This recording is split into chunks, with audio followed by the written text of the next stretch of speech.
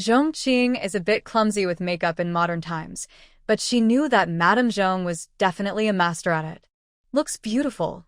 Everyone praised her, and Zhong Qing felt a little shy. Zhong Qing hugged Zhong Qing's waist and said, "Later, I'll introduce you to my good friends. They'll definitely envy having such a beautiful sister like you, okay?" In the morning, guests arrived one after another. Zhong Qing followed Grandma Zhong and two aunts to entertain the guests, receiving many compliments. Whether these compliments were sincere or fake, no one knew for sure. Si-sun helped Zhong Qing a lot. The Zhong family naturally invited Si's family over. Recently, old Master Si hadn't been feeling well, so Si-sun came alone. Seeing Zhong Qing dressed in a pink dress, even Si-sun, who was very composed, couldn't help but stare. Standing next to Si-sun was a man about his age, slightly shorter than Si-sun, with delicate, tender skin, almost like a young white face. He looked like he might be a pretty boy. He also saw Zhong Qing and nudged Si-sun with his arm. "Hey, look, that's the granddaughter Zhong family found back, Zhong Qing, right? She looks a bit like Grandma Zhong. I heard she looked even more like her when she was young." He looked at Si-sun but saw that Si-sun was staring intently at Zhong Qing, eyes wide and unblinking. Chung Muqiao became interested. When had Si-sun, usually so reserved, ever shown such an expression? It seemed Zhong Qing was truly impressive. He wanted to tease Si-sun but saw Si-sun suddenly walk quickly toward Zhong Qing. Chung Muqiao was so scared he almost lost his soul, worried Si-sun might do something shocking. He hurried after him. "Hey, wait for me. Don't do anything crazy." He just followed behind and saw Si-sun already talking to someone. They were chatting happily. He heard Zhong Qing call Si-sun Brother Si. "Chung Muqiao. Do you know each other?" Zhong Qing looked at him and felt she recognized him. Si-sun introduced, "This is Zhong Qing. Shao Qing, this is my friend Chung Muqiao, the eldest son of the Chung family." Zhong Qing finally understood why she thought he looked familiar. Chung Muqiao, Chung Muqiao. Their names are very similar, and they also look alike. She remembered Chung Muqiao said he was from Jing City when he first came to the countryside. She asked, "Big brother Chung, do you know someone named Chung Muqiao?" Chung Muqiao was a bit surprised. "He's my cousin. Do you know him?" "Yes, he went to the countryside with me." Zhong Qing felt strange. Since she was invited by the Zhong family, the Chung family must have a similar background. Why would Chung Muqiao go to the countryside? It should be easy for a family like theirs to find him a good job. Chung Muqiao's eyes flickered slightly, and he laughed softly. What a coincidence. Zhong Qing sensed something was off but didn't ask further. She just smiled at Si-sun and said, "Brother Si, I need to keep attending to guests, so I can't chat with you anymore." "All right, go ahead." Si-sun nodded. Bye. "Why didn't you tell me you knew each other? You scared me." "I thought you." After Zhong Qing left, Chung Muqiao patted his chest nervously. "And she still went to Muqiao's place. You were there too, right? Why didn't you tell me earlier?" "You didn't ask," he replied. "You." Chung Muqiao was speechless. Meanwhile, Zhong Qing had only taken a few steps when Zhong Qing pulled her away.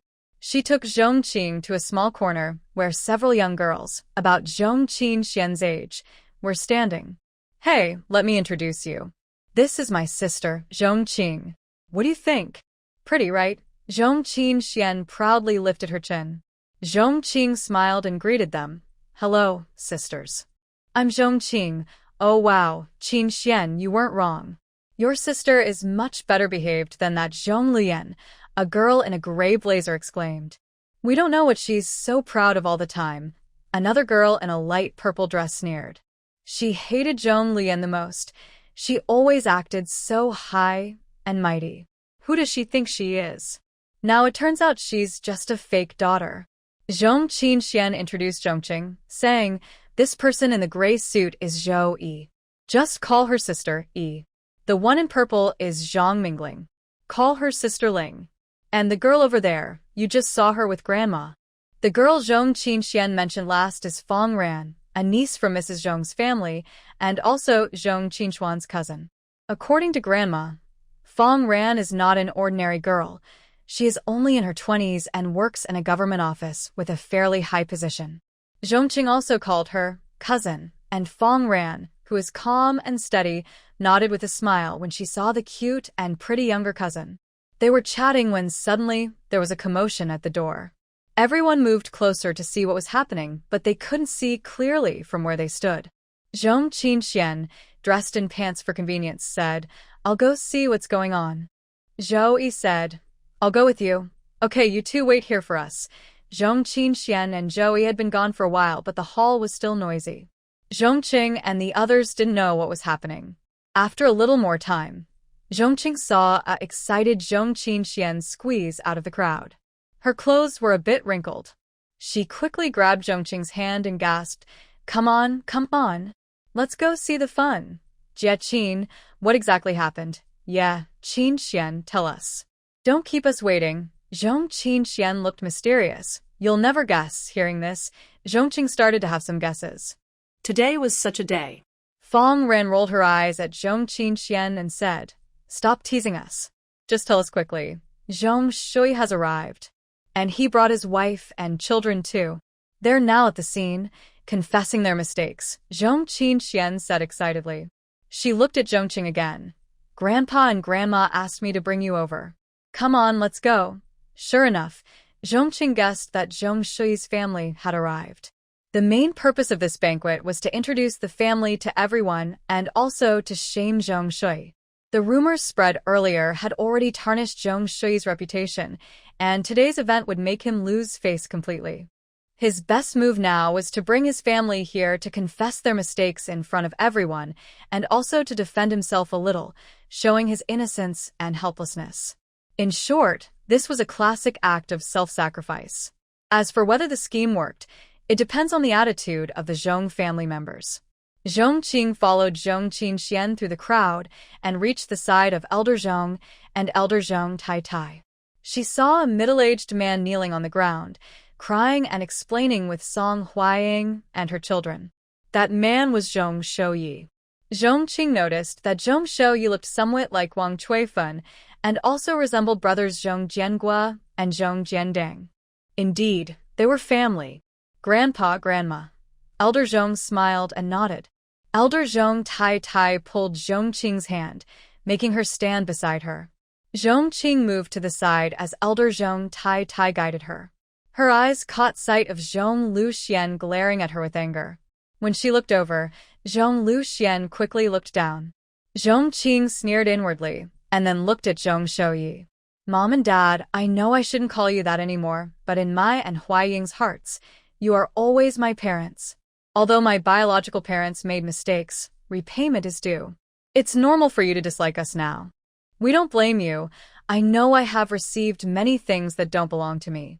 I am willing to return everything you have given me over the years, hoping it will ease your hearts." Song Huaying also wiped her tears. "Mom and Dad, I've brought the things for me and the children. Please check them." Zhong Luxian cried and said, "Grandpa, Grandma, we really don't know anything. All of this was done by those two people. It has nothing to do with us. We are innocent. Grandpa, Grandma, I still want you to be my grandparents." Zhong Qing knelt silently, looking numb. Zhong Luxian pushed his arm, but he remained unmoved.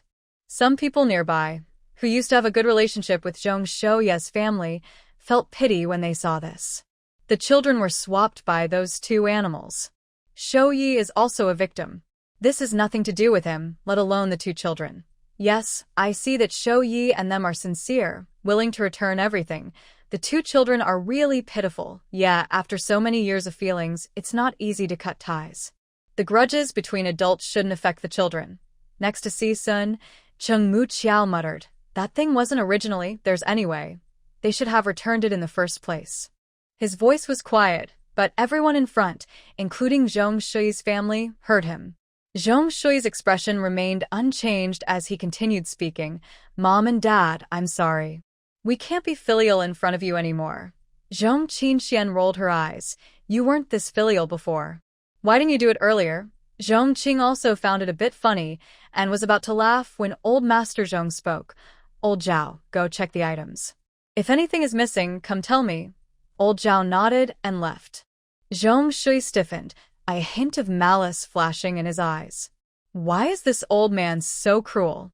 Old Master Zhong continued, being swapped isn't your fault, but I can't help feeling upset when I think about how you live comfortably in the Zhong family, while my own son and granddaughter are being mistreated by those animals. It hurts to see you and remember their suffering all these years. And you knew about this but kept it a secret, even sending your daughter to target my granddaughter in the countryside. That's wrong of you. Oh my, Shouye knew all along? No way. Old Master Zhong probably isn't lying, right?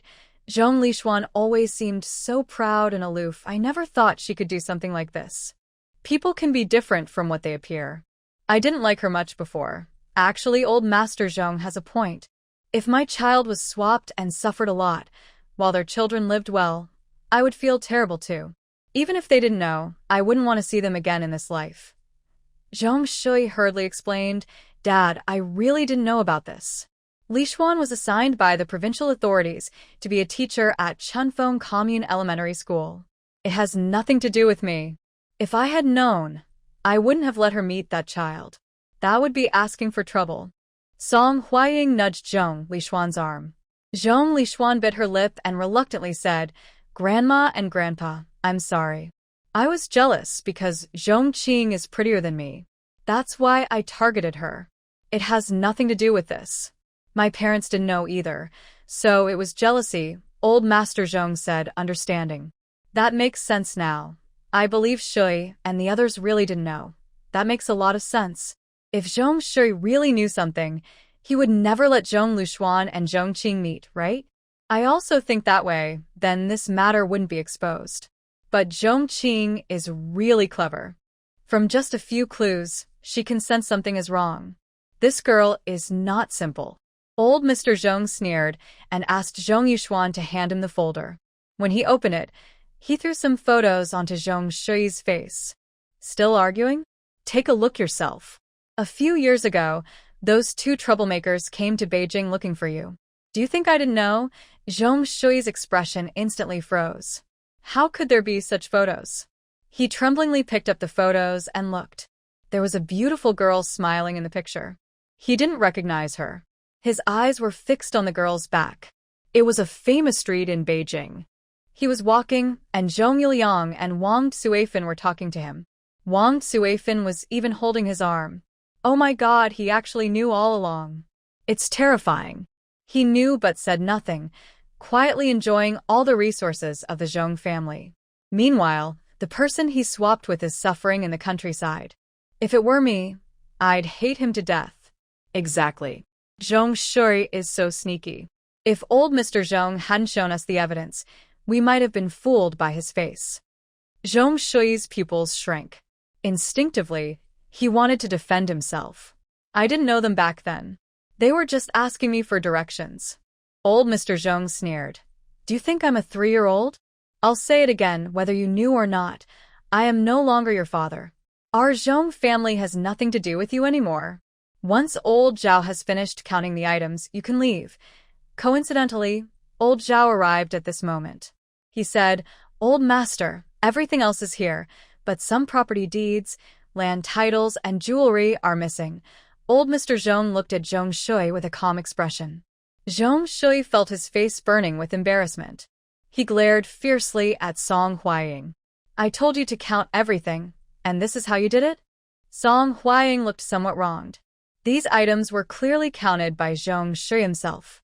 But she knew she couldn't embarrass her husband in front of outsiders, so she lowered her head and said, Maybe I missed some. I'll send everything over when I go back. Old Master Zhong nodded and said, You may leave now. After Zhong Shui's family left, everyone started talking about the matter. Zhong Qing laughed out loud. Did you see Zhong Shui's face just now? He looked so pale, probably still thinking that Grandpa wouldn't take back what he gave them. Also, Grandpa kept a record of every item he gave. Zhou Yi asked curiously, Why does your grandpa remember everything so clearly? He didn't know these things would happen before. Grandpa just loves to keep records, Zhong Qing explained. He says he writes down everything he gives to each person, so he won't forget when he's old. Turns out keeping records really helps. I think I should learn from my grandpa too. Zhong Qing also thought it was a good habit. Maybe will come in handy someday. After the banquet ended, Grandma Zhong came to Zhong Qing's room. She held a small box in her arms and sat down with Zhong Qing. She pushed the box into Zhong Qing's hands. Shouye asked someone to send over the remaining things just now. The land deed, house deed, and so on are all inside. The jewelry they wore has been returned. I was worried you might feel uncomfortable, so I didn't bring them. I also picked out a set of jewelry for my dowry for you. Take a look and see if you like it. It was a set of emerald jade jewelry, necklace, earrings, bracelet, and 2 hairpins. The green was shiny and vibrant, clearly very precious. Zhong Qing quickly declined. No, Grandma, this is too valuable. I can't accept your most treasured jewelry. Grandma Zhong held Zhong Qing's hand, her eyes slightly red. Hearing everyone's words today, I feel very upset. I feel sorry for you and your father. If only we had been more careful back then, maybe none of this would have happened. Zhong Qing hurriedly said, Grandma, don't say that. It was those mean people causing trouble. You didn't want this either. This jewelry set is too expensive, and I'm too young to handle it properly, Grandma Zhong added. Who says you can't handle it? Your skin is so fair. You look best wearing jade, Grandma Zhong said affectionately, wrapping the bracelet around Zhong Qing's wrist. Look, isn't it beautiful? You're such a graceful girl. You can handle it. Zhong Qing couldn't help but laugh and cry. She thought Grandma Zhong's words were just like a lover praising her. How could she possibly handle such a precious emerald jade set at her age? Just accept it. If you don't, Grandma will feel uncomfortable. I always feel like I haven't done enough for you. Love could only be accepted with some regret.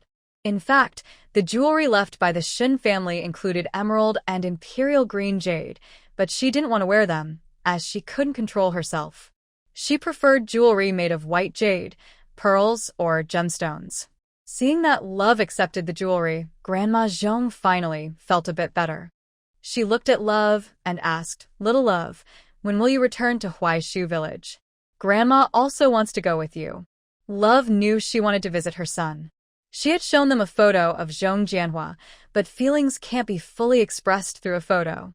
Grandma Zhong was getting old and might not be able to handle a long train ride to He province, especially since it was the coldest time of the year.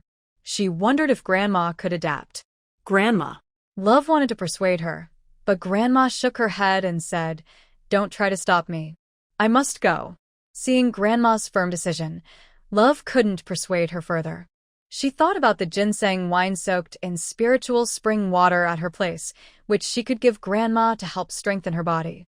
That should help. Shanghai, Zhong family. Since Zhong Zhengwo and Fong Alian were brought back from the city by Zhong Yuliang and others, the family had been in chaos.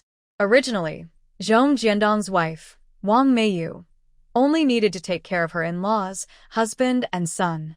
Their daughter could help with some chores. But after they returned, everything changed. One was paralyzed, and the other was crazy. Zhong Zhengwo was a man and didn't need help with basic hygiene, but he still needed Wang Meiyu to wash his clothes. She found it disgusting and hated it, wishing she had an extra hand to cover her nose.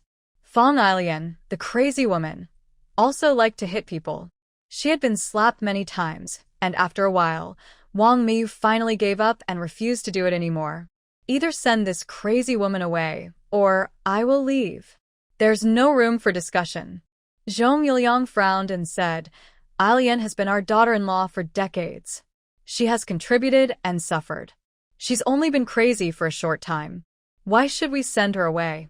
What will others think of us? She's crazy, and she's your sister-in-law. As her younger sister-in-law, you shouldn't argue with her. Dad, everyone can say kind words. But who actually did it? Wang Meiyu sneered. It's not enough that I serve your family, now I have to serve my older brother and sister-in-law too. This makes no sense at all. They're your children, not mine. If you want me to serve, do it yourself. Why should I care? Why are you blaming everything on me? Zhong Yuliang couldn't help feeling embarrassed after being scolded openly by his daughter-in-law. Wang Chuifan snorted coldly, then walked over and grabbed Wang Meiyu's hair, shouting, You rude girl! How dare you yell at me here? You're always complaining when asked to do some work. When we grow old and need you to help us with chores, what will you do then? I wish we could just be done with you. Rude girl. How much money did your older brother earn in Shanghai before? How much did he contribute to the household? You only live at home with your second brother, and that money still goes into your pockets. Giving you money is like giving it to a dog. At least the dog might bark at me. But for you, it's a waste. Now that someone is sick, you won't even wash a few clothes.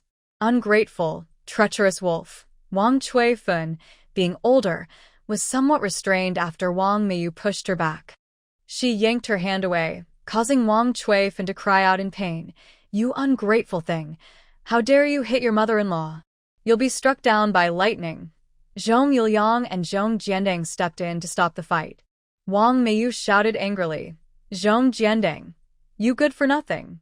If you dare come forward to help, I will divorce you. Zhong Jiandang was so frightened he froze in place. Zhong Fong and Zhong Feilong watched the chaos from behind the door. Fong Ailian lay on the bed, smirking mockingly.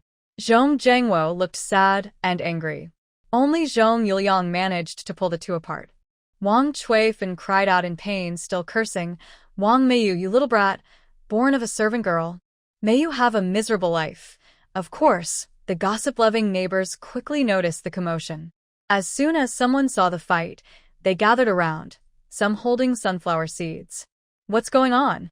Who's arguing with whom? Jiandang's family is fighting with Wang Cui-fun.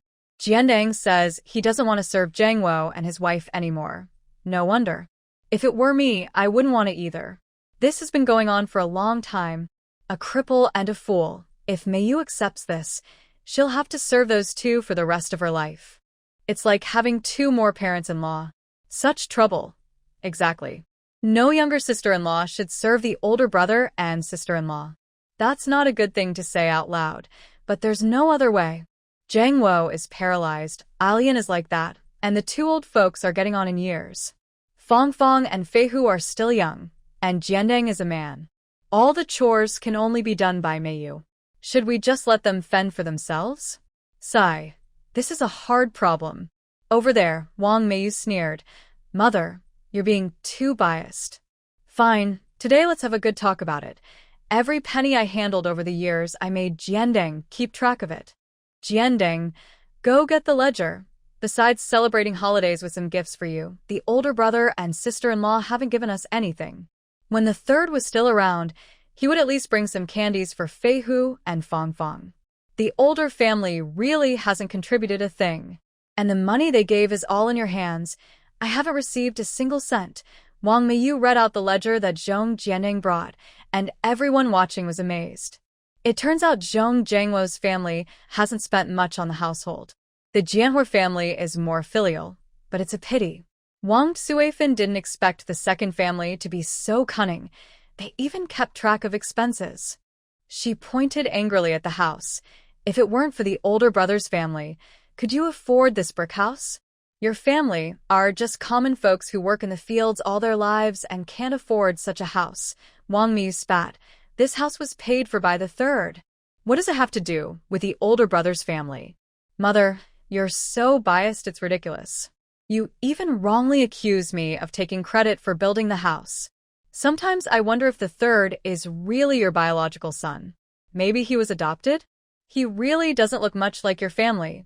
Wang Cui-fun felt guilty after hearing the last remark and shouted fiercely, You trash, what are you talking about? Was the third born by me or you? He paid for his part, and I can't remember that? Now we're talking about caring for the older brother's family, and you bring up these things. Wang Meiyu squinted, sensing something was wrong but couldn't quite put her finger on it. She spoke quickly. Anyway, I won't serve Fong Ailian. She's crazy. How many times has she hit me when I helped her wash and change clothes? I'm not a servant, forcing myself to get beaten. Mother, if you won't send her away, then you'll have to take care of her yourselves, and I won't wash the clothes she dirties every day with her mess. I feel like vomiting just smelling this. You wash yourselves. I won't serve you anymore. If you don't agree, I'll take Fei Hu and Fong Fong back to my parents' house to stay. Meiyu. Wang Cui-fun was so angry she almost exploded. You're rebellious now. daring to threaten us. Jiandang, let her go. I want to see what a middle-aged woman can do after leaving you. Maybe she'll stay at her parent house for a few days, and they'll send her back. When that happens, she'll come begging me, and I won't give her a single slap. I am Wang Suifan. Miyu's face froze. Her family really was that kind of people. She was just outspoken, but she didn't dare go back to her parents' house. Just then, the crowd outside suddenly became noisy. After a moment, the crowd dispersed, and everything became strangely quiet. Then Wang Meiyu saw a police car arrive. She was so scared her legs went weak. Why was the police involved just because of a fight? Wang Suifan was also startled. When the car stopped and two police officers got out, one asked, "Who is Wang Suifan? Who is Zhong Yiliang?" Looking for the Yiliang couple. Did they do something wrong? Probably not. What could they have done? Look at those two police officers, they look fierce. It's probably not good news. When Wang Suifan heard they were looking for her, her legs went weak, and she almost sank to the ground. Zhong Yiliang tried to stay calm and asked, "Comrades, what do you want with us? We are good citizens, have never done anything bad. Are you sure you're looking for the right people?" The two police officers both sneered at the same time. One said, "Wang Suifan, Zhong Yiliang, you are involved in a child-swapping case in Beijing. The family has reported it to the police. Please come with us to the station to cooperate with the investigation." Wang Suifan's legs gave out, and she sat down hard on the ground. Her lips moved, and she said, "Innocent. I am innocent." Zhong Yiliang felt dizzy after hearing this, and almost fell backward. When the police spoke, the villagers nearby also erupted in noise. Child swapping? Oh my God! How is this related to the Zhong family? Is it in Beijing? That's so far away. Wang Suifan used to work as a nanny in Beijing, right? It might really be true. What? She said it wasn't true? She told me herself. Where is that? She even asked my family man to get her a certificate to travel to Beijing. She used to work as a nanny in Beijing. She really kept it a secret. We've known each other in the village and town for so many years, and we had no idea. Being a nanny in Beijing isn't something to be ashamed of. Why did she hide it? Did she do something bad? It seems like. Otherwise, why would the police come knocking without reason? Zhong Jiandang looked confused. He stepped forward and said, "Police officers, are you sure you've got the wrong person? How could my parents be involved in a child-swapping case? No mistake. They specifically named Wang Suifan and Zhong Yiliang, and they even provided evidence." Evidence? Evidence? Oh my, they really swapped the children? Who is the swap child then? Maybe it's Manhwa. He doesn't look much like the Zhong family, and Wang Suifan and Zhong Yiliang don't treat him well. I think you're right. I've suspected those two for a long time. They seem suspicious about Manhwa. Why didn't you say so earlier? I didn't dare to think about it. They're so bold. That's illegal. Hearing about the evidence, Zhong Yiliang fainted on the spot. Wang Suifan was so scared she trembled and couldn't get up from the ground. Wang Meiyu's face turned pale with fear, but she forced herself to ask, "Police officers, who is the swap child?" She thought that her in-laws might have wanted to swap children, and that family must be very wealthy. If the swap child is Zhong Jiandang, that would be perfect. Zhong Jianhua. Sure enough, it's Jianhua. I knew it. As soon as the police said the name, someone responded. Wang Meiyu was a bit disappointed, then immediately became scared. If her in-laws swapped someone else's child, that means human traffickers are involved. Could they be asking for money? When she heard the name Zhong Jianhua, Wang Suifan went crazy, shouting, "It's not me, it's not me. You've got the wrong person. Wrong person." The police officer frowned. "You two have to come with us today. If you don't cooperate, we'll have to use force." Zhong Yiliang was still fainted on the ground. Wang Suifan sat there like a madwoman. Zhong Jiandang and Wang Meiyu looked stunned. As for Zhong Feihu and Zhong Fong, they hid inside their house, too scared to come out. Fong Ailian and Zhong Zhengwo also listened carefully to the sounds outside. They really didn't want Zhong Yiliang and Wang Suifan to be taken away, because if that happened, they definitely couldn't stay in this house anymore. When the two police officers saw they didn't react, they exchanged glances and nodded. One of them carried the unconscious Zhong Yuliang away, while the other grabbed Wang Tsuifen's clothes and forced her to stand up. "Let go of me. I won't go to the police station." Wang Tsuifen struggled fiercely. The police officer, annoyed by her resistance, pulled out a wooden baton and pressed it against her head. "If you interfere with our work again, be careful." Wang Tsuifen instantly quieted down like a chicken, and everyone around was frightened. Some timid people, afraid of accidental injury, quietly slipped away. Zhong Jianzhong watched as his parents were taken away in the car. After everyone left, he slapped Wang Meiyu on the face. "Damn wife. It's all your fault. If you hadn't argued with my mother so much, we wouldn't have attracted the police." Wang Meiyu was slapped so hard she almost bumped into the chicken coop nearby. Her eyes filled with rage. "Zhong Jianzhong, how dare you hit me? You're rebellious now. Your parents did wrong, and they changed their children. What does that have to do with me? It's because someone reported to the police, and it has nothing to do with me or your mother. Why are you blaming me? You can't even keep your parents here, so you take your anger out on me? Are you a man? Coward. Weakling." Wang Meiyu was so furious she scratched at Zhong Jianzhong's face. Zhong Jianzhong refused to back down, and they started fighting. Zhong Fong and Zhong Feihu saw this and ran out to break up the fight. "Dad, Mom, stop fighting." Zhong Feihu bit Wang Meiyu's hand. "Don't hit my dad." Wang Meiyu screamed in pain and swung her arm forcefully, knocking Zhong Feihu to the ground, where he hit his head and bled. "You wicked woman. You even hit your own son. You're not human." Zhong Jianzhong was heartbroken. He pushed Wang Meiyu away and ran to pick up Zhong Feihu. "Feihu, are you okay? Does it hurt?" "Dad, my head hurts so much." Zhong Feihu cried loudly. Bad mom. Bad mom." Wang Meiyu was furious. "You little brat, how dare you bite me? If I can't beat you to death, I won't be surnamed Wang." "Dad, Mom, stop fighting." Zhong Fong was caught in the middle and couldn't help. She cried anxiously. "Zhong Jianzhong, I want a divorce." Wang Meiyu angrily said. "You good-for-nothing, useless son of a turtle. I can't stand living with you even for a day. I don't want you as my son anymore. Fong Fong will stay with me."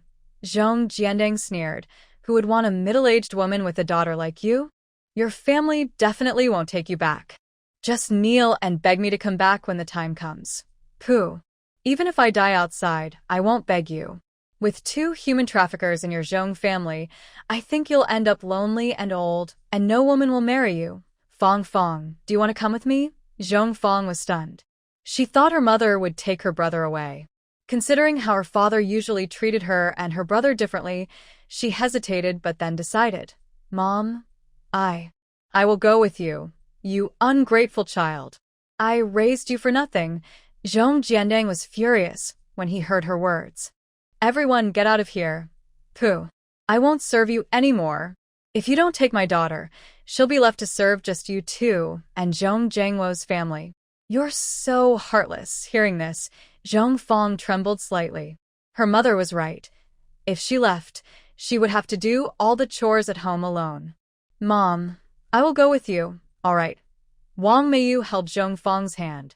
"Let's pack up and go. Don't even think about taking anything from our Zhong family. I'll watch here." Wang Meiyu sneered. "I want to take my dowry. Do you have any objections?" "You're such a coward. I don't see how you'll live a good life without me." "Mom, you can't leave."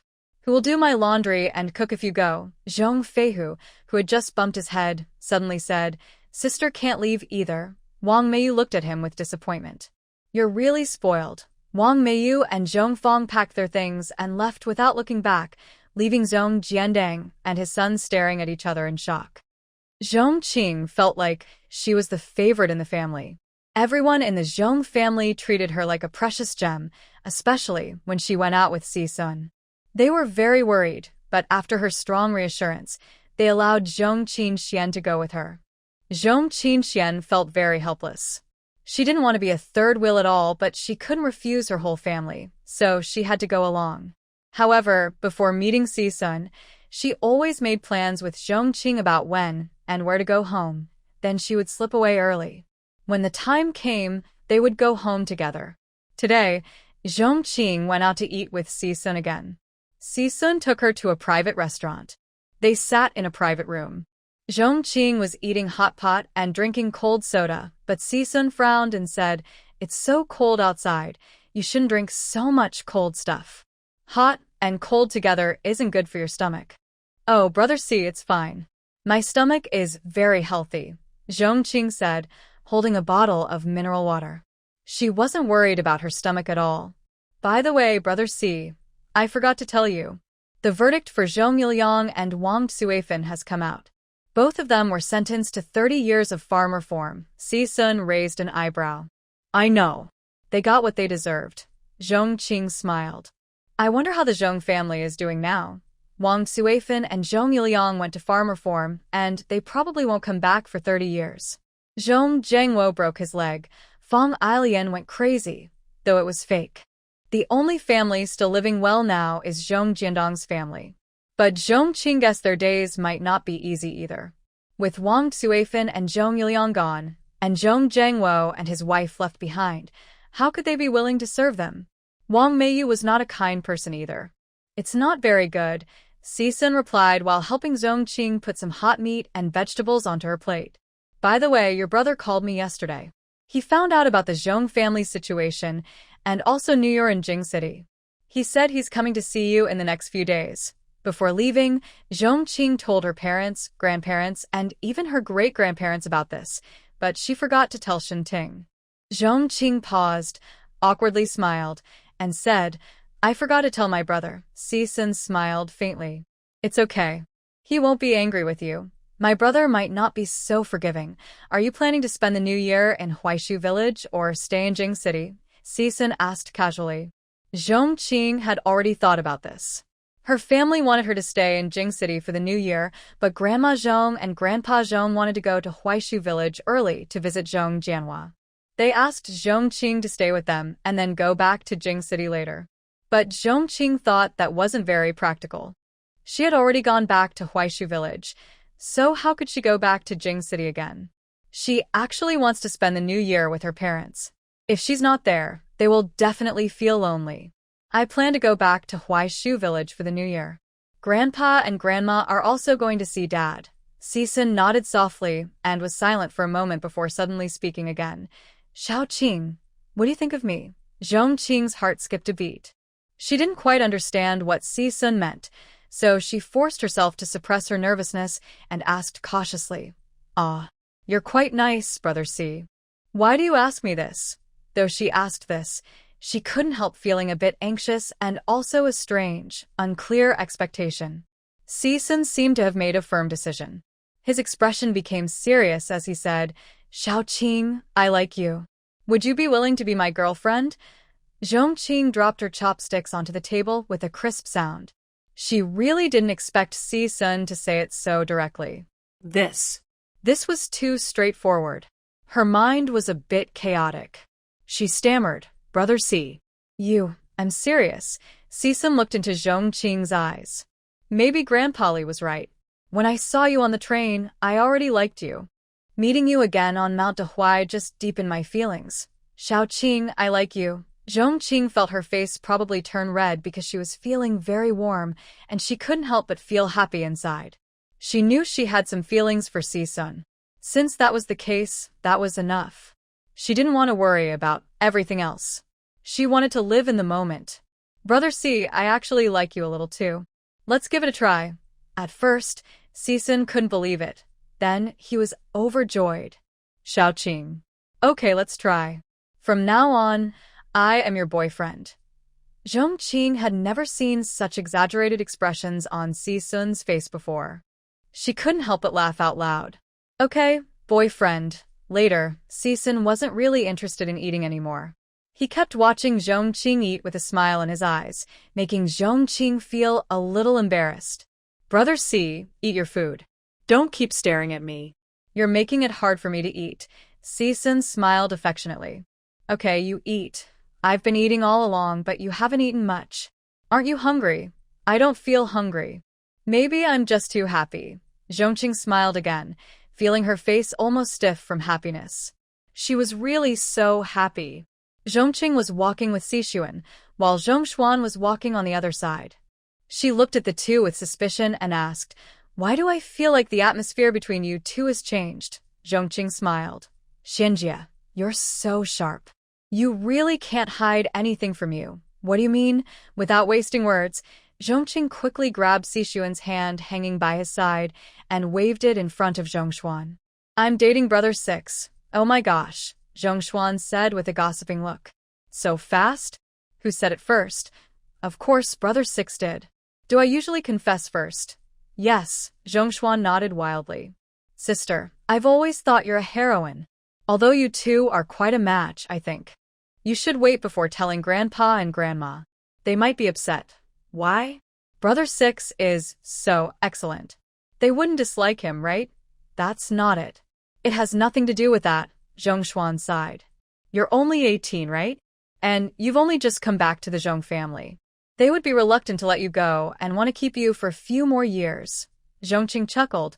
"I'm just dating brother 6. We haven't married yet, and I still live in the Zhong family. There's nothing to be sad about." As soon as she finished speaking, she saw Xixuan's smile disappear from the corner of his mouth. "Have you thought about marrying me?" Now it was Zhong Qing's turn to have her smile fade. She hurriedly explained, "I didn't mean it like that. I mean, I'm still too young. Even if I want to get married, it should be after I turn 20, and she and Xixuan were together now, but the future was uncertain." Seeing Xixuan's heavy expression, she was a bit afraid to say more. Zhong Xuan giggled secretly beside her, eager to stir trouble. "Oh, Shaoqing, you're really too young. Even if you want to marry early, Grandpa and Grandma wouldn't agree. You should be at least my age to consider it." Zhong Xuan was a year older than Zhonglua, 24 this year.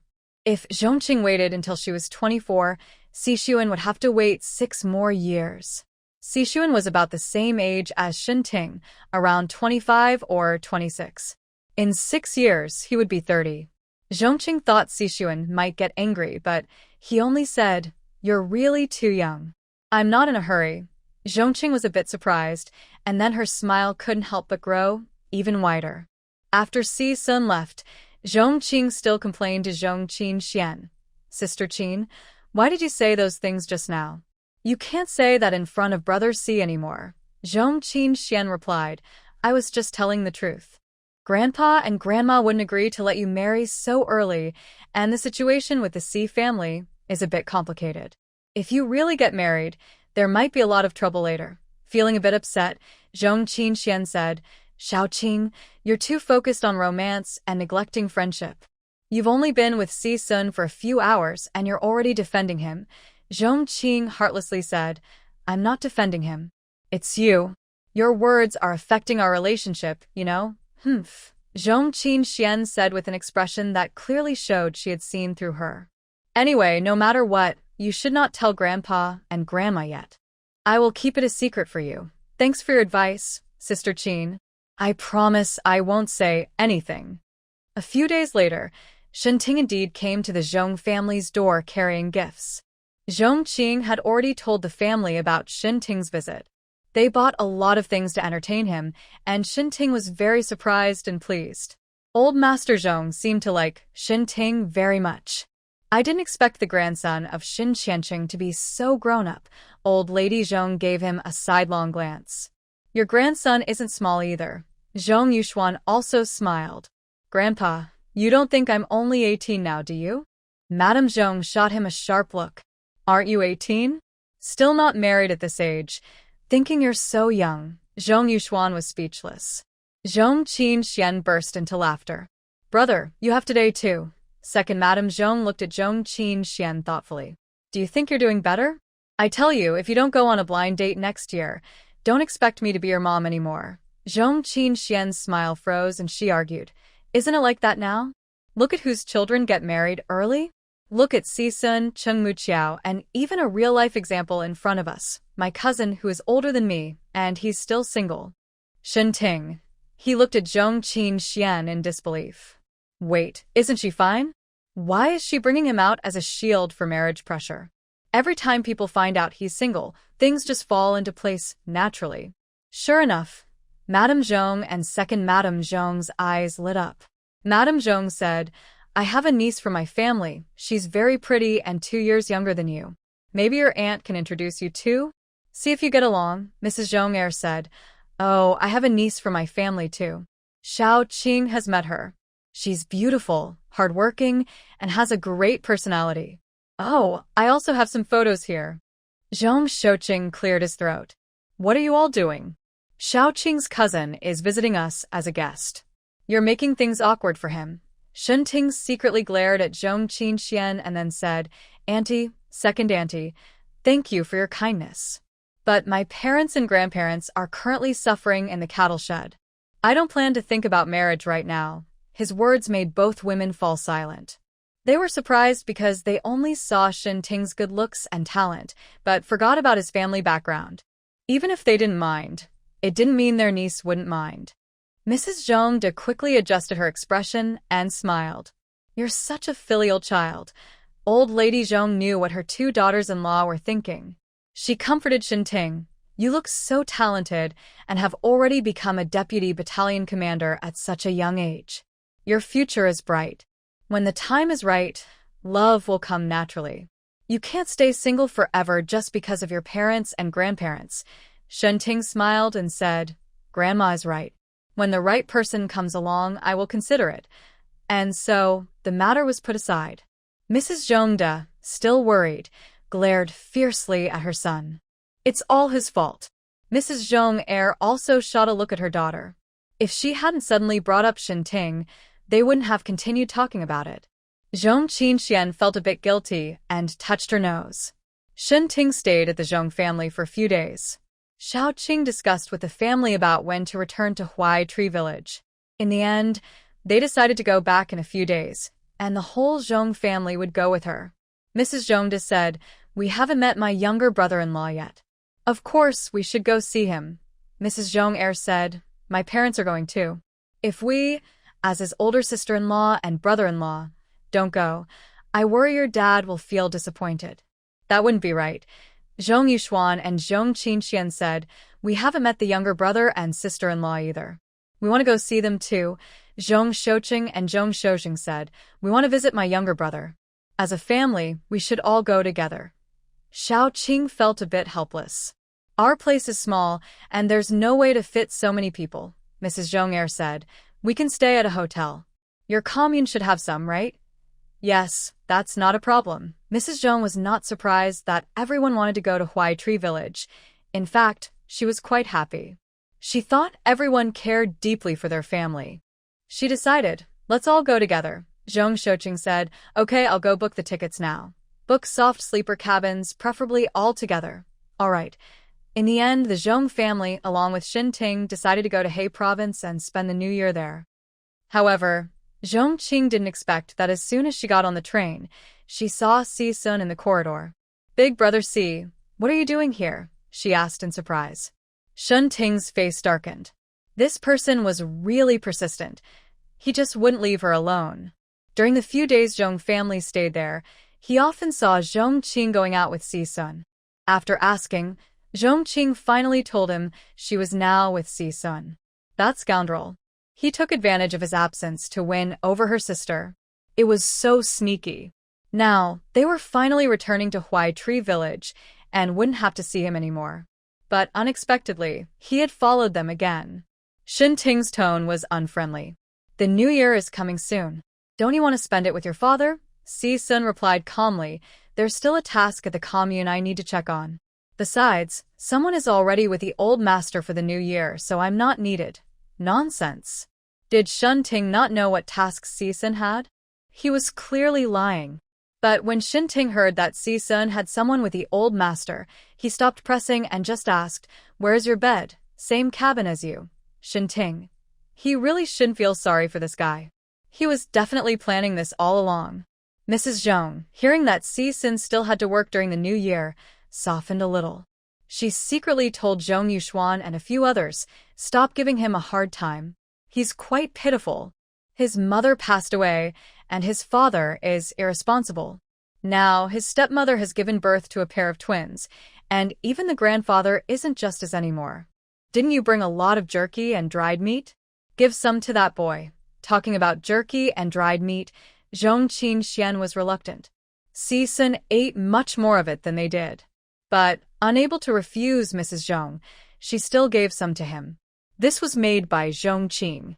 Naturally, Si-sun wouldn't refuse. He took the gift so quickly that Zhong Qing was annoyed. The group consisted of 11 people, staying in 3 connected rooms. Everyone chatted together, talking about various things. When they were hungry, they ate some dried meat made by Zhong Qing. When thirsty, they drank hot water. So, they didn't find it too hard to endure. This was Zhong Qingshuan's first time traveling far away, and she thought time was passing too quickly. When they arrived at the commune, Zhong's family planned to find a hotel first to settle in. Zhong Qing also thought the same. She asked the village chief for leave, saying she was going to Shanghai. Since Zhong's family came from Beijing, it was hard to explain their return together, so it was better for her to go home first and have them come over in a few days. Ting and Si-sun wanted to send Zhong Qing back to Huaishu village. They also found another hotel to leave their luggage before taking Zhong Qing there. Just after they set down their luggage and Ting hadn't even sat down comfortably, he saw Si-sun come out of the next room. He said, "I'll borrow a car. There's been heavy snow here recently, and the road to the village isn't easy to travel." Zhong Qing was also thinking about this. She asked, "Is it troublesome?" "If it's too much trouble, forget it." "No trouble. I'll go now and be back soon," Ting replied. He muttered, "At least he's somewhat useful." Si-sun said he would be back very quickly, and indeed he was. When Zhong Qing got into the car, she couldn't help but feel that having a car was always more convenient. Seeing Zhong Qing's relaxed expression, Si-sun also smiled. "In a few days, when Grandpa and Grandma go to Huaishu village, I'll pick them up." "You're so kind." Sita go. Grandpa and Grandma were old, and the roads here were difficult. Without Si-sun's borrowed car, it might have been quite troublesome. "As long as you're happy," he said. Flatterer, Ting still felt a bit annoyed that he was flattering his sister, but he couldn't do much. Their relationship was already settled, so he could only talk big. When the car stopped at Zhong Qing's house, Guan Yu and Wen Xiu were sitting on the Kong, eating sunflower seeds. Wen Xiu heard the noise outside first. "A car is coming." Guan Yu also heard it now. "Could it be Zhong Qing coming back?" "I don't know. Let's go see," Wen Xiu said. They quickly put on their clothes and opened the door. Just then, Zhong Qing got out of the passenger seat of the car. She was wearing a pink cotton-padded jacket, making her skin look even whiter. "Zhong Qing." As soon as Zhong Qing got off the car, she heard Guan Yu calling her. She turned to look at her home, and Guan Yu and Wen Xiu came out of the yard. "Why did you come back so early?" "We thought you wouldn't return until after the New Year." Qingzhong smiled and said, "The problem is solved, so of course I've come back. Let's go inside. It's cold outside." Before leaving, Qingzhong moved all the vegetables she grew at home to Guan Yu's house. Since she left, no one was heating the stove, so the temperature inside must have dropped, and those vegetables would likely freeze. She also gave the keys to Guan Yu and Wen Xiu, telling them to open the windows every few days for fresh air and close them at night. "Well, we didn't know you'd come back now, or we would have helped start the stove earlier. Now the house is quite warm." Guan Yu was right. As soon as Qingzhong opened the door, she felt the cold inside. "I'll go light the stove. It's too cold." "I'll do it," Si-sun offered. "Let me go," said Guan Yu. "You've been driving all this way and are tired." "I'm not tired." "Let's go together," Qingzhong agreed. "Okay." Ting twitched his mouth. He really couldn't stand these two. Guan Yu and Wen Xiu exchanged looks, clearly understanding each other's thoughts. Something was up. Qingzhong's house isn't big. After about 10 minutes of heating, the room started to warm up. Guan Yu and Wen Xiu had helped her tidy up, so there was no dust, and Qingzhong could move indirectly. "You really are my talented girl," Qingzhong sighed. "What does talented girl mean?" "It means very kind and wonderful." Wen Xiu smiled. "You always like to say new words. Did you see that in some strange storybook?" "Yeah, my books are quite mixed up. I can't remember them all." Guan Yu said, "It's almost noon. Come to my house for a meal." Wen Xiu and I planned to steam some buns. We made a lot of dough. We can also cut some into noodles. Qingzhong was hungry too. Then we won't be polite. No problem. We've eaten at your place plenty of times before, Guan Yu said honestly. Every time Si-sun and Shun-ting came, they brought some meat, so they had also snuck some food. Now it's just a simple bowl of egg noodles with some spinach on top, which surprised Shun-ting. Are there such fresh vegetables in the city's commune? Guan Yu smiled.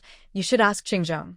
Shun-ting and Si-sun looked at Qingzhong, who chuckled. We just planted some seeds in a box, then kept the box indoors in a warm environment, and they naturally grew. Let me tell you, now every family in Huaitree village can eat fresh vegetables even in the cold winter, thanks to this method. Wow, impressive. Shun-ting nodded approvingly.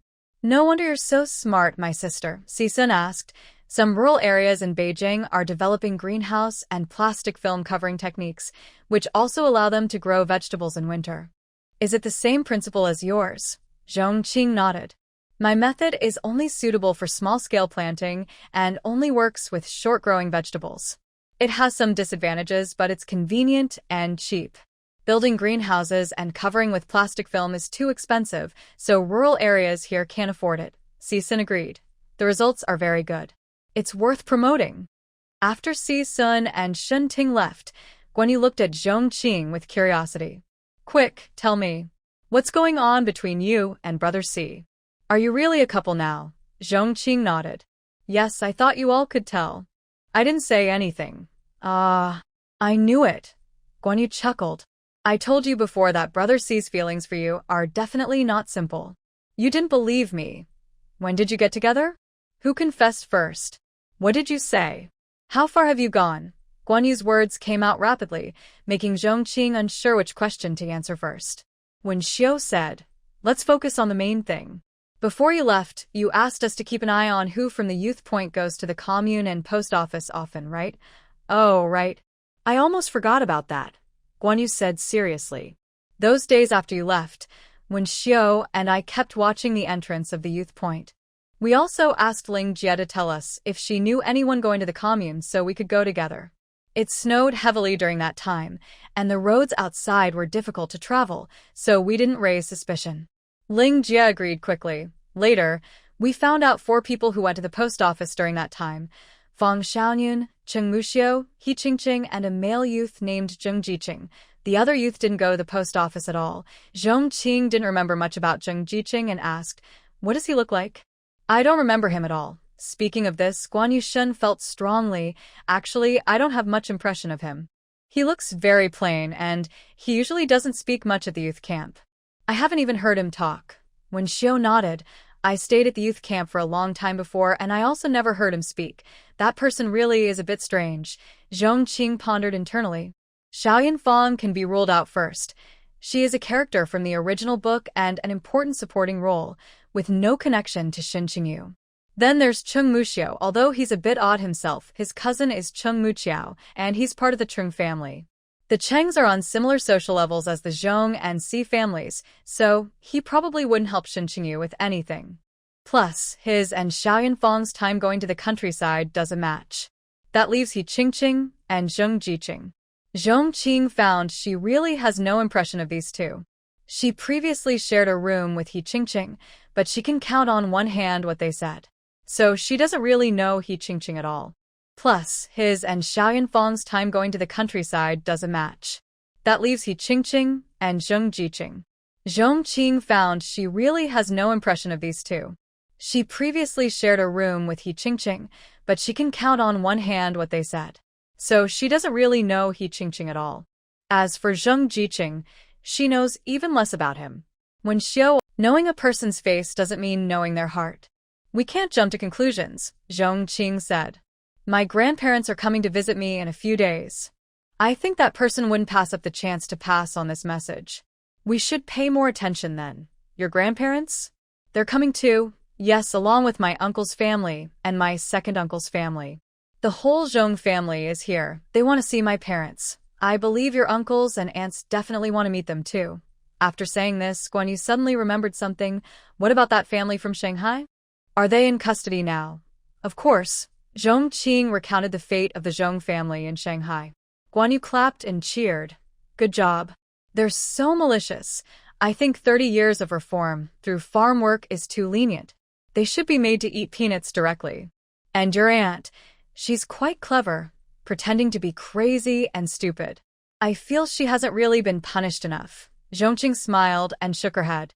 Her son died, her daughter is working on farm renovations, her husband is crippled, and her in-laws, who favor their own family, won't return for at least 30 years. Whether they live that long is uncertain. For someone like Lien, this is the greatest punishment. She will live the rest of her life in this pain. That's true, Guan Yu said with some surprise. Your intuition is really accurate. I couldn't believe it when you said your dad's situation before. I never for someone like Lien, this is the greatest punishment. She will live the rest of her life in this pain. That's true, Guan Yu said with some surprise. Your intuition is really accurate. I couldn't believe it when you said your dad's situation before. I never thought it was real. It's like a fairy tale.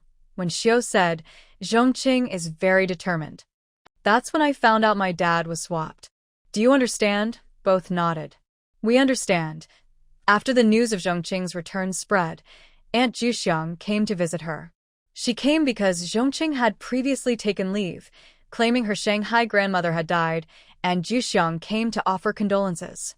Zhong Qing smiled. Now, Wang Suifan seemed almost as good as dead. Besides Juxiang, Zhang Hongxia and Feng Ru also came. The house was crowded with visitors. Zhong Qing took the opportunity to share her family matters. These days, everyone loves gossip. When they heard such shocking news, they ignored Zhong Qing as the main subject and kept asking questions. Juxiang even sighed that Wang Suifan died too early. If she had lived and been blamed, wouldn't that be better? Zhong Qing's family news spread smoothly. That night, she went to the barn to confirm the news with Zhong Jianhua in person. When she returned, she thought about his expression, half crying, half smiling, very complicated. She felt a bit sorry for him. In the end, Zhong Qing told him that the Zhong family in Jing City would come to see him in a few days, which helped him let go of his emotions. But after hearing the news, he seemed a bit helpless. The Zhong family arrived on the third day after Zhong Qing's return. Sisun drove them there, carrying many bags, attracting many villagers and nearby youth. Wow, these are Zhong Qing's real grandparents from Jing City? They are quite wealthy. Yes, look at the clothes, pants, and shoes they are wearing. TCH, they must be expensive. Not to mention they are carrying so many things. Xiao Zhong, a young educated youth, doesn't lack money, and now she has a wealthy relative, so she definitely won't lack money in the future. Why does it seem like the money is all in the hands of those who don't need it? Why can't I get some? You don't have that luck. Xiao Zhong, a young educated youth, is just lucky. How is she lucky? Her parents have been sent away. Isn't that bad? I think she's actually worse off than us. At least our family is together, safe and healthy. That's what really matters. In everyone's eyes, this was the first time Zhong Qing saw her real grandparents. She had already prepared some onions to make her eyes water, and tears started to fall. Her eyes were red, and she looked quite pitiful. The Zhong family. Although Zhong Qing had already told them in advance, they still felt a bit impressed by her. Only Grandma Zhong felt a little sad, thinking her granddaughter was showing true feelings. She remembered her son, who was still in the cattle shed and couldn't meet her, and tears also started to fall. Xiao Qing, I am your grandma. I am your grandpa. Zhong Qing ran over and hugged Grandma Zhong. Grandma, Grandpa. Then Zhong Shouqing, Zhong Shouzhen, and others introduced themselves one by one. Zhong Qing called each of them by name. Grandpa, Grandma, Uncle, Aunt, and older brother and sister, come inside and talk. It's cold outside. Zhong Qing and the others went inside, and there was no more show. The people outside gradually dispersed. Zhong Yushuan took off his padded coat and hung it aside. Wow, Xiao Qing, your acting is really good. You could be an actress. Nonsense. Grandma Zhong shot him a glance. Xiao Qing was just showing true feelings, understand? Zhong Qingxian looked around her home and said, Your house is a bit small, but it should be pretty comfortable for one person, right? Yes, it's comfortable, but it's not very convenient to go to the bathroom at night. That's true. Old Master Zhong looked at the row of marinated and smoked chickens hanging from the ceiling beam, surprised. Shao Qing, where did you get so many chickens? These are wild chickens. Brother C caught them in the mountains while on a mission. He sometimes sends me too. I can't eat so many, so I marinate or smoke them to keep longer. Old Master Zhong remained silent. Over the past few days, Si-sun had been bringing meals to their hotel, and today he even borrowed a car to deliver them. His attitude towards Si-sun had already changed quite a bit. Now that he heard Si-sun had been caring for Zhong Qing all along, he couldn't say anything to block their relationship anymore and could only nod silently. Little Qing, where is the cattle shed? When can we see Jianhua? Grandma Zhong sat down and started to worry soon after. At first, from afar, she didn't think much, but now that she knew her biological son was in the same village, she desperately wanted to see him right away. Grandma Zhong said, "Mom, don't worry. It's still daytime. We just arrived. Maybe there are people watching us outside. If we go to the cattle shed now, it could be dangerous." Before coming, Zhong Qing had told the family some things about the Shin family. They now understood a bit about Shin's family and Zhong Qing's situation, but Grandma Zhong was worried and anxious. "Yes, Grandma. Let's wait until it gets dark. Little uncle is here, and we will see him sooner or later. There's no rush." Zhong Yuxuan comforted her. Grandma Zhong knew she was too impatient and sighed heavily. Zhong Shouye asked, "Little Qing, didn't you say there are people from Li's side at the youth point? Even if we wait until tonight, they should be watching here, right?" Zhong Qing smiled and said, "I already talked to the village head in advance. He agreed to let us meet. So even if one or two people see us talking to him, they will turn a blind eye or help us make excuses. But we still need to be discreet. During the day, there are many people and eyes everywhere. If too many see him, it will be hard to explain. So nighttime is better, and my house is no one on the right side. At night, I can bring my parents over and let them come in through the back door. The Shin family can't see it from their side. Unless someone is watching outside all the time, but in this cold weather, standing outside for long could be deadly." Old Master Zhong nodded approvingly. "It's good that you have a plan." Seeing that there was a solution, everyone relaxed a bit. Madame Zhong said, "We bought a lot of food. I'll go cook." Second Madame Zhong looked surprised. "Sister-in-law, you can cook?" Madame Zhong smiled. "I used to, but I haven't cooked in a long time. I think it should be fine." Since he can remember, Zhong Yuxuan has never seen his mother cook. Zhong Qing said, "Let me do it. You haven't tasted my cooking yet." Apart from dried meat and jerky, Zhong Qing has never cooked at the Zhong family. She originally wanted to show her skills, but Grandma Zhong firmly refused to let her cook. Zhong Qing nodded in agreement. Little Qing's jerky is so delicious. Her cooking must be great too. "Yes, Mom. Don't waste the ingredients." Madame Zhong glared at her son. "What are you saying? When you were little, you loved the meals I made." Yuxuan rubbed his nose, feeling a bit doubtful. Grandma Zhong said, "Little Qing is in charge of the kitchen. We all help her. No one should be idle." Madame Zhong nodded repeatedly. "I can help, but I really can't cook as the head chef. Let's get started." It's almost 11 o'clock. Today, Madame Zhong went shopping early and managed to buy some good ingredients. Besides a large piece of pork and some vegetables, they also found a basket of river shrimp. These shrimps are smaller than the crabs Yuxuan eats in modern times, but they still have some meat. She thought stir-frying them would taste good. Some people washed vegetables, others prepared shrimp, some cut meat, and others washed rice. Zhong Qing went to her yard to cut ice. "Little Qing, what are you doing? Is there something inside this ice?"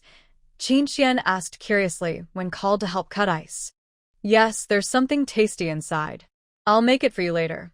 Before leaving, Zhong Qing had experienced several heavy snowfalls, and with a low temperature, the outdoor ice never melted. A few days ago, she specially brought some ice blocks from outside and piled them in the yard. She wanted to freeze all the fish she had left last time and some leftover fish balls. Zhong Qing was glad she didn't put all the fish and fish balls into the storage space for convenience, or she wouldn't be able to take out the fish today. "What is this?" Qin Xian asked with some confusion. Can you put things inside this ice? Oh, right, she said, glancing around to see no one, then lowered her voice. Why didn't Season stay for dinner? And your brother? Maybe because they think today is a big day for our Zhong family. He hasn't yet shown himself in front of my grandparents. It would be strange if he's here now. And you forgot, Brother C said he came here on a mission. If he stays here all the time, he might get exposed. As for my brother, I think he also feels that this is our Zhong family's matter. He might feel a bit awkward here. Zhong Qing nodded upon hearing this. That's true. After all, his surname is Shen. Clang. Zhong Qing's worker dug up a big fish. Zhong Qing heard the noise and hurried over to look. She was amazed when she saw it. Wow, such a big fish. There are still fish hidden in the ice. Yes, this should be a grass carp. Grass carp? How do you cook this fish to make it tasty? Grass carp. It's better to roast it. Boiling it for soup doesn't taste very good, and braising is just okay. Zhong Qing's eyes lit up. Roast fish? That sounds great. Let's make roasted fish. Okay, let's do roasted fish. Zhong Qing originally wanted to dig out a big head fish for Fish Head Hot Pot, but the first one she found was a grass carp. However, the Zhong family members like her prefer rich, spicy food, so everyone should enjoy roasted fish. Dig a bit more over there. I remember there are some fish balls there. Fish balls? Did you make them yourself? Yes. Great, I'll go right now. When Zhong Qing heard something delicious, she quickly ran over and worked hard to cut the ice. After a while, she exclaimed happily, Wow, there really are a lot. Fish balls too. I'll eat more later, Zhong Qing chuckled. Then eat as much as you want. Using these ingredients, Zhong Qing also cooked quite a few dishes. The main one was the roasted fish, which included potatoes, Chinese cabbage, bok choy, spinach, and other vegetables. When the roasted fish was ready, the whole room was filled with a strong, fragrant aroma, making the Zhong family members sniff eagerly. There was also stir-fried river shrimp, braised pork, smoked chicken pieces, and a big bowl of fish ball and vegetable soup. Finally, Zhong Qing was surprised to realize that every dish was meaty. Zhong Yuxuan also noticed and joked, Wow, today's meals are really good.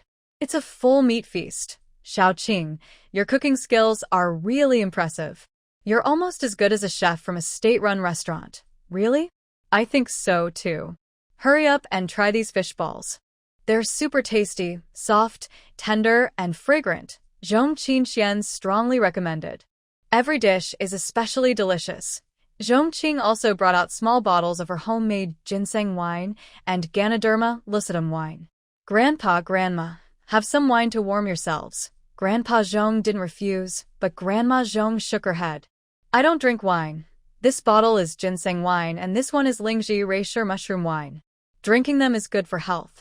You've been traveling a lot these days, so you probably haven't been sleeping well at night. Especially you, Grandma, you should drink more. Ginseng wine? Lingji wine? Zhong Shoucheng looked surprised. Little Qing, where did you get these wines? Lingji wine is okay, but ginseng wine is hard to find, even if you have money. I dug them myself in the mountains. The Zhong family members all stared in disbelief. Are ginsengs really that easy to dig up in the mountains? It feels a bit unbelievable. Grandma Zhong said, We appreciate your kindness, but we're all doing fine. Your parents, your grandpa and grandma, they've been worn out for a long time and can't get good things to eat. They need these more. You should keep them for your family. Qing chuckled. I only dug up 2 ginsengs. I already gave one to my grandparents. My parents also have one. The remaining ginseng was used to make a big jar of wine. I'll send 2 more bottles to them later. Grandpa and Grandma, you can drink the wine without worry. Grandpa Zhong smiled and nodded. Since it's little Qing's way of showing respect, we shouldn't refuse. Madame Zhong hesitated. Isn't this ginseng wine too nourishing? I worry it might be too much and not good for the in-laws. It's okay. I added a lot of wine, so the medicinal effects of the ginseng are diluted, Qing explained. If you're still worried, you can add some water. Madame Zhong liked this idea. She couldn't drink strong alcohol, so diluting it with water would lower the alcohol content. I tend to get hot easily, so I probably shouldn't drink ginseng wine. Lingji mushroom wine might be better. Qing Xian said, I also want to drink Lingji wine. She mainly worried about nosebleeds. Qing placed the 2 bottles of wine on the table for them to pour themselves. They could serve themselves whatever they liked. Grandma Zhong took a sip of the diluted ginseng wine and felt warm all over. She praised, this wine tastes pretty good. It's quite comfortable to drink. Grandpa Zhong nodded silently. He had also tried ginseng wine before, but he thought the taste of Qing's wine was better. Besides ginseng and Lingji wines, Qing also brewed some blueberry water, which everyone praised. In the afternoon, Grandpa and Grandma Zhong took a nap on Qing's bed, while Zhong Shouye and others rested at the table. Zhong Qing decided to visit her neighbor, Guan Yu's house. As soon as she entered, she asked, How is it? Guan Yu shook her head. No news. Zhong Qing sneered. He's quite patient. I hope he can stay calm like this forever. When Shouye asked, Are you planning to wait until nightfall to bring uncle and aunt here? Yes. Is that too risky? I'm worried that person might be watching secretly. If he sees uncle and aunt arrive, he might report it, and then he could block you at home. We can't escape then. Zhong Qing shook her head. If he does that, he'll expose himself. He wouldn't take such a big risk. And my home isn't easy to search just by anyone. Can't he even find the red armband at this late hour? Guan Yu still looked worried. You should be careful. When Shouye, and I will watch out for you tonight. Thank you both. The afternoon passed quickly. It was already dark when Zhong Shouye came back from washing vegetables outside. He was shivering from the cold. He warmed himself by the stove before feeling better. This province is really cold. It's much colder than our Jing city, especially at night. The difference between day and night here is huge. Zhong Shouye replied, Of course. This is Black Province. Even if you wear a padded jacket, standing outside for hours could still freeze you. Knowing Zhong Qing was going to pick up her little uncle and aunt, Zhong Yuxuan offered, Little Qing, I'll go with you. The road is slippery, and if anything happens, I can help. Old Lady Zhong agreed. Yuxuan, go with her. Okay, let's go together.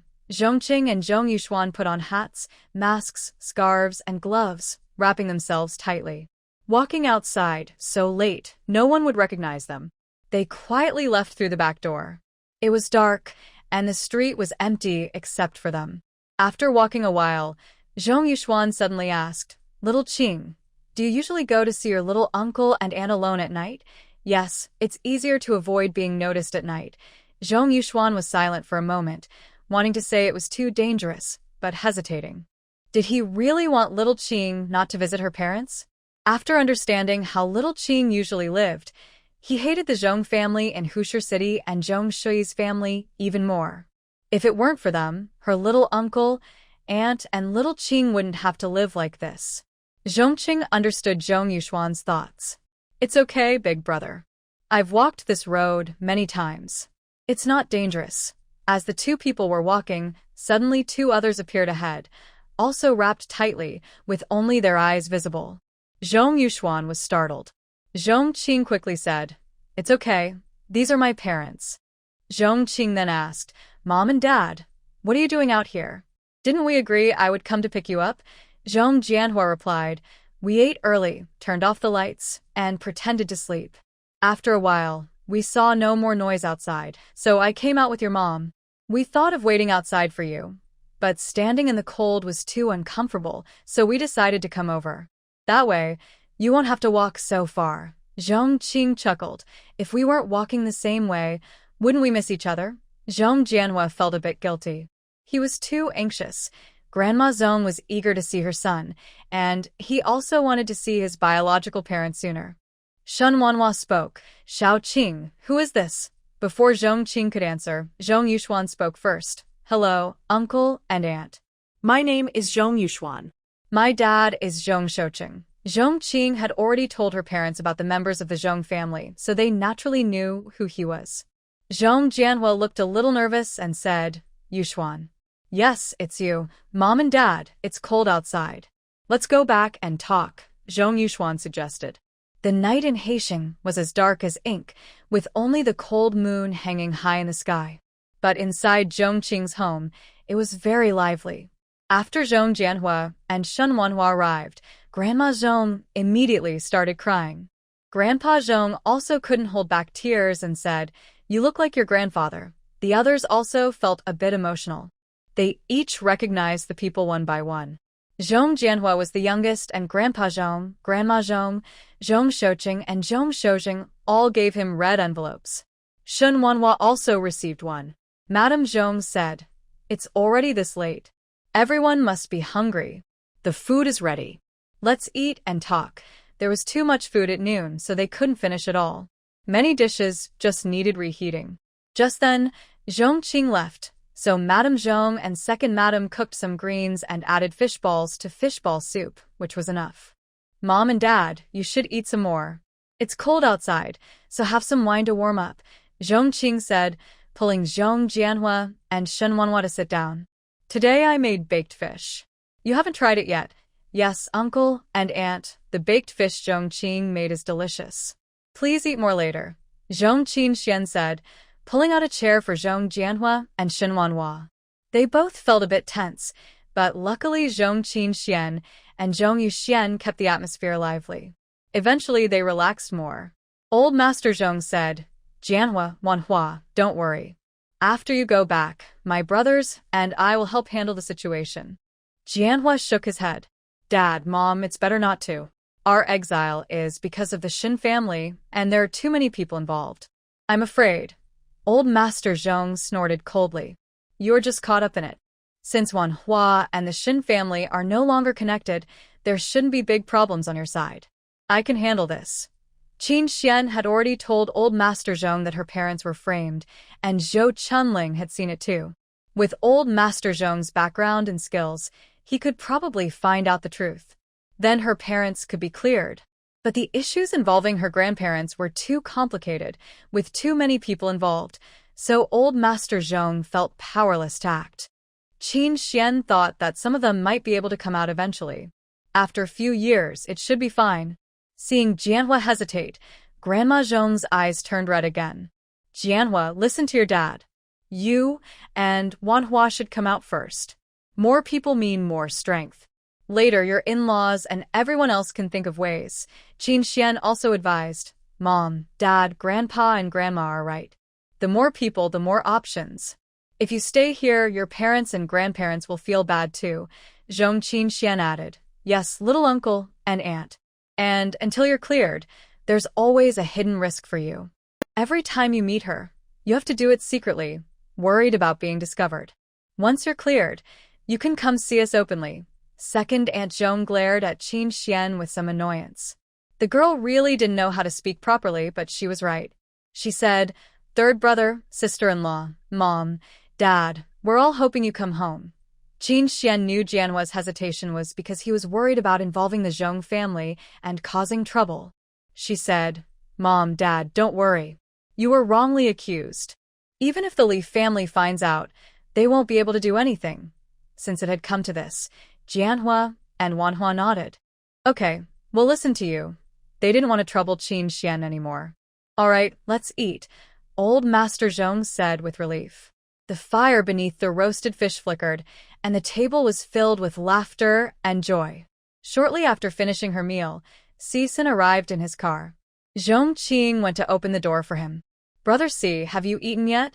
"Yes, I have." Cixin took a folder from the car and handed it to Zhong Qing. "Take a look." Zhong Qing opened the folder with some suspicion and found it was filled with evidence proving her parents were falsely accused. She looked up suddenly. "Brother C, what is this?" "This is the evidence showing your uncle and aunt were framed and demoted. Some of it was found by your brother, and some I discovered myself. I hope it can help your uncle and aunt." A warm feeling filled Zhong Qing's heart. "Thank you, Brother C. We're trying to find a way to clear my parents' names." This matter was quite serious. Since it happened in Shanghai, which is Shun Qingyu's territory, Zhong Qing initially thought Shen Ting wouldn't be able to help. But she underestimated him, and even more so Cixin. She didn't want to trouble him since they had only just started dating, but before she could ask, he had already begun investigating. "I'll show these proofs to my grandparents so they can start handling this. Yes, if you need any help, just ask me." "Okay." Some members of the Zhong family, having obtained the evidence, hurried back to Beijing. Elder Zhong was old and felt she might need to come here again in the future, so she decided to stay this time. Zhong's second madam and Zhong Qing Xian stayed behind to take care of her, while the others immediately returned to Beijing. They planned to rescue Zhong Jianhua and his wife as soon as possible. With the joint efforts of the Zhong and Si families, there finally was some movement. When the Zhong family returned to Huaishu village again, nearly 2 weeks had passed. The new year was approaching, and every household was making tofu, frying meatballs, and preparing dumplings, making the festive atmosphere stronger. Zhou Jinchuan was still selling couplets at the entrance of the Zhiqing camp. Of course, he wasn't bold enough to ask for money directly. He simply exchanged his couplets for things from villagers. His calligraphy was quite good, so everyone was happy to trade with him, saving some money. That day, Zhou Jinchuan and Fang Xiaoyan spread a coarse cloth at the entrance of the Zhiqing camp, with many couplets displayed. Zhou Jinchuan also brought a table and stood in front of it, listening to villagers' requests. Whatever characters they needed, he would write. Their small stall was surrounded tightly, and the noise was loud. But Fang Xiaoyan, with sharp eyes, saw several cars approaching. Why are there so many cars? Could they be coming for Zhong Qing? It's not that Fang Xiaoyan guessed correctly. It's just that every time a car comes to the village, it seems to be looking for Zhong Qing. She can only guess like this. It turns out she was right. The first 2 cars had people she knew, Zhong Qing's target, her older brother, and later her biological grandparents and other family members. But she didn't recognize anyone from the 3rd car. Fang Xiaoyan called out to Zhou Jinchuan, "Brother Chuan, look over there." Zhou Jinchuan was writing couplets. He was about to reply impatiently to Fang Xiaoyan when he noticed 3 cars parked outside Zhong Qing's house. He suddenly fell silent. Fang Xiaoyan and the villagers around the stall didn't understand what was happening. They were all surprised. Why are 3 cars here all at once? Are they here to see Xiao Zhong, the educated youth? Who else could it be besides her? What are they doing?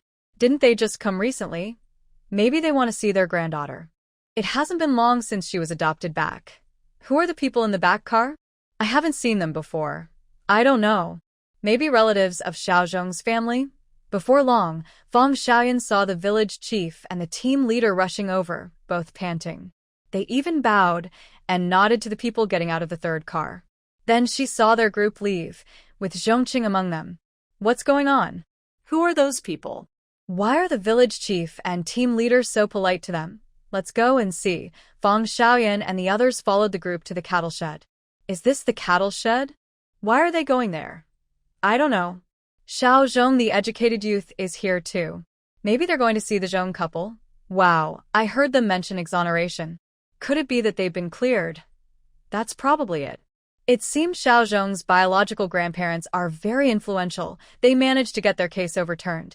Then Xiao Zhong, the educated youth, wouldn't be the daughter of that old scholar anymore. She never was. They cut ties long ago. Now they can reconnect. Fang Xiaoyan bit her lip. So, being exonerated after being sent down is possible? And Zhou Jinchuan, standing beside her, had the same reaction, both envious of others' exoneration and helpless that no one was fighting for his family. The leaders of the commune had spoken, so the village head and the team leader naturally followed the orders. They immediately said that Zhong Jianhua and Shen Wanhua could leave. Both were so excited they were moved to tears. Grandma Zhong couldn't hold back her emotions and ran over to hug Zhong Jianhua tightly. Zhong Qing also went over to hug Shen Wanhua. Shen Wanhua's eyes were red. Xiao Qing, we're leaving, but what will you do here alone? Mom, I'm fine. Zhong Qing lowered her voice. You know I've been doing pretty well here.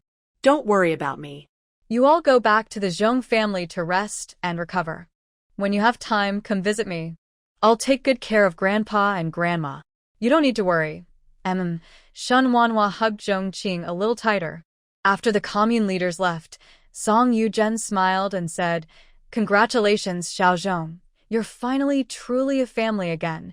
Zhong Qing still remembered how the village head had helped her last time. She sincerely said, "Uncle Yuzhen, Uncle Dashan, please come to my house for a meal today. Don't be polite. Bring Auntie and the others too." Dashan looked a bit embarrassed. "I won't go. Yu Zhen looked at him and said, Xiao Zhong sincerely invited us. How can we refuse her kindness? Zhong Qing nodded. That's right.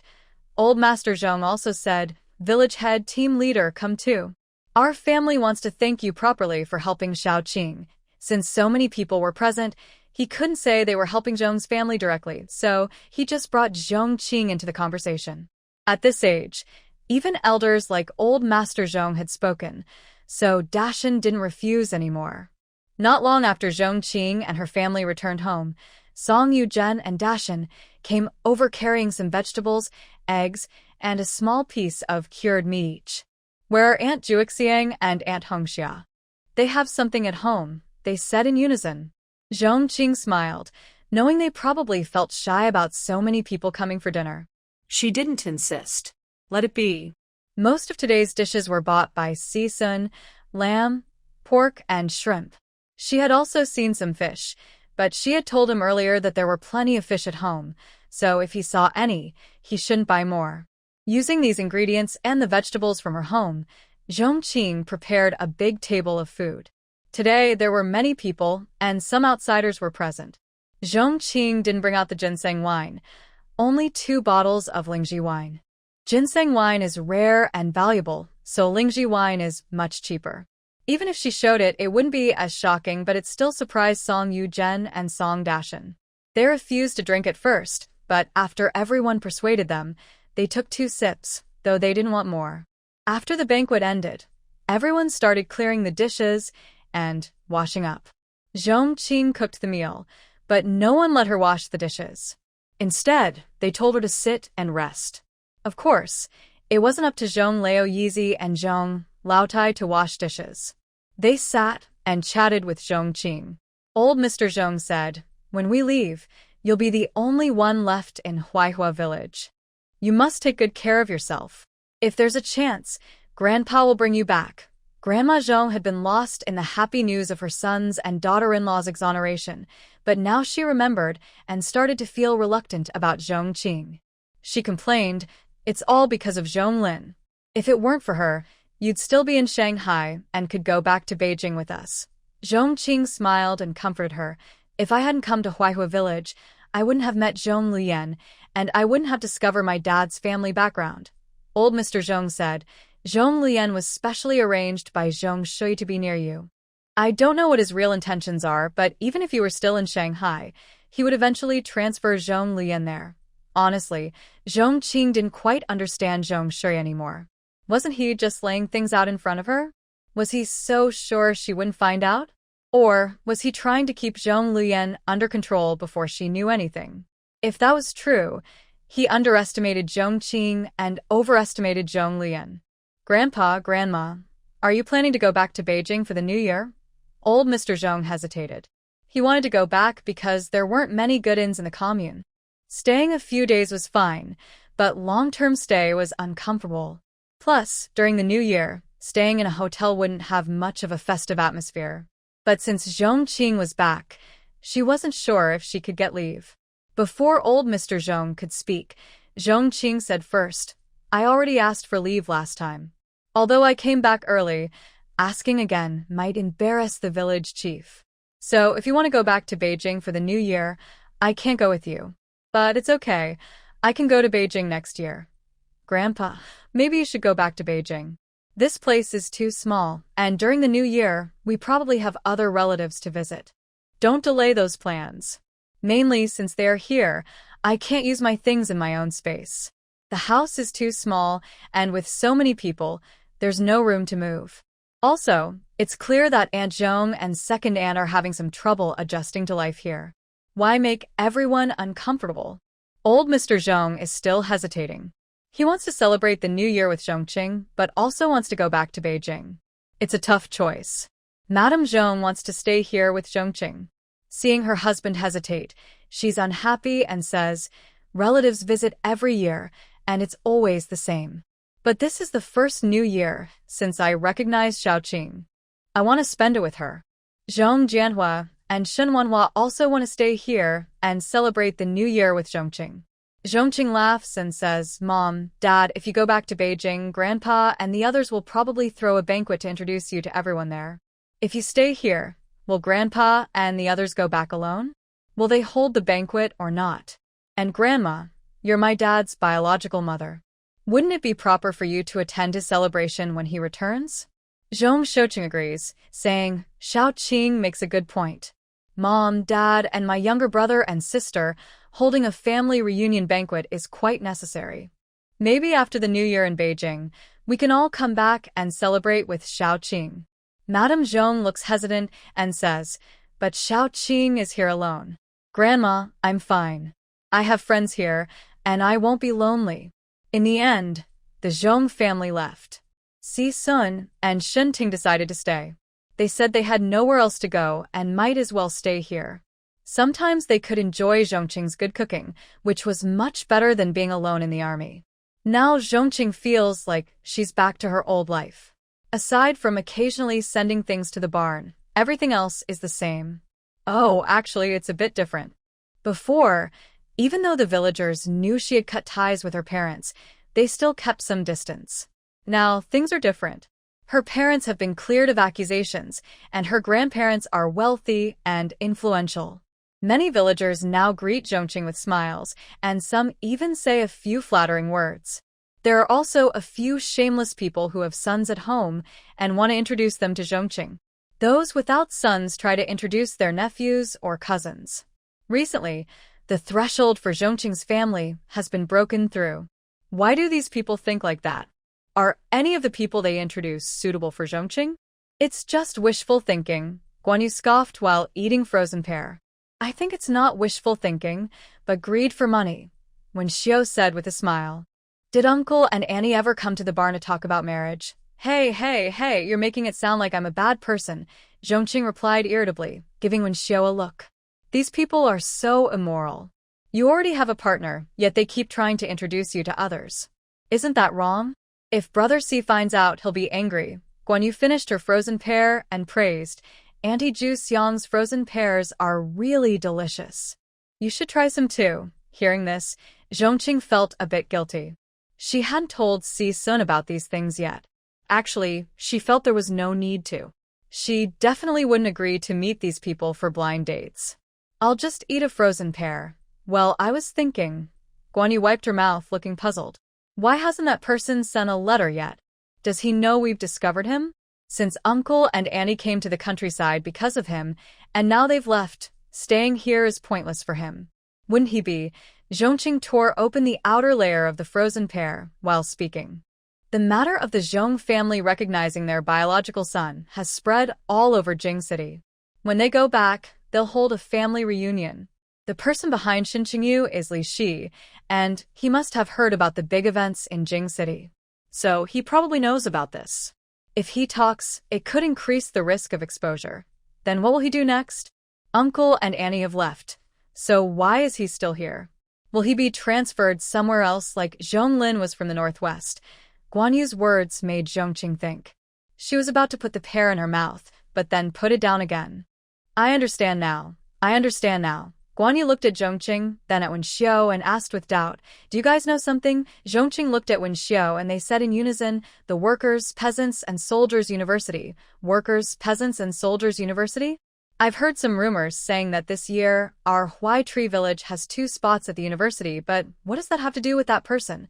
Could he really get the spot? Zhong Qing said, yes, the quota for the Workers, Peasants, and Soldiers University will probably be announced before the new year. This is the best time to leave, and the least likely to raise suspicion. That person has been hiding here for several years. Shen Qingyu should give him some benefit, right? That's good too. He can finally leave, though he's a bit frustrated. We can't do anything to him, Guan Yu sighed. Why do bad people like him get such good outcomes? I heard Sister Zhao Ling prepared a lot for this quota. She's been working in the countryside for 8 years and hasn't done anything wrong. It should be her turn now. Zhong Qing shook his head. Such a precious quota, even if given, would go to the villagers. It wouldn't be for the educated youth. When Xiao said, didn't you say Brother C knows some people in the commune? If the higher-ups decide to give that spot to him, then the decision has probably already been made. Maybe Brother C can find out some news. Zhong Qing's eyes lit up. If he can find out, I'll call my grandparents and ask them to work on it from above, to swap that person out. Let him stay here. I wonder if he'll get so angry he can't control himself. That's like leaving a ticking bomb with us. No problem. My parents are gone. What can he threaten us with now? Actually, we're the ones making his life hard. That works. The next day, when Si-sun came with Xin-ting, Zhong Qing shared her idea with them. Both thought it was feasible. A few days later, Si-sun found out that there were 2 quotas for the university, but only one was confirmed, and that was He Qingqing. Really? It's He Qingqing? I always thought Zheng Jiqing was more likely. I didn't expect this at all. We even shared a room with her before. Now I think about it, I'm a bit scared. Guanyu looked worried. When Shouye said, I've always thought He Qingqing was more likely. The thing with Zhonglin and Widow Feng didn't seem like something a man could do. Zhong Qing nodded in agreement and then said, Brother Si said he's already found a way to keep He Qingqing's spot, and he's also asked the commune to pressure the village. These quotas shouldn't just go to villagers. The educated youth deserve some too. That's great.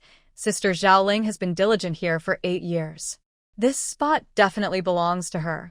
Guanyu thought for a moment, but felt it wasn't very safe. That Zhang Jijia has also been a rural youth for 8 years, and he's the leader of the youth team at the collective. He probably won't. Although there are 2 leaders at the youth station, Zhang Jijia for the male youth and Zhaoling for the female youth. When big group matters come up, everyone still considers Zhang Jijia the real leader. After all, in this era, the idea of valuing men over women was quite common. Zhong Qing shook his head. Don't forget what happened last time when Zhang Jijia caused the village chief and the team leader's son to get hurt. Anyone could be involved, but it's unlikely to be Zhang Jijia and his group. If they really give a spot at the youth college, the most likely person is Sister Ling. That's great. Sister Ling will definitely be very happy. When Shouye reminded them, nothing is certain yet. It might not even be Sister Ling. When the village announces the news, everyone will know. Yes, I understand. As the new year approached, the festive atmosphere grew stronger. Every household put up couplets and blessing characters, and those with the means hung red lanterns, making everything look joyful.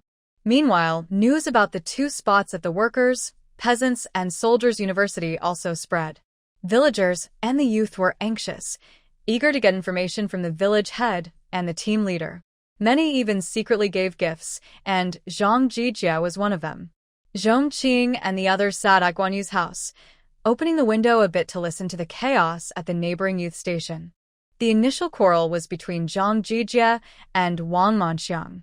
Wang Manxiang accidentally saw Zhang Jijia bringing cigarettes, alcohol, and meat to the village head's house and openly revealed it in front of the other youth. Captain Zhang, you really haven't been very honest, Wang Manxiang mocked. If I hadn't seen you carrying so many things to the village head's house today, I wouldn't have known you were so wealthy. But the spots at the workers, peasants, and soldiers' university are allocated by the village. What does your behavior mean for us youth? What are we supposed to do? This isn't fair at all. Zhang Jijia's face was exposed, and he was insulted openly. He didn't hold back. Are you talking about fairness? Then why did you go to the village head's house? If you weren't there to give gifts, would you even see me? He then dragged others from the youth station into the argument. Who hasn't secretly given gifts? Lu Haoran did too. Zhou Jinchuan and Li Huayuan also did. And over at your women's youth cadre group, someone also gave gifts. Did you think I didn't see? Giving gifts is a personal choice. If I want to give, I will. If you can't afford to give, what can I do? This time, the youth cadre point exploded with anger. So many people secretly gave gifts. Lu Haoran angrily said, Zhang Jijia, are you crazy? This is your business. Why are you dragging us into it? Zhou Jinchuan instinctively looked at Fang Xiaoyan. Seeing she had no expression, he felt relieved. Wang Manxiang sneered, I was going to visit Aunt Juxiang to exchange for some frozen pears to eat, and who knew I would see you? I've only been out to the countryside for a few years. I know even if there are quotas at the youth cadre point, I wouldn't get one. I'm not wasting my effort for nothing. I tell you, because of what you did before that hurt the village chief and the team leader's son, you will never get a quota. This really hit Zhang Jijia hard. He had been worried about this, which is why he spent a lot of money risking going to the black market to exchange for wine tickets, cigarette tickets, and meat tickets. He bought those things himself. Now, Wang Manxiang exposed him, and he was instantly embarrassed and furious. If I can't get one, then you definitely can't either. I've been out to the countryside for 8 years. Do any of you have my experience? Even if the village doesn't give the quota to the youth cadre group, they won't let you newcomers surpass me. He looked at Lu Haoren. You've only been out a few years? Do you think you stand a chance? Then he looked at Zhou Jinchuan and Li Huayuan. You've only been out a few months, right? I tell you, all the gifts you gave are just a waste of water. You won't see a single ripple. If I can't get it, neither can you. Wang Manxiang snorted coldly. I may not have the qualifications, but Sister Ling does. How do you know this quota isn't meant for her? Zhang Jijia's pupils shrank. How could he forget Zhao Ling, the most threatening person? She's so poor and she didn't give any gifts. If you have to give gifts to get the quota, I'd rather not have it, Zhao Ling said coldly. What you're doing is unfair. Guan Yu shivered and quickly closed the window. Sure enough, just one quota from a workers', peasants', and soldiers' university can cause chaos at the youth cadre point. People are selfish. Who doesn't want to go back to the city? I don't want to go back, Wen Xiao said. I think I'm doing pretty well here. Zhong Qing, knowing her situation, said, Yeah, I also think I'm fine here. And who knows what will happen in a few years. Caringly, Guan Yu complained, We've only been working in the countryside for a short time. Even if you think about it, it's obvious it's not our turn. Zhou Jinchuan and Li Huayuan are really too foolish. And didn't Zhou Jinchuan get together with Fang Xiaoyan? Everyone knows about it now. If he goes back to the city, what will Fang Xiaoyan do? You're just realizing Zhou Jinchuan isn't reliable. I know he's unreliable, but he shouldn't be so careless. Isn't he causing trouble for others? I really don't understand what Fang Xiaoyan sees in him, Guan Yu said, puzzled. Besides his good looks and neat handwriting, what else does he have? Maybe she just values those two things, Wen Xiao said with a smile. Guan Yu sat on the Kong bed. I don't want to bother with them anymore. Whatever happens, happens. There might still be more trouble, someone said. Ah. There's blood. While they were talking, suddenly they heard a scream from the neighboring youth station, and then the sounds became chaotic. Guan Yu went to open the door, and the noise outside became clearer. What's going on? Why is she bleeding? It's not me. I just gently pushed her. I didn't think she'd fall so hard. The fearful voice belonged to Qian Lifan. She was flustered and stammered under questioning. It's really not me. I didn't use much force. This blood. It seems to be coming from there, Zhao Ling said. When Zhonglin lost her baby before, I saw her bleeding like this too. What? Could Zhou Jiqing have had a miscarriage? How is that possible? Zhou Jiqing isn't married, and she isn't pregnant. How could she miscarry? Stop talking nonsense, Li Huayuan defended. Guan Yu turned around in shock. Zhou Xiaoyu is pregnant? Oh my goodness, let's keep listening. Fearing the situation might involve her, Qian Lifan said, That's impossible. She's had a miscarriage. My sister-in-law went through the same thing before. If you don't believe it, we can ask a barefoot doctor from the next village to come and check her. I don't want to see a doctor, Zhou Xiuyu's weak voice said. I just got my period, but I forgot I drank cold water today. Now my body can't handle it. Don't worry about me. Qian Lifan snorted coldly. I think it's better to find a doctor to check on her so she won't blame me later. No need. You didn't use much force just now. I simply lost my balance and fell. Did everyone hear that? This has nothing to do with me. Zhou Jiqing looked unhappy. It's okay. I'll rest in my room for a while. You don't need to worry about me. After Zhou Xiuyu left, the other young women at the youth center also dispersed. They weren't interested in arguing anymore. Guan Yu closed the window, looking curious. Hey, do you think Zhou Xiaoyu really had her period? I don't know, Zhong Qing shook her head. If she had a miscarriage, it wouldn't be something she could hide. That's true. That day, Zhong Qing was about to visit Aunt Zhu Xiang to exchange some frozen pears when she overheard gossip on the street. The gossip was about Zhou Xiuyu. Hey, did you hear? Something big happened today. What big thing? Come on, tell us. Don't keep us waiting. At the youth center, Wu Jiqing heard that Sister Lianhua knows about women's health, so she asked her to check on that young Zhou Jiqing. She said Zhou Jiqing has been bleeding continuously for several days. She admitted it was something personal, but Wu Jiqing thought it looked abnormal. She was worried Zhou might be bleeding too much, so she called Sister Lianhua to come. Guess what happened next? What? Did she have a miscarriage? Wow, you're really good at guessing. Yes, she did have a miscarriage. Did you see her face? It was terrible. She kept saying it was a messy thing. Oh my. Isn't Zhou Jiqing still a young girl? When did she get pregnant? With whom? She was pregnant, but she's still a young girl. These days, young women are really ruining the good customs of our Huaihua village. Do you know whose it was? How dare she say, "Hey, Zhong Jiqing, where are you going?" While Zhong Qing was listening to this shocking gossip, a sharp-eyed aunt saw her and smiled. "I'm going to Aunt Ju Xiang's to exchange some frozen pears. Why go to her house? You can come to my place. I've made plenty of frozen pears. Come in and sit. I'll give you some to eat." "No, thank you, Auntie. I already agreed to go to Aunt Ju Xiang's today." The aunt sighed regretfully, then asked, "Xiao Zhong, do you know about the small pregnancy and miscarriage of little Zhou Jiqing we just talked about?" Zhong Qing shook his head. "No, I didn't know. If I hadn't overheard the aunts talking here, I wouldn't have known at all. Xiao Zhong Jiqing doesn't live at the youth camp, so it's normal not to know these things. Yes, it's better not to know about such matters." After dealing with the enthusiastic aunts, Zhong Qing went to the village chief's house. Wang Juxiang opened the door and saw it was Zhong Qing, then relaxed a bit. "It's Xiao Zhong Jiqing. I thought it was those gift givers again. You don't know how annoying it's been for our family these days. It would be nice if they could accept those gifts, but they can't take them at all." Zhong Qing entered and smiled. "Rude uncle is a good village chief." Wang Juxiang's eyes flickered slightly, and she said, "Forget about that. You're here for the frozen pears, right? Come in and sit, I'll go get them for you." "Okay." Not long after Zhong Qing sat down, he heard a commotion from the inner room. It sounded like a quarrel, probably between Song Yuzhen and a girl, likely his youngest daughter, Song Xiaoling. Because of the partition door, Zhong Qing could only faintly hear Song Yuzhen say, "Then he's not a good person." "Why don't you listen? He's a good person. Those rumors are all from that." Halfway through, Wang Juxiang came in. She was carrying a plastic bag with about 10 frozen pears. Seeing the noise from the inner room, she casually showed a hint of worry on her face. "Xiao Zhong Jiqing, I brought you 12 frozen pears. Here you go."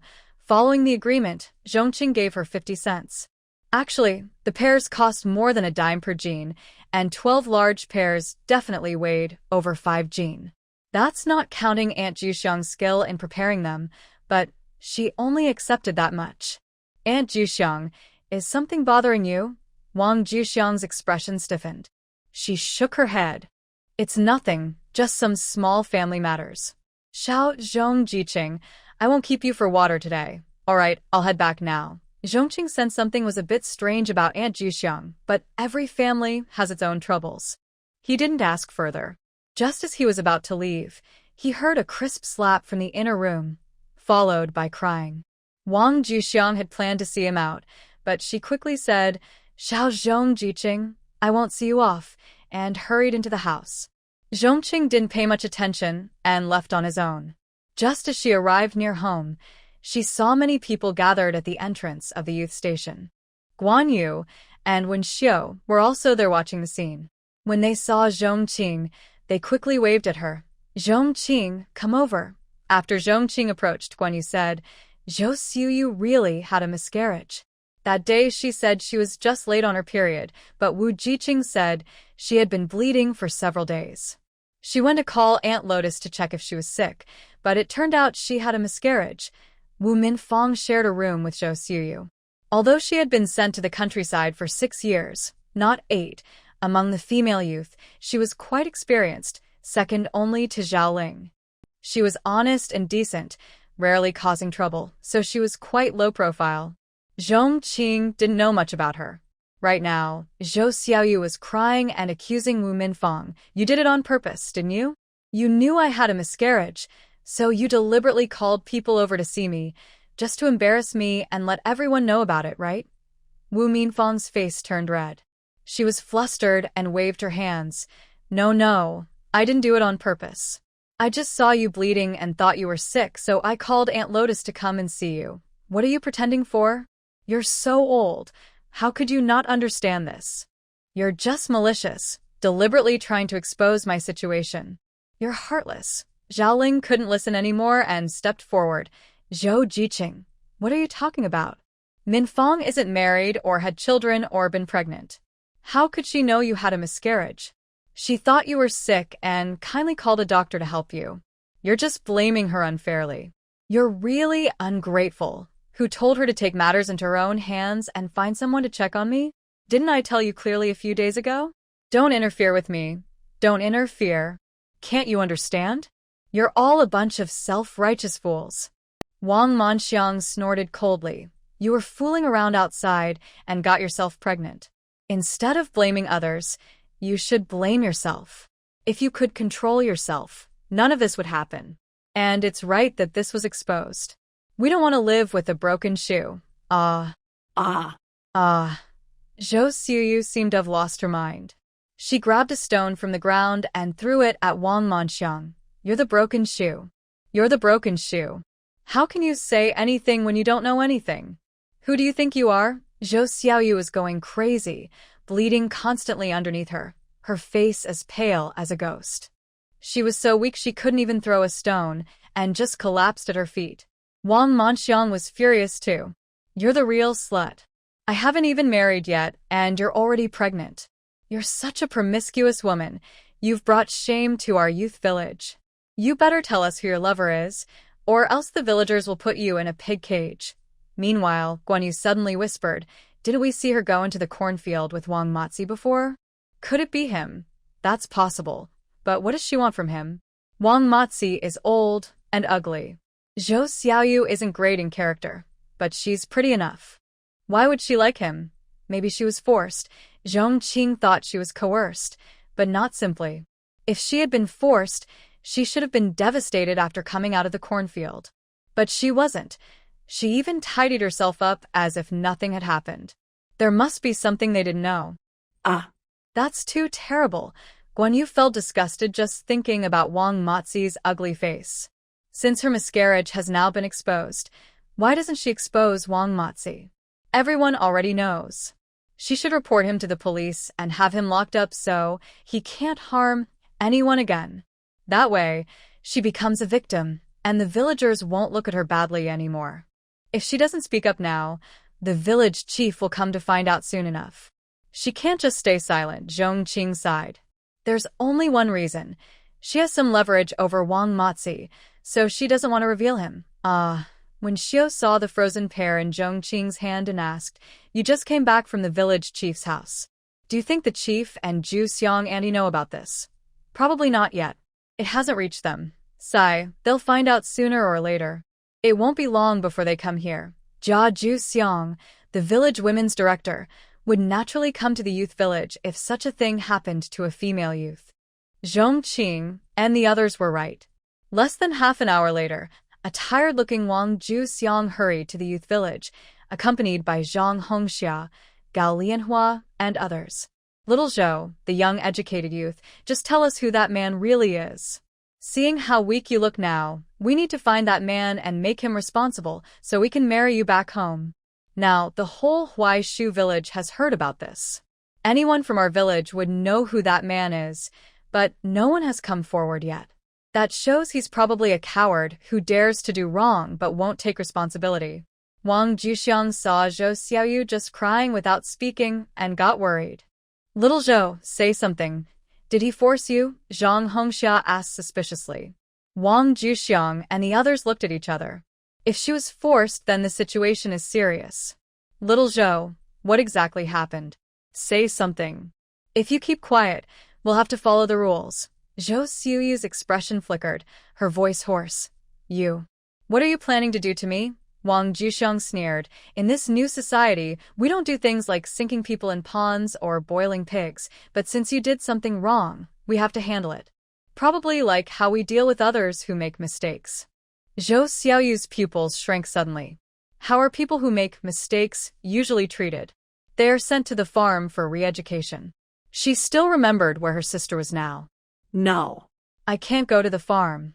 You don't have a choice, little Zhou. If someone makes a mistake, they must face the consequences, Zhang Hongxia said coldly. Little Zhou, if you tell us who it is, we can go talk to that person. If you help us, you and the other person can get married. That would be great. But if you refuse to say, we can't help you anymore. Zhou Xuyu's face changed, and she was so tense she almost tore the cotton out of the quilt. Wang Juxiang and the others just watched her quietly. After a long struggle, Zhou Xuyu finally gritted her teeth and said, I'll tell you, it's Wang Matzi. He forced me. More than once. He said if I told anyone, he'd beat me to death. I've been too afraid to say anything. Wang Matzi. Wang Juxiang and the others looked at each other, their faces serious. This was a difficult problem. I'll go back and talk to my husband. Wang Juxiang said, Hong Xiaoyu and a few others go find someone to bring Wang Matzi here. Leave one person to stay and keep Xiao Zhou as a young worker. Okay. It really is Wang Matzi. Guan Yu sighed. How can this person be so disgusting? I wonder how this will be handled. If Wang Matzi forced her, then he will go to jail. If there's another reason behind this, it's hard to say. Guan Yu blinked. What do you mean by that, Zhong Qing? Are you saying? Zhong Qing shook his head. I don't know for sure. I'm just talking about the facts. When Xiao said, let's wait and see. When Wang Matzi arrives, everything will be clear. Soon, a few village young men carried the drunken Wang Matzi over. At this time, Wang Juxiang also called the village chief and the team leader, and many villagers gathered at the youth station entrance to watch. The early arrivals, Zhong Qing and her friends, were pushed together. They were pressed tightly against Guan Yu and Wen Xiao. Zhong Qing said helplessly, maybe we should go to your house. Guan Yu also thought so and nodded quickly. Yes, yes. I'm almost crushed to death here. It took some effort for the three to squeeze out. Guan Yu wiped sweat from her forehead. Oh my. It's so cold, and I'm sweating. Back at Guan Yu's house, the three sat on the kong, a traditional heated bed, fanning themselves and drinking a glass of water. After Zhong Qing quenched her thirst, she opened the window. Outside, the noise was chaotic, and it was hard to tell what was happening. Suddenly, there was a splashing sound, like water being poured on someone, followed by a man's loud shout. Hey, what are you doing? Do you want to freeze me to death? Why did you bring me here? Then came Song Yogan's voice. Wang Matzi, Xiao Zhou said you forced her. Is that true? Wang Matzi replied. Huh? I'm innocent. I didn't force her. Xiao Zhou was pregnant and then had a miscarriage. She said the baby was yours. She claims you forced her several times and threatened to kill her if she told anyone. Is that true? I didn't force her. She did it voluntarily. She really did. Zhou Xiaoyu, say something. Are you saying you did it voluntarily? Zhong Qing and her friends didn't hear Zhou Xiaoyu's answer. Instead, Wang Juxiang spat and said, Bah. Still saying you didn't force her? You're a middle-aged bachelor who can't read or write much. Xiao Zhou is just a young girl. How could she look up to you? Why would she want you? Little Zhou Jiqing is probably afraid that Wang Matzi will retaliate against her later, so she doesn't dare to speak. Song Yuzhen. Still not telling the truth. If you don't tell the truth now, I will report to the police. Brother Yuzhen, you can't report to the police. I am truly innocent. You wicked girl, are framing me, right? Fine, then I will tell everyone about your deeds and see what kind of person you really are. Zhou Xiu finally spoke up. You can't say that. Shut up. Hey, you're about to accuse me of forcing you, so what else can I say? Wang Matzi said directly. I didn't lie. It was this nasty girl, Zhou Xiaoyu, who came to me first. She paid me to sleep with Xiao Zhong Jiqing. She said Xiao Zhong Jiqing was pretty and rich, and if I took her, all her money would be mine. I was blinded by her words and agreed. She also gave me a packet of medicine, saying that once Xiao Zhong Jiqing smelled it, she would want to be with me. But when she gave it to me, I didn't catch it, and the medicine fell to the ground and spilled. We both smelled it, and I felt very hot all over.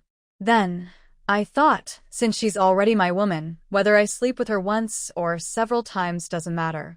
That nasty girl still wanted me to take Xiao Zhongjiqing's body, so she kept trying to please me with her body. I really didn't force her. Brother Yu Zhen, Brother Dashin, I am truly innocent. While Wang Matzi was saying this, Zhou Xiu kept trying to stop him, but he wouldn't listen. You wicked girl. You want to harm me. I will expose all your secrets. Damn Zhou Xiaoyu. She's so vicious. Guan Yu was furious when she heard this. What grudge do you have with her? Why is she trying to hurt you? Maybe because I previously sent her sister to the farm for reform, Zhong Qing said calmly, not surprised, but with a feeling that this was just as expected. Then. That shouldn't be enough to do this, right? It's too cruel. I used to feel sorry for her, but now I see she's just asking for it. She deserves it. When Xiao nodded in agreement, harming others ultimately harms oneself. Everyone at the Jiqing station was stunned by Wang Matzi's words. Oh my, this little Zhou Jiqing is so vicious. Why did Xiao Zhong Jiqing offend her? I remember that the big Zhou Jiqing was also sent to the farm to be reformed because she wanted to harm Xiao Zhong Jiqing. Could it be that this little Zhou Jiqing is holding a grudge because of that? It is very likely. This woman is too ruthless. No wonder she didn't say she was Wang Matzi before. If she was really forced, she would have told someone long ago. I thought it was a bit strange at the time. So, how should we handle this? Send her to the farm for reform? Or report to the police and send her to jail? When I heard jail, Wang Matzi immediately became unhappy. Why should I go to jail? I didn't force her. She did it willingly, someone said. Are you planning to conspire to harm Xiao Zhong, the educated youth? Wang Matzi replied, I didn't attack Xiao Zhong. I only pretended to agree with that woman to fool her into sleeping with me. I didn't really want to harm Xiao Zhong. I swear, everything I said is true. Xiao Zhong is pretty and rich, but I know she has a boyfriend who is an officer. I must be crazy to try to bother her. I have the desire, but not the courage. Believe me, Zhou Xiu said. He's talking nonsense. I never said that, Wang Matzi snorted. Humph. You think I don't know? That medicine was given to you by the big Zhong Jiqing, who was sent to the farm for reform. She only sprinkled a little at first. The rest is with me. If you don't believe me, go home and check. Everyone probably knows about the big Zhong Jiqing incident, right? Actually, she and Song Jigang conspired to give her medicine to harm Xiao Zhong Jiqing. They probably inhaled the medicine themselves and ended up like that. Wow. This has something to do with the big Zhong Jiqing too. I always thought something was off about the big Zhong Jiqing incident. Turns out, Xiao Zhong Jiqing is her sister? How could she be so vicious? Not her biological sister. Xiao Zhong Jiqing's grandparents came looking for her, so they are not related by blood. Oh, right, I almost forgot about that. Even without blood relation, they shouldn't have done such things. She behaved that way before, and before being sent to the farm for reform, she even pretended to be nice to Xiao Zhong Jiqing. Too cruel. I think Xiao Zhou Jiqing should also be sent to the farm for reform. Exactly. Zhong Lin. I didn't expect she still had such tricks up her sleeve. Guan Yu angrily slapped the bed. Then she thought for a moment and found it quite funny. Is it that easy to accidentally inhale that medicine? Why are they all like this? Zhong Qing smiled shyly, thinking Zhou Xiaoyu and Wang Matzi might have been mistaken for inhaling something, but originally, Zhong Lin and Song Jigang definitely weren't mistaken. They were the ones who personally threw Zhong Lin into the situation. I wonder how the village chief will handle these two people, when Xiao asked with a frown. Although Zhou Xiu deserves her punishment, Wang Matzi is also quite disgusting. I don't know. Zhong Qing shook her head. Honestly, I think the village chief and others usually try to smooth things over. They might just make these two get married. Really? Guan Yu was shocked. No way? Does that mean Zhou Xiu's plan to harm you just gets ignored? When Xiao finally understood. They didn't really succeed. Maybe they'll just make Zhou Xiu give Zhong Qing some compensation. What's the point? Who cares about that little compensation? Actually, the main issue is lack of evidence. Even if Wang Matzi really had that medicine, Zhou Xiu just needs to deny it, and it won't be her fault. She might just get accused of having an affair with Wang Matzi, but if she agrees to marry him, None of it matters anymore. The village chief and others want to protect the group's reputation. They wouldn't send these two to the police for having an affair. So, marriage seems like the best solution, Zhong Qing explained. Would Zhou Xiuyu agree? If she doesn't, she'll just end up on the farm. Do you think she has a choice? That's true. But it's so frustrating. She clearly wants to hurt you, but there's nothing she can do about it. Not really. For someone like Zhou Xiuyu, marrying Wang Matzi would be the biggest punishment for her. She definitely couldn't stand it. As they discussed, Zhou Xiuyu stubbornly denied everything, just as Zhong Qing predicted. That's all made up by Wang Matzi. I've never heard of any medicine. How could I want to harm Zhong Qing? Wang Matzi is just making things up to escape blame. He just wants to clear himself. Don't believe him, Wang Matzi retorted. You're the one talking nonsense. The medicine was clearly given to me by you. Otherwise, how could I have gotten it? Is it normal for a second-rate guy like you to get such medicine? It's funny that you're blaming me. I have no grudge against Xiao Zhong. Why would I want to harm her? And Zhonglin would never give me medicine. You shameless woman. Wang Matzi clearly couldn't argue with Zhou Xiuyu anymore. Enough. You have argued for a long time, and there is no real proof that what you say is true. Still, this matter needs to be dealt with. So, wait. Wang Matzi suddenly said, I remember that Xiao Zhong Jiqing once said she saw that mean girl Zhou Xiuyu doing something with me in the cornfield. She should still remember what that girl looked like.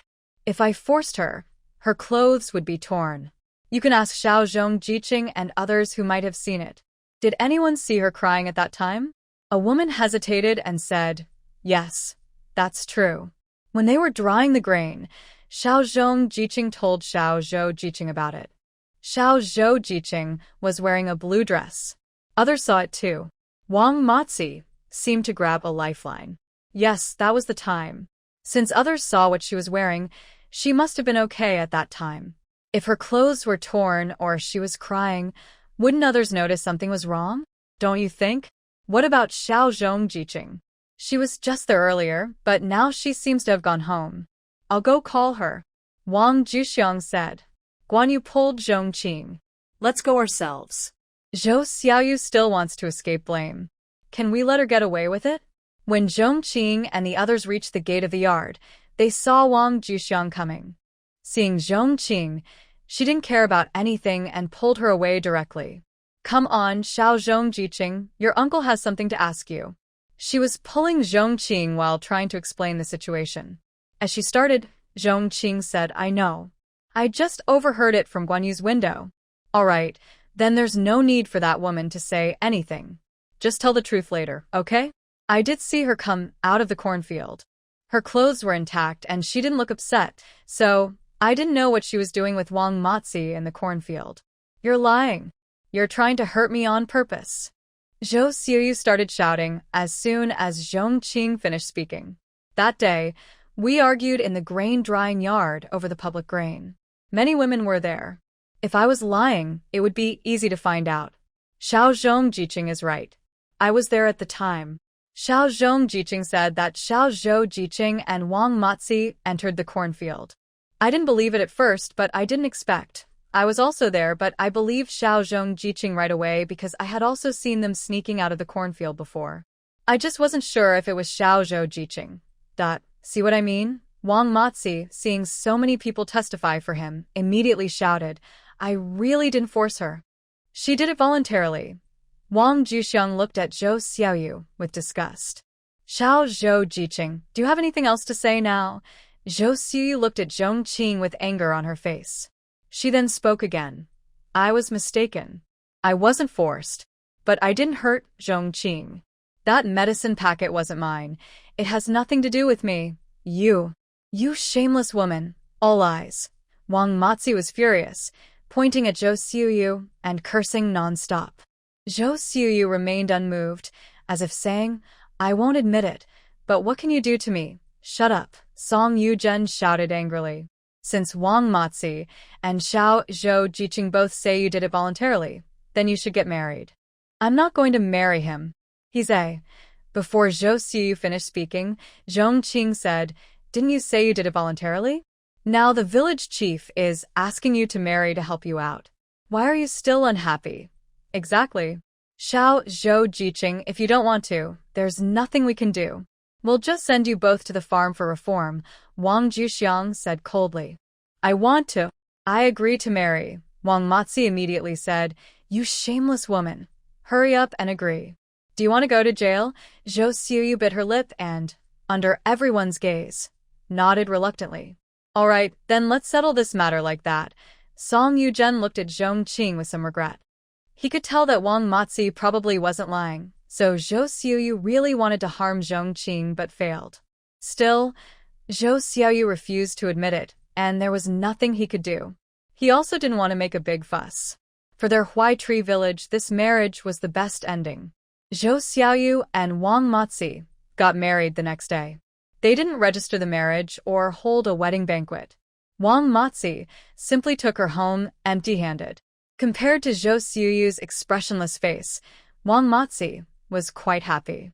After all, he managed to marry a young, beautiful wife without spending any money. Isn't that a great deal? As for reputation, Wang Matzi had been around for many years and no longer cared about such things. Since they didn't hold a wedding banquet, no one gave them red envelopes. This matter was quickly settled.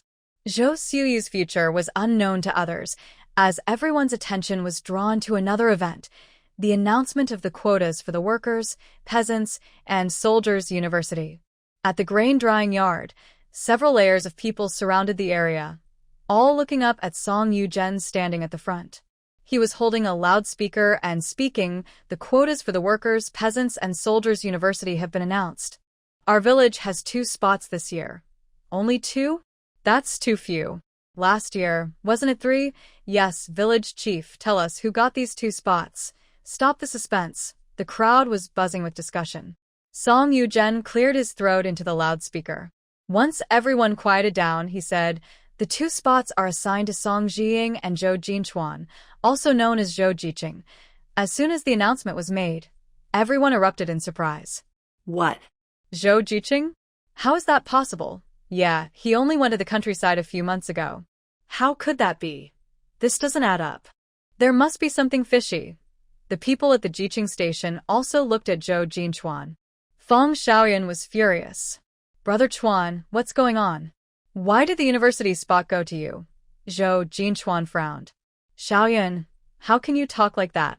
Why can't the university spot be mine? Do you think I'm not qualified? Of course you're not qualified." Zhang Jijia's face turned red with anger. He pointed at Zhou Jinchuan's nose. "You only went to the countryside a few months ago. What contributions have you made to Huaishu village? Why should you get the spot?" "Exactly. Even if there are spots for the Jiqing station, it's not your turn. Did you bribe the village chief? There must be some secret deal. I don't accept this. I want to report it." Guan Yu was also shocked. "Oh my, what did Zhou Jinchuan give to the village chief's family? Don't they know how much controversy this spot will cause once it's announced?" Zhong Qing frowned with affection. She originally thought the spot would go to Zhao Ling.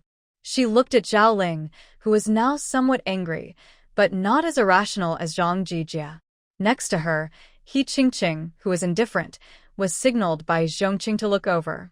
She saw that her usually expressionless face showed a look of disbelief, then anger and confusion. She had actually joined the group of young workers criticizing Zhou Jinchuan. Guan Yu smiled and said, "She must be very angry now. Many people are angry now. I don't know how the village chief will handle this, and Aunt Juxiang too," when Xiao sighed. Zhong Qing also looked at Wang Juxiang, who was worried. Suddenly, she remembered hearing the village chief and Song Shaoling arguing when she visited her house that day. The village chief had even slapped Song Shaoling. Combining what they said that day and the current situation with the spot, she had a strange guess. What? "You think Zhou Jinchuan is dating Song Shaoling, the village chief's daughter?" Guan Yu, who just entered, overheard Zhong Qing's words and was shocked. "How is that possible? Zhou Jinchuan is with Feng Shaoyan, isn't he? And Song Shaoling and Zhou Jinchuan are completely unrelated. How could they be dating? When Shouye asked, do you mean that because Zhou Jinchuan is with Song Xiaoling, he got the spot at the worker peasant university? Yes. Zhong Qing told them everything she had heard and seen at the village chief's house. Guan Yu thought for a moment and said, it does look a bit like that, but how dare Zhou Jinchuan? He and Fong Xiaoyan. When Shouye said, they haven't officially been together. Only a few of us at the young workers' site know about it. The villagers definitely don't know. Guan Yu still found it hard to understand. But isn't he afraid this will get out? Will Fong Xiaoyan go and expose it? That's too risky. Zhou Jinchuan can totally say that Fong Xiaoyan was delusional. He always saw Fong Xiaoyan as a sister. It could also mean we all misunderstood the situation. When Shouye frowned, looking confused. But why don't Aunt Juxiang and the others ask around about Zhou Jinchuan? Hey, wait. Now that you mention it, I just remembered. Guan Yu suddenly said, last month Aunt Juxiang seemed to ask me about something, but she was very discreet. She asked if there were any couples at the youth training site. I didn't think about Zhou Jinchuan at all. How did you respond at the time? I was honest. I said Zhou Jinchuan and Fong Xiaoyan probably are a couple because they haven't officially announced anything. I was worried that if this got out later, it might cause trouble, so I didn't say for sure. Guan Yu widened her eyes. Really? I only said they might be a couple. They should know that Zhou Jinchuan's relationship with Fong Xiaoyan isn't simple. Why didn't anyone stop Song Xiaoling? Probably they did try to stop her, but it didn't work.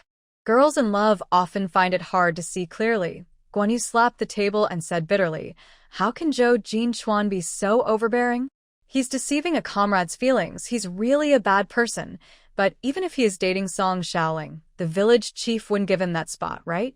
He just went to the countryside recently. Plus, he went to the university for workers, peasants, and soldiers. Won't he leave Huaishu village to go to the city? How can they be together now? When Shouye sneered, Zhou Jinchuan is so smooth-tongued, he can turn black into white.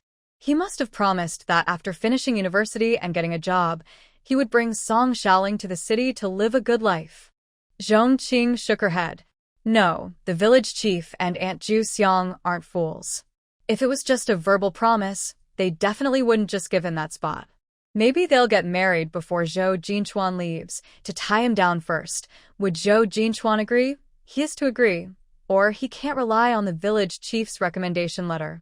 As long as the village chief doesn't give the go-ahead, he can't leave Huaishu village, let alone go to university. When Shouye frowned and asked, do the village chief and others really trust Zhou Jinchuan that much? Before, there was a guy living next door to my family who went to the countryside as a youth. After a few years, he got a spot at the university for workers, peasants, and soldiers. After getting a job, he married the daughter of a teacher. But not long after, a family came looking for him, claiming that his wife and child were with him. We only then found out he had already married and had a child in the countryside. He was just like Zhou Jinchuan, using a good-looking face to deceive the village chief's daughter into marrying him and having children.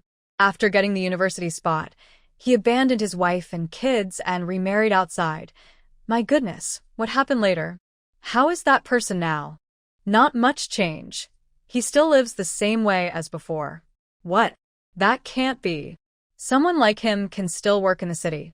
He never officially registered his marriage with his rural wife, and the woman he married later comes from a well-off family. His father-in-law didn't want any trouble in the family, so he paid and helped to settle the matter. But does his later wife mind? Yes, she does, but she was already pregnant at the time. She couldn't bear to lose the baby, so she had to accept the situation and stay with him. Oh my, she's so naive. If it were me, I wouldn't compromise. If someone tried to deceive me, I would make sure they regret it. Exactly. But I think the original wife from the countryside is even more pitiful. She was tricked foolishly and didn't get the justice she deserved. Guan Yu sighed. Do you think Zhou Jinchuan will be like that man, abandoning Song Xiaoling after going to college? Most likely. He's already capable of juggling two relationships, so what can he do? Zhong Qing still hadn't fully processed this. How could the male lead in the story turn out to be such a person? The plot is going off the rails. But on second thought, it makes sense, since Zhou Jinchuan can't rely on Fong Xiaoran at all, and he has nothing. He needs to find a way out. He initially wanted to rely on Feng Xiaoyan because her family is well off, but she kept unable to come up with money. Zhou Jinchuan must have sensed something was wrong and quickly shifted his focus to Song Xiaoling. Zhou Jinchuan is tall and handsome, with a refined face that girls like, and he's quick-witted. Song Xiaoling grew up around rough men, so she's never seen someone like Zhou Jinchuan. As soon as he makes a move, she falls for him instantly. When Shouye added, but the village chief and others probably aren't as naive as that family. Maybe they have a backup plan to control Zhou Jinchuan? Guan Yu nodded heavily. But right now, they're very worried about the villagers. Zhou Jinchuan has only been here a few months, and giving him that position won't sit well with everyone. There might even be trouble later. Zhong Qing shook her head. I think the village chief might have anticipated this. Maybe it was intentional. The village chief and Aunt Zhu Xiang must be upset because of Song Xiaoling. He intentionally gave the spot to Zhou Jinchuan to provoke everyone, then took it back to reassign it. This way, he can both appease Song Xiaoling and avoid delaying the allocation. If he really had given the spot to Zhou Jinchuan, the village chief would be in big trouble because Zhou Jinchuan is not qualified and seems suspicious. Could it be that Song Xiaoling is forcing him to do this with her threats? It's very possible. Otherwise, the village chief, being smart, wouldn't make such a simple mistake. Not long after the list of spots for the workers, farmers, and soldiers' university was announced, rumors spread that Zhou Jinchuan was dating Song Xiaoling, the village chief's youngest daughter, which is why he got the spot. This news was like pouring oil on a fire. The villagers and the young workers immediately got angry, gathering outside the village chief's closed courtyard, shouting that it was unfair and demanding Zhou Jinchuan be replaced. Things got so big that Zhou Jinchuan is now not well liked at the youth camp. Everyone knows about his relationship with Feng Xiaoyan. Although Zhou Jinchuan denies it, no one is fooled. They all have their own judgment. He is now hiding in his room, afraid someone might hit him. Feng Xiaoyan also came to the village chief's house with everyone. She loudly shouted at the door, Zhou Jinchuan is a scumbag. I've been dating him for a long time, and now he's secretly seeing another woman. He's two-timing. I want to report him. Huh? What's Feng Xiaoyun's story? Is what she's saying true? I don't know. I haven't heard anything, but I do know they both came from Beijing and have known each other since they were kids. Feng Xiaoyan doesn't look like she's lying. Zhou Jinchuan is really terrible. Not only did he try to steal the spot at the university, but now he's two-timing. What a bastard. People like him should be sent to the farm for reform. Exactly. I don't understand what the village chief and his family see in him. They've offended the villagers just for him. They're blind. The big gate of the village chief's house, which had been closed, suddenly opened. Out came Song Xiaoling, pointing angrily at Feng Xiaoyan, saying you're lying. Brother Jinchuan says he only sees you as a little sister. He has never dated you, and everything is just your overthinking. What do you have to say that Brother Jinchuan is two-timing? And about the quota, what's wrong with giving it to Brother Jinchuan? He graduated from high school and is from Beijing. Who has a higher education level than him? Song Zhiying only finished middle school, but she still managed to get into the workers' and peasants' university. Why can't Brother Jinchuan? Feng Xiaoyan angrily spat and said, everyone can see whether Zhou Jinchuan and I are together or not. Only someone as stupid as you would be fooled by him. And about graduating from high school, Zhong and I both finished high school and are from Beijing. Zhong graduated from high school and is from Shanghai. Who is worse than him or Zhou Jinchuan? Why is this quota his? I know my limits. I only just moved to the countryside a few months ago, so I definitely won't get this quota. But Zhou Jinchuan, why does he get it? Zhao Ziqing has been in the countryside for 8 years. Why isn't the quota hers? Feng Ziqing makes sense. Why should Zhou Ziqing get it? Just because he's handsome? If the quota went to Zhao Ziqing, I wouldn't say anything. But Zhou Ziqing is definitely not suitable. It would be better to give it to me. Everyone was criticizing Zhou Jinchuan and me. Song Xiaoling was so scared she turned pale and stepped back. She nervously said, impossible. The quota has already been given to brother Jin Chuan.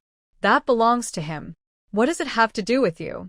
Stop causing trouble here. Spitting, she said, what kind of person is you, Song Xiaoling? Without your village head father, what are you? Today I make this clear. If the quota is given to Zhou Jin Chuan, I will report the village head to the commune for favoritism. I don't think they will keep his position. I'll go too. This is so unfair. Zhiying has always studied well and is obedient and sensible. Giving her the quota is fine. We can't find fault with her. But Zhou Jin Chuan just isn't suitable. Everyone was shocked. At this moment, Wang Juxiang and Song Aimin came out from behind the door. Wang Juxiang's eyes were red from crying, and she pointed at Song Xiaoling's nose, scolding, "You ungrateful thing! I've raised you for so many years for nothing. Are you willing to lose your father's village head position just for a man?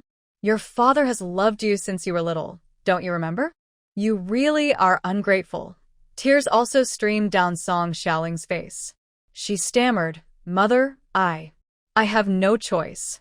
Brother Jin Chuan said he only agreed to marry me if he got the spot. He's thinking about our future. Maybe you should let Dad decide. If he loses his village chief position, so be it. When Brother Jin Chuan goes to college and gets a job, he will bring our family to the city for a better life.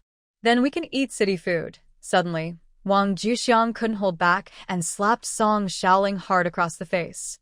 The slap was so strong that she almost fell to the ground. She pointed at Song Xiaoling and said sternly, "You are so heartless. How can you say such things about your father, who has been so good to you?" Song Aimin also looked disappointed and said, "Do you still not understand what kind of person Zhou Jin Chuan is? You keep saying it's only Fang Jiqing's wishful thinking, but surely not all the other young people feel the same? He's a troublemaker who's playing both sides.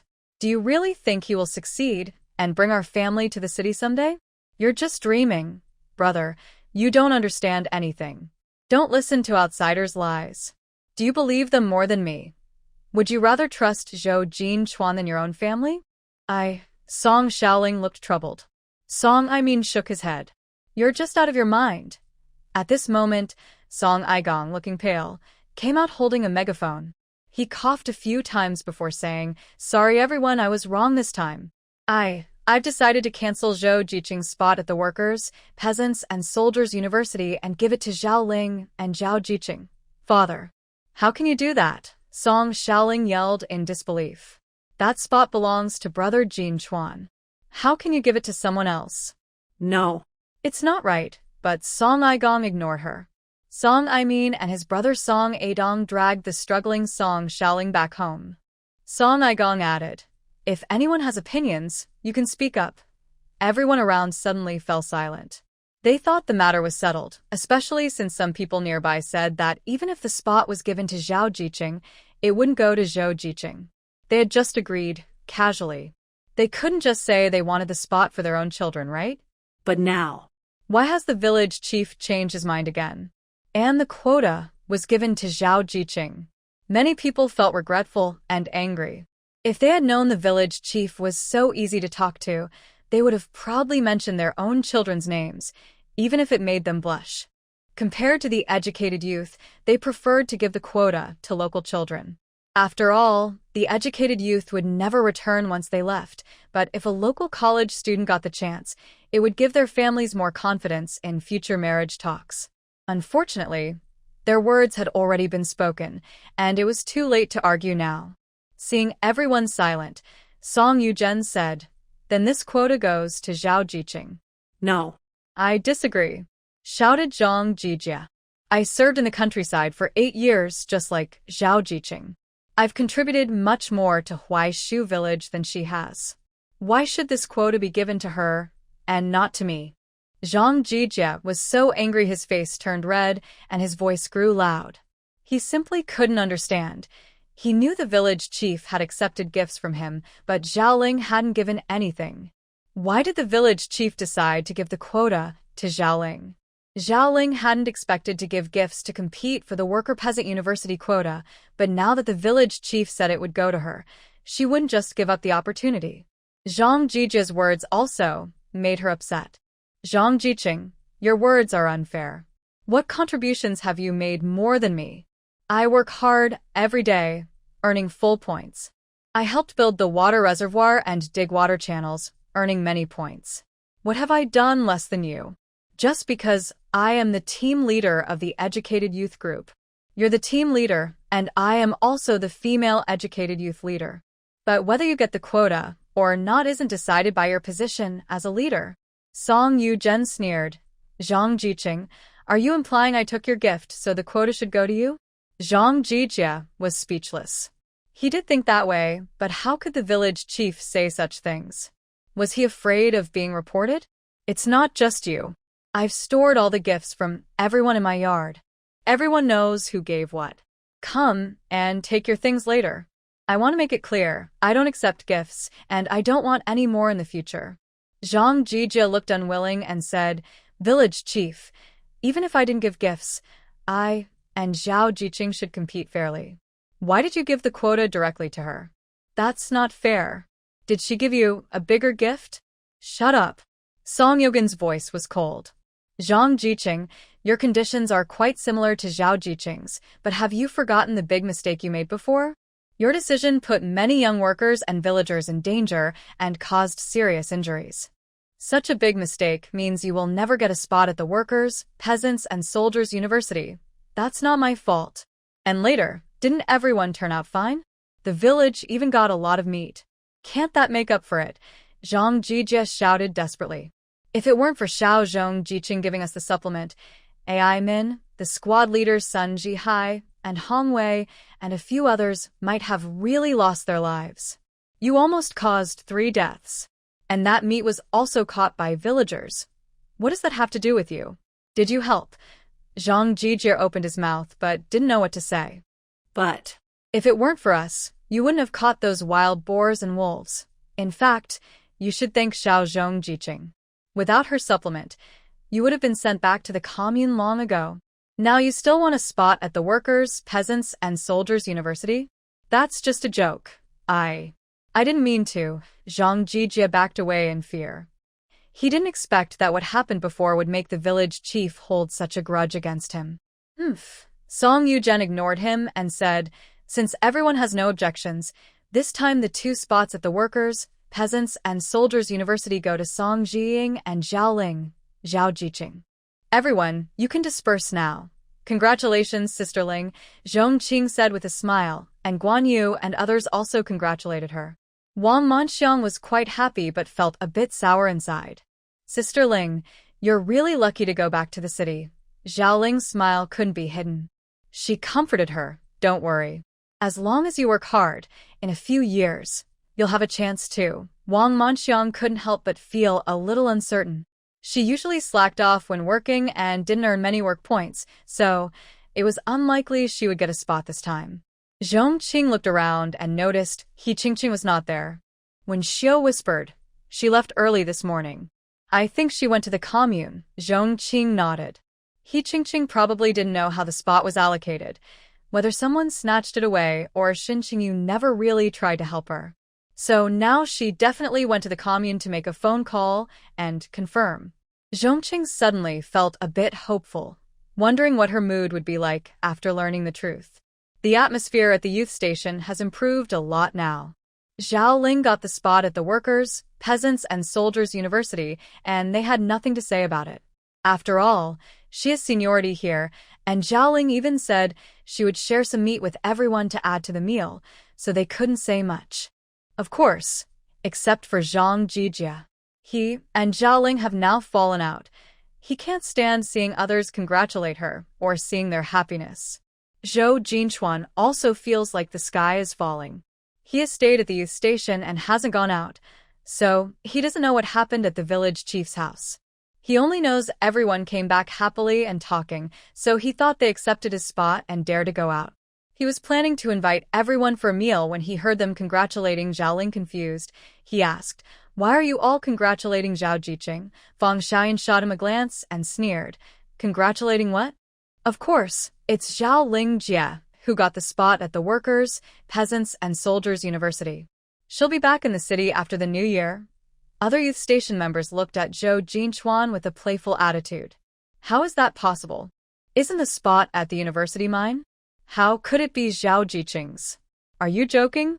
Xiaoyan, are you lying to me? Are you upset because I'm dating Song Xiaoling, so you're all colluding to scare me with this lie? Zhou Jinchuan tried to find a joking expression on others' faces, but was destined to be disappointed. Everyone was smiling at him, especially Fong Xiaoyan, who coldly said, Zhou Jinchuan, are you very disappointed now? Your spot is gone. No.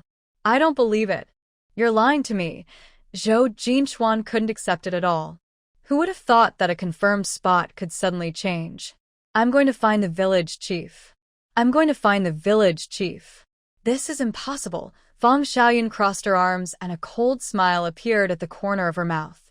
Because they almost reported the village chief just to give you a spot. Do you think your spot is more important or his position as village chief? Wake up. Actually, you were wrong from the start. No matter what, this spot was never yours.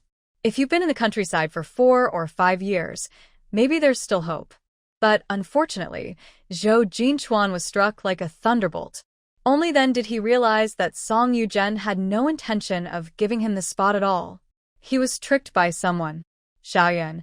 Zhou Jinchuan took a few steps toward Fong Xiaoyan, reaching out to try and hold her.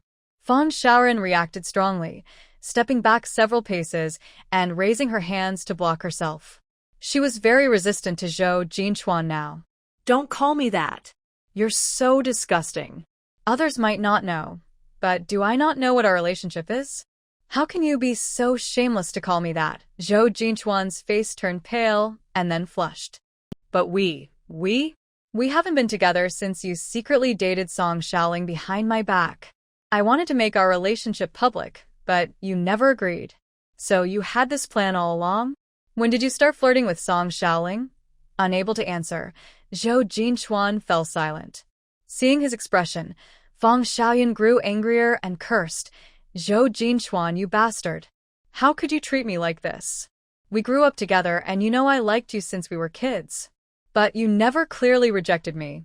I thought you liked me too, so I followed you to the countryside. If it weren't for you, I wouldn't be here in this terrible place. Is this how you treat me now? You bastard. You liar. Still feeling angry, Fong Xiaoyan rushed forward and scratched Zhou Jinchuan's face. I lied to you, but didn't you lie to me too? Your family had problems long ago, right? You haven't received any remittance slips or letters for 3 months. Were you just pretending everything was fine at home? Zhou Jinchuan was also scratched and furious. He forcefully pushed Fong Xiaoyan away, causing her to stumble backward. Fortunately, Xiaoling was nearby and quickly caught her. Fong Jiqing, are you okay? Zhou Jiqing, how can you treat Fong Jiqing like this? Zhou Jinchuan glared at Xiaoling, thinking about his own quota. He was angry. What's it to you? Mind your own business. Stay out of it, okay? You got the quota, and now you're acting all high and mighty in front of me. Xiaoling's face turned red with anger. Zhou Jiqing, clarify this. What do you mean I stole your quota? The village chief gave it to me in front of everyone and no one objected. Wang Manxiang also said. Exactly.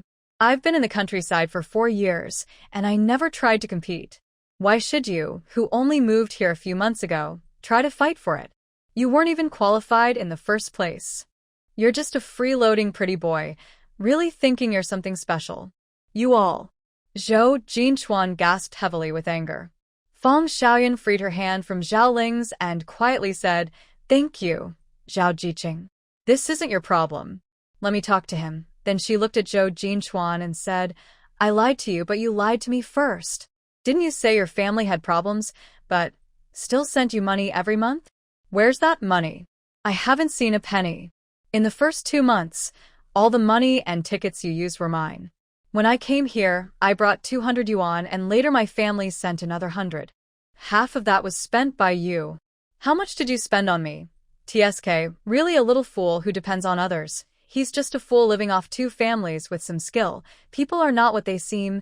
Zhou Jiqing doesn't look like that kind of person. I used to think there was something off about him. Everyone's comments made Zhou Jinchuan feel deeply ashamed. He turned to leave the youth center, but Fong Xiaoyan said, Since you say we never had any relationship and everything was just my wishful thinking, then you should return all the money I spent on you. Half of the 300 yuan is 150, and the tickets and food I brought can be considered my gift to you. Zhou Jinchuan paused, took a deep breath to calm himself, then turned to look at Feng Xiaoyan with a pleading expression. Xiaoran, we grew up together, and we've always been close. Are you really going to treat me like this? Feng Xiaoran sneered. Treat you like this? You're really shameless to say that. I've been unhappy with you for a long time. If Zhong Qing hadn't saved me at Dahuai Mountain despite everything, I might have lost my leg because of your indecisiveness. And now you're playing both sides. How can you still have the face to say those 4 words to me? Zhou Jinchuan hesitated. Before he could finish, Feng Xiaoyan cut him off. Listen, if you don't return the money, I'll go to the police. We have nothing to do with each other anymore. I won't hold back on you now. Zhou Jinchuan looked at her coldly and said, I will return it. Then he left the youth center. Feng Xiaoran watched him walk away, knowing he was probably going to ask Song Xiaoling about the college entrance quota for workers, peasants, and soldiers. Zhao Ling comforted him, saying, Feng Jiqing, don't be sad. Now you see clearly what kind of person Zhou Jiqing is, and you've stopped losing too much. It's a good thing. Feng Xiaoyan nodded. Strangely, she didn't feel as sad as before. It seemed that after she saw Zhou Jinchuan's true face on the mountain last time, her feelings for him gradually faded. But back then, she didn't want to let go of the love she had held onto for many years, so she chose to stay with Zhou Jinchuan. This time, she really didn't care at all. When she saw Zhou Jinchuan now, she only felt he looked completely different and was disgusting. The person she loved for so many years had become like this? Maybe he was always like this, and she just didn't see it clearly before. Later, Zhong Qing didn't follow Zhou Jinchuan to the village chief's house to see what happened. However, Guan Yu went and saw the scene, then came back to tell Zhong Qing, and when Shouye what she saw. It is said that Zhou Jinchuan went to the village chief's house to find Song Xiaoling, but Song Aimin closed the door to stop him. Song Xiaoling was crying inside the yard, trying to come out. It was like they were 2 lovers being torn apart painfully. Because the Song family didn't want them together, Song Xiaoling tried to run into a wall to hurt herself. Even though Song Aimin tried to stop her, she still hit her head until it was swollen. Aunt Ju Xiang was crying so much her eyes swelled up too. Finally, the village chief shouted loudly, telling Song Xiaoling to leave and not come back. After hesitating for a moment, she left the house. Aunt Ju Xiang fainted from anger. The village chief was also very angry, cursing Song Xiaoling as unfilial. No one knew what Zhou Jinchuan said to Song Xiaoling, but afterward, she took Zhou Jinchuan and knelt at the door, banging her head until it bled, just wanting her family to accept their marriage. Song Yuzhen and Wang Jixiang, though upset that Song Xiaoling was being reckless, still loved her as their own daughter. They couldn't just watch her keep kneeling, so they finally agreed to let her marry Zhou Jinchuan. However, Song Yuzhen said that after marriage, Song Xiaoling couldn't stay at home and had to move to the Jiqing camp with Zhou Jinchuan. Even so, they still wanted to get married. Wow, I really don't understand what Song Xiaoling is thinking. She refuses to live in the nice brick house and goes to stay at the Jiqing camp. And there's so many people there. Where would they live? They can't possibly let Song Xiaoling and other young men live in the same room, right? Guan Yu looked confused and said, I really don't understand what Song Xiaoling sees in Zhou Jinchuan. It feels like he's under some spell. And what does Zhou Jinchuan want? The spots are all gone now, and his reputation is terrible. The village chief doesn't like him at all. Why is he so persistent about marrying Song Xiaoling? Is he hoping the village chief will help him someday? When Shouye shook her head. You don't get it, do you? Once he's married to Song Xiaoling, he can plan things slowly. Song Xiaoling is the only daughter of Aunt Juxiang and the village chief. Of course, they love her. As long as Zhou Jinchuan treats her well after marriage, these problems will be forgotten in a few years. Eventually, he'll still be part of the village chief's family. Zhong Qing nodded in agreement. Zhou Jinchuan probably knows he won't get into the workers, peasants, and soldiers' university in the next few years. His reputation is bad now, and marrying Song Xiaoling is his only way out. He's so scheming. Feng Xiaoyan also suddenly woke up and realized she should get her money back from Zhou Jinchuan. Dealing with such a scoundrel is really hard. If it were me, I wouldn't let him go easily. I'd at least fight him to the end. The problem is Zhou Jinchuan already has plans. He never admitted his relationship with Feng Xiaoyan in front of others. He can just say Feng Xiaoyan was delusional and everyone believes him. But don't the people at the youth station know? Knowing is one thing, but if you ask someone to testify, few will stand up. After all, it's just everyone's guess. Zhou Jinchuan can say everyone misunderstood. Oh my, he's so wicked. Zhong Qing rolled her eyes at Guan Yu. Is this your first time going to the countryside? I knew from the start he wasn't a good person, right? When Shouye nodded in agreement. That's right. He kept saying strange things to me before, and I was so confused. What kind of strange things? Guan Yu asked curiously. Why didn't you tell me before? Because I think he's mentally ill. Why would I tell you what a crazy person says? He always said he felt a destiny when he saw me, like we were meant to be together. He said a lot of things like that, and I just ignored him. Oh my, this person is really too, Guan Yu looked helpless. She originally thought it was already shameless enough that Zhou Jinchuan was dating Feng Xiaoyan and Song Xiaoling at the same time, but she didn't expect him to also try to flirt with Wen Xiao. Guan Yu found it amusing, but Zhou Jinchuan didn't feel wrong. In the book, he and Wen Xiao were indeed a couple. Oh, by the way, Sister Zhao Ling told me today that He Qingqing is really strange. Now, whenever she sees her, she acts like she sees an enemy. She even said He Qingqing stole her spot, which confused Sister Zhao Ling a lot. Guan Yu thought about this and found it funny. He Qingqing must know that Shen Qingyu helped her get that spot, but now she doesn't understand why the spot has become Sister Zhao Ling's. She probably thinks Sister Zhao Ling used some tricks to take her spot. Zhou Qing also smiled. It's just her own fault. Song Xiaoling and Zhou Jinchuan really got married and obtained their marriage certificate. They moved into the youth commune dormitory on the same day. The dorms there are not enough for everyone, but the couple couldn't really live with the others, so the other youths had to discuss how to share one room to serve as their wedding room. The male and female youths kept pushing the rooms onto each other, both unwilling to give up a room. Nobody wanted to squeeze into a small space to sleep. In the end, they decided to let the female youths give up one room for the couple to live in because there were fewer female youths than males. Zhong Qing, Guan Yu, and Wen Xiao all moved out. Zhong Lin, Zhou Shaoqing, and Zhou Xiaoyu were sent to the farm for reform. After the new year, Zhao Ling would also leave, so 7 people were gone. The remaining dormitory was still spacious enough for them to live in one room, so they agreed to give up the room. However, Wang Manxiang was still a bit unhappy.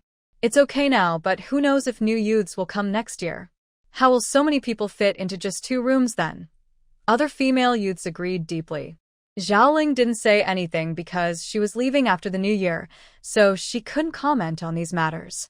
Seeing that everyone was reluctant, Zhang Jijie could only comfort them, saying they would reassign the rooms once the new youths arrived. That finally eased the situation.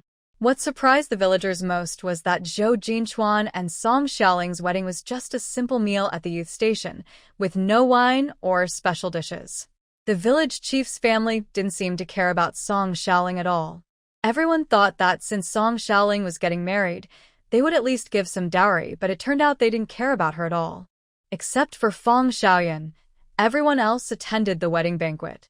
People believed that blood is thicker than water, and over time, the village chief would forgive Song Xiaoling and accept Zhou Jinchuan too. They thought it was better to leave some room for reconciliation, so they chipped in a small red envelope worth a penny as a gesture. Since there wasn't much food, the wedding feast ended quickly. After everyone finished eating, the atmosphere became a little awkward, but the 2 main characters didn't seem to notice. Zhong Qing wanted to eat roast duck today. She reheated a duck she bought earlier from Beijing, cut half a watermelon, and sat on the kong, a traditional heated bed, to eat. Eating watermelon in winter was really refreshing. While spitting out watermelon seeds, Zhong Qing suddenly heard some noise outside, as if people were arguing. She opened the door to look. Next door, Guan Yu and Wen Xiao were already in the yard. Seeing Zhong Qing come out, Guan Yu pointed to the youth station next door and said, Fan Xiaoren and Song Xiaoling are arguing. About what? Song Xiaoling said Feng Shaoran is flirting with her man, Guan Yu said with a complicated expression. Feng Shaoran is much clearer now. And with Song Xiaoling here again, does Zhou Jinchuan have some special charm? Why do women lose their minds when they see him? Zhong Qing smiled. Maybe he's good-looking. Good-looking? I think he's average, Guan Yu scoffed. I think Brother C, your cousin and your cousin from your father's side all look more handsome than him. When Shouye chuckled, you think their love lives are fewer? You just don't know. Guan Yu's eyes widened. Brother C also has admirers? Do you know? Yes, he told me himself. That's right. Brother C doesn't keep secrets from you. Sigh. I wonder when I'll find someone who's completely devoted to me. Guan Yu sighed. She was already so old and hadn't even held a man's hand. She felt she was living too poorly. Fate will come when it's meant to, and you can't stop it. Sigh. Guan Yu wanted to say more but suddenly saw the door of the youth station being kicked open. Song Xiaoling stormed out angrily. She seems to be heading towards the village chief's house. Guan Yu was somewhat unsure about the way things were going. I guess so. She was spoiled by her family before, so she probably can't get used to living at the youth station. But today is only the first day. How can she give up so quickly? I wonder if Aunt Ju Xiang and the village chief will feel sorry for her. Aunt Ju Xiang might, but I don't know how long she can hold on before she softens. Anyway, today she definitely won't feel sorry for her. Soon after, the three of them saw Song Xiaoling come back looking very downcast, walking while crying. Over the next few days, she behaved more quietly, and they didn't hear much arguing at the youth station. Today was the market day. Zhong Qing got up early to catch the bus. She quickly washed up, packed her bag, and left. It was still dawn outside. Guan Yu and Wen Xiu had just finished tidying up and came out. Guan Yu chuckled, "We heard you opening the door, so we came out. Let's go." The youth station nearby was dark and the door was closed, so it looked like everyone had already left. When they passed through the village, they didn't see anyone around. Zhong Qing was surprised. They've already gone? That's so early, it's not even fully light yet, just trying to grab some good stuff. We're not in a hurry. We've already bought the New Year's goods. We're just here to see the excitement. Yeah, and to see if there's anything tasty for breakfast. The Annie said there were lots of delicious foods at the market. We should eat a lot later. Can you really eat that much? Wen Xiu asked with a smile. There are 3 of us. We can share one thing among 3 people. That way, we can try more kinds of food. Zhong Qing, Wen Xiu, do you think I'm very clever? Yes, very clever. The market was set up in a dried riverbed. When Zhong Qing and the others arrived, it was already much brighter. The place was very lively, packed with people pushing and shoving. Zhong Qing felt a bit overwhelmed and didn't really want to go inside. Oh, we've come all this way, so let's go in. Just experience it once. Let's go. Reluctantly, Zhong Qing followed and squeezed in. The riverbed was full of stalls. The more upscale ones displayed their goods on cloth, while the more casual ones used nylon bags. But since they were at the market, who cared about that? The main thing was to look at the items. As soon as Guan Yu got off, she saw a tall pile of hay with bright red, shiny candied hawthorn stuck on top. Several children gathered around, pointing and asking their parents to buy them some. Adults with some extra money and free time often buy a string of candied fruit for their children. Some adults are busy grabbing goods and have no time to pay attention to children, just saying they'll buy it later. But usually by the time they come back, the candied fruit is gone. Let's go buy some candied fruit too. I really want to eat it. When Xiu smiles helplessly, we're still hungry. The first one is so sour. Are you worried your stomach might hurt later? Guan Yu hurriedly shouts. Worried the candied fruit will be bought by others. Let's buy it first. 1 string each. Zhong Qing quickly stops her. No, just 1 string for the 3 of us is enough. There will be more food later. If you hold too many, you won't be able to carry it all. Okay, Guan Yu feels a bit disappointed. She can eat a whole string of candied fruit herself. Guan Yu just bought the last candied fruit, and nearby children who didn't get any start crying. Their adults say, there are still several stalls selling candied fruit ahead. Let's go see. Guan Yu bites into a candied fruit, chewing the sugar coating and sticky rice paper, and then feels less anxious. There are more ahead. If we run out, we can buy more later. However, Zhong Qing smells a tempting aroma, fried food. Several stalls are selling fried items like fried dough sticks, fried cakes, fried twisted dough, and fried balls. After smelling it, Zhong Qing feels even hungrier. Let's each get one. Guanyu looks eager. Okay, you buy from that side. I saw a stall selling corn cakes. I'll buy some to try. Corn cakes are a snack made from corn, wrapped in corn leaves, with a fresh corn aroma. The portion isn't large, so Zhong Qing only bought one. If they like it, they can buy more to take home later. Guanyu and Shouye haven't finished shopping yet. They have many items, and the line is long. After Zhong Qing finishes, she helps buy the remaining fried dough sticks and fried cakes. Once everything is bought, the three stand together to eat their breakfast. White mist escapes from their mouths and noses, looking like fairy aura. Zhong Qing tears off half a fried dough stick and eats it. Fried food really does smell the best. I saw someone selling soy milk over there. Should we go have some? At this time, there were no disposable cups, so they could only use bowls to drink soy milk. After a guest finished drinking, someone would immediately take the bowl away and wash it. Since there were many people drinking, the bowls might not be cleaned very well, so Zhong Qing was a bit reluctant to drink. After hearing Zhong Qing's reason for not wanting to drink, Guanyu and Shouye also said they didn't want to drink anymore. They had brought water in their water bottles, so they decided to just drink water instead. Later, they saw malt candy, fried noodles, big pancakes, and fried dough twists. At this moment, Guanyu finally understood why Zhong Qing insisted on buying only one of each item, because there was too much food and they couldn't eat it all. They continued shopping and snacking, and they also met quite a few acquaintances. After all, Hatao was a small place. Sooner or later, they would run into someone they knew. Zhou Jinchuan and Song Xiaoling also arrived, holding hands.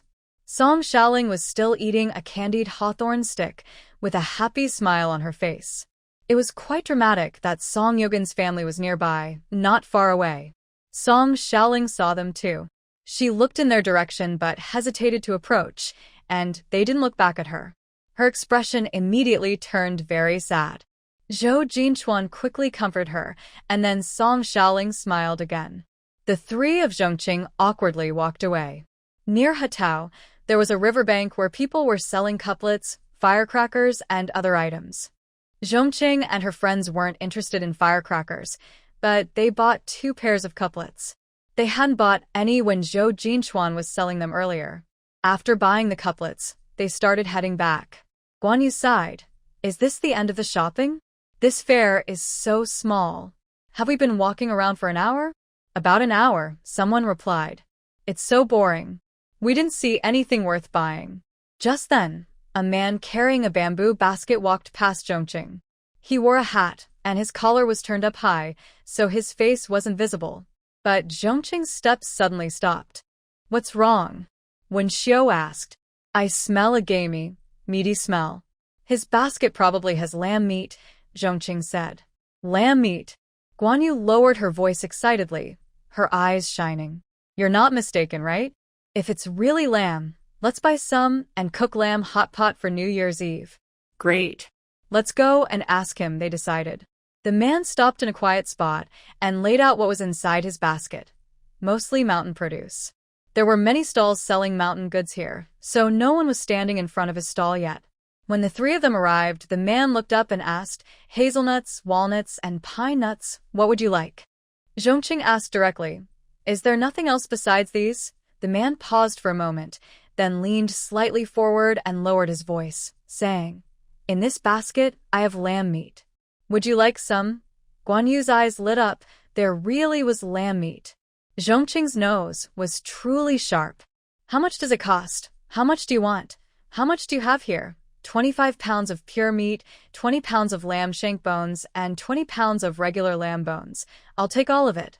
All of it. The man looked surprised. That's quite a lot. Do you think you can finish it? Also, it's not cheap. This is fresh lamb, slaughtered this morning. Yes, our family is quite big. We should be able to eat that much meat. Just tell me the price. 12 yuan. Zhong Qing sneered. This lamb has only 25 pounds of meat, plus 40 pounds of bones, totaling probably around 90 pounds. Such a lamb is worth at most 8 yuan.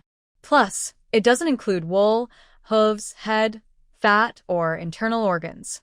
Even if you don't want a receipt, this price is definitely too high. A live view only costs 11 or 12 yuan. You have nothing but meat and bones. This price is too expensive. I can offer you at most 8 yuan. The man realized they knew their stuff and smiled bitterly. Comrade, 8 yuan is too low. 11 yuan, then? Lamb's most valuable parts are the meat and bones, and I don't need a receipt. If you buy this much lamb from the supply and marketing cooperative, you'd need a lot of meat coupons. This is already processed lamb, so you won't have to bother with any work. Guan Yu shook her head. Too expensive. Maybe we should forget it. Wen Xiao nodded as well. Actually, we have enough meat for the new year. It's okay if we don't eat lamb, Zhong Qing said. Then let's forget it. Actually, she wasn't desperate for lamb. Her space was full of lamb meat. Her main goal was to help Guan Yu and Wen Xiao buy some. Since they didn't mind, she didn't care either. Seeing that the three didn't want to buy, the man became a bit anxious. Come on, comrade. This lamb is very fresh. We can negotiate the price. 10 yuan, and you can take it all. I can even deliver it to the village entrance for you. Guan Yu looked at Zhong Qing with some doubt, and Zhong Qing simply nodded at her. Guan Yu then said, All right, 10 yuan. 10 yuan is enough to buy so much mutton, it's nearly the same amount, and they all accept it. The man sighed in relief. Where do you live? I can help deliver it to you. Zhong Qing said, No need. Someone will help us carry it soon. Just give us the stuff. All right. The man was happy not to have to deliver it himself. He opened the basket, which contained a large nylon bag, and inside that, 3 smaller nylon bags. He hung each small bag on the scale and weighed them one by one. Comrade, this is how much weight it is. You all saw it, right? Yeah. Here's the money. Zhong Qing handed him a large note. He happily took it. Take care on your way. The 3 of them carried the nylon bags for a while. Zhong Qing looked back and saw the sheep meat seller had packed up a stall and was about to leave.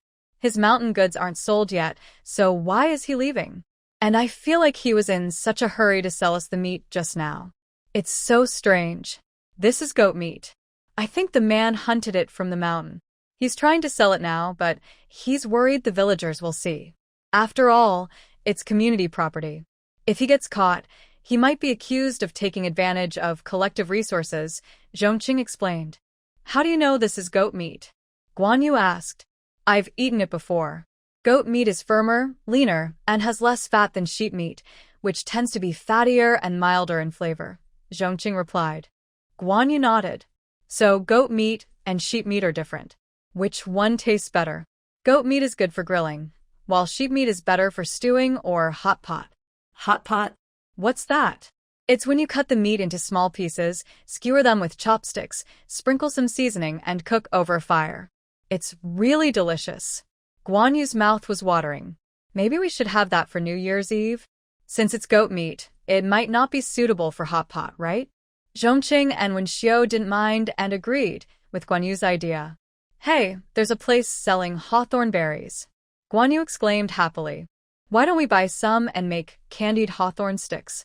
If we don't eat them all, we can sell some to the village kids. They'll love it. Zhong Qing reminded her, making candied hawthorn sticks takes a lot of sugar. If the price is too low, it's not worth it. If it's too high, villagers might not buy it. Guan Yu didn't mind. If we can't sell them, we'll just eat them ourselves. They're so sweet and sour, so good. All right, I will buy some to make hawthorn drinks. Hawthorn drinks? Is it the same as the blueberry jam water I made before? Zhong Qing was talking about the blueberry jam she cooked earlier, which is quite similar, just with fresher ingredients for the hawthorn drink. Probably similar. Great. Let's buy more. Nowadays, people don't like eating hawthorn because it's too sour and can upset their stomach, and also because hawthorn is good for appetite. Since food is already scarce, many people can't even eat enough, and eating more hawthorn might just make them hungrier. Hawthorn costs only a penny per pound. The stall has about 12 pounds. Guan Yu asked if she could buy it all for just 1 yuan. The stall also sells other things, and the owner wasn't expecting to sell much hawthorn anyway. Now that someone wants to buy it all, he's happy to give £2 for free if needed. Guan Yu was happy to buy so much hawthorn for just 1 yuan. They also bought some tasty snacks and prepared to go home. Just as they reached the riverbank, they saw someone running past them quickly, followed by a group of people shouting thief. The group was actually from the youth station. Lingye. Oh, you're here too? Xiaoling heard someone calling her and stopped. Seeing many people chasing ahead, she didn't continue. What's going on? Did someone's things get stolen? Guan Yu asked. Zhang from the youth station bought fried cakes earlier. It's probably been targeted by thieves. They stole the money from his pocket. He didn't notice at all. If someone hadn't shouted, he might not have known. Zhao Ling shook her head. These thieves are so hateful, stealing in broad daylight. Seeing her hands were empty, Zhong Qing asked, Ling Jie, aren't you buying anything? The New Year's coming soon. Zhao Ling shook her head. After the New Year, I'll be leaving soon. I still have some food at home, but I probably won't finish it all. Buying more would just be wasteful. Zhao Ling is always frugal, so Zhong Qing didn't say anything. They just followed the crowd to see if Zhang Jijia and the others caught the thief. The crowd was thick and Zhong Qing and the others didn't push through. They only heard that the thief had been caught, so they knew the outcome. Zhang Jijia was taking the thief to the police station. The thief knelt down, crying and begging for mercy. Zhang Jijia looked cold and unmoved, full of hatred. If someone hadn't warned him, all his savings would have been gone. He definitely wouldn't let this thief go. They watched the lively scene for a while, and then went back home. After finishing the New Year market, it was truly time to celebrate the New Year. On New Year's Eve, Guan Yu and Wen Xiu brought plenty of meat, rice, and other food to Zhong Qing's house. They decided to spend the New Year together there. Also, Si Sun and Shen Ting arrived early in the morning, each carrying lots of meat, vegetables, and fruit.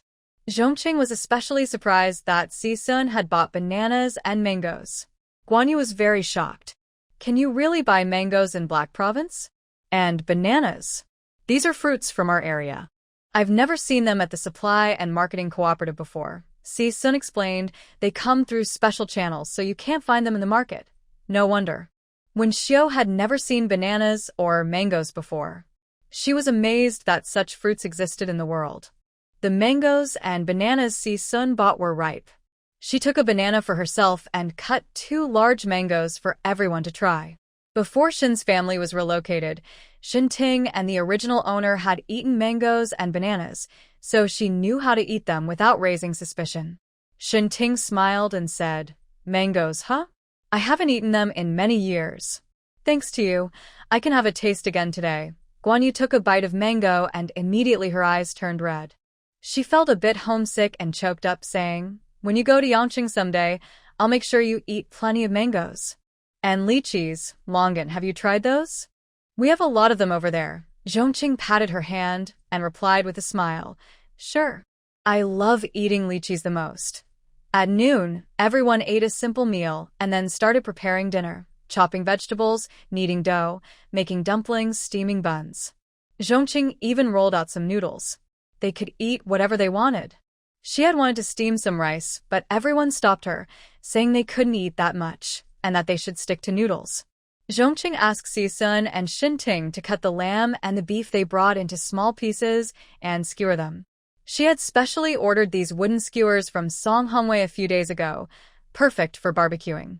The lamb was too tough for hot pot, so she decided not to cook it that way. Instead, they skewered all of it. There was some beef left that could be used for hot pot. The lamb shank bones and other bones were used to make soup. Most of the hard dishes were taken care of. Zhong Qing also crushed the bought hawthorn, added some sugar water and frozen ice cubes from the day before to make drinks. Before 5 o'clock, they had already finished preparing the New Year's Eve dinner. It was still not completely dark outside, but the sound of firecrackers was already ringing out loudly. Different families set off firecrackers at different times, so the sound of firecrackers was continuous and lively. Originally, Zhong Qing's family didn't buy firecrackers because none of them dared to set them off. Unexpectedly, Si Sun and Shen Ting brought some over. After finishing dinner, they went outside to set off firecrackers in the yard. After they finished, many children came to visit. They knew that Xiao Zhong, the educated youth, was wealthy and had plenty of delicious food at home. Previously, they had become friends with Zhong Qing over some shared snacks, so they came specifically to ask for candies. Big sister Zhong, Guan Jiqing, Wen Ziqing, and two older brothers, Happy New Year. We're here to ask for candies. Guan Yu pretended to be annoyed and said, Why do you call Zhong Qing big sister, but call us just educated youths? Big sister Guan, big sister Wen. Such good children. Then big sister will give you some candies. Guan Yu went home and took out the fruit candies she had bought earlier. One child grabbed a few pieces. Zhong Qing and Wen Xiu also gave them the same amount of candies. They had agreed not to give too much because there were many children in the village. If everyone grabbed a big handful, their small supply of candies wouldn't be enough. A few pieces per child were enough as a token. The children had small hands, and Zhong Qing and the others each gave out 3 or 4 pieces. Together, they had about 10 pieces, which was quite a lot. Each child's hand was full of candies, and they smiled happily. Thank you, big sister Zhong, big sister Guan, and big sister Wen. Shinting smiled. We don't have candies for you, so you shouldn't thank us, right? The children giggled and ran away happily. Time to eat. Let's go. Tonight's dinner included lamb bone soup, beef hot pot, grilled lamb skewers, sweet and sour ribs, potato stew with beef brisket, braised fish, and a few vegetarian dishes. For fruit, there were apples, pears, and mangoes. Drinks included hawthorn juice and Ganoderma lucidum wine. Compared to the Ganoderma wine, everyone preferred the sweet and sour hawthorn juice. Even Si Sun and Shin Ting, the two men, found the hawthorn juice refreshing and satisfying, making the Ganoderma wine seem less popular. Cheers! Happy New Year! After they finished eating and washed the dishes, the sky outside had already turned dark. By then, no one was setting off fireworks. The village was brightly lit and lively. Many villagers had finished their meals and went out to visit neighbors, sitting at this house for some snacks and water, then moving on to another, creating a bustling scene. Feng Ru and Zhang Hongxia and a few others also visited Zhong Qing's house. Aunt Zhuxiang didn't come. Zhang Hongxia sighed. She's feeling upset now. She raised her daughter for so many years, only for her to leave her for a man who's not even that good. It's really sad. Feng Ru also felt sorry for Aunt Zhuxiang. Song Xiaoling will regret this someday. Actually, Song Xiaoling had already started to regret it. After seeing the environment at the youth station, she began to regret her decision. But at that time, she had just registered her marriage with Zhou Jinchuan, so it was too late to change her mind. Life after marriage wasn't as wonderful as she had imagined. First, the other young people at the station didn't think much of her. Then she was shocked to find out how poor Zhou Jinchuan was. She used to think he dressed well and looked like a wealthy family son. She thought that even if she broke with her family, she wouldn't have to suffer. But now, she was suffering. Every day, she ate coarse rice, sorghum flour, cornmeal, potatoes, sweet potatoes, and cabbage. She was tired of these foods. At home, she could usually eat meat and eggs often, but now she couldn't even see a chicken feather. Only on New Year's Eve did Zhou Jinchuan quickly grab a piece of meat from the plate. Song Xiaoling, still adjusting to life here, didn't manage to get any, but Zhou Jinchuan gave her his share. Zhou Jinchuan also felt sorry, but he knew he had to be strong. It was just a piece of meat. He gave it to her, and she was so touched she cried with gratitude. That night, she treated Zhou Jinchuan very well, making the other young men living nearby feel thirsty just listening. As for Zhong Qing, she received many red envelopes tonight. She and Guan Yu and Wen Xiu exchanged gifts. That wasn't surprising. Shen Ting gave her 200 yuan. Si Sun was even more generous. He handed her his bankbook, which had over 10,000 yuan saved. Si Sun said, "This is my salary and allowances for many years. I don't spend much in the army, so I saved it all. My mother also left me some assets, but they're all in Beijing. When you go to Beijing someday, I'll give everything to you." Qing was hesitant to accept this. "Brother C, this is too much." She said. She was only dating him now and not married, so she didn't dare accept so much money from him. But Si-sun was very firm. Shao Qing, I've already decided on you. These things will be yours eventually. Qing's heart fluttered. She really liked Si-sun, but she felt it was too early to get married. There were too many uncertainties about the future. Seeing her hesitation, Si-sun lowered his eyes and said, Shao Qing, I don't mean to rush you into marriage. I just want to give you my salary. His humble tone made Qing unable to refuse anymore. She accepted, feeling happy inside. At this moment, Guan Yu and Wen Xiao had already found an excuse to go home, and Shinting also said he needed to go out for some air, leaving the space for just the two of them. Si-sun held Qing's hand. His palm was sweaty, but he didn't make the next move. Finally, Qing, feeling anxious, grabbed Si-sun's waist and then tiptoed to kiss his face. Si-sun froze completely, which made Qing laugh a little. After realizing this, Si-sun pulled Qing into his arms and started to take the lead. Later, Shinting, who was freezing outside and couldn't take it anymore, finally returned. Before coming in, he coughed several times outside. When he saw his sister's slightly swollen lips, his face darkened, but he didn't say anything. He just urged, if you don't go back before midnight, we won't be able to check into the hotel. Si-sun looked at Qing with some apology. Sorry, I can't stay with you tonight. Qing shook her head. There's no need to stay up. I want to sleep. Then, I'll go? Yes, take care on the way. Okay. Qing and the others didn't stay up for the new year. They went to bed early. But at midnight, she was woken up by the firecrackers outside. After a while, she fell back into a daze. Until around 5 or 6 in the morning, more firecrackers went off outside. She couldn't sleep anymore, so she got up, brushed her teeth, washed her face, and applied some almond lotion. Just then, someone knocked on the door. Qing. I heard you moving. Are you awake? It was Guan Yu's voice. Qing opened the door, and Guan Yu, wearing a new padded coat, stood outside. Happy New Year. Have you washed up? Come to my house for a meal.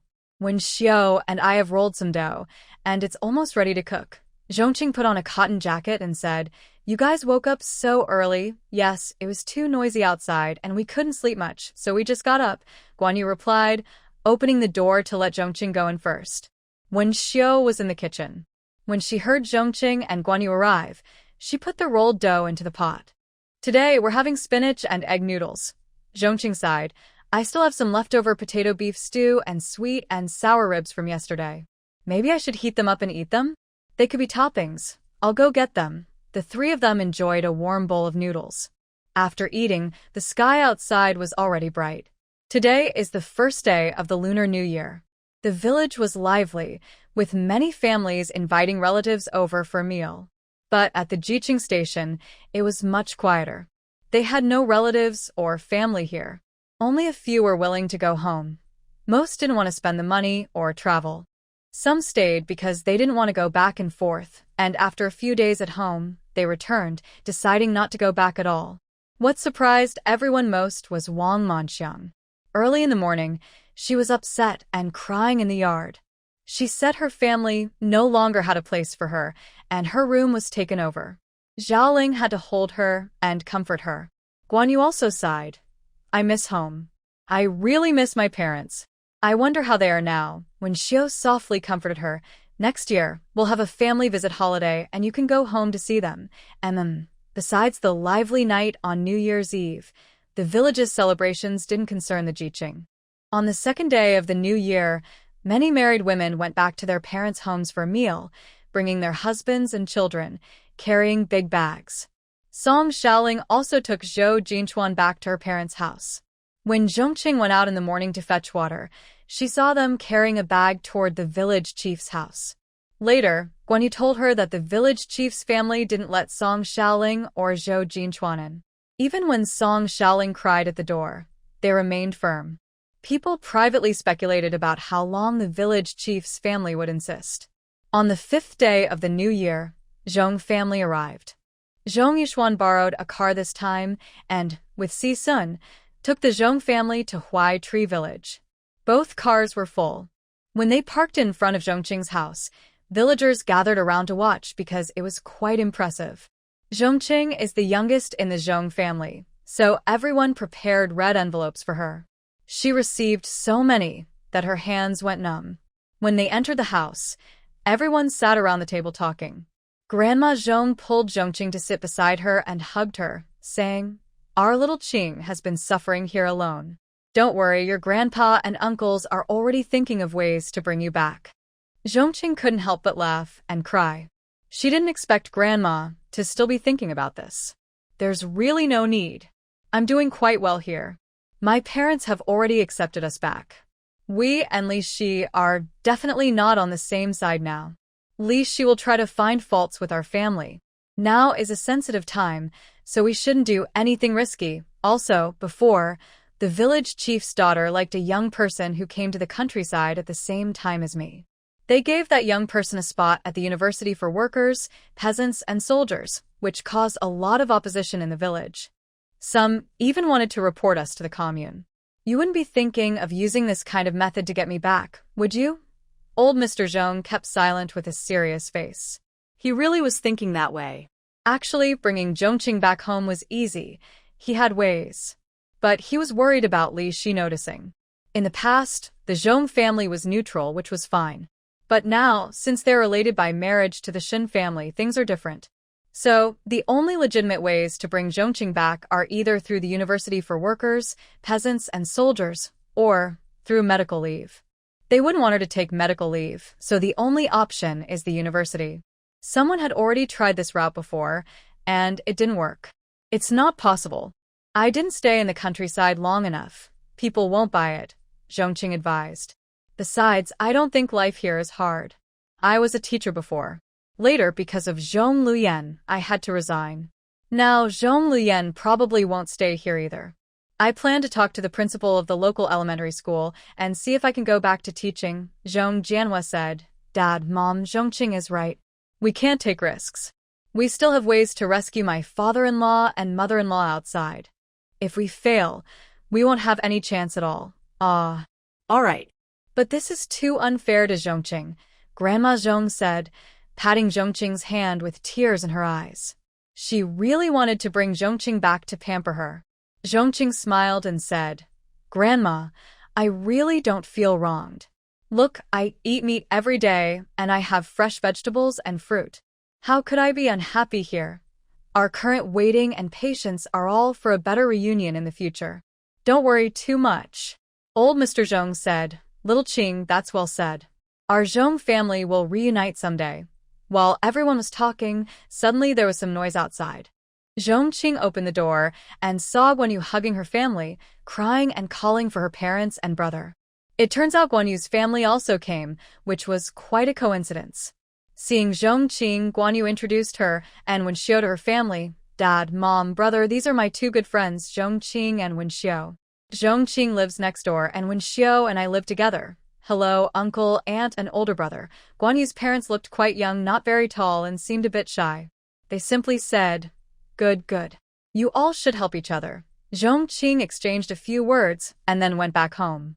When the Zhong family arrived, they brought a lot of dishes. They didn't need to cook lunch, just reheat the food. Zhong Qing also called Guan Yu and others to come over for a meal, but Guan Yu refused, saying her parents weren't used to large gatherings. Wenxiu didn't come either, so only their family, Shinting, and Si Sun ate together. After eating, Shen Manhwa hesitated and looked at Zhong Qing. "Shao Qing, Mom wants to visit Grandpa and Grandma Lu Shu village. I wonder if it's convenient." Everyone else looked at Zhong Qing too. She thought for a moment and said, "It should be fine. I'll take you there now." Old Mrs. Zhong was a bit worried but didn't dare to stop her because they were her daughter-in-law's parents and brother-in-law, which was normal. After Shen Wanhua finished speaking, she realized, if it's too much trouble, never mind. Zhong Qing smiled and said, "It shouldn't be a problem. I have a friend there. Her dad is the village head of Lu Shu village. They all know my relationship with my grandparents. I'll ask them to help arrange a meeting, so it should be fine." That's good, that's good. Zhong Qing borrowed a bicycle from Cheng Mu Xiu for Zhong Jianhua and Shen Ting to sit on. She herself rode the bike with Shen Wanhua and others to Lu Shu village. Zhong Qing carried a few apples, a bag of pastries, and half a jean of brown sugar. Fortunately, Zhao Mingfang's family had no visitors today. When Zhong Qing and her group arrived, only Zhao Mingfang and her parents were at home. Her brother, sister-in-law, and nephew had gone to their parents' house and hadn't returned yet. Zhong Qing, why are you here? Zhao Mingfang felt a bit surprised. She looked down at what Zhong Qing was holding and asked, are you planning to give a gift? You don't need to be so polite. Then she saw the people behind Zhong Qing and asked, who are they? They're my parents and this is my older brother. Hello, uncle, aunt, and brother. My name is Zhao Mingfang, she greeted shyly, feeling curious. She wondered why Zhong Qing's parents, who were supposed to be in the barn, were now here with her. Hello. Since returning from Beijing, Zhong Qing had visited once before the New Year, alone, so it was easier then. Now, with Zhong Jianhua and Shen Wanhua with her, it was a bit more complicated. She couldn't sneak them in herself, so she had to ask Zhao Mingfang and Zhao Dahai for help. My parents have been cleared of charges. I want to bring them to see my grandparents. Is that okay? Wow. Congratulations, Zhao Mingfang exclaimed. Zhao Dahai and Zhang Shouye were also very surprised. They couldn't believe her parents had been exonerated after being sent to the barn. It seemed Zhang Haiking's family was not simple either. Dad, Zhao Mingfang called Zhao Dahai. He responded, oh, the method Zhong Qing taught him last time was very good. Now the whole village could enjoy fresh vegetables in winter. He was very grateful to Zhong Qing. Since her parents were cleared, maybe her grandparents would be soon too. Zhao Dahai thought for a moment and then said, Mingfang, take Zhang Haiking and the others to the back mountain. I'll go to the barn and tell the Zhong family to come to the back mountain too. Thank you, Uncle Zhao. Zhao Mingfang led Zhong Qing and the others toward the back mountain. As they walked, she said, Zhong Qing, after you told me last time, I've been keeping an eye on your grandparents' situation. Don't worry, they've been doing well lately. Thank you, Mingfang. No need to thank me. We're friends, Zhao Mingfang said with a smile. Let's go this way. After about 5 or 6 minutes, Zhong Qing saw a mountain. It wasn't as big as the Great Pagoda Mountain. Right now, it was covered with layers of white snow that hadn't melted yet. This is the place. Let's wait here. Okay. After waiting about 10 minutes, Zhong Qing saw his uncle and aunt helping his grandparents over. Because the path was slippery, they moved very slowly. Zhao Mingfang immediately said, I'll go ahead now. All right. Seeing her parents and brother-in-law and sister-in-law, Shen Wanhua's eyes instantly turned red. She hurriedly went forward to greet them, and Zhong Jianhua followed. Wanhua. Tong Yunxian also cried. They had been sent away for 6 years and had not seen their daughter during this time. Since the last time Zhong Qing visited and said Wanhua was exonerated, she knew their family would see each other again someday. She just didn't expect this day to come so soon. When the team leader brought them this news, they were so excited. Tong Yunxian and Shen Wanhua hugged tightly and cried softly. Zhong Jianhua nodded to her father-in-law and brother-in-law. Dad, elder brother, sister-in-law. Yes, yes, yes. Shen Qianqing's eyes also reddened. Grandma, Mom, this is a happy day for us. Why are we crying? Zhong Qing said with a smile. I believe that sooner or later, Grandpa and Grandma will be exonerated too. Qing is right. Shen Qianqing nodded, unable to hide his hope. Now I finally see some hope. Maybe our family will really be able to reunite one day. Shen Ting often secretly visited his grandparents and parents, so he wasn't too emotional now. Xia Shaoxian pulled her son, feeling like she couldn't get enough of looking at him. While Wanhua and Yunxian talked, Zhong Jianhua and Zhong Qing chatted with Shen Qianqing and Shen Chonghua. Xia Shaoxian and Shen Ting occasionally chimed in. But it was very cold outside, and Zhong Qing felt her grandmother's hands were icy. She said, Let's end here for today. It's too cold outside. We will have many more chances to meet. Tong Yunxian nodded. Seeing her daughter again was already enough for her. There's no rush. Safety is the most important. This time, the Zhong family didn't stay long and returned to Beijing. However, Guan Yu's parents stayed here for a few days. Guan Yu and her family stayed at her house. When Xiu temporarily stayed at Zhong Qing's house until the 8th day of the Lunar New Year, when they finally left. Zhao Ling also left on the 8th day. Zhong Qing and her family watched her sit on the ox cart, feeling a bit emotional. She was leaving for the far corners of the country, and they might never see her again. After the family left, Guan Yu cried until her eyes were swollen. Zhong Qing and Wen Xiu comforted her after seeing Zhao Ling off. Parting is always heartbreaking, but they knew life must go on. On Lantern Festival Day, the village specially invited a drama troupe to perform, and everyone was very happy. According to rural customs, after Lantern Festival, the year is considered over and Lantern Festival is the last day of the year. Isn't it lively and festive? Recently, Zhong Qing and the others have been busy making candied hawthorn sticks. They plan to sell them to the children in the village on Lantern Festival Day. At first, Wen Xiu hesitated and asked, "Is it really okay to sell candied hawthorn sticks here?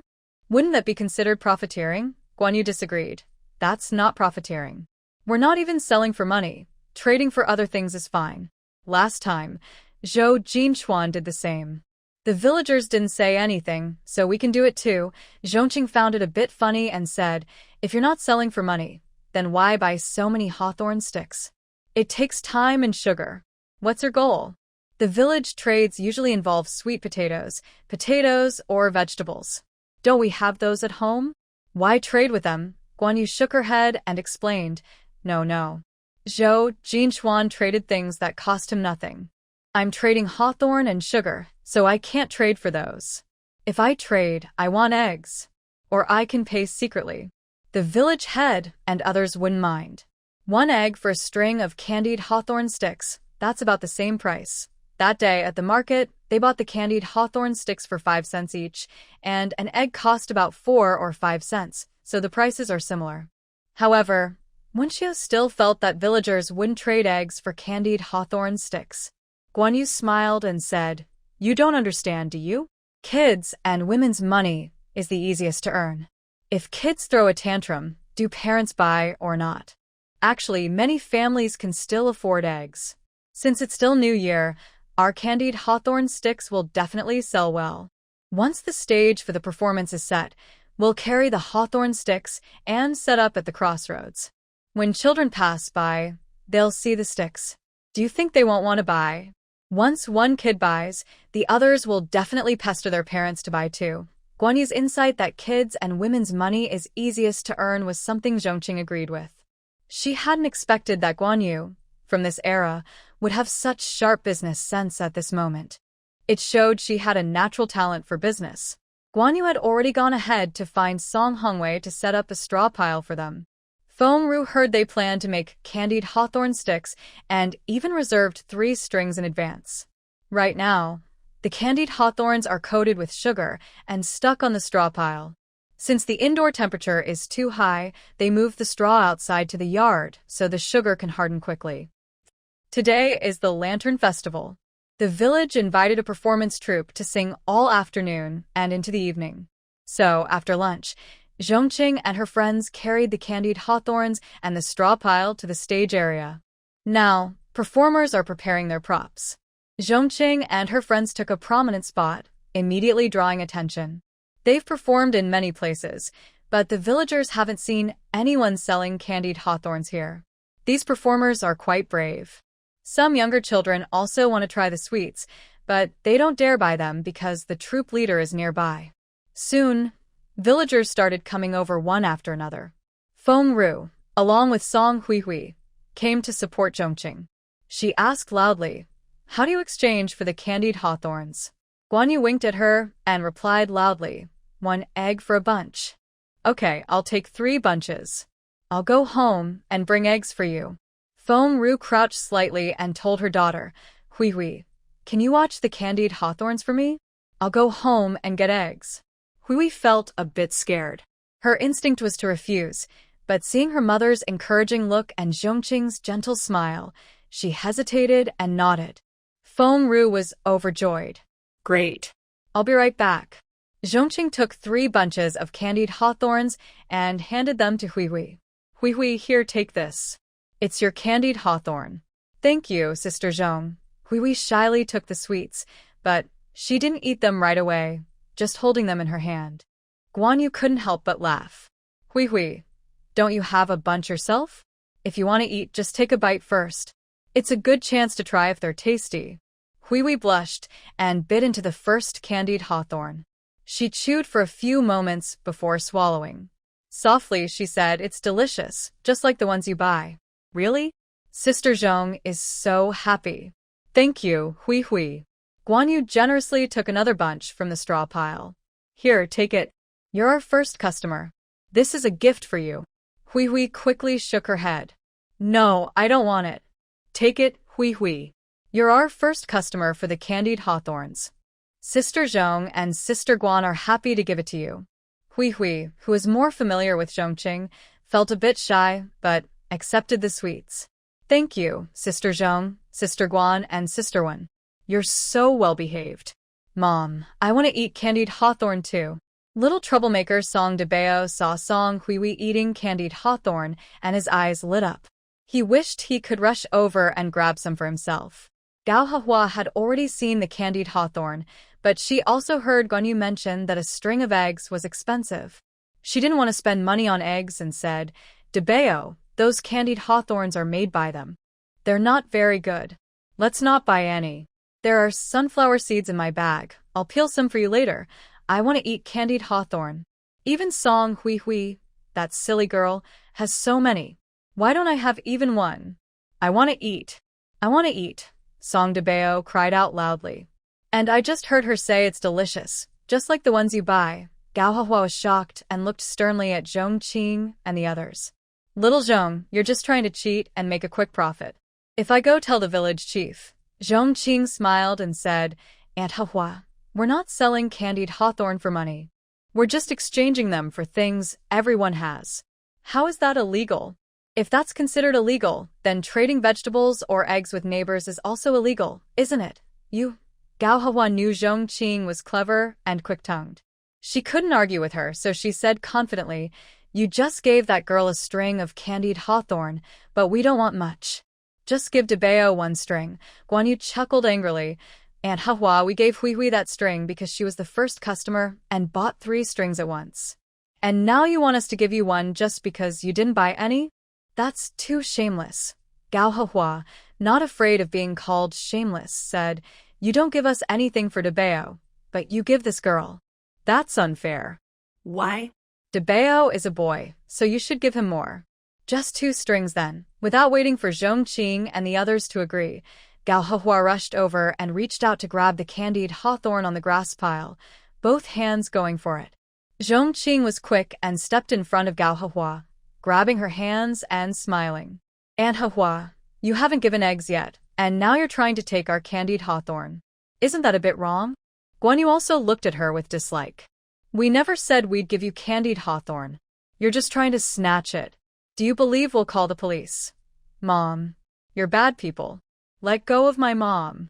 The villagers nearby were also attracted by the commotion. "Hey, what's going on here? Why is Xiao Zhong, the educated youth, fighting with Gao Hehua? It must be Gao Hehua's fault. Xiao Zhong is usually kind to everyone. How could he start a fight for no reason?" That's right. Gao Hehua was so angry she felt like she was going to explode. Were they just flattering her because her family was rich and powerful? What a bunch of mean people.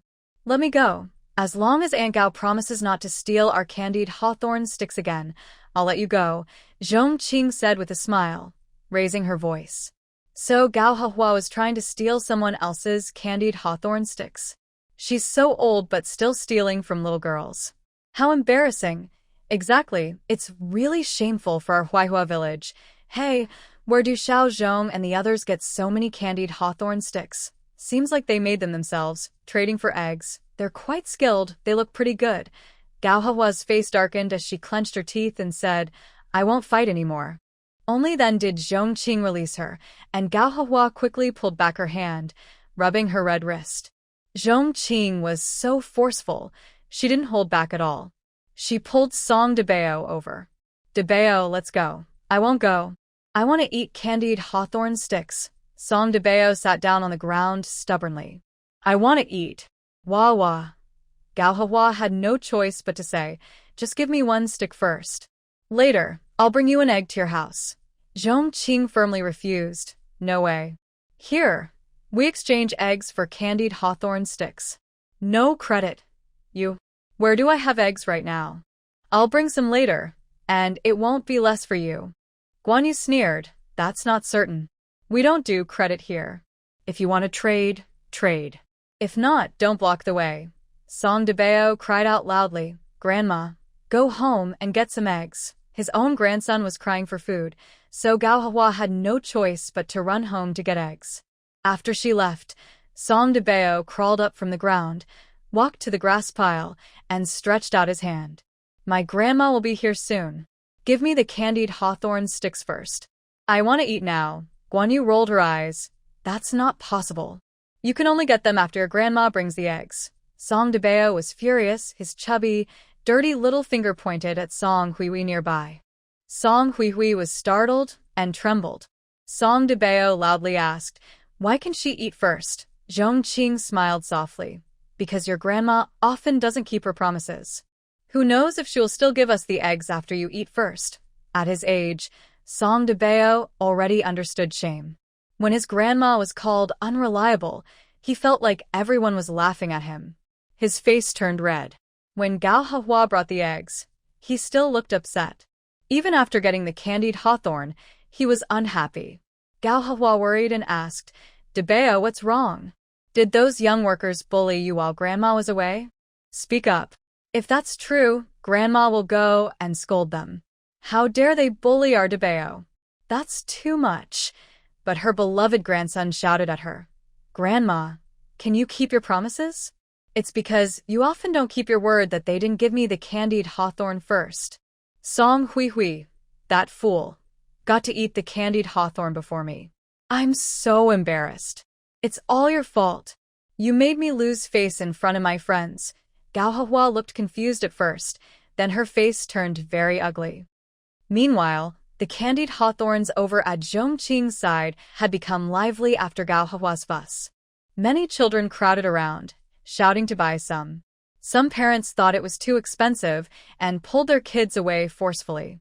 Others couldn't refuse their children and had to run back to get eggs themselves. Soon, all the sugar-coated hawthorns on the grass pile were sold out. Guan Yu was surprised. She hadn't expected it to go so smoothly. She thought some would buy, but not that everything would sell so quickly. Sure enough, kids' money is easy to earn. Zhong Qing looked at the basket of eggs on the ground and smiled. You have a good talent for business. Guan Yu agreed. Exactly. If only the market wasn't so tightly controlled, I'd have already made a fortune from selling things. Sigh, I wonder when I can start doing business freely. Zhong Qing smiled inwardly, thinking that in a few years, she'd achieve her wish. After selling the candied hawthorns, Zhong Qing put the empty grass pile aside and went to watch a show with Guan Yu and the others. Because they sold the hawthorns late, the seats in front were already full. They could only line up at the back. Guan Yu rubbed her head and said, I miscalculated. We should have let someone come early to save a good spot.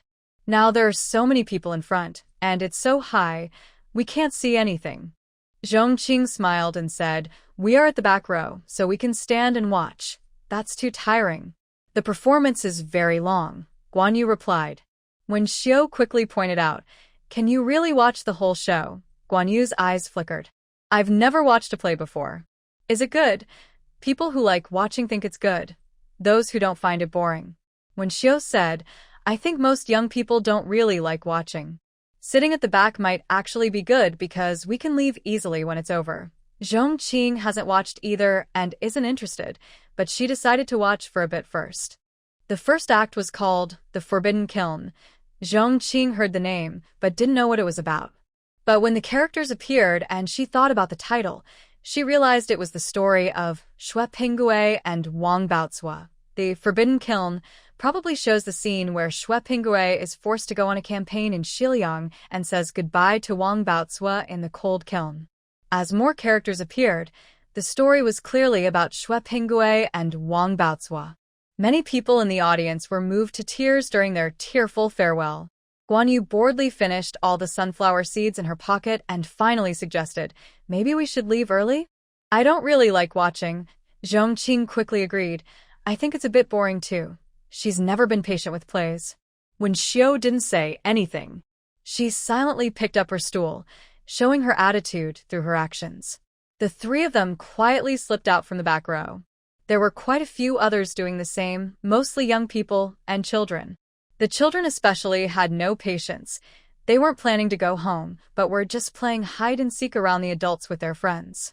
That morning, Zhong Qing and her friends only made 50 skewers of candied hawthorn, worried they'd waste too much if they made too many. But now, they sold so well that they still had some hawthorn left. They planned to keep making more and sell them in the evening. When Shouye looked a bit worried, they've already bought some at noon. Will they buy more tonight? Zhong Qing said, make a little less.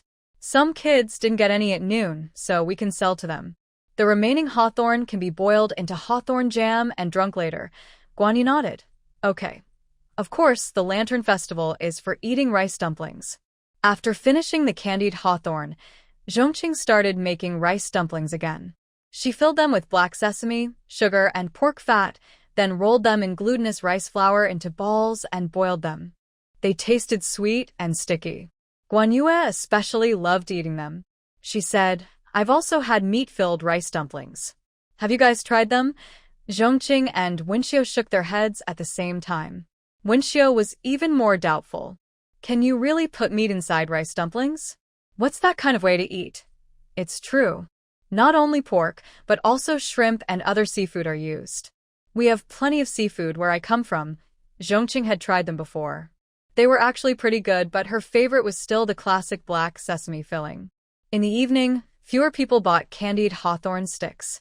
In the end, there were about 10 left, and Guan Yu said they could keep them for the three of them to eat. After watching the show, everyone played around a bit more with the rice dumplings. That marked the end of the Lantern Festival. Although the new year was over, they still stayed cozy at home. Besides the lively atmosphere, nothing much had changed.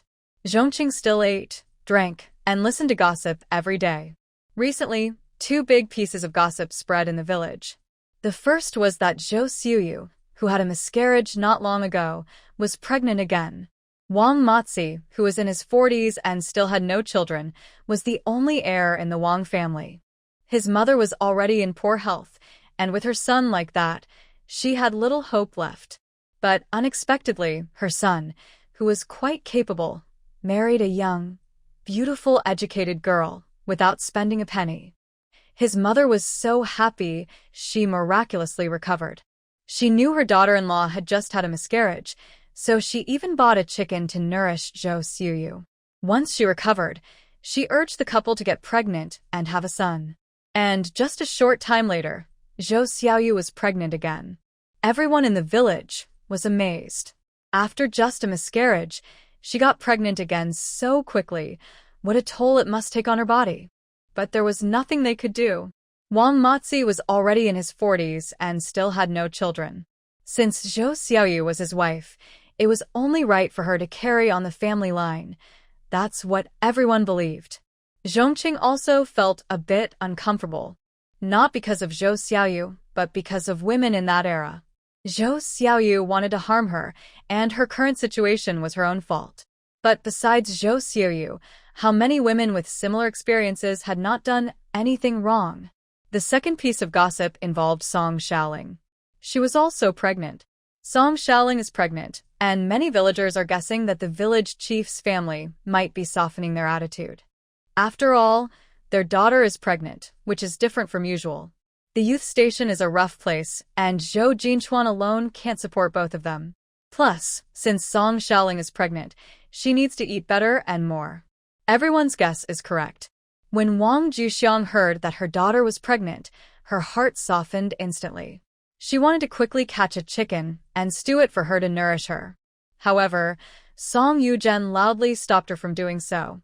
Wang Juxiang didn't dare to give the chicken directly to Song Shaoling in front of Song Yuzhen, so she secretly sent over a few eggs and a small piece of cured meat. Over the days, she kept sending small gifts, and Song Shaoling's face visibly became rosier, with more flesh on her cheeks. One day, Wang Juxiang came again to bring food for Song Shaoling. Before she could hand it to her, Song Yu-jen and Song I-min entered the yard. Song Yu-jen looked disappointed and angry. You. Didn't I tell you to forget about this daughter? Why are you secretly bringing her things? Song I-min shook his head. Mother, you're too muddle-headed. Wang Juxiang cried. Xiaoling, no matter how disobedient or naive she is, she's still our daughter. Look at where she's living now and what she's eating. She's pregnant now, and eating these things every day isn't good for her and the baby. You're her grandfather. Can't you understand a little? Song Yu-jen coldly said, I don't even want this daughter anymore. So, why do I need this grandson? She's not living well or eating well. But isn't that her own choice? Did anyone force her? She abandoned her family for that man. Why should we still care for her? We're not only children. Now, because of this ungrateful girl, you're cutting off the family's food supply every day. How long has it been since we've had eggs? You're lying to me, saying the eggs were exchanged for something else. I knew something was wrong. I mean, young man, if you don't eat meat regularly, how can your body handle it? And you love the party, but you're still growing. Is Song Xiaoling the only daughter you have? You have 2 sons, and you're ignoring everything for her? Wang Juxiang's face stiffened. Seeing this, Song Xiaoling hurriedly knelt on the ground, crying. Dad, it's all my fault. Don't blame Mom. She's just worried about me, Xiaoling. Zhou Jinchuan looked at her worriedly. After thinking for a moment, he also knelt down beside her. Wang Juxiang hurriedly said, You're still pregnant. How can you kneel down? Jinchuan, hurry up and help Xiaoling up. Song Yu-jen snorted coldly and looked at Xiaoling, saying, It's all your fault. If you had a little conscience and backbone, you wouldn't eat what your mother sent you. Xiaoling choked and felt a surge of anger. She was her father's only daughter. How could he be so heartless? Head of the family, please stop talking, okay? Xiaoling has already registered her marriage with Jinchuan, and now she's pregnant. What more do you want? Do you really want to watch Xiaoling live such a hard life? I'm her mother. Is it wrong for me to bring her some food? Wang Juxiang was also at her wit's end. When Xiaoling and Zhou Jinchuan got married, she had wanted to come over, but her husband and 2 sons stopped her. Now that her daughter is pregnant, she truly has no way out. Song Yu-jen sighed in disappointment and said, Do as you like, but if you want to send her something, you can't withhold our food rations. If you really want to send her something, let's split the family. You go live on your own and share your rations with her. We all agree. These words caused the onlookers to become furious. Yu-jen, what are you talking about? Why split the family? Yes, just dividing Juxiang out. How is she supposed to survive as a woman? Xiaoling is also your daughter. She's married and has children now. What more can she do? Just forget it. The crowd's persuasion didn't improve Wang Juxiang's mood. She sat there stunned, as if struck by lightning, unable to believe what Song Yu-jen had just said. Her lips moved, but her throat felt sealed tight, and she couldn't say a word. Dad. How can you treat Mom like this? Xiaoling looked at Song Yu-jen with anger in her eyes. What do you mean by giving all our food rations to me? Isn't there a share for me in that household? I also have a right to food. Song Yu-jen turned to look at Xiaoling and said, Over the years, have you done any farm work? You don't even help with household chores. Your mother has to wash your clothes. Even if you have a right to food, it was only 3rd grade grain before, and only in recent years has it become 2nd grade. Have you gone without eating or drinking all these years? You eat an egg every 2 days, and sometimes meat every 10 days. Where do all these things come from? Finally, he said, All these years, you've mostly eaten the food you were given. We even paid for your elementary school. If you hadn't refused to go to middle school yourself, we would have continued to support your education. But I won't hold that against you anymore. Let's consider it settled. Since you've married Zhou Jiqing, you are now part of the Zhou family. Song Xiaoling looked at Song Yu-jen with anger. Dad. Are you really so heartless? Other girls get dowries when they marry. Why is it that I don't even get a small gift from my mother? Dowry. You still want a dowry, Song Yu-jen sneered. Other girls have proper weddings. Your situation is different. You have no matchmaker or wedding date. In ancient times, that was called eloping. You're risking everything for a man, making your family compromise. Have you ever thought about us? How will your older brother and younger brother find wives in the future? After speaking, Song Yu-jen left directly. Song I-min looked at Wang Jixiang, who was sitting on the ground, and helped her up. He said seriously, "Mother, you should listen to Dad. He makes sense. Come back with me." Wang Jixiang was frightened and did not resist.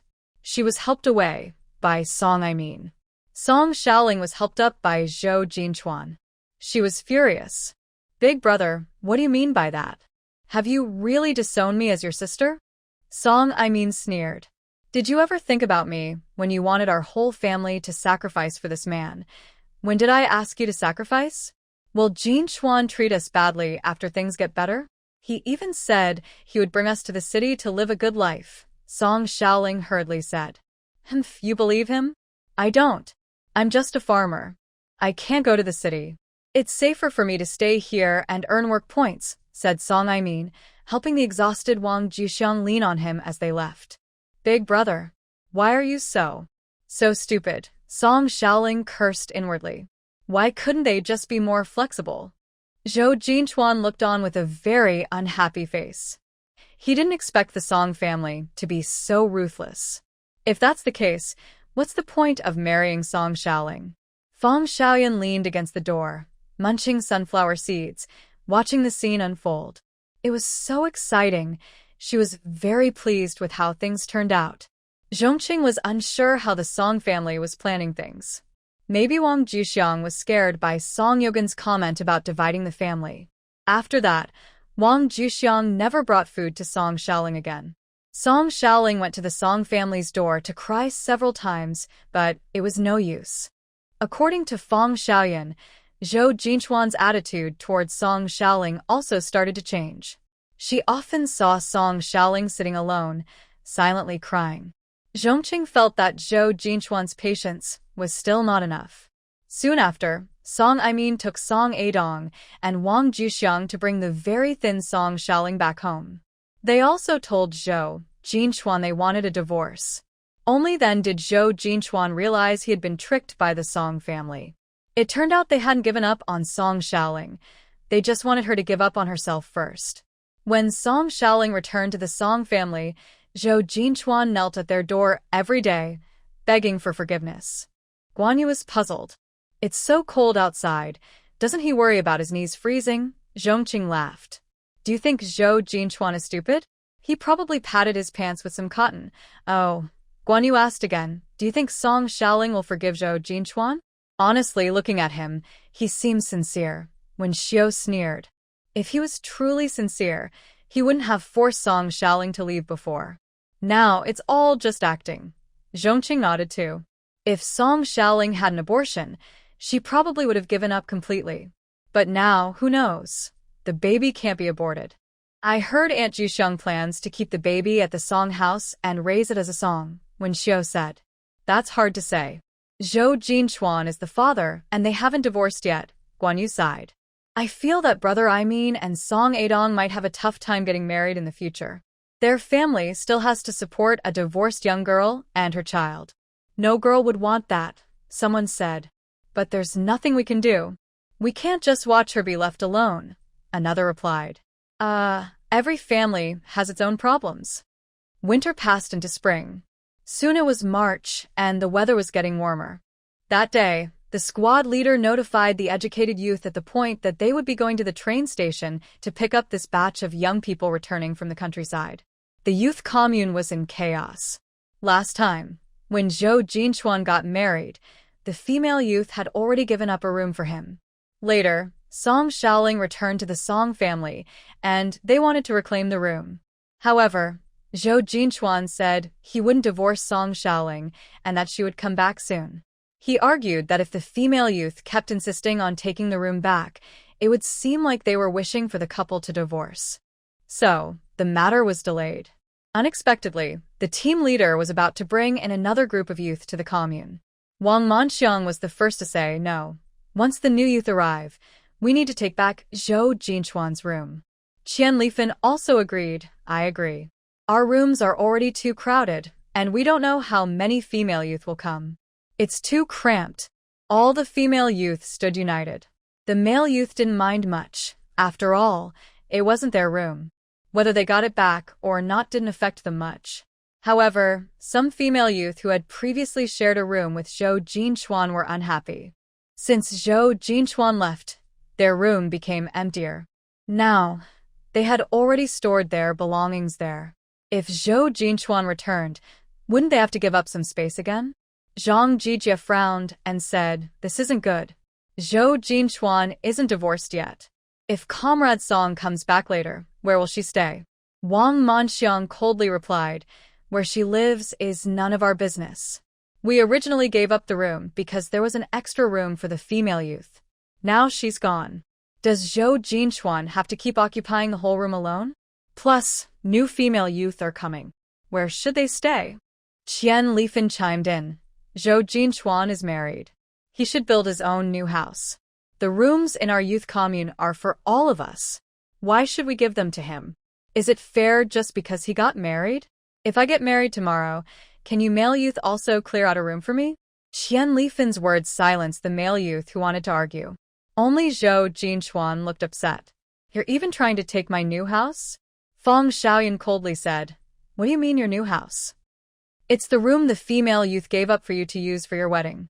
Are you planning to keep occupying it forever? If you want a house, build one yourself. You can't even do that, and it's embarrassing. Oh, and you still owe me that money. Remember to pay it back soon." Far Xiaoyan's words made things even worse. Zhou Jinchuan's face turned red with anger. "Shaoran, do you really want to go all out like this? I'm only trying to get back what belongs to me." "How can you call that going all out?" Shaoran replied with a mocking smile. "If anyone's going all out, isn't it you who are being more ruthless?" Zhou Jinchuan had no words to answer. He truly felt sorry for Shaoran. Wang Manxiang said, "I don't care what you two do, but we are definitely taking back this house today. We plan to let the new girls sent to the countryside stay here. Zhou Jiqing, you should move out early." After speaking, Wang Manxiang went back to her room. The other girls sent to the countryside also showed the same attitude. Zhang Jijie actually looked down on Zhou Jinchuan a bit. He politely said, "Zhou Jiqing, since that's the case, you should hurry and move your things back. Do you want us to help?" "That would be very helpful, Zhang Jiqing," Zhou Jinchuan said through clenched teeth. Zhang Jijie replied, "Wang Jiqing, Li Jiqing, you two should also come and help Zhou Jiqing." Wang Liang and Li Huayuan sighed, feeling truly helpless. The news sent to the countryside arrived at the site around 4 p.m. Gong Yu even specifically called Zhong Qing to come see.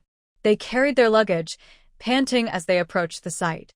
Seeing Zhong Qing and Gong Yu's courtyard, they felt confused. Which one was the actual site? Zhang Jijie and the others also heard the noise outside and directly opened the door. He greeted warmly, "Are you the new sent to the countryside?" "I am Zhang Jijie, the team leader here." "Come in." One tall and thin male sent to the countryside asked, Zhang Jiqing, who lives in those two courtyards over there. "Why are they so close to the site?" Zhang Jijie's smile faltered slightly. "Those are also sent to the countryside. The one on the side belongs to Zhong Jiqing. The other one is for Guan Jiqing and Wen Jiqing. You'll get to know them later." After speaking, Zhang Jijie went into the courtyard. The new arrivals looked at the two blue brick houses over there, then at the earthen house of the site, feeling disappointed. Without comparison, it wasn't so bad, but now that they compared, the difference was too obvious. The new sent to the countryside entered the courtyard, where the others sent to the countryside were already sitting. Zhang Jijie smiled and said, "Our site has 6 houses. 3 for males sent to the countryside and 3 for females sent to the countryside. The males come to me, and the females can choose any empty house." A new female sent to the countryside asked, "Zhang Jiqing, why is this room empty?" Zhang Jijie explained, "A while ago, Zhou Jiqing got married. We cleared a room to be his wedding house. Now that you are coming, we need to clear the room again. We've already tidied it up roughly. Just clean it carefully before you move in." The new female Jiqing looked at each other, clearly surprised that their room was actually a new house. One of them, a girl with dark, thick, short hair, said, "That's a bit embarrassing. May I ask who the newlyweds are?" "Are they from our Jiqing station?" Zhang Jiji glanced at Zhou Jinchuan, who looked serious, and said, "It's this Zhou Jiqing. His wife isn't a Jiqing. She's Song Shaoling, the village chief's daughter. She's currently at her parents' house, pregnant." "Oh, I see. Sorry about that." Another Jiqing asked, "Zhang Jiqing, what's going on with the Jiqing living outside? Is that house rented from the village? If we want to rent, is it still available?" Lu Haoran sneered. "That house was built by them, and it's a brick house. Especially that Zhong Jiqing, he's quite wealthy. If you don't have money, don't even think about it." The Jiqing who asked turned red with anger but didn't dare argue back because the other was an experienced Jiqing. All right. You've traveled a long way. Let's tidy up our places quickly, and tonight we'll introduce ourselves properly. Today is Wen Xiu's birthday." Zhong Qing came to her and Guan Yu's house for dinner. Guan Yu deliberately opened the window so they could hear the voices from the neighboring Jiqing station, where people were introducing themselves. Zhong Qing took a piece of braised pork and put it into her bowl. Hearing the voices from next door, she felt a bit sentimental, saying, "I don't know why I always feel like we're getting old." Guan Yu chuckled, "You're still young. How can you be old? What are we supposed to do? Mindset. I'm talking about mindset. Now that new Jiqing are here, aren't we old Jiqing?" "That's true." Zhong Qing didn't expect that the very next morning, those new Jiqing would come looking for her. "Are you Zhong Jiqing?" "We are the new Jiqing who arrived yesterday. We want to say hello," said a girl with short, dark, thick hair. She had a round face, big and neat features, and spoke confidently and straightforwardly. She had a lively, cheerful vibe. Zhong Qing thought she was quite nice. "My name is Feng Chujing. I come from Jishir City in Dong Province. I'm 20 years old. You don't look very young, probably not younger than me, right? My name is Zhong Qing. I am 18 years old, and I come from Shanghai." 18? You're so young." Feng Chujing was a bit surprised. The other young workers also introduced themselves one by one. "There are 7 of us in total, 4 girls and 3 boys. There aren't as many as last time, and these 4 girls happen to share the same room. Zhong Qing, we just greeted Guan Qing and Wen Qing. Now we're going to the team to get some grain subsidies, so we won't bother you anymore," Feng Chujing said confidently. "Okay." After Feng Chujing and the others left, Guan Yu and Wen Xiu arrived. Even though it was already March, it was still a bit cold. Zhong Qing was afraid of the cold. She still had plenty of firewood, so she kept the stove burning, making the room very warm. When Guan Yu came in, she immediately took off her coat. TSK, having firewood is great. Even in this weather, you can keep the stove going. This fall, Guan Yu and I will stock up on more firewood," she said. "The new young workers also came to your place, right? I think that Feng Qing is pretty nice. She speaks confidently and isn't shy," Guan Yu said. Zhong Qing nodded. "Looks like she's pretty good," she agreed. Guan Yu sighed. Time flies so fast. The new young workers are here now, which means we'll have to start working in the fields again. "It feels like we've become lazy just staying inside all winter," she said. Wen Xiu teased, "Are you hoping to go work in the fields, or do you want to stay inside and read the self-study series of math, physics, and chemistry?" Guan Yu pouted. "I don't like either. Can't I choose neither and just lie in bed all day?" "Zhong Qing, you're so boring. If you're bored, that's fine, but why do you have to drag me and Wen Xiu into your boredom? I really dislike math, physics, and chemistry." Zhong Qing smiled. "What do you mean I'm dragging you into boredom? I'm trying to help you improve. We're young workers. Even if we're out in the countryside, we should always be learning. Come on, let's all." Before she finished, there was a knock on the door. Zhong Qing thought it was the new young worker returning, but it turned out to be Yu. She was a bit surprised. "Yu, how did you find this place?" Yu was wearing a blue cotton jacket and was carrying some things.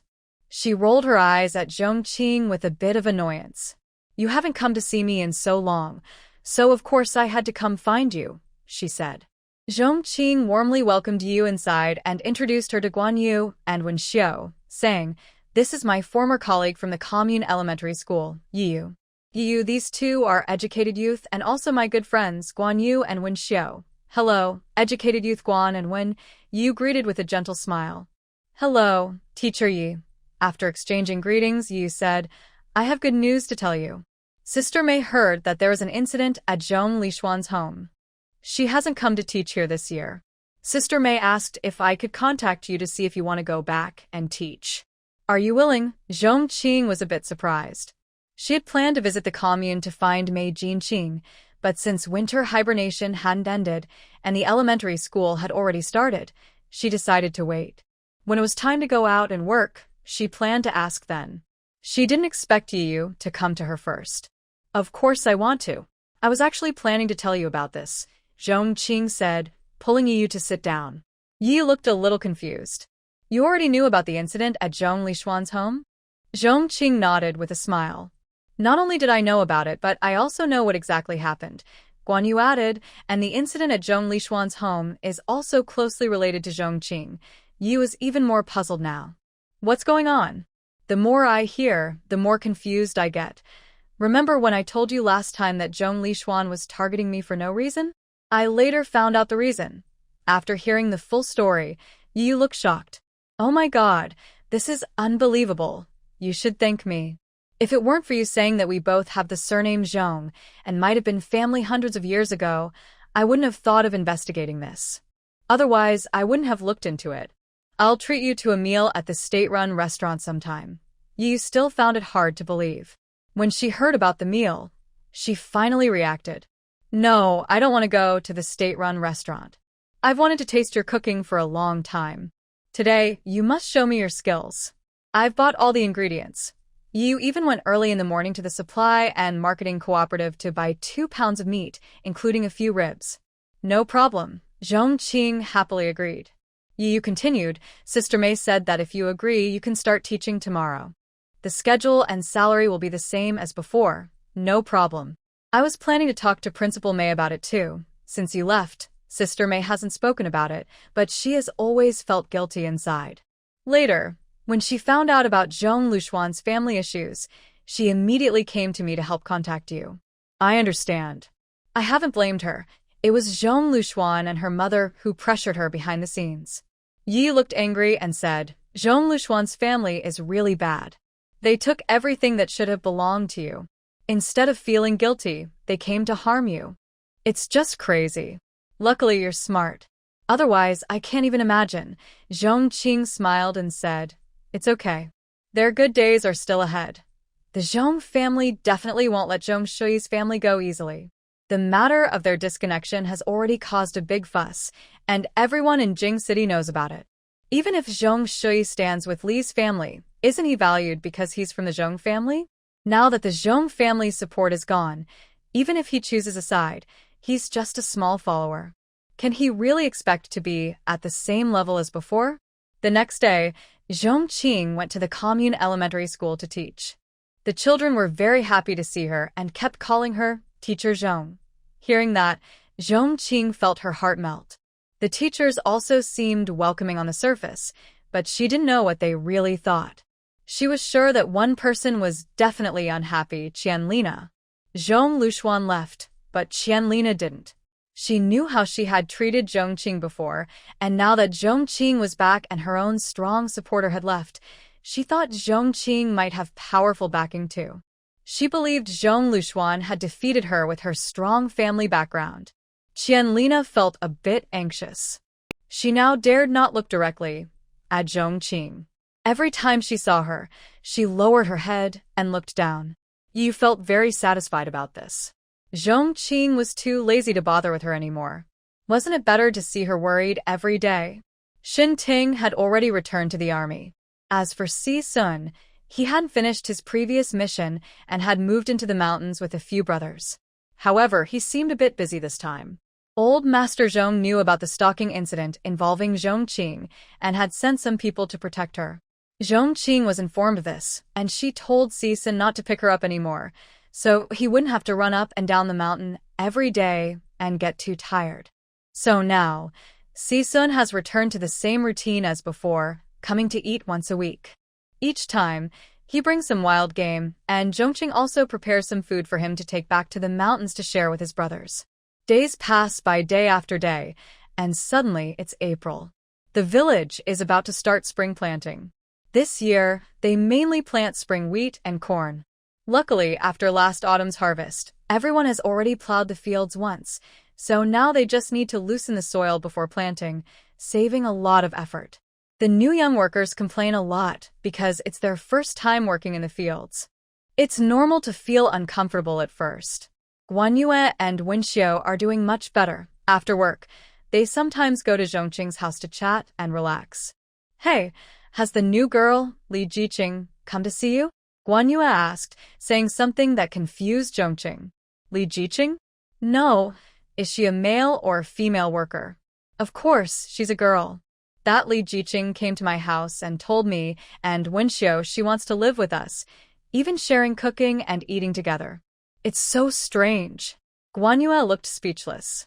Our house is so small, 2 people are just right. Adding one more makes it too crowded. And we don't even know her. She's too familiar with us.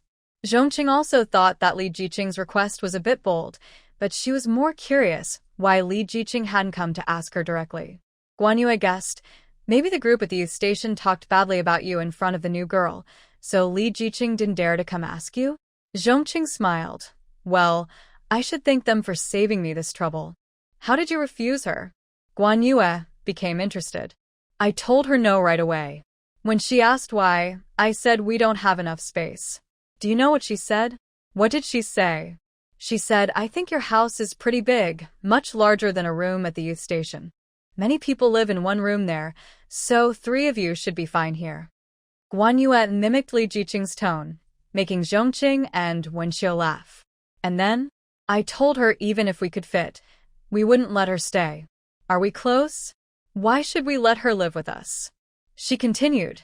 Then she said she's not asking for rent, and she'll buy her own kitchenware and furniture. I told her we don't need that. We're not used to living with strangers. Guanyue still found it ridiculous. And then she started crying. Crying. I didn't do anything to her, so why is she crying? Later, 2 female educated youth came over looking for her. The way they looked at me made it seem like I had bullied her. Really? Zhong Qing laughed and said, what about Feng Jiying? Didn't she come? No, probably she knows what kind of person Li Jiying is. She didn't show up at all. Among those girls, Feng Jiying is the most normal. I heard that now the educated youth camp has small fights every 3 days and bigger fights every 5 days. Zhang Jijia always tries to act like the team leader, but the new girls are also stubborn and don't listen to him. His face has been dark lately, when Xiu explained. Zhong Qing smiled. Lingjie has left. The girls haven't chosen a team leader yet. Isn't he just going to show off? Yes, they already chose one, when Xiu shook her head. They picked Wu Jiying. She has been working in the countryside almost as long as Zhang Jijia, but she's too honest and has a gentle personality. She can't really act as the leader, and others don't listen much to her. Zhong Qing supported her chin and said, honestly, I think Wang Manxiang would be better. She's got a fiery spirit and is pretty clever. Maybe she would do a good job as the leader. I think so too. While they were chatting, someone outside called out Zhong Jing. Zhong Qing went to the door and looked out. It was a mail carrier. Seeing someone come out, he asked, are you Zhong Qing? Yes, I am. You have a letter, a remittance slip, and a package. When you have time, remember to go to the post office to pick them up. Okay, thank you, comrade.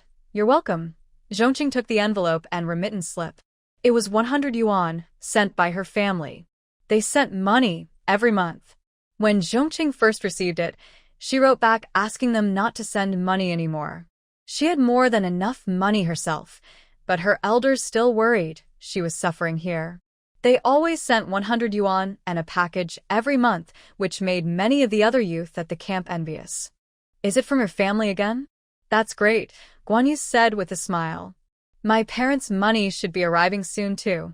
I might need you to help me pick it up. No problem. I love you. Guan Yu giggled and blew Zhong Qing a kiss. Then she said, I'm going home to cook. Honestly, I haven't worked in a while, and today I went back to the fields. It feels a bit strange.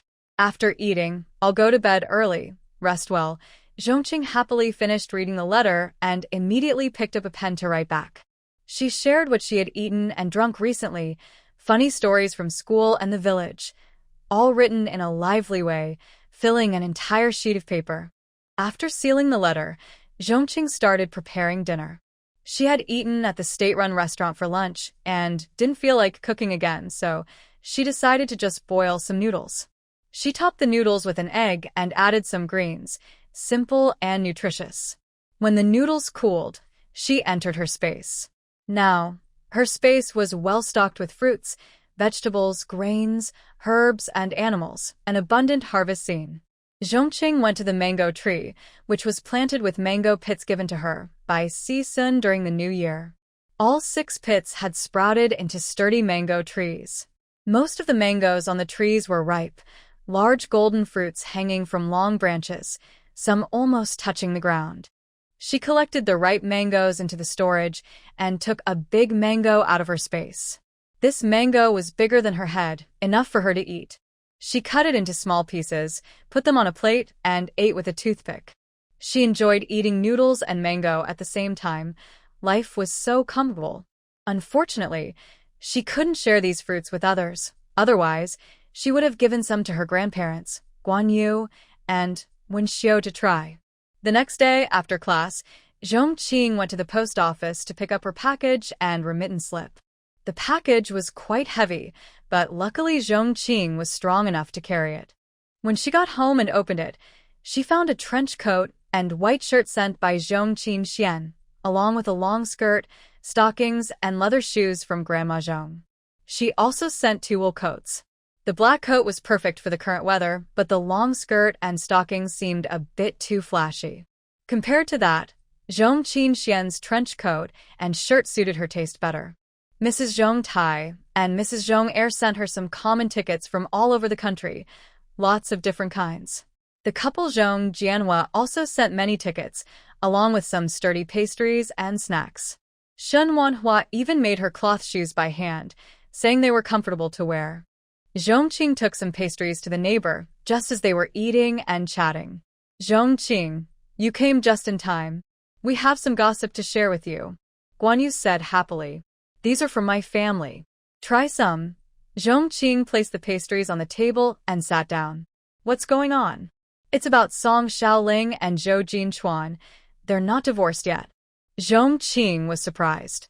Not divorced? They probably never will be. Exactly. Guan Yu sighed. Song Xiaoling never wanted to divorce Zhou Jinchuan. He used to kneel outside her house every day, and she was soft-hearted and forgave him. But Zhou Jinchuan told her to pretend she didn't forgive him and keep living in the Song family until the baby was born. Zhou Jinchuan is so sneaky. I didn't see that coming. Zhong Qing asked, how do you know all this? Shouldn't they keep things private? Guan Yu looked a bit uncomfortable. I heard they were caught secretly being affectionate. Song Xiaoling asked when they could stop sneaking around, and Zhou Jinchuan told her to keep pretending until after the baby was born. He said his situation was bad, and to avoid hurting her and the baby, he had to do this. Poor Song Xiaoling was almost moved to tears. Zhong Qing was speechless. Pregnant and still being intimate, and they got caught? How could they be so reckless? What's happening now? What will the village chief and Aunt Ju Xiang do? The village chief is furious. He took Song Xiaoling to talk to Zhou Jinchuan about divorce, but she refused, saying she'd rather die than get divorced. The village chief said they wouldn't divorce, only that Song Xiaoling should leave the Song family, but Aunt Ju Xiang couldn't bear to see her go. Now they are at a standstill. Zhong Qing sighed deeply, saying, this Zhou Jinchuan doesn't seem to realize what kind of spell he cast on Song Xiaoling. He's just stubborn and blind. Suddenly, there was a loud commotion outside. What's going on? Guan Yu opened the door and saw a crowd gathered at the entrance of the youth station. She quickly spotted Song Xiaoling and the village chief. Zhong Qing, Wen Xiu, come out and take a look. Zhong Qing also went out of curiosity. He saw Song Yuzhen standing there with a cold face, while Song Xiaoling and Wang Juxiang were crying and hugging each other. Around them, there were Song Aimin, Song Adong, and a few other villagers. The big scene attracted nearby residents to come out and watch. Her father, you're trying to force me, Xiaoling, and her unborn child out. Now that new youth have arrived, Xiaoling and Jinchuan's wedding house is gone. Where do you want her to live now? Do you want her to squeeze together with those young men? Wang Juxiang cried. Song Yuzhen coldly said, since she dared to team up with Zhou Jinchuan to deceive her father, she should have expected the day to be exposed. I mean, Adong, throw down her belongings. We're leaving. If you dare to bring her back, don't bother coming home. Song and Song Adong put Song Xiaoling's things on the ground and followed Song Yuzhen away. Can't we go? What should we do now? Wang Juxiang sank to the ground, feeling helpless. At this moment, the door of the youth station opened. Zhou Jinchuan ran out, hugging Song Xiaoling and crying, Xiaoling, I'm sorry. I'm useless. I couldn't even find a place for us to stay. The new female youth members looked unhappy. Feng Chujing asked directly, Zhou Jing, what do you mean by that? If I remember correctly, the room we're living in was originally borrowed by the female youth. How did it become your residence? This is shared property of the youth station. Feng Chujing questioned Zhou Jinchuan.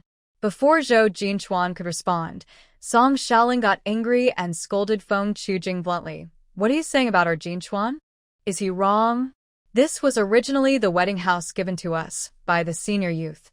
It was only after you all arrived that you took over our house. Trying to steal our wedding house. Be careful, you might never get married in the future. Yes, this is the house at the youth station. How did it become your wedding house? Feng Xiaoyan snorted coldly. Song Xiaoling, you and Zhou Jinchuan are the same. Really shameless. This room was clearly borrowed from us. We said after the new year, new youth would move in, and this room would be vacated. How did it turn into your wedding house? Do you think it's yours just because you live here? What does that have to do with you? Song Xiaoling pointed at Feng Xiaoyan again. I knew you still had feelings for Jinchuan. But sorry, Jinchuan and I are already married, and we have a child. No matter what tricks you try to split us up, it's impossible, Feng Xiaoran. Is she crazy? Wu Minfeng, as the leader of the female youth group, couldn't avoid speaking up now, even if she didn't want trouble. The house situation was made very clear before. Not only are we here, Zhou Jiqing is also present. No matter what you say, this house is meant for new youth to live in. So what should I do? Song Xiaoling stared at her. Are you saying I should squeeze into a room with a bunch of men? Feng Xiaoyan snorted. You should talk to your man about that. Why involve us? The child in your belly isn't ours. Do you expect us to take responsibility? Suddenly, someone in the crowd chuckled first, and others followed with quiet laughter. You. I'll tear your mouth apart. Song Xiaoling trembled with anger, trying to push Feng Xiaoyan away, but Wang Juxiang stopped her. Xiaoling, you're pregnant now. You can't get angry, Mom. They're really too infuriating. Wang Juxiang wiped her tears and looked at Wu Minfeng and the other female youth, pleading, we really have no choice. Could you let Xiaoling stay with you for a while? Wu Minfeng hesitated, unsure what to do. Refusing seemed too cold, but agreeing. No, it's impossible for her to stay in our room. Feng Xiaoyan was the first to oppose. Wang Manxiang also said, our room isn't suitable either. She's pregnant. What if something accidental happens? How can we be responsible? I don't agree. Feng Chujing's voice was calm. I also don't agree. These three women each had a different room, and with all three refusing, there was no way forward. Wu Minfeng said, Aunt Juxiang, that might not work. We usually work early in the morning and go to bed late. It might disturb Comrade Song's rest. Wang Juxiang's eyes quickly turned red again. Wu Jiqing, Annie knows you're usually very kind. Please help me think of a way that. Wu Minfeng looked uncomfortable. Since Wang Juxiang, a local villager, couldn't solve the problem, what could she do? Isn't Zhong Jiqing the one who lives alone in a room? She goes to work at the commune during the day and doesn't get up early. It shouldn't disturb Comrade Song's rest, right? Auntie, why don't you go? Before Li Xiuhua finished speaking, Feng Chujing stopped her sharply. Li Jiqing, don't talk nonsense. Li Xiuhua argued stubbornly. I'm not talking nonsense. Everyone says Zhong Jiqing has a good relationship with Auntie Juxiang. She wouldn't refuse such a small favor, right? And this isn't a big deal for her, but it's very important for Comrade Song. Saving a life is better than building a 7-story pagoda. Besides, this involves two people. Hearing this, Wang Juxiang's eyes lit up as if she had found her main support. Yes, Zhong Jiqing, Zhong Qing in the yard. Why is this conflict being shifted onto her? Isn't this crazy? Does Li Xiuhua have a problem? Guan Yu was furious. She just has a mouth. She's so obvious. When Xiu frowned. Seeing Wang Juxiang walking over, she asked, Zhong Qing, what do you plan to do? This is a bit tricky. Yeah, we usually get along well with Annie Juxiang. How can we refuse? Guan Yu was anxious. While they were talking, Wang Juxiang had already reached outside the fence and saw the three of them. She hurriedly said, Zhong Jiqing, Auntie needs your help with something. Under Guan Yu and when Xiu's worried gazes, Zhong Qing walked over and opened the yard gate. Auntie Juxiang, please come in and talk. Just then, the people gathered at the youth station's entrance also came over, all wanting to see how Zhong Qing would handle this matter. As Wang Juxiang followed Zhong Qing into the yard, she suddenly knelt on the ground. Zhong Jiqing, please help Annie. I really can't think of any other way. Xiaoling is pregnant and has nowhere to stay. What else can she do but die? You're kind-hearted, please help Xiaoling. Wang Juxiang didn't use polite words. She genuinely believed Zhong Qing was very kind. Her family's AI Min was seriously injured and hospitalized. Although this had nothing to do with Zhong Qing, she still brought her a ginseng root to help AI Min recover. She was very grateful to Zhong Qing, so she thought she probably wouldn't refuse this favor either. Auntie Juxiang, please get up first. I won't get up. Zhong Jiqing, please help Annie. From now on, Auntie will work hard for you. Li Xiu, he couldn't help but speak. Zhong Jiqing, Auntie Juxiang is an elder. She's kneeling and begging you. Are you still going to stand by and watch? Anyway, you live alone. Why not let Comrade Song stay with you? Auntie Juxiang often goes to cook for Comrade Song. Maybe you can enjoy some food too. As soon as Li Xiu he finished speaking, she saw a few old educated youths looking at her with strange eyes. She blinked in confusion. Wang Manxiang was truly stunned. When the new educated youths arrived, everyone specifically warned them not to provoke Zhong Qing. She didn't expect Li Xiu he to be so foolish. Does this matter concern her? She just wanted to step forward. It's really pointless. But it's also good. She hadn't seen Zhong Qing stand up for herself in a long time. She actually missed it. Li Xiu he then said, how about this? Since you're already close to Wen Jiqing and Guan Jiqing, why not move in with them? Let your room be shared by Comrade Song and Zhou Jiqing. Since Comrade Song is pregnant, she needs care. Auntie Juxiang can't stay here, so someone should look after her at night. I'm thinking of you, Zhong Jiqing, so you don't have to worry about taking care of Comrade Song at night. When Li Xiu he finished speaking, she felt the others looked at her even more strangely. Zhong Qing grabbed Wang Juxiang's arm, then lifted her up. Wang Juxiang couldn't resist, and was lifted easily. Zhong Qing then said, sorry, Auntie Juxiang, I can't agree to your request. Zhong Jiqing. Wang Juxiang was stunned. She never thought Zhong Qing would refuse her. Their relationship had always been good, and she thought she wouldn't refuse such a small favor. Why was it like this? Li Xiu he said again, Zhong Jiqing, Auntie Juxiang is begging you. How can you refuse? This little favor should be easy for you, right? Zhong Qing looked coldly at Li Xiu he, Li Jiqing. No one's deaf here. This is between me and Auntie Juxiang. It has nothing to do with you. Do you need to keep talking? Or are you trying to achieve some hidden goal? I heard you previously asked Guan Jiqing and Wen Jiqing to move in with them. I am confused. I live alone, so why do you prefer to have both of them come instead of coming to see me? Later, I found out that you knew I wouldn't agree, so you didn't dare to come. Are you stirring trouble here because you're jealous that I live alone in a big house, while you have to stay in the dorm at the youth station? Are you feeling upset about that? You. Zhong Qing's words came out rapidly, like a string of bullets. Li Xiuhua was so shocked she couldn't speak. Finally, she could only say, you're slandering me. Whether I am slandering you or not, you know it in your heart. Anyway, my matters are none of your business, but you're being so selfish. You have the means but refuse to help Comrade Song. Aren't we supposed to help each other as women? Zhong Qing coldly said, if you're so eager to help, then give up your room and persuade your other 3 roommates to do the same. It was originally Comrade Song and Zhou Jiqing's wedding room. Wouldn't it be fair to give it back to them now? You 4 can squeeze into the other 2 rooms. If you're willing, isn't that right? That was our room to begin with. Li Shouye wanted to argue more, but Feng Chujing quickly covered her mouth and said to Zhong Qing, "Sorry, Zhong Jiqing. Li Jiqing has a high fever and is confused. She's not in her right mind. Don't listen to her nonsense." The other 2 women quickly pulled her away. After tidying up Li Shouye, Zhong Qing looked at Wang Juxiang and said, "Aunt Juxiang, you know me. I built my own house because I couldn't get used to living with others. Now you want me to live with your daughter, but I really can't accept that. In fact, there are other ways regarding Comrade Song. You could send her to stay at your mother's house for a while, or rent a house from someone in the village. Zhou Jiqing probably isn't even short of money to rent a place. If she is, then what's the point of having children? Mom, I won't go to Grandma's house.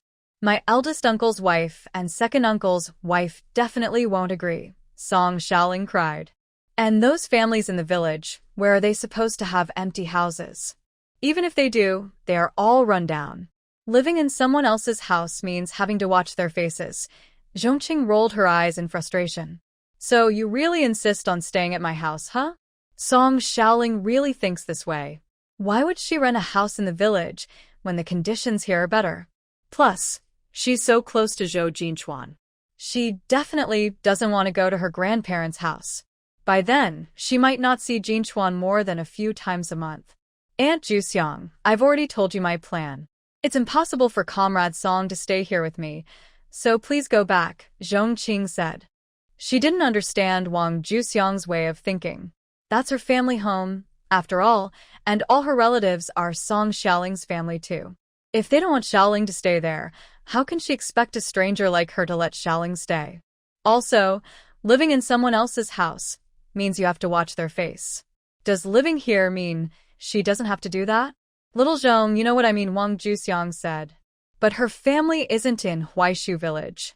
If Xiaoling really stays at her family's house, she can't come to take care of her every day. If both Xiaoling and she stay at her family's house, her older sisters-in-law will definitely have opinions. Zhong Qing turned her head away. When Xiao said, "Aunt Juxiang," Zhong Qing makes sense. Living in someone else's house is always a bit inconvenient. It's better to rent an empty house in the village, fix it up well, and make it livable. Then, Zhou Jiqing can go with her for safety.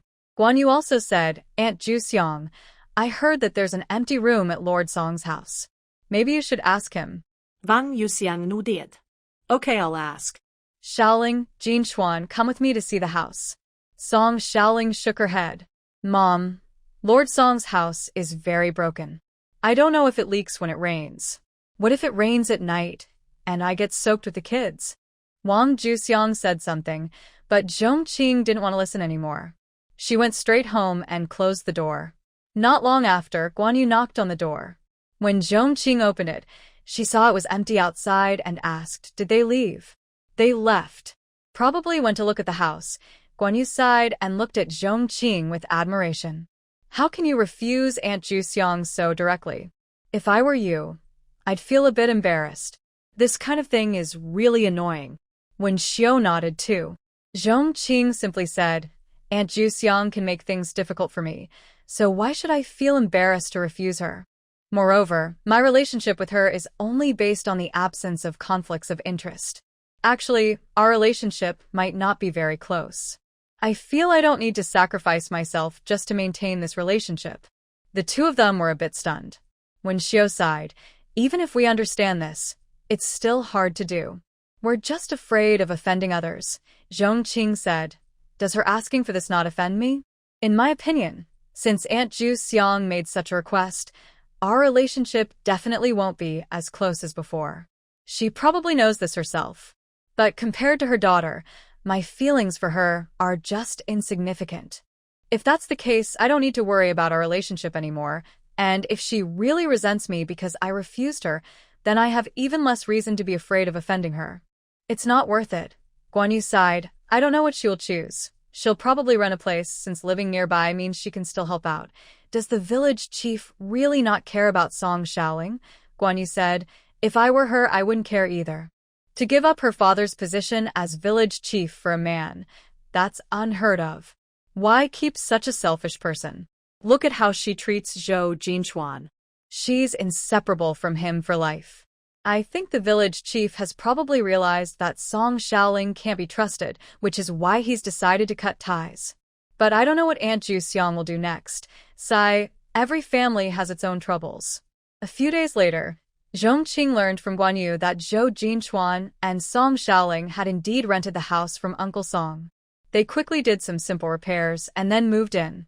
Meanwhile, Wang Juxiang still went back every day after working in the fields to cook for Song Xiaoling.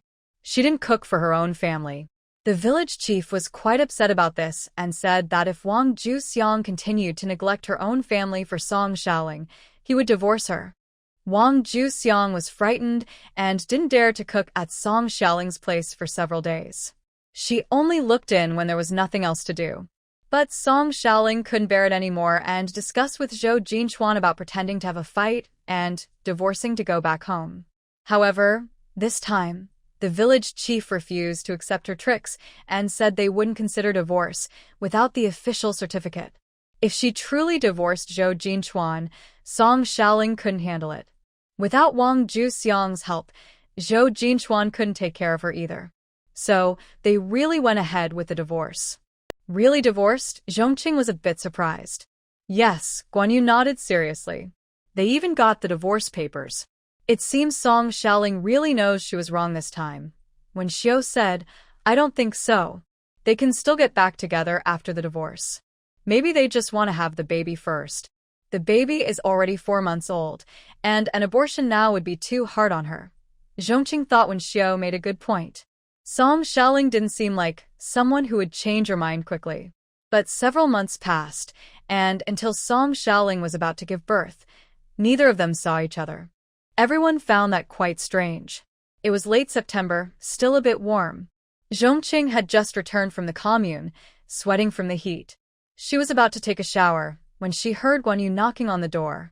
What's wrong? I gave birth, Guan Yu said quickly, catching her breath after rushing over. She gave birth? Song Xiaoling? Zhong Qing asked, turning around to pour her a glass of water. Yes. And Zhou Xiaoyu also gave birth. Zhong Qing was surprised. She handed the bowl to Guan Yu, who came in. Such a coincidence? Here, drink some water. It's not a coincidence. Guan Yu took the bowl and drank it quickly before continuing. They argued for some reason, then started pushing each other. They both fell to the ground, and their water broke at the same time. Luckily, both were full term, so it wasn't a miscarriage and the babies are safe. Zhong Qing thought, that's really strange. Song Xiaoling had a daughter, and Zhou Xiuyu had a son. I heard Zhou Xiuyu's mother-in-law was so happy she almost bowed to Zhou Xiuyu. That's definitely something to be happy about. Her son is over 40, and she didn't have grandchildren yet. Now she has a big grandson. So, she must be very happy. The Wang family finally has descendants, Zhong Qing said sarcastically. Guan Yu finally calmed down after a while. But I really didn't expect Zhou Jinchuan, a high school graduate and a scholar, to still hold traditional views about sons and daughters. I heard he looked upset when he found out Song Xiaoling had a girl. Zhong Qing didn't really comment. Who says intellectuals can't prefer boys over girls? Not just in this era, many modern people still do. Now that the baby is born, I wonder how Song Xiaoling and Zhou Jinchuan will get along. Just born, maybe they'll hold on a little longer. But probably not for much longer, especially with the new year coming in a few months, Zhong Qing said with a smile. Are you talking about this year's quota for the workers, farmers, and soldiers' university? Kun Yu was a bit surprised. No way. Last year, he got the spot but was opposed by the whole village. Does he still dare to dream about it now? If they get married again, Zhou Jinchuan would be the son-in-law of the village head. He's not just an ordinary educated youth. The previous rules wouldn't apply to him anymore. Song Jiying, from the team leader's family, only finished middle school but could attend the workers, farmers, and soldiers' university. My man, Song Xiaoling, has finished high school, and now they have a child. Maybe the village head will soften his heart. It was easier to say before the child was born, but now that the baby is here, things feel different. You have a point. Oh well, who cares? By the way, I haven't seen Brother C come to eat lately. Are you two having a fight? Zhong Qing shook her head. No fight. He's just been busy lately. Cixin had told her he was training soldiers here. But after she saw them in the mountains, she started to suspect something. Still, she didn't ask because Cixin's job meant he couldn't talk about everything freely. Zhong Qing always respected his work. Recently, he suddenly became very busy, sometimes only coming once a month, looking exhausted each time, like he hadn't slept well in a long time. Zhong Qing felt sorry for him and tried to make him some good food to take along. But inside, her heart was pounding, as if something bad was about to happen. As autumn approached in He Province, Zhong Qing started going into the mountains again to stock up on supplies and gather firewood. Of course, this was just for show. She had plenty of supplies in her space, but she had to pretend to do these things. Otherwise, she couldn't take the supplies out. She had just caught a wild chicken, tied its legs and wings, and was about to put it in her basket when she heard rustling sounds. The noise grew closer and louder. Zhong Qing listened and felt it didn't sound like an animal. She hid in the nearby grass and entered her space. Soon, she saw someone approaching. Zhong Jiqing? Why was he here? After recognizing his face, Zhong Qing was surprised. It wasn't a holiday today, and all the other educated youths had gone to work in the fields. Why was he in the mountains? Previously, Zhong Qing suspected that two people were spies for Xin Qingyu. One was He Qingqing, and the other was Zhong Jiqing. Later, she confirmed that He Qingqing was the spy, so she stopped paying attention to Zhong Jiqing. But now, he seemed so strange. Hidden in the grass, Zhong Qing watched Zhong Jiqing look around cautiously. When he saw no one nearby, he started digging in a spot under the tree. After a while, Zhong Qing saw him pull out a small yellow object. It was too tiny for her to see clearly from a distance. Zhong Jiqing then unfolded the object, and it suddenly became much larger. It was a piece of paper. Zhong Jiqing only glanced at it casually before putting the yellow paper into his pocket. Then he took something else from his body, placed it into the hole, and covered it with soil. He looked around again, stomped on the ground several times, then sprinkled some dry soil and dead leaves on top. Finally, he tiptoed away quietly. Zhong Qing waited a moment before coming out of her space. She walked straight to the tree and stared at the spot where Zhong Jiqing had dug. Her intuition told her that what he was doing was not simple and might involve something big. After hesitating briefly, she took out a small shovel from her basket and started digging. Soon, she found a folded yellow paper buried inside. Her eyes fixed on another object in the hole, a wooden box.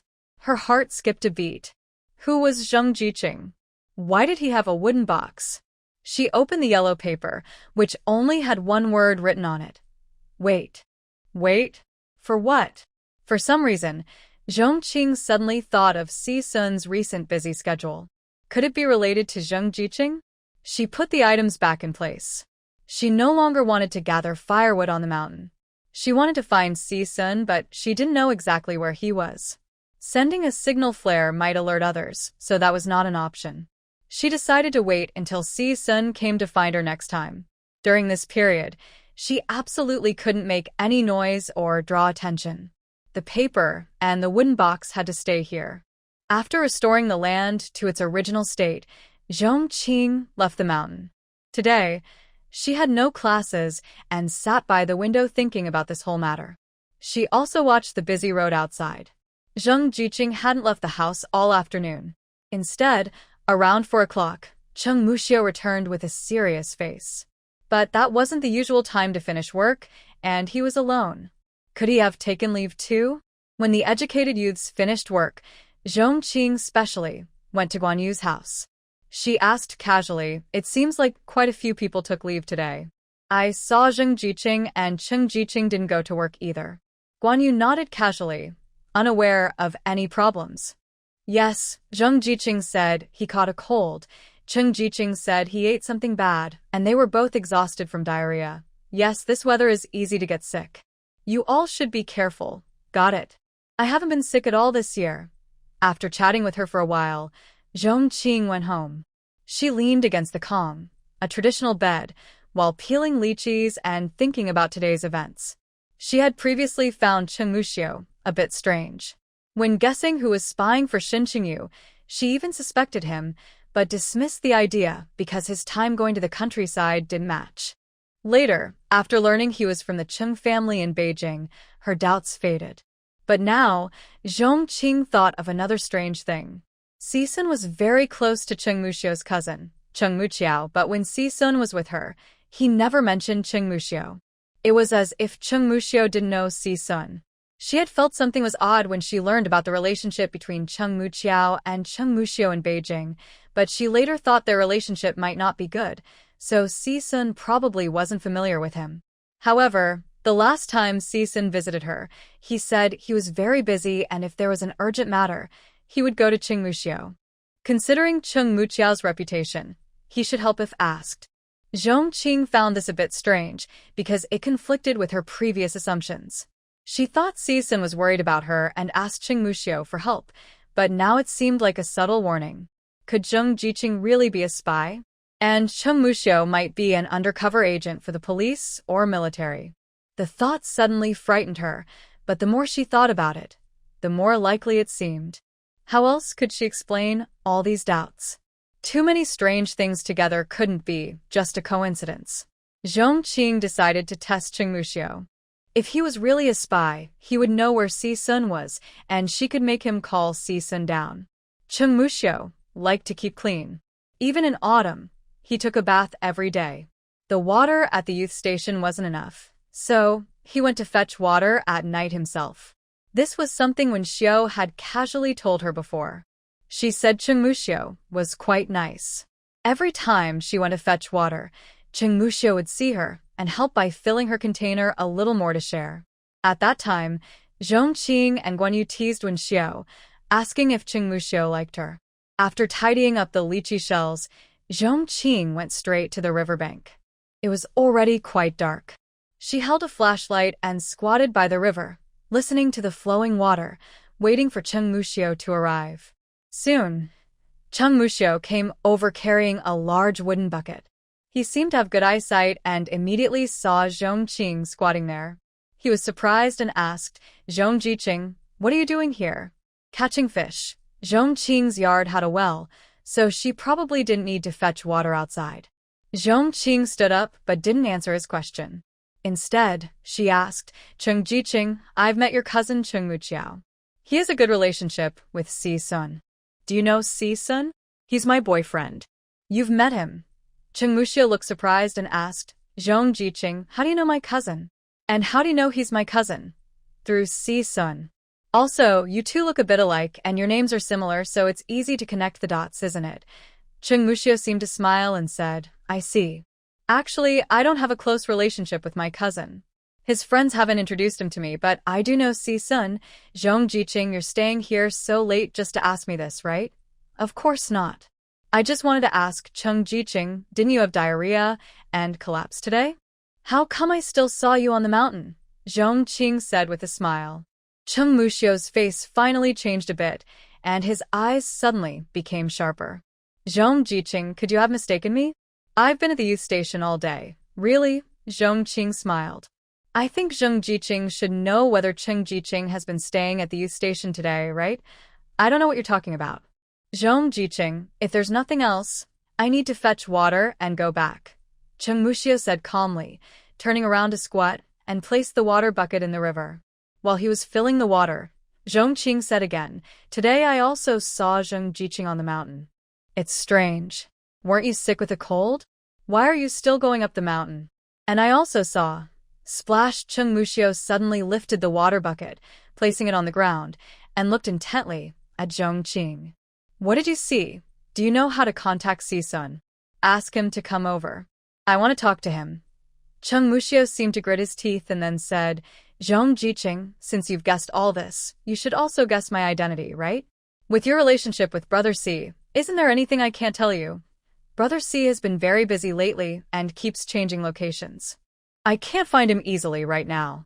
Zhong Qing chuckled. "You finally admit it. Are you tricking me? Cheng Muxiu widened his eyes, sounding a bit angry. So you didn't see anything? Seeing his misunderstanding, Zhong Qing quickly explained. No, I really saw it. I'm just worried that if I guessed wrong, you might. So I didn't dare to tell you what I saw easily. Cheng Muxiu calmed down now. Having been to the countryside for a year and knowing from Brother C, he understood that Zhong Qing wouldn't joke about such things. He apologized softly. Sorry, Zhong Jiqing, I was too reactive. I am indeed sent by the military. I can't say exactly what it's about, but you probably guessed the general idea. Can you tell me what you saw Zhong Jiqing doing on the mountain? I've had my eye on him for a while. He took leave today, and I followed him. I didn't expect him to be on guard against me. Once in the mountain, he used some tricks to shake me off, Cheng Muxiu said regretfully. It's okay.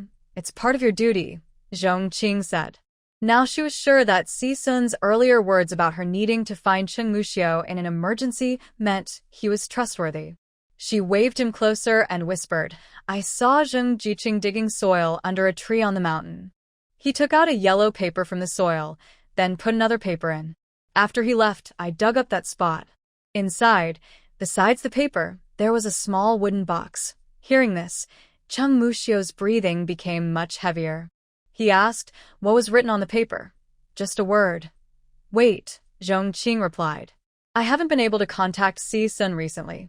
I was afraid of alarming others, so I didn't take the paper or the wooden box. I just buried them as they were. Cheng Muxiu seemed to breathe a sigh of relief.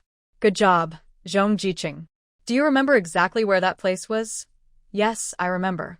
I marked it. You can go up the mountain from the dam, where Song Hongwei's family cuts pig grass.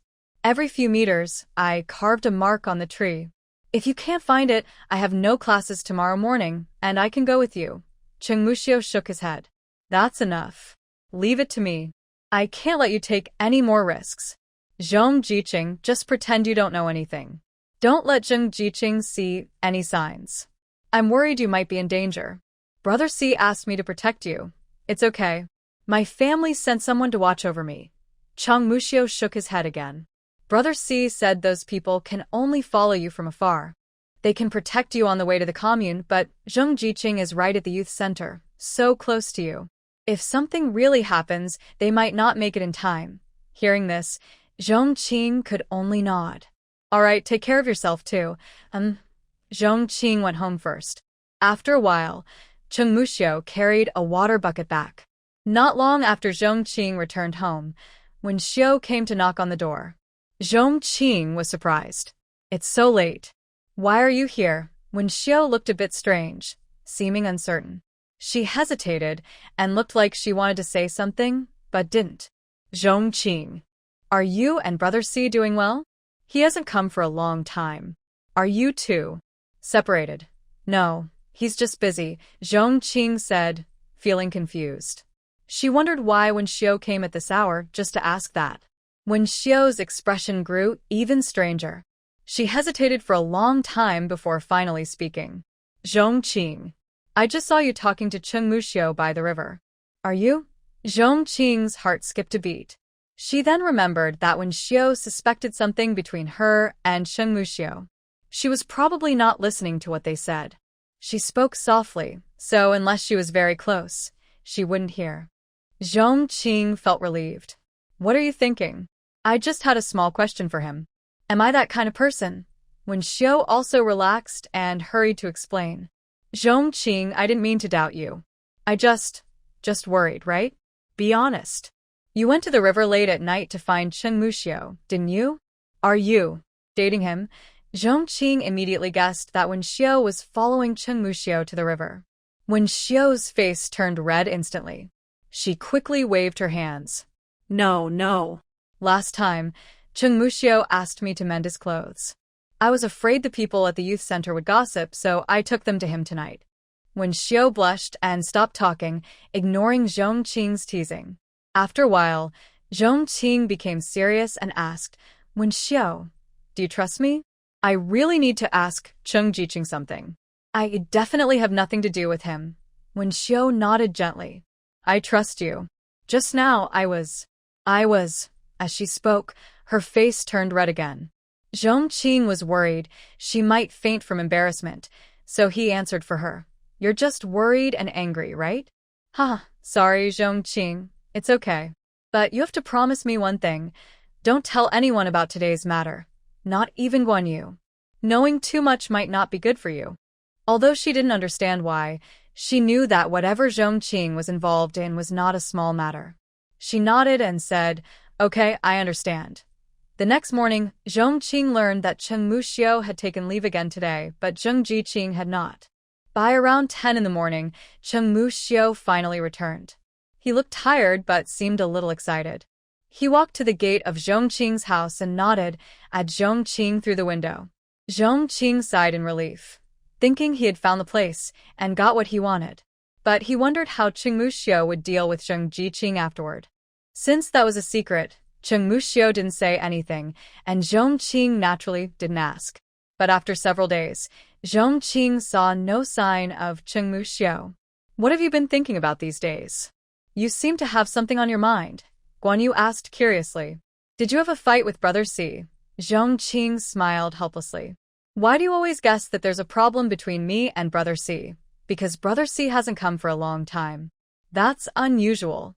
He used to come often. He's busy. He's so busy I can't even see him. How could we fight? Zhong Qing chuckled and then asked. Today is a holiday. Are you going to the mountain to gather firewood? Yes, but the team leader said only the young people from the Knowledge Youth Point can go together. No one can go alone, and no one can hunt wild boars, Guan Yu replied. The team leader is probably scared from last year's incident. Last year, things got so serious that Song Ji Hai almost. He must be scared. Zhong Qing, shall we go together? Sure, let's go together. After the young people gathered at the door, Zhong Qing looked around and noticed no sign of Cheng Muxiu. Wen Xiu, standing nearby, also seemed to be looking for someone. Wang Manxiang still remembered the last time Cheng Muxiu saved her on the mountain. He was quite familiar with hunting skills, and with him around, it should be safer. She was paying close attention to Cheng Muxiu, but since she didn't see him come over, she asked directly, Where is Cheng Jiqing? Isn't he coming with us? Zhang Jijia also looked regretful and said, Cheng Jiqing isn't feeling well. He's resting in his room. Cheng Muxiu is strong and healthy and knows a lot about hunting. If he had come, maybe they would have had a better harvest today. Wang Manxiang felt a bit disappointed and said, I see. Zhong Qing, Guan Yu, and Wen Xiu were walking nearby, thinking to themselves, could Cheng Muxiu be planning to act today? But how would he do that? He didn't catch Zheng Jiqing in the act, and the note he took last time was probably destroyed and not on him anymore. Just her testimony might not be enough to prove Zheng Jiqing's guilt. When they reached the middle of the mountain, everyone's backpacks were filled with dry firewood. Wen Xiu was lucky and caught a wild chicken, along with a nest of eggs. Guan Yu gathered a bunch of mushrooms, and Zhong Qing dug up several thick, long wild yams. Some young people looked envious, especially the new arrival, Li Xiuhua. Since last time when Wang Jiuxiang let her stay at Zhong Qing's house, Zhong Qing remembered her. Other young people borrowed bicycles from her, and sometimes she helped carry small light things, but she refused to lend anything to Li Xiuhua specifically, warning that if she found her carrying her things again, she wouldn't lend her bicycles or help carry anything anymore. Li Xiuhua was unhappy with Zhong Qing's special treatment. She openly questioned her why she was treated differently. Zhong Qing made her cry, and since then, she never dared to speak in front of Zhong Qing again. Because of last year's events, this was also the first time the new young people entered the deep mountains. So Li Xiuhua was seeing Zhong Qing and the others catch wild chickens and dig yams for the first time. Thinking about the food she usually ate, she couldn't help but want to speak. Feng Chujing, who was nearby, kept an eye on her, afraid she would cause trouble. Seeing this, she immediately pulled her aside. Li Jiqing, I see some firewood over there. Let's go gather it together, she said, pulling her away before she could agree. As for the older young people, they were used to Zhong Qing and her friends' good luck and didn't find it so hard to accept anymore. Wang Manxiang knew that they were lucky to have found love, so she wanted to stay close and also pick up some benefits. She approached them to gossip, saying, Hey, Do you know that the divorce papers of Song Xiaoling and Zhou Jiqing are fake? Zhou Jiqing really didn't know about this. Guan Yu and Wen Xiu also didn't know, so Zhou Jiqing asked, "Is that true? Why haven't we heard about it?" "Of course it's true. How could I lie about something I heard myself?" Wang Manxiang said confidently. "I personally overheard it. I haven't told anyone else, so what you've heard is first-hand news. Last night, I saw Zhou Jinchuan going to the river to fetch water. I wanted to wash up too, but I was afraid to go alone, so I followed him. I didn't expect to see him and Song Xiaoling meeting secretly in the woods by the river. I overheard them say that the divorce papers are fake, and Song Xiaoling asked when they could be openly together again. Then they started kissing. It's really..." Wang Manxiang wanted to say it was inappropriate, but since they were a proper couple, kissing didn't seem like a big deal. Guan Yu looked suspicious and asked, "If that's true, why didn't you tell anyone?" Wang Manxiang scoffed. "Am I that bored? Their affairs are none of my business." "Then why did you tell us?" Wen Xiu asked. Wang Manxiang forced a smile and said, "Isn't it just a gossip? I happened to think of this." Zhou Qing chuckled, probably trying to get on good terms with them and hoping to benefit from behind the scenes. "I think this won't stay a secret for long. Once I tell, it probably won't matter," Wang Manxiang added. "Song Xiaoling's daughter is already a month old. She can't be kept away from her father forever. I think Song Xiaoling also seems eager to see him." They talked and walked together. Zhou Qing then found some yam vines on a small slope and called for a stop to dig them up with a hoe. Guan Yu and Wen Xiu also helped. Seeing Wang Manxiang's eager expression, Zhou Qing said, "You can join in too. Whatever you dig up is yours." "Great." Wang Manxiang beamed and immediately joined the yam digging team. Look at her flattering face. She's willing to lose her dignity just for some food. Li Xiuhua, who was pulled away by Feng Qujing, didn't get any benefit and felt a little upset inside.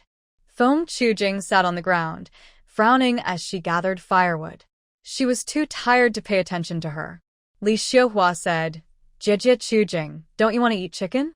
We've been in the countryside for 3 months. The last time was at a wedding in the village. I heard that everything on this mountain is shared property." Before Li Xiuhua finished, Feng Qujing shot her a cold look. "If you want to eat, go ask them yourself. Don't involve me. I don't want to eat. When we first came to the countryside, those old educated youths told us that Zhong Jiqing and her friends are not easy to mess with. Why do you keep provoking them? If you want to provoke someone, do it yourself. I won't stop you anymore." After saying that, Feng Qujing turned around and went to pick up the dry wood behind her. Li Xiuhua pouted at her back, but didn't dare say anything. She also didn't dare go alone to ask Zhong Jiqing for chicken. This time, the yam was buried deep. Zhong Jiqing and her friends took a lot of time to find just a bit of yam skin. Wang Manxiang accidentally broke the yam while digging. Her hands, covered with yam juice, became extremely itchy, and she scratched until her hands turned red. "Didn't you bring water?" "Wash it with water," Zhong Jiqing advised. "Oh," Wang Manxiang replied. Just after she finished washing her wound, Zhang Jijia shouted loudly, "We've been here for a while. There's not much firewood left. Should we change places and look again?" It had only been an hour or two, and it was still early. Everyone agreed, without objection. Zhong Jiqing looked around at the other educated youths. Her gaze stopped when she saw Zhong Jiqing was missing. She was startled and quickly shouted, "Zhong Jiqing! It seems someone is missing." Zhang Jijia was also startled by this sudden change and broke out in a cold sweat. Last year, he lost his spot at the university for workers, peasants, and soldiers because of going up the mountain. If something else went wrong now, he might lose that chance forever. "Who's missing? Call out the names." "Who's missing?" "I don't know," someone replied. "It's Zhong Jiqing," Li Huayuan, seeing everyone looking at him, stammered. He said he had a stomach ache and went to find a secluded place to use the toilet. He hasn't come back yet. Maybe something delayed him. Zhang Jijia let out a breath of relief and then asked, "How long has he been gone?" "A while. I don't have a watch, so I don't know exactly how long. I just saw Zhong Jiqing and her friends squatting over there digging yams when he left." Li Huayuan thought for a moment and added, "Zhong Jiqing, do you remember how long you were digging for yam?" Zhang Jijia asked again. Zhong Qing looked at her watch and hesitated. Probably about an hour. An hour? Zhang Jijia relaxed but then tensed up again. Why did it take so long? Did something happen? Other young workers also looked worried and a little scared. Guan Yu stepped closer to Zhong Qing and whispered, "We didn't spend a whole hour digging yams." I looked at my watch, and it was just over half an hour. Zhong Qing shushed her with a finger and shook her head. Guan Yu didn't know what Zhong Qing was doing, but seeing her serious expression, she knew it must be something important. She nodded silently. Zhang Jijia suggested, "Maybe we should look around for Zheng Jiqing. Waiting here isn't a good idea. Should we look together or split up?" Zhang Jijia paused. Looking together would be slow, but splitting up could be dangerous.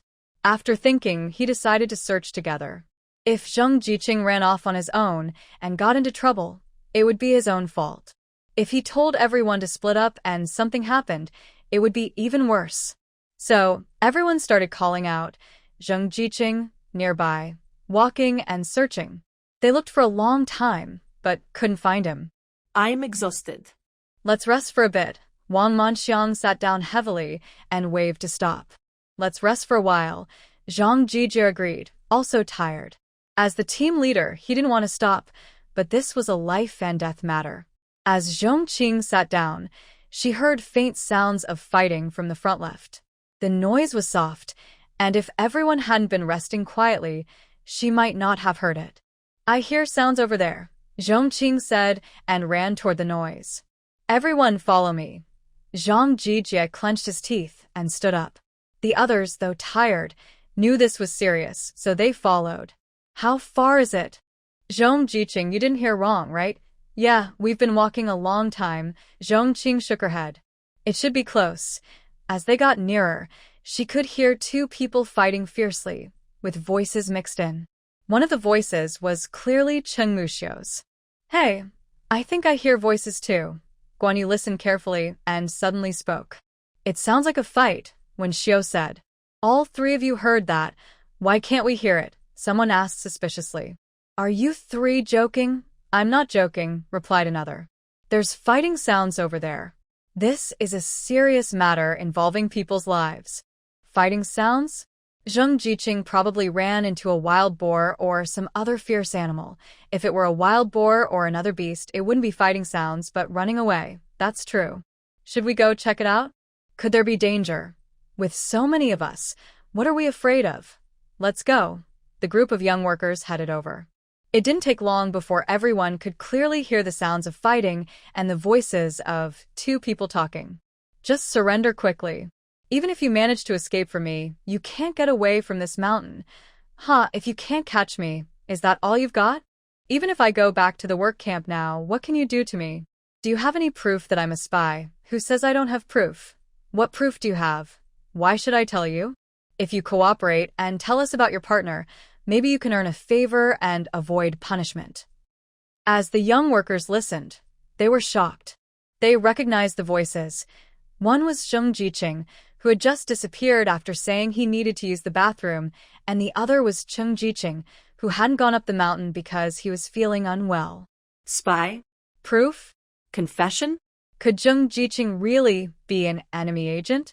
Everyone showed a look of fear at the same time. Zhong Qing said, "Whoever helps catch the enemy agent might be rewarded by the commune." Zhang Jijia was the first to react. Without hesitation, he ran over. Then Li Huayuan, Lu Haoran, and other young workers followed. The female workers hesitated for a moment. Although they might not be very strong, there were so many of them, surely it wouldn't be dangerous? So everyone else also went along. But they arrived too late. When Zhang Jijia reached the scene, Cheng Muxiu had already distracted Zheng Jiqing with conversation, then struck him down and pinned him underfoot. Zhong Qing arrived to find Cheng Muxiu had already stuffed a cloth into Zheng Jiqing's mouth and tied him up with a rope. He searched Zheng Jiqing thoroughly and finally found a thin yellow paper under his shoe insole with two characters written on it. "Action." Cheng Muxiu sneered.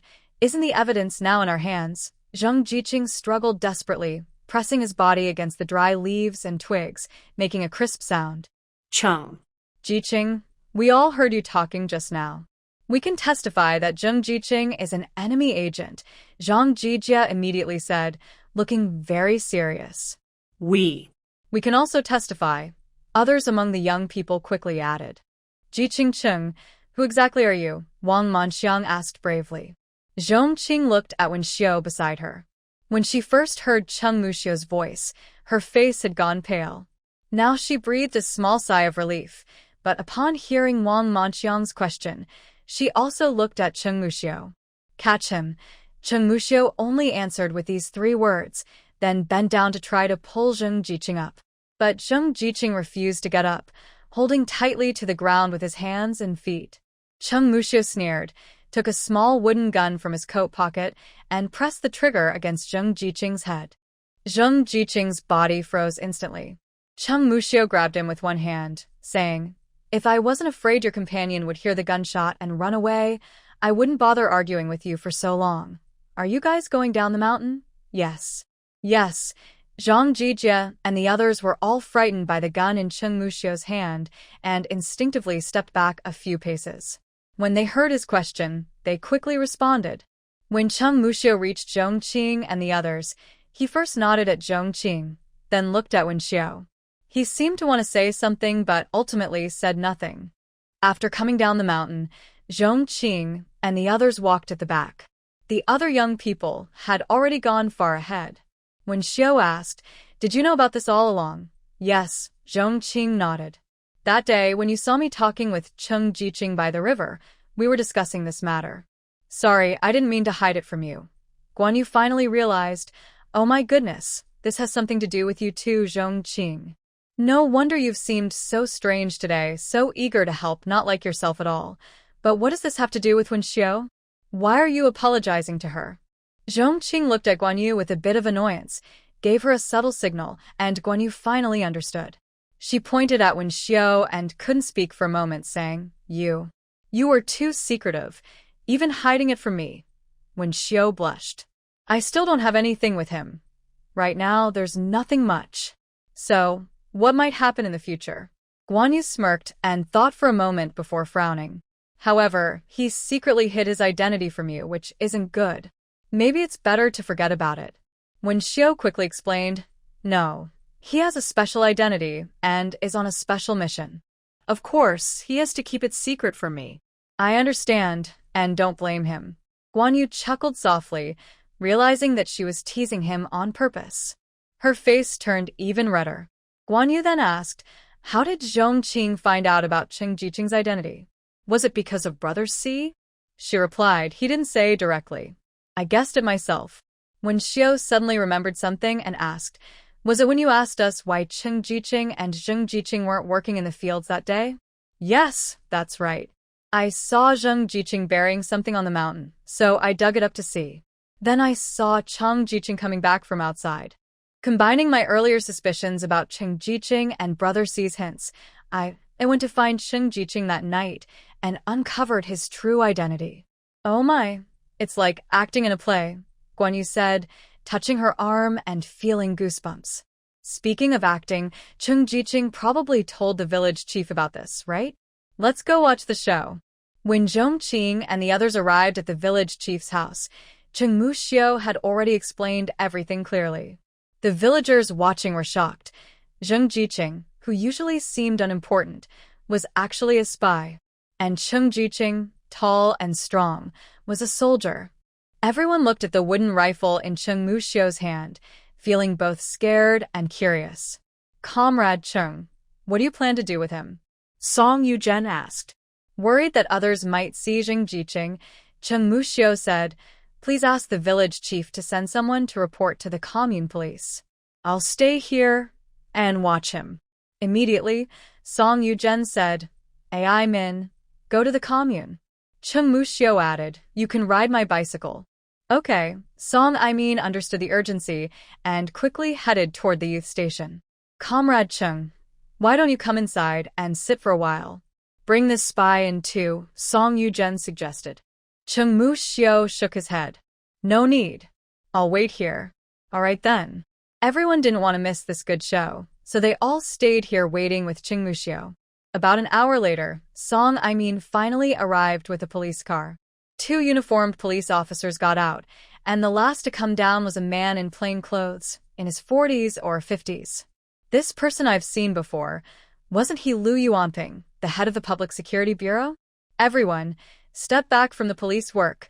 After the 2 police officers dispersed the gathered villagers, Liu Yuanping walked straight over. Cheng Muxiu said, "I am under Vice Commander C. He probably already contacted you earlier, right?"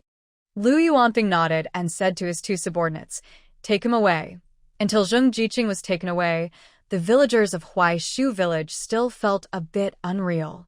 They couldn't believe that there was a spy among them. Many felt scared and wondered if they had ever interacted with Zhong Qing before.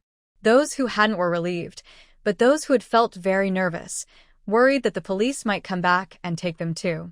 Some villagers also complained about other young workers, saying it was strange they hadn't noticed anything unusual about Zhong Qing since they all lived together. They felt they had been blind.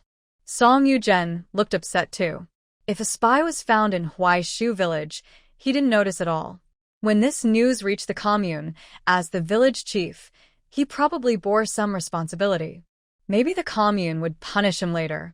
Cheng Muxiu went to the police station with them. The crowd at the village chief's house dispersed. That evening, after Zhong Qing finished dinner, Cheng Muxiu came to her door. Zhong Qing, worried that entering the house might affect Zhong Qing, he simply stood outside and spoke to her. "Zhong Qing has been caught. I'll be leaving tomorrow. If I see Brother C, I'll tell him." Zhong Qing was surprised but quickly understood what Cheng Muxiu meant. He was going to the mountains to find C-sun. "Okay, be careful." Cheng Muxiu nodded slightly, about to leave, but his gaze swept over the neighboring house, and he paused. A smile appeared in Zhong Qing's eyes. "Do you want me to call Wenxiu out for you?" Cheng Muxiu's ears immediately turned red, and he stammered, "You? How do you know that?" Zhong Qing chuckled softly, crossing the fence to the Guanyue's house. Just as she was about to knock on the door, she saw it was already open. When Xiu was pushed out by someone, her face still flushed. Guanyue peeked from inside and giggled. "Hurry up, she's looking for you." "Zhong Qing, come in." Guanyu waved towards Zhong Qing affectionately. Zhong Qing understood and immediately closed the door behind him. "Come here. Come here." Guanyu saw Zhong Qing close the door and quickly moved to the window. She quietly opened a small crack. Zhong Qing also leaned over and saw Wenxiu and Cheng Muxiu walking shoulder to shoulder toward the river. "Really, why can't we just talk here? Why do you have to go so far?" Guanyu complained. Zhong Qing smiled. "There are too many people here, too many eyes." Guanyu closed the window, sat down heavily on a stool, and sighed. "You and Wenxiu both have someone you like, and I'm the only one left. When will I meet my ideal partner?" "Almost there, coming tomorrow." Zhong Qing could only comfort her like that. Unexpectedly, Wenxiu returned quickly, looking very calm, which confused both Zhong Qing and Guanyu. Guanyu hesitated and asked, "Wenxiu, how are things with Cheng Jiqing? Are you two dating?" Wenxiu shook her head. No. "How is that possible?" Guanyu's eyes widened. "You two have even crossed the line. Why aren't you dating? Has he told you how he feels?" "He told me he liked me, but I refused." "Really?" Why? "You like each other. Why refuse?" Zhong Qing also didn't understand and asked, "Wenxiu, do you have concerns?" Wenxiu looked very calm, but Zhong Qing saw a trace of sadness in her expression. "He's a soldier, and I'm a young worker. Once he finishes his mission, he'll leave." "If we get together, what will happen then?" Zhong Qing asked. "Did Cheng Jiqing suggest any solutions to this?" When Xiu nodded, he said he's reached a level where his family can follow him, and after we get married, I can go with him to the army.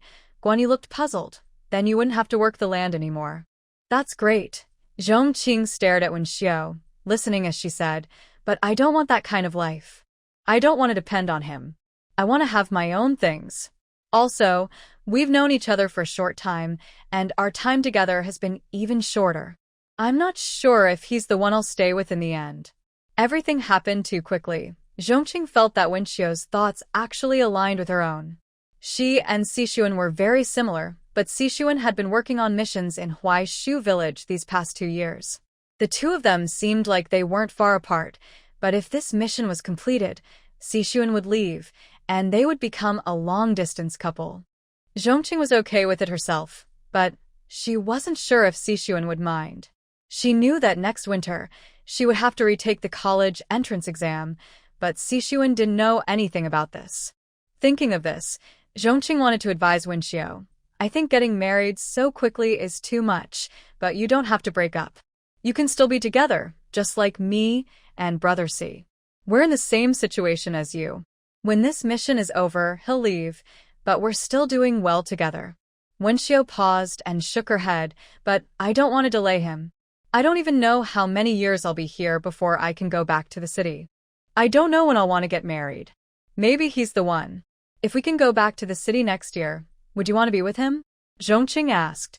Of course I would, but how is that even possible? It's not impossible. More and more people are being rehabilitated now. My parents have been rehabilitated too. What's impossible about that? I think the authorities' views are changing. Maybe we'll be able to go back to the city sooner than we think. Wenxiao, give yourself a chance and give him a chance too. Life is short, and finding someone you like is not easy. Hearing Zhong Qing's words, Wenxiao was stunned, her lips moving as she looked confused and uncertain. Guan Yu also encouraged her from the side. Wenxiao, go talk to him. Tell him you want to be with him, but you don't want to marry right now. If he agrees, then be together. If he still wants to get married, then you won't be with him. I'll go call him out, Zhong Qing immediately said. Guan Yu also pulled Wenxiao into the yard to wait. Zhong Qing went to the door of the youth knowledge point, raised her hand and knocked. To her surprise, the door opened immediately. The person who opened it was Cheng Muxiao. Seeing Zhong Qing, Cheng Muxiao looked a bit disappointed. Zhong Jiqing, it's you. Why are you coming to the youth knowledge point so late? Is there something you need? After Cheng Muxiao was refused by Wenxiao, he sat alone in the courtyard of the youth station. Today, the station was quite lively. Everyone saw Cheng Muxiao sitting there and started asking about his identity, but he kept silent on that topic. Because of the concern about the firearm he carried, no one dared to press him further once he showed he didn't want to talk. Now he was just waiting alone in the yard. He didn't know what he was waiting for, but the moment he saw Zhong Qing, he realized who the person he was thinking of really was. Zhong Qing clearly sensed Cheng Muxiao's disappointment. It was obvious from his facial expression, which she couldn't hide. She smiled and asked, Qing, do you think someone is here to see you? Cheng Muxiao blushed and scratched the back of his head. No. Before he finished, Zhong Qing said, Wenxiao wants to talk to you. Are you going? Yes. Cheng Muxiao immediately replied. Where is she? In the yard. Come with me. This time, they didn't go to the river but stayed in the yard to talk openly. Cheng Muxiao finally understood Wenxiao's worries. He immediately said, no matter how long I have to wait, I will wait. When I have a holiday, I can come see you too. Wenxiao blushed and didn't reply. The two of them were now together. The next day, when Cheng Muxiao left, Wenxiao still looked a bit sad. The people at the youth station knew they were dating. Some envied them.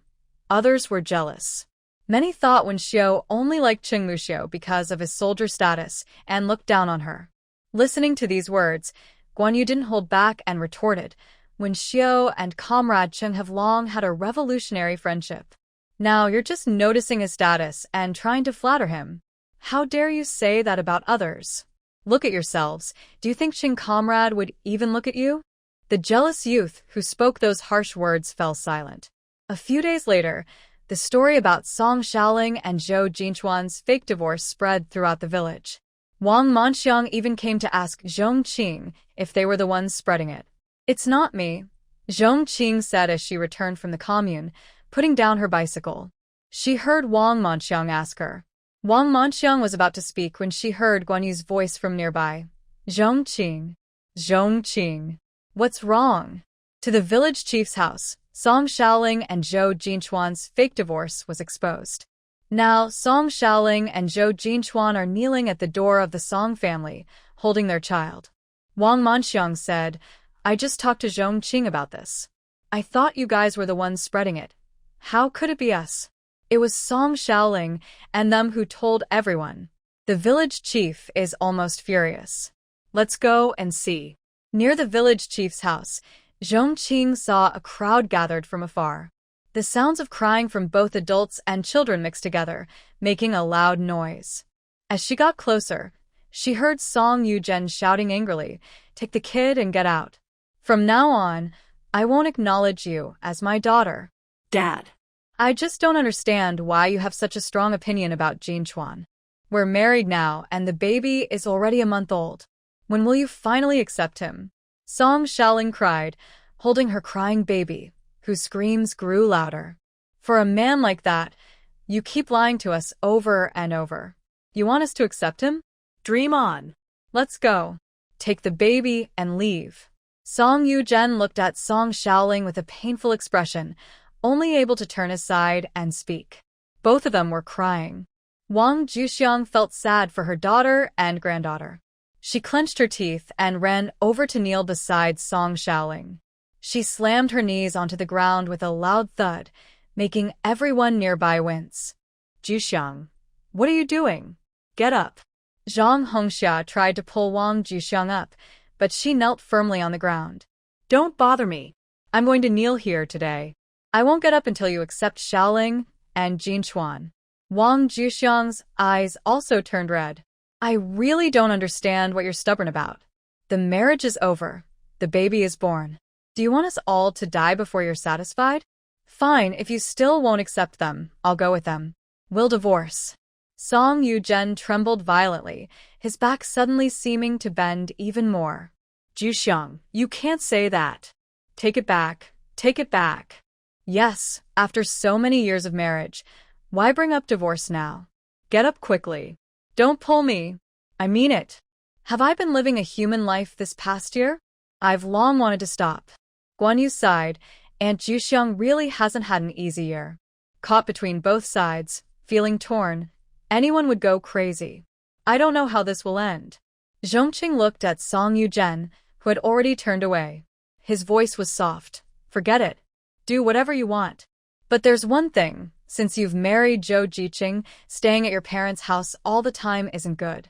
Your older brothers haven't married yet, and you can't hold them back. You should move out." After saying that, Song Yuzhen went inside. Wang Juxiang stood there in a daze, kneeling. She knew her husband had softened, but she also clearly felt a deep rift between them, with no chance to fix it. Song Yimin looked at Wang Juxiang with a complicated face. "Mom, you only have Xiaoling as your daughter. Can't you think about me and Adong?" He then pulled Adong, who was nearby, into the house. Next to them, Song Xiaoling was still complaining. Mom. "Since Dad has accepted us, why can't I and the kids stay at home? The rented house in the village isn't as comfortable as home. Maybe you should talk to Dad again." Hearing this, Wang Juxiang felt cold inside. For her daughter, her two sons had also become distant. Was all she did worth it? After a long while, she finally said, "Your dad is right. A daughter who gets married shouldn't stay at her parents' house all the time. It's not good. You should rent a place with Jin Chuan." The house from Song Chia was quite nice. "Mom." Zhou Jinchuan stopped Song Xiaoling. "All right, Xiaoling, our family of 3 can live there. During festivals, we can bring some things to visit your parents." Xiaoling pouted. "Okay, then, Mom, pack up my and the kids' stuff. Bring more grain and vegetables. Oh, and remember to cook for us. Jin Chuan and I aren't very good at cooking, and your food is much better." Wang Juxiang tugged at the corner of her mouth but didn't say a word. Later, Wang Juxiang didn't cook for Xiaoling every day. She went only once every few days. Though Xiaoling was a bit unhappy, Wang Juxiang seemed to change. She no longer obeyed Xiaoling blindly. Instead, she started making delicious food for Song Yuzhen and his family every day, as if trying to improve their relationship. All of this was told to her by Zhong Qing, who also said that Song Yuzhen seemed hurt by Aunt Juxiang and had been distant from her. After listening, Zhong Qing also felt a bit emotional. Since Aunt Juxiang refused to let Song Xiaoling stay at her house last time, she never came to chat with her again. Sometimes, when they met in the village, they would just smile awkwardly and not speak. Zhong Qing understood that she felt a bit embarrassed, and she also knew that their friendship had come to an end. Time flew quickly. In the blink of an eye, Chengmu Xiao had been gone for almost 2 months. Winter had arrived, and every household was staying indoors. Because of the heavy snow a few days ago that hadn't melted yet, the local elementary school was closed. Zhong Qing, Guan Yu, and Wen Xiao were studying the self-study series of mathematics, physics, and chemistry at Zhong Qing's house. Of course, it was Zhong Qing who suggested it. Now it was winter of 1976. After the new year, it would be 1977. Some well-informed people expected to hear news about the resumption of the college entrance exam by August next year. By October, the People's Daily would officially announce the news, and the exam would start in December. This was the first batch of college entrance exams, and the schedule was very tight. From the official announcement to the exam day, only about a month and a half remained. For those who had long abandoned their studies, it was simply impossible to catch up. Now, Zhong Qing often asked Guan Yu and Wen Xiao to take out their books and review, so they wouldn't be caught unprepared when the time came. After studying for nearly 2 hours, everyone felt a bit tired. Zhong Qing went to brew some red date tea. After Wen Xiao thanked her, she remained silent. Zhong Qing asked, "Are you worried about Cheng Jiqing?" "Yes, it's been almost 2 months, and I haven't heard anything," Wen Xiao replied. Chengmu Xiao had said he was under Si Sun's command. Since Si Sun hadn't finished his mission, Chengmu Xiao was probably working with him. But in these 2 months, Si Sun hadn't returned either, so Wen Xiao was worried. Zhong Qing also felt a bit worried, but if she showed her concern openly, Wen Xiao would probably panic even more. So she comforted her, "They'll be fine." Actually, Wen Xiao's worries had been growing over time. It wasn't just recent. While they were drinking the red date tea, suddenly, a loud gunshot echoed across the sky. Zhong Qing was startled, and Wen Xiao even dropped her porcelain cup onto the ground with a loud clang, spilling the tea everywhere, and the heat still rose from the spill. The gunshot was followed by several more shots in quick succession. Guan Yu covered her ears, her eyes full of fear. "What's going on? Why are there gunshots?" Zhong Qing frowned and couldn't help but start to worry. "It sounds like it's coming from the mountains. Maybe Si Sun and the others are on a mission." Wen Xiao bit her lip, her eyebrows knitting together. Guan Yu, hearing this, put down her fear and quickly went to get a broom. "It will be fine. Come on, let me sweep the floor." Wen Xiao finally realized what was happening and apologized, glancing at Zhong Qing. "Let me do it." She swept away the red dates on the ground, and the water was also cleared. Standing by the window with the broom, Wen Xiao gazed at Mount Daekyu, her mood still unsettled. Zhong Qing heard some noise outside. She opened the door to check and saw that the people from the neighboring youth station were frightened by the gunfire sounds. They thought Cheng Jiqing had escaped from the police station and was coming to seek revenge. Everyone was panicked, some even crying. Other villagers were also scared by the gunfire, their hearts pounding, afraid that villains might break in and attack them. After nearly 2 hours, Zhong Qing saw some people start to come out outside, probably realizing it was safe now. Soon, many people gathered at Zhong Qing's house. Little Zhong Youth, Wen Youth. Zhong Qing and Wen Xiao looked at each other, then went out and opened the yard gate. Many villagers crowded in, with Song Yu-zhen and Song Dashan at the front. Song Dashan asked first, "Little Zhong Youth, last time Comrade Chung said he was under Vice Group Leader C. Your officer boyfriend is also surnamed C, right? He must be that Vice Group Leader C. Do you know what caused the gunfire just now?" After asking, Song Dashan was interrupted by another villager who couldn't hold back. "Wen Youth, I heard you're dating Comrade Chung. Do you know where he is now? Can he come protect us?" Yes, the gunfire was really scary." Zhong Qing frowned and said, "Uncle Dashan, I'm not sure either. I haven't seen my boyfriend for several months. But I think the gunfire was probably from their mission. Our village should be safe. Is that so?" Song Dashan looked a bit disappointed, then nodded and led the villagers away. By evening, Chengmu Xiao arrived. "Zhong Youth, Brother C asked me to tell you that the gunfire earlier was from our mission. Don't worry. Also, Tell the villagers this, so they won't panic. The task is finished, and once he handles the follow-up, he'll come to see you. Cheng Muxiu didn't go to Wenxiu's house first. He came to complete the task assigned by Si-sun. Okay, I understand. Zhong Qing nodded, then glanced at the next door. Go find Wenxiu. She's been worried about you lately. Cheng Muxiu's ears turned slightly red, and he went to knock on the door next door. To his surprise, it was Guan Yu, who opened it. Guan Yu smiled and said, "It's cold outside. Come inside and talk." "I'll squeeze in with Zhong Qing." "Thanks, Guan Jiqing," Cheng Muxiu said politely and entered without hesitation. Zhong Qing said, "I need to go talk to the village chief about this news." "I'll go with you," Guan Yu offered. "There's nothing much for me to do alone anyway." "All right, let's go." Zhong Qing and Guan Yu each went to inform the village chief and the team leader, respectively. Then they spread the news to others, saving them the trouble of visiting each household. After returning, Zhong Qing also went to the youth camp to share the good news.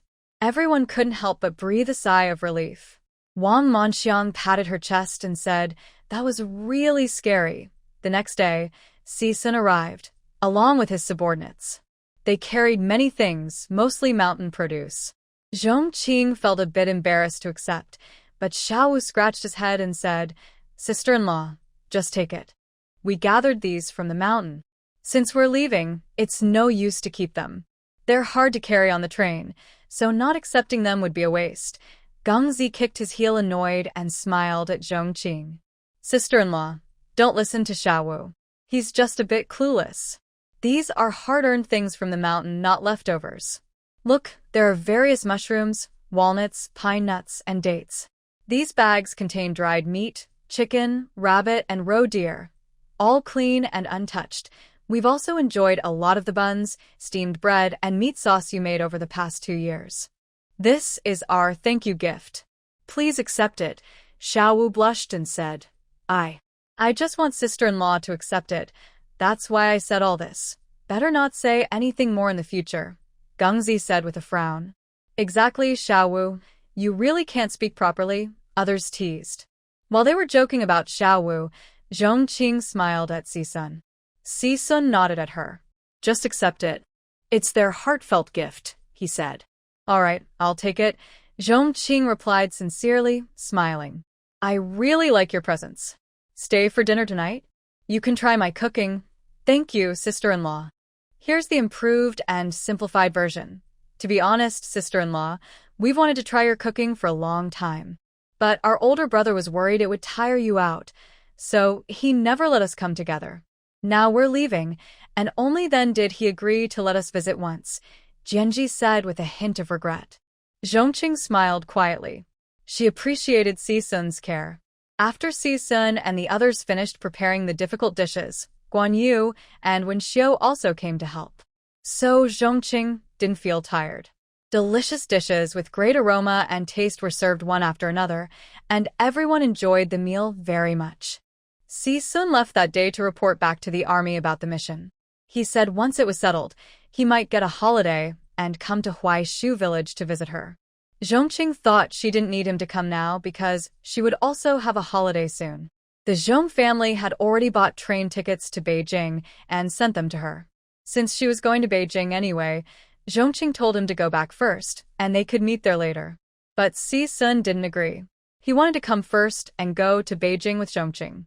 He was quite clingy, and Zhong Qing couldn't help but accept. Soon, the holiday break arrived. Zhong Qing had already decided to go to Beijing. Guan Yu was also sure to go home, but when Shouye said she didn't want to go back, she felt there was no need. Zhong Qing and Guan Yu knew a bit about Wenxiu's family situation, so they didn't persuade her, only asked where she planned to go. Earlier, Cheng Muxiu didn't know Wenxiu had a bad relationship with her family. Otherwise, he wouldn't have gone back to Beijing. He would have gone straight to Huaishu village with Si-sun. Wenxiu said Cheng Muxiu had written to her a few days ago, saying he would come to pick her up for the new year in Beijing, but she refused. She thought they hadn't been dating long, and things were moving too fast. So now Zhong Qing didn't invite her to go to Beijing either. Guan Yu was very enthusiastic and invited Wenxiu to go back to Yangqing with her. Wen Xiao was tempted and, after a moment's hesitation, agreed to go with her. Guan Yu was so happy, she almost jumped for joy. To travel together, Guan Yu and Wen Xiao bought train tickets for a day. Coincidentally, they had the same train. Zhong Qing and Cixin would get off in Beijing, but Guan Yu and Wen Xiao would only transfer there. They had a long transfer in Beijing. Zhong Qing planned to invite them to try Peking duck, but before they even left the station, Cheng Muxiu came to pick up Wen Xiao. Wen Xiao's face instantly turned red. She stammered, You came here? Cheng Muxiu replied naturally, I knew you were transferring here and had some time. I came to pick you up for dinner. Love and Guan Yu both giggled secretly. Go ahead. Shall we all go together?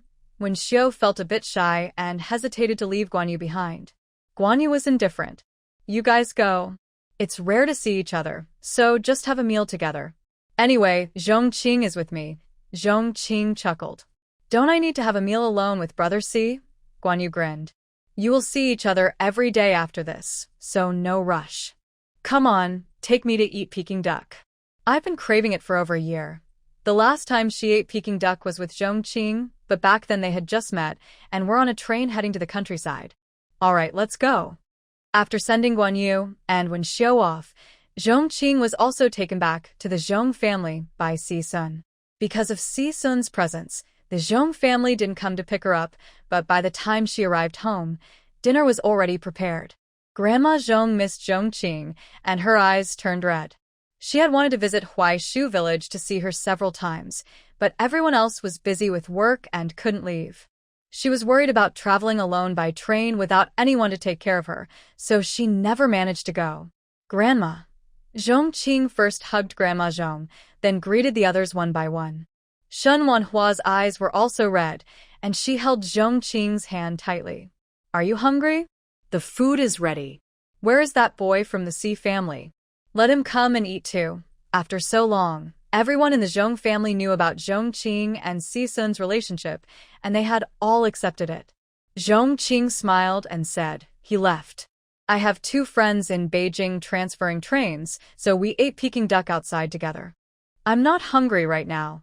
Good, then we'll eat tonight. Yuxuan, help your sister carry her luggage back to her room. Grandma Zhong was smiling again. I have someone clean your room regularly. It's exactly the same as when you came last year. Zhong Qing also smiled and said, Thank you, Grandma. That night, Zhong Qing slept with Shen Wanhua. After years apart, Shen Wanhua felt very happy to sleep beside her daughter again.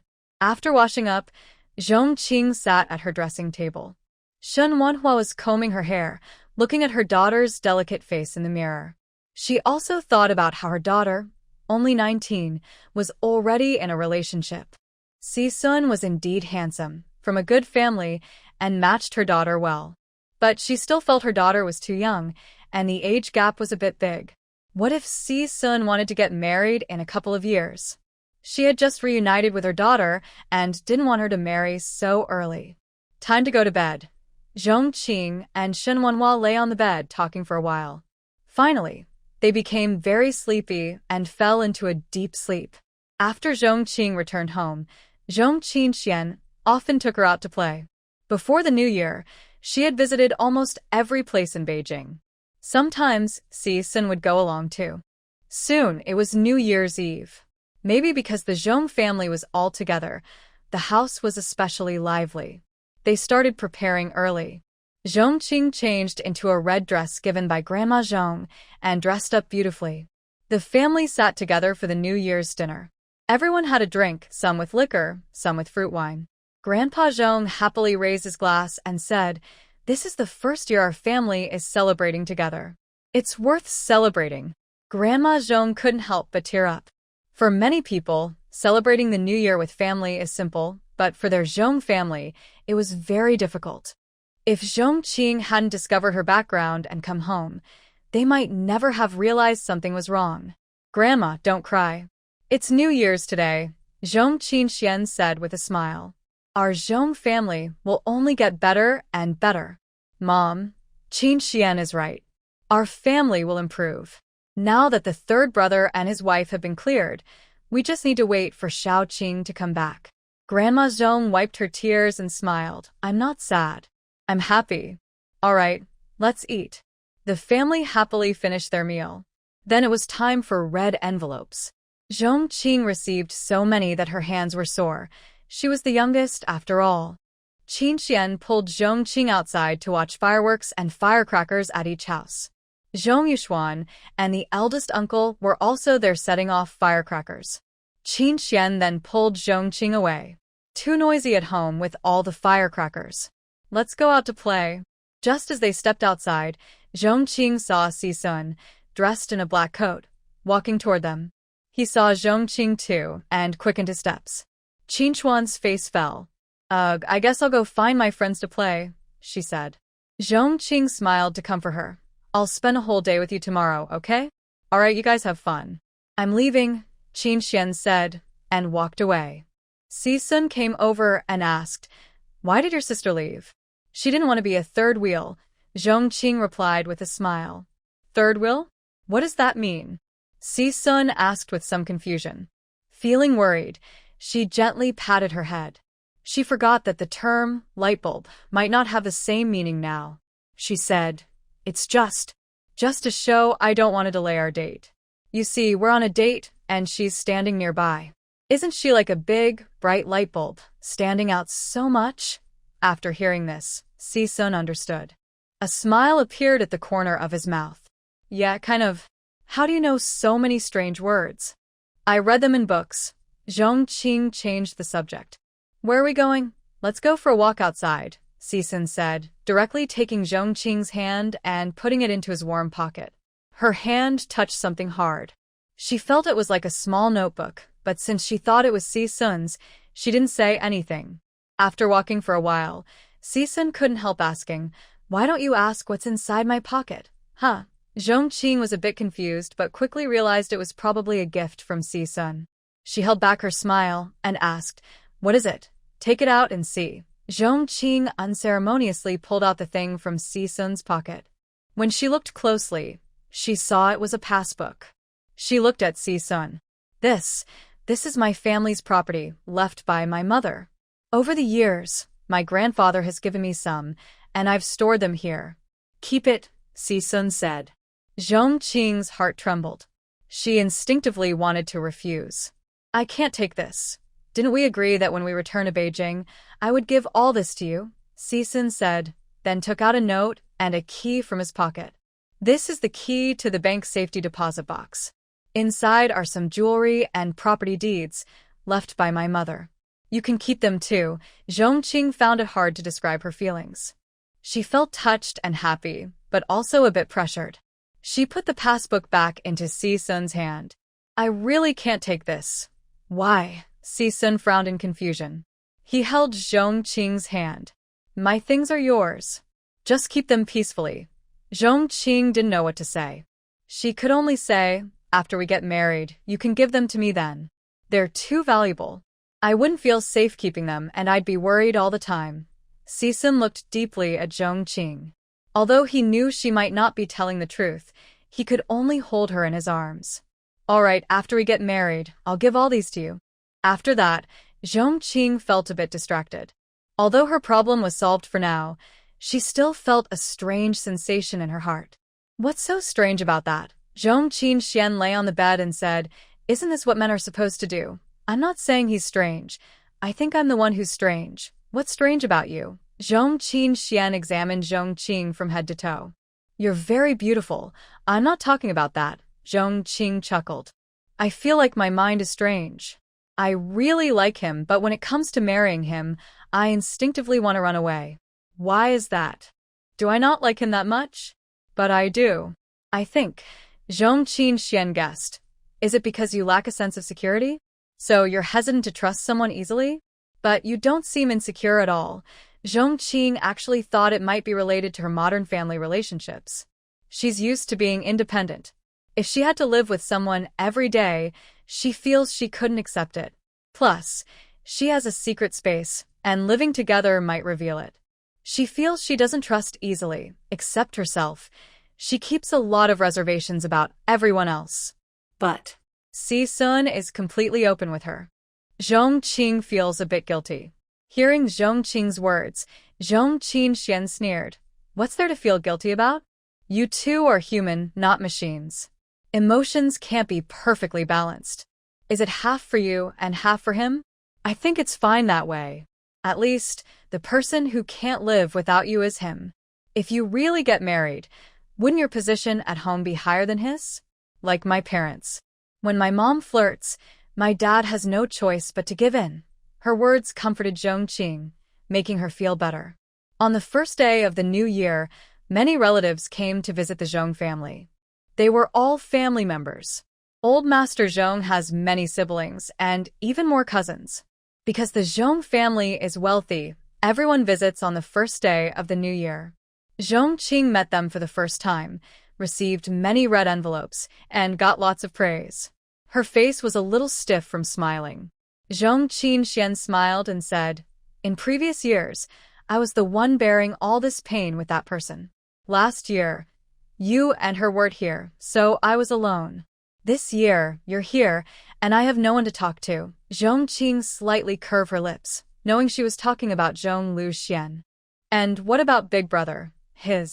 He always runs away very quickly.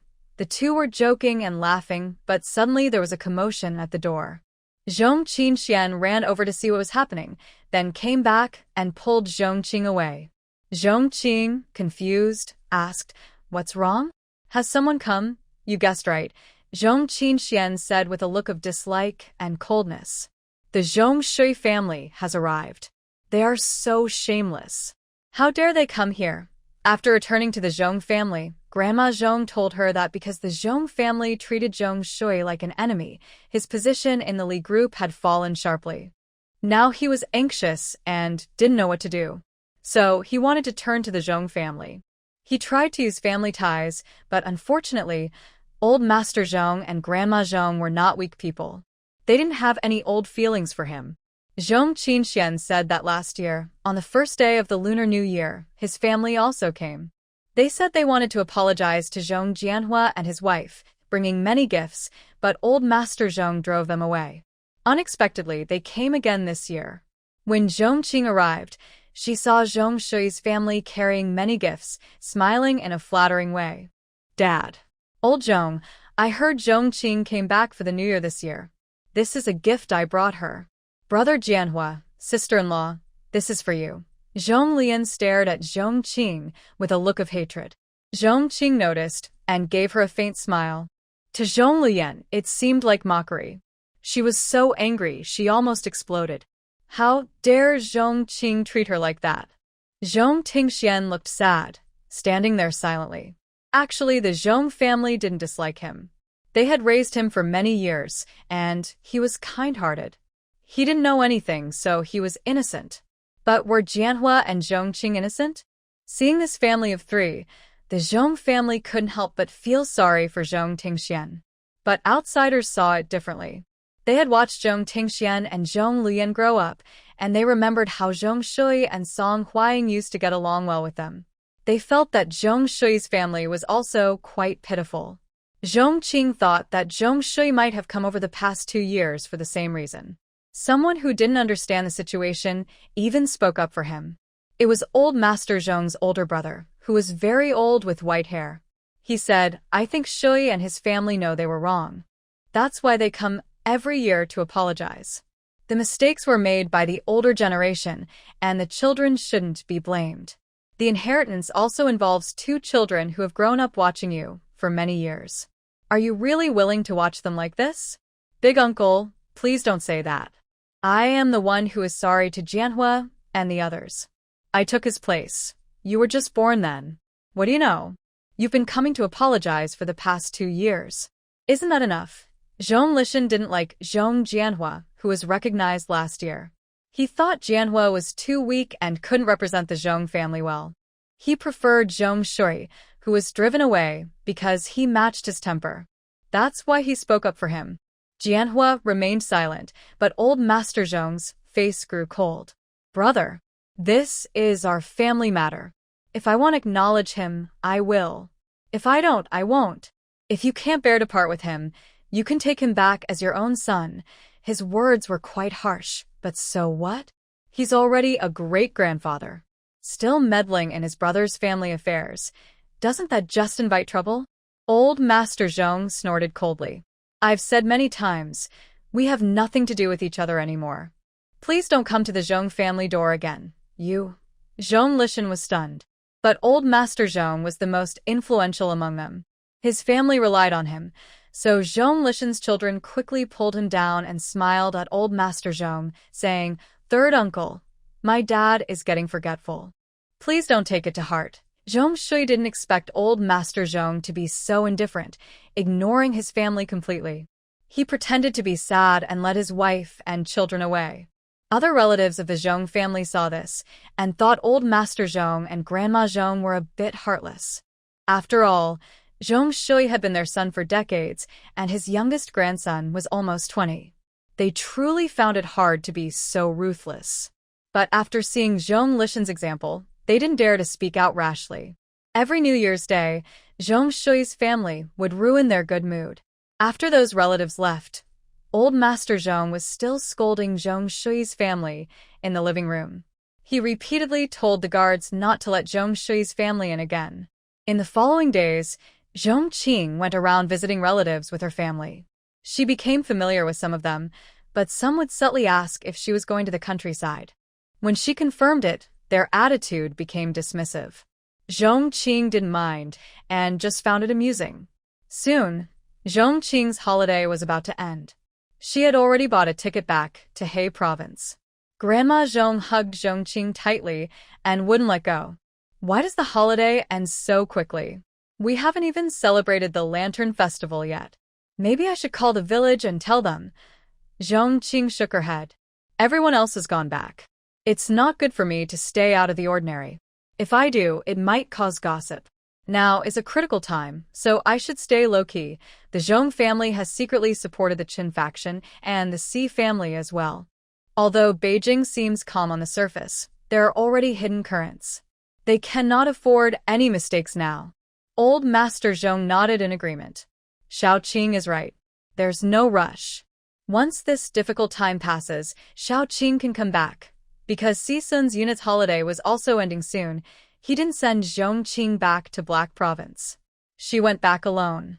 At the Si family, Si Sun and Old Master Si were having breakfast. Old Master Si loved the meat sauce Zhong Qing made.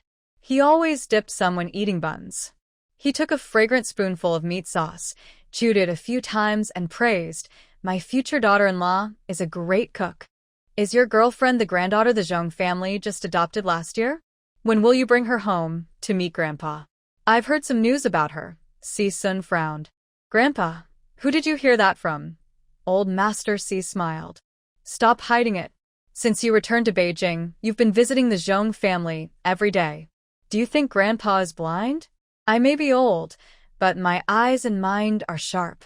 And didn't your younger brother see that girl at the noodle shop? He said he saw her again in the courtyard and found out she is the granddaughter of the Zhong family. Si Sun's face darkened. I don't have a younger brother. Old Master Si's smile faded.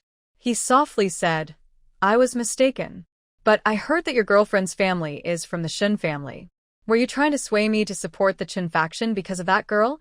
It's partly because of her, but not entirely, Si Sun said seriously. Grandpa, even though Li's faction has become powerful in recent years, and even though that person secretly supported the other side, you've never wavered. You know what's really going on, don't you? Old Master Si sighed deeply. Ah, Sun, you see through things clearly. It's a pity about your... Well, just as he was speaking about Si Pingtao, who was just mentioned, Si Sun and Old Master Si were interrupted by Si Pingtao storming in with Li Yu, furious. The guards couldn't stop him. He shouted, I'm going home. Who has the right to stop me? Li Yu gently and softly advised. Pingtao, stay calm. Maybe there's a misunderstanding. Misunderstanding?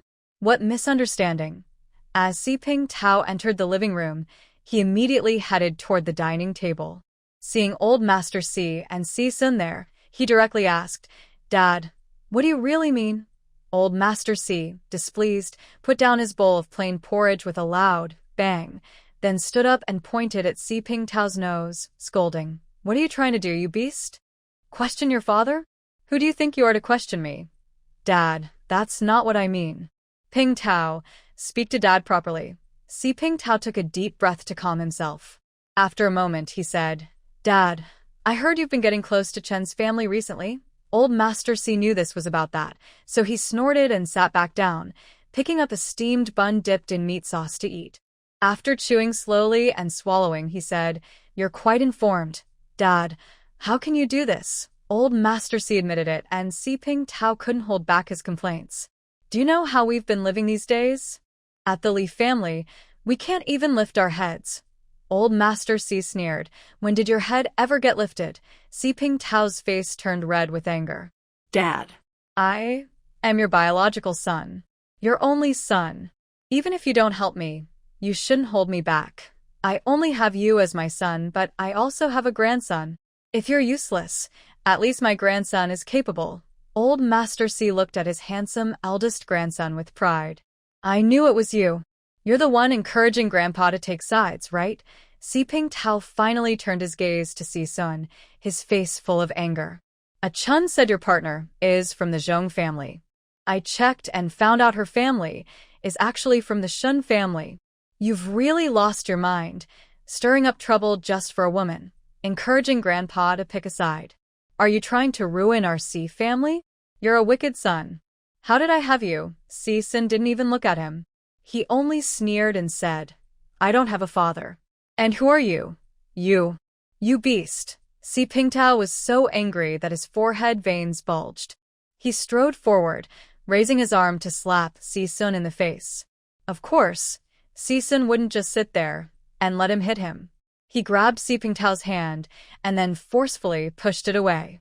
Si Pingtao didn't expect Si Sun to resist, and Si Sun used a lot of strength. He felt his wrist almost being crushed. Then, he was thrown back by that force, stumbling several steps backward and finally fell heavily to the ground. Pingtao. Are you okay? Get up quickly. Liu hurried over to help Si Pingtao up. You brat. How dare you hit your father? You won't have a good life in the future. Liu also frowned and said, son, no matter what your father did, he is still your biological father. How can you hit an elder? Si Sun looked at her coldly. Who do you think you are to lecture me? Get out. Being scolded to leave in front of a younger family member made Liu, even if she tried to act calm, a little angry. Si Pingtao was even more furious. What did Aunt Li do wrong? You are so disobedient. I think you are the one being disobedient. Did I ever say you could step into the Si family? After all these years, have you ever listened to me? And this woman, don't think that just because you have 2 children, I will accept you into our family. I tell you, the door is closed. Old Master Si, seeing his grandson being insulted like this, was also very angry. He pointed at Si Pingtao and Liu's noses and scolded, Everything in the Si family belongs to Ah Sun. None of you have anything to do with it. Grandpa. Si Ting and Si Chun came in from outside and happened to hear these words. Si Ting's eyes were red. Grandpa, how can you say that about my mother? Si Chun also looked in disbelief.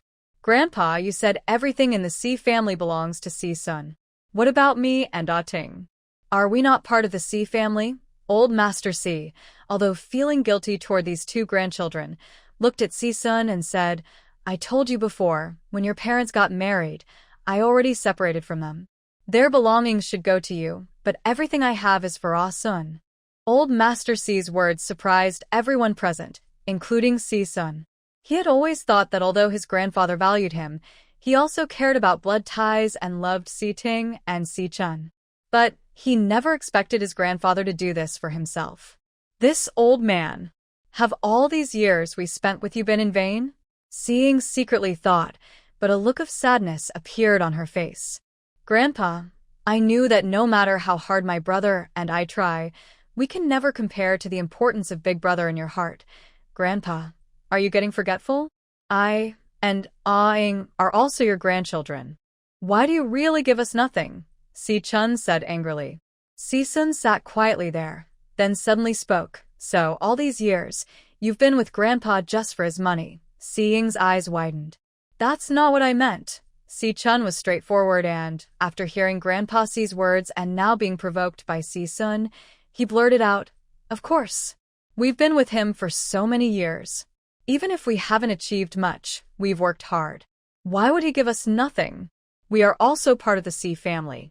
He should give us something." Grandpa Si was so angry he pointed at his nose and shouted, "Get lost. Leave now." The Si family was in chaos. Si Pingtao forgot why he came to the Si family. It was only when Liu tugged at his sleeve that he remembered. "Dad, we're not here to talk about that today. I want to discuss your decision about choosing sides. Why didn't you talk to us first? Your son and daughter-in-law are from the Li family, but you support the Qin family. What will we do in the future?" "Dad, listen to me. It's better to step away early. Even if no one supports us, staying the same as before is fine." Grandpa Si snorted coldly. "You're meddling in my affairs now? Who are you to tell me to step away? I am your father. If anyone should step away, it's you. If you're willing to leave the Li family, maybe I'll consider accepting you." "Dad, what are you talking about? Yu is from the Li family. How could she possibly leave the Li family? You just need to know it's impossible. That's all I have to say. Now go away, Dad." "Xiao Zhang, Xiao Lu, throw them out." "Yes, sir." Although Si Yu and Li Yu were reluctant, they were forcibly driven out. Si Ying and Si Chun also left with grim faces. Si Sun looked at Grandpa Si's somewhat gloomy face and asked, "Why do you have to do this? If I wasn't here, they could still keep you company. As for the property, you know I don't care about that." Grandpa Si forced a bitter smile. "You kid, even though you say you don't care, I know that's not true in your heart. Previously, I was close to Si and Si Juan. Although you didn't say it, haven't you been away from home for several years? I can't keep hurting your feelings for their sake anymore." Sir Sun was stunned, feeling a twinge of sour emotion in his heart. "Grandpa, don't get all sentimental. I know what's in your heart. They aren't sincere to me. What kind of good children can Li Yu and Si Pingtao raise? I used to think that as long as they stayed with me, I could somehow turn things around. But a dragon gives birth to a dragon, a phoenix to a phoenix, and a mouse's son digs holes. I admit I failed. If that's the case, then forget it. Grandpa has made his decision now. I only need you, my grandson." Sir Sun was moved and just wanted to say something, but then he heard Grandpa speak again. "Your task now is to marry your wife and then give me a few grandchildren. That way I can enjoy family happiness." Sir Sun, that. Zhong Qing finally returned to Huaishu village after taking the train for 2 days. Life at the Zhong families was comfortable. Servants brought her food and she didn't have to do much, but she actually longed for a quiet life alone in Huaishu village. Guan Yu, and when Shouye had already come back. Zhong Qing was surprised. "You guys came back even earlier than I did." Guan Yu smiled. "The road was far, so we came back early to avoid delays. But it wasn't much earlier, we just arrived this morning. Now it was late afternoon, almost evening. When Shouye suggested, 'Let's eat at our place tonight. You haven't finished tidying up your house yet.' Okay." Zhong Qing didn't refuse. "Go tidy up the house and I'll cook." While when Shouye was cooking, Guan Yu helped Zhong Qing tidy the house and chatted as they worked. "Zhong Qing, do you know who got the quota for the workers, peasants, and soldiers university last year before the new year?" If Guan Yu hadn't reminded her, Zhong Qing almost forgot about it. "Who was it? Was it Zhou Jinchuan?" "Exactly." Guan Yu looked helpless. Zhou Jinchuan started dating Song Xiaoling just for the quota. Now, he finally got what he wanted. Zhong Qing was a bit curious.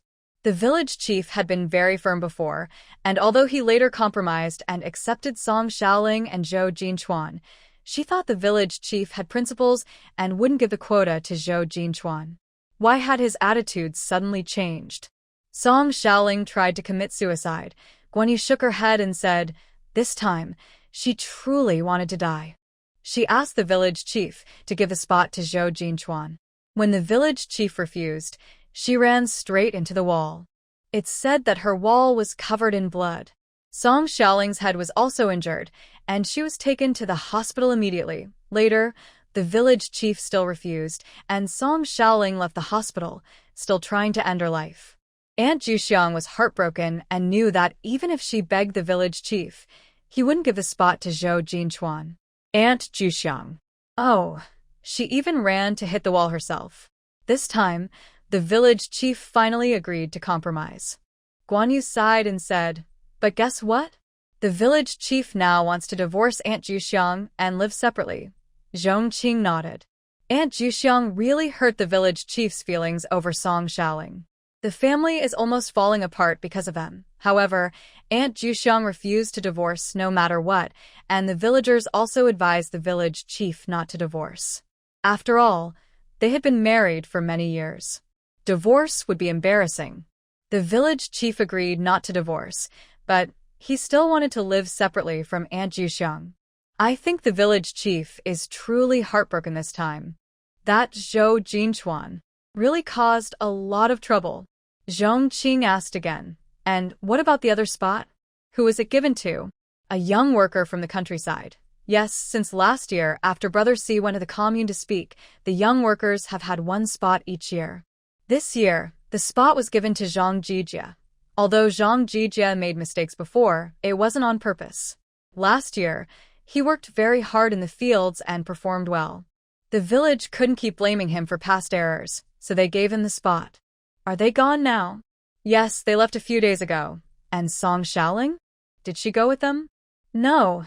She said she would wait until Zhou Jinchuan settled everything there before bringing Song Xiaoling and the children over. Zhong Qing smiled. Zhou Jinchuan really put a lot of effort into securing a spot at the Workers', Peasants' and Soldiers' University. But after the news about the college entrance exam being restored in October, I wonder how he'll feel. After all, once the college entrance exam is back, the Workers', Peasants' and Soldiers' University won't be as popular anymore.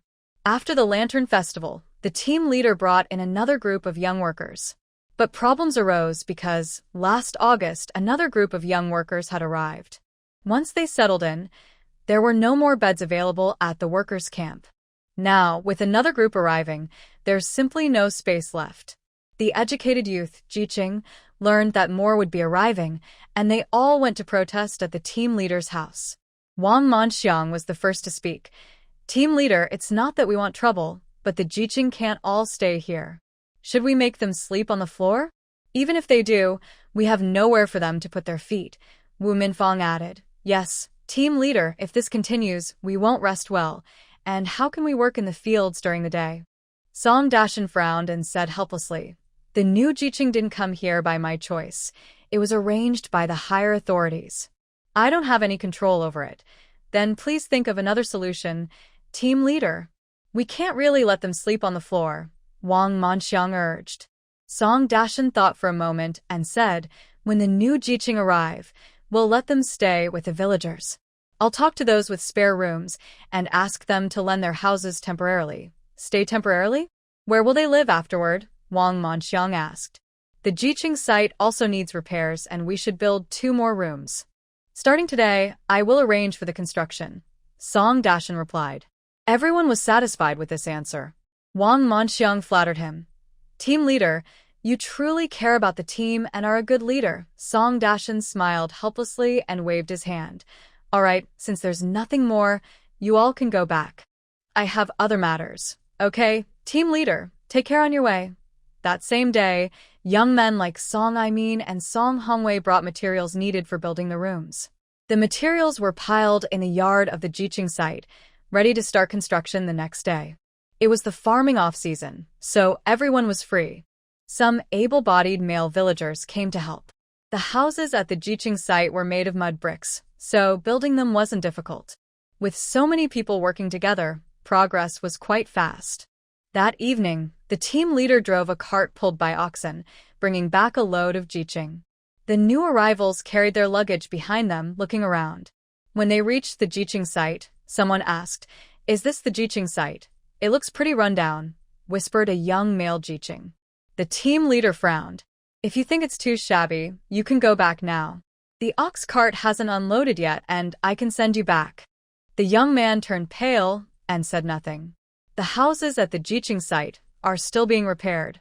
"Tonight, you'll stay with some villagers. You can choose which ones," the team leader said. A few villagers stood nearby, feeling somewhat reluctant, But since the team leader had spoken and they had spare rooms, it was hard to refuse. Song Dashan saw curious young workers looking at Zhong Qing and Guan Yu's house. He directly said, "That house over there was built by them. They don't want to live with others, so forget about it." This comment caught their attention. "Are they also young workers?" "Yes, they are." A few young workers brightened up. When Song Dashan said they didn't want to share a house, they didn't mind. "Can we go ask them?" Song Dashan impatiently replied, "Those 2 rooms belong to female young workers." "Why are you male young workers bothering them?" The female young workers said. "Captain, we also want to ask." "Go ahead," he said. "Once they ask, they'll give up." One worker frowned and said, "Captain, since they don't want our house and prefer to stay with Xiao Zhong and Guan, I'll leave first." "Me too," another added. Seeing this, the remaining workers also wanted to leave. The new male young workers got anxious and quickly said, "Hey, we like them. We like them. Then why don't you go follow?" Song Dashan looked at them with dislike. "Wait for us." The male young workers chased after them. The female young workers looked at each other, unsure whether to follow. Sincerely, Song Dashan advised, "You should go too. Xiao Zhong and Guan Yu won't agree to let you stay in their houses. Can I pay?" One female young worker, dressed in a wool coat and small leather shoes, looked like she wasn't short of money. "They're not short of money. If you offer a few dozen or 100 yuan, they might consider," Wang Manxiang, leaning on the door and leisurely speaking, said. The young worker looked unhappy. "A few dozen or 100? I have money, but I didn't get it from nowhere. I could build my own house with that much." "Let's go ask first," someone suggested. "Okay," the other female young workers nodded. Song Dashan shook his head helplessly. "If you really want to ask, go ahead. But if those workers refuse to let you stay later, don't come to me. Deal with it yourself." After speaking, he left. The female young workers looked at each other. One said, "Let's ask separately. I'll go to the house on the left, then the 2 of us will ask the house on the right." Wang Manxiang found a sunflower seed in her hand, cracked it while leaning on the door, watching the scene happily. Zhong Qing was having dinner when she heard a knock. She quickly hid a plate of cherries in the cupboard before opening the door. Seeing 2 unfamiliar faces, she realized they were probably the new young workers. "Do you need something?" she asked. The 2 young women, one slightly taller and thin, the other dressed in a wool coat and small shoes, spoke. The taller one said, "Hello, we are new young workers." Zhong Qing raised an eyebrow and waited for more. Since she didn't respond, the taller one continued, "There's no place for us to stay at the work site. Can we stay here for a while? Once the houses are built, we'll leave. We won't bother you for long. I'm sorry, I usually live alone, so I can't." "Weren't the team leader and the villagers supposed to find houses for you?" "We don't want to live with the villagers," the taller one said hesitantly. "I heard that. Female young workers staying with villagers might not be very safe." Zhong Qing reassured her. "The villagers are carefully chosen by the team leader. Nothing will happen. You can trust that." The woman in the wool coat looked annoyed. "After saying all that, you just don't want us to stay, right?" "I can pay if that's what it takes." "I don't want to live with those villagers." The taller young worker was startled. She hadn't expected her to be so blunt. No. "Lu young worker, she didn't mean it that way." "I mean it. Tell me, how much money do you want to let us stay here?" When someone is at their wit's end, they might even laugh. "No amount of money will do." "You're right, I just don't want you to stay." "So, can you leave now?" "How can you do this?" "Why not?" Zhong Qing sneered coldly and slammed the door shut. How can she act like that? The woman in the wool coat was stunned. "That's so rude." The taller young worker felt regret. Why did she choose to come with this spoiled girl? She wished she had stayed in the neighboring room. She looked over, and 2 people came out of the next room, talking to the 2 young workers outside. They shook their heads and also closed the door. A tall, thin, educated youth approached and asked, "What are they doing?" The 2 youths looked unhappy and shook their heads. "They don't agree." "Over there." Also not agreeing. "They're so selfish. 3 people sharing 2 rooms in such a big house, and we just wanted to stay for a few days. But that's impossible." "It's really." Sheepwool coat, looking displeased, said, "They lack any sense of unity. Stop talking." Let's go find the squad leader to help us find a place. But the squad leader said he wouldn't manage it anymore. Does he really dare to ignore us? Are we supposed to live outside? If we freeze to death, he's responsible too. That's right. Let's go. Where does the squad leader live? Don't know. Let's ask someone later. Zhong Qing listened inside and felt speechless. After the people left, she came out. Guan Yu also opened the door, looking helpless. Who are these people? It seems the youth camp will be lively again. Yeah. Later, Zhong Qing heard that those female youths found the squad leader's house. The squad leader couldn't just ignore them, so he had to take them to find some villagers. But those villagers also had their pride. The girls didn't want to stay at their homes, and they didn't want to let them either. No matter what the squad leader said, they refused to let the girls stay. In the end, the squad leader said everyone should give them 10 cents, and they agreed. But the female youths paid, and the villagers who had previously let the male youths stay also refused. Why could those families earn money, but they couldn't? It felt unfair. Finally, the male youths had to each give 10 cents too. This made the boys very angry, and they even went to ask the female youths for money. Of course, the girls refused. This caused tension and made their relationships very strained. During the farming break, everyone was free. The youth camp's houses were built in just a few days, and the new youths moved in. Zhong Qing often heard arguing from the yard, making it very lively. In late February, Zhong Qing and the others attended a banquet. It was Song Zhihai's wedding. His bride was from the neighboring Yushu village, with the surname Liu. Song Zhiying, who had already studied at the Workers', Peasants', and Soldiers' University for a year, specially took leave to attend her brother's wedding. When she saw Zhong Qing, she nodded at her, and Zhong Qing nodded back. Zhong Qing, having handed over the red envelope, sat with Guan Yu and Wen Xiao at a few tables waiting for the meal to be served. Wang Manxiang sat to Zhong Qing's left, nudging her arm with her elbow. Zhong Qing looked confused, and Wang Manxiang whispered, "Look behind you." Zhong Qing turned around and saw Zhou Xiuyu glaring fiercely at her. Zhou Xiuyu was holding a child, and perhaps because she had given birth, she looked much plumper. She no longer wore her pretty clothes from before. Sitting with the village women, she didn't seem out of place anymore. Zhong Qing felt sorry for her, but also thought she brought this on herself. If she hadn't failed, Zhong Qing would be in her place now. Zhong Qing glanced casually and looked away, but Zhou Xiuyu became angrier because of that glance. She thought, who does Zhong Qing think she is? How dare she ignore me? Wang Manxiang smiled and said, it seems she still hates you that much. I really don't understand where her hatred for you comes from. Zhong Qing shrugged and replied, I don't know. Honestly, she's probably living worse than her sister Zhou Xiaoqing.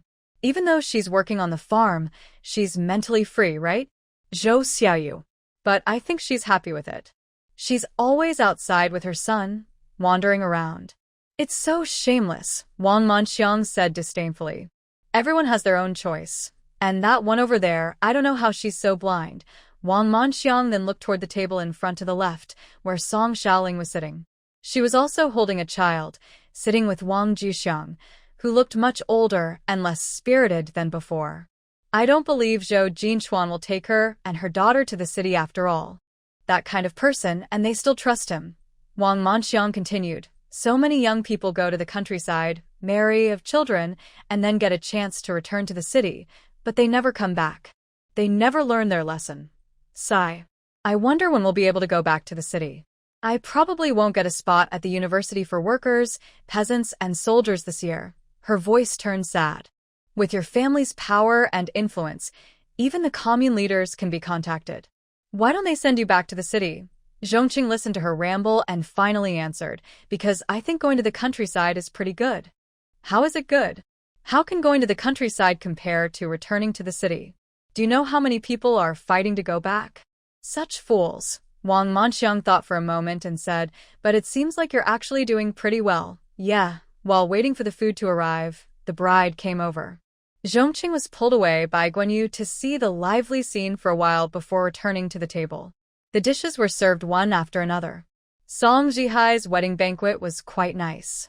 Wang Manxiang ate eagerly, and Zhong Qing was about to pick up a piece of braised pork when she heard Song Xiaoling shout while holding her baby. My mom is missing. Juxiang? Wasn't she sitting here just now? I don't know. I just want to see the bride. Did she go to the toilet? She's an adult, so she shouldn't be in trouble. I think so too. No need to make a fuss. Let's eat. However, Song Xiaoling felt that her mother had been acting strangely today. She thought something had happened, but no one paid attention to her. She could only hold her child and go to find Song Yuzhen and Song Aimin. Dad, older brother, younger brother, mom is missing, Song Yuzhen frowned. What's going on? I just held little Bao and went to see the bride. Mom said she wasn't feeling well and sat there without moving. When I came back, she was gone. Song Aiden said, Mom probably went to the toilet, right? How could she just disappear like that? Going to the toilet shouldn't take that long. We've been sitting here eating for a while, and Mom still hasn't come back. Song Aiden wanted to say that if Mom was just going to the bathroom, it wouldn't take long, but there were too many people around, so he didn't dare say it aloud. He could only look at Song Yuzhen with questioning eyes. Song Yuzhen also felt that Wang Juxiang had been acting strangely lately. Since the incident with the quota for the workers, peasants, and soldiers' university, he hadn't spoken much with Wang Juxiang. Before, although Wang Juxiang was also in a bad mood, she hadn't been as listless and absent-minded as she was recently. She always looked tired and distracted. He immediately said, Aiden, let's go find your mom quickly. Seeing Song Yuzhen like this, Song Aimin and Song Aiden also felt something was wrong. They nodded. Okay. Someone saw their reaction and was a bit confused. Maybe Juxiang wasn't feeling well and went home to rest? No need to make such a big fuss. Yeah, maybe she just went to the toilet. That seems most likely. Someone joked, not long ago, Yuzhen even said he wanted to divorce Juxiang. When Xiaoling said her mom was missing, Yuzhen looked so anxious and loud. Doesn't seem like someone who wants a divorce, right? Haha, having connections means being stubborn on the surface but kind-hearted inside. Come on, let's keep eating. Let's go. After a while, everyone finished their meal and was about to go home when they saw Song Aimin running over anxiously, shouting, My mother really is missing. We've looked everywhere, but can't find her. Can you all help us look? What? Auntie Juxiang is really gone. How could this happen? Let's go. There are many of us, and together we can find her faster. Song Aimin looked apologetic as he said to Uncle Song Dashan and the Song Jihai family, Sorry, Uncle Dashan. Today is your big celebration. Uncle Song Dashan shook his head seriously. What nonsense are you talking?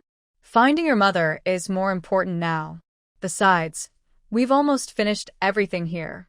Once we settle things, our family will go help look for her. Thank you, Uncle Dashan. Thank you, everyone. Child, what are you thanking us for? We're all from the same village, all surnamed Song. If something happens, we have to help. Don't just stand there. Let's go look for her quickly. Let's go. They all joined in the search, splitting up to cover the entire village. They even went to the neighboring Yushu village, but by nightfall, there was still no sign of Auntie Juxiang.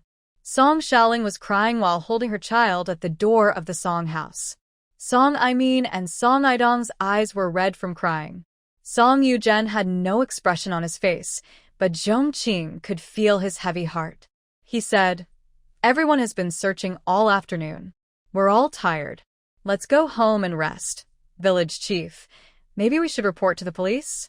With their help, we might find Auntie Juxiang faster, Zhong Qing suggested. Song Yogan's face flickered. Usually, ordinary villagers like them feared the police the most. They hoped never to see them. They wouldn't normally think of asking for their help. But now, when Zhong Qing mentioned it, he thought it was a good idea. He quickly agreed. All right, I'll report to the police first thing tomorrow morning. Everyone go home and rest tonight. Yes, everyone, rest well so we can continue looking for her tomorrow. Let's disperse now. On the way home, Guanyu looked worried and said, Where do you think Auntie Juxiang went? We've been searching all afternoon, but there's no sign of her. I don't know. It seems Guyu suddenly remembered something and widened her eyes. Do you think Aunt Juxiang might have been taken away? I saw in the newspaper before that there are many cases of women and children being kidnapped and sold. When Shouye quickly said, "Don't talk nonsense. If the village chief and their family hear this, they will be very worried. The person hasn't been found yet, so there's still hope." Guyu stuck out her tongue, realizing she had spoken out of turn. Zhong Qing saw this and said, "All right, let's rest well tonight and keep searching tomorrow." Yes. The next morning, Zhong Qing hurriedly ate breakfast and then went out with Guyu and Wen Xiao to look for the person. They had already searched the village thoroughly, so there was no need to keep looking there. Instead, they went up Mount Dahuan to see if Aunt Zhu Xiang had gone up the mountain. Guyu frowned. If Aunt Zhu Xiang really went up the mountain, that would be a problem. When Xiao asked, "But what would she be doing up there? Even if she went up, she wouldn't stay out all night, right? That's really strange." They searched all morning. By noon, Zhong Qing and the others, exhausted, came down from the mountain. They found out that Song Yuzhen had already reported the case to the police.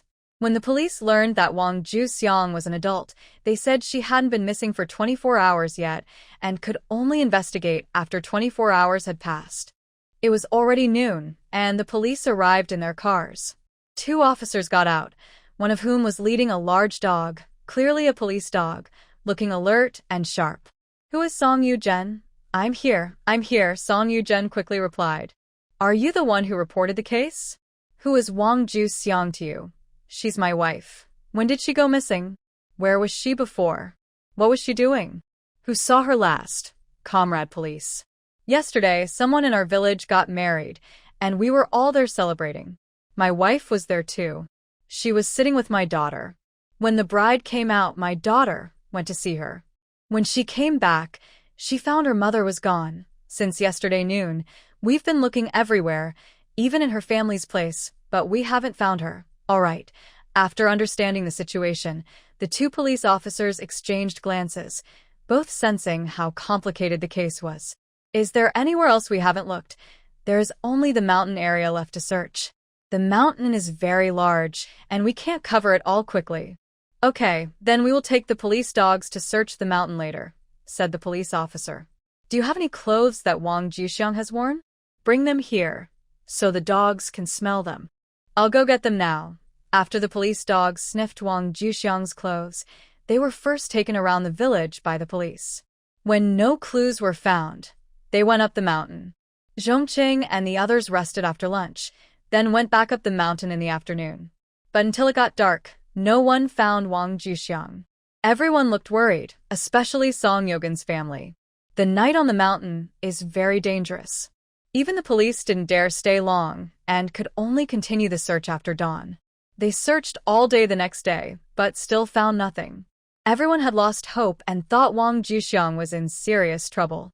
Just when everyone was about to give up and go home, they were told that Wang Juxiang had been found. It turned out that Song Chia's mother was going to the toilet at night and saw a dark shadow near the toilet. She was very frightened and shouted. After shouting, she realized something was wrong. She used a kerosene lamp to look closer and saw it was a woman. The woman was very dirty and her face was hard to see. Song Chia's mother was kind-hearted and thought she was a stray beggar. She quickly called her family to help bring her home. After wetting a cloth with water and wiping her face, they realized it was Wang Juxiang. But Wang Juxiang was now very thin and looked terrible.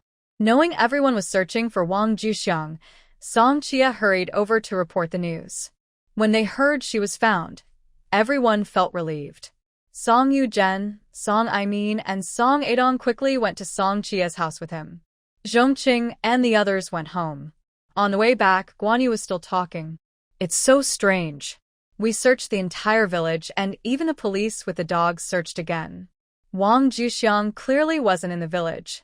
Why did she appear at Song Chia's house?" Zhong Qing said, "There's only one possibility, that she wasn't in the village at first and came here later. But if she's already back, why didn't she go home and instead went to Song Chia's house? It's really strange." "I don't know the answer yet, but we should find out tomorrow." When Wang Juxiang experienced this incident, she has now returned. Tomorrow, the other women will definitely come to visit her, and they will ask about her whereabouts during the days she was missing. When Xiao sighed, "Finally, I can sleep well tonight.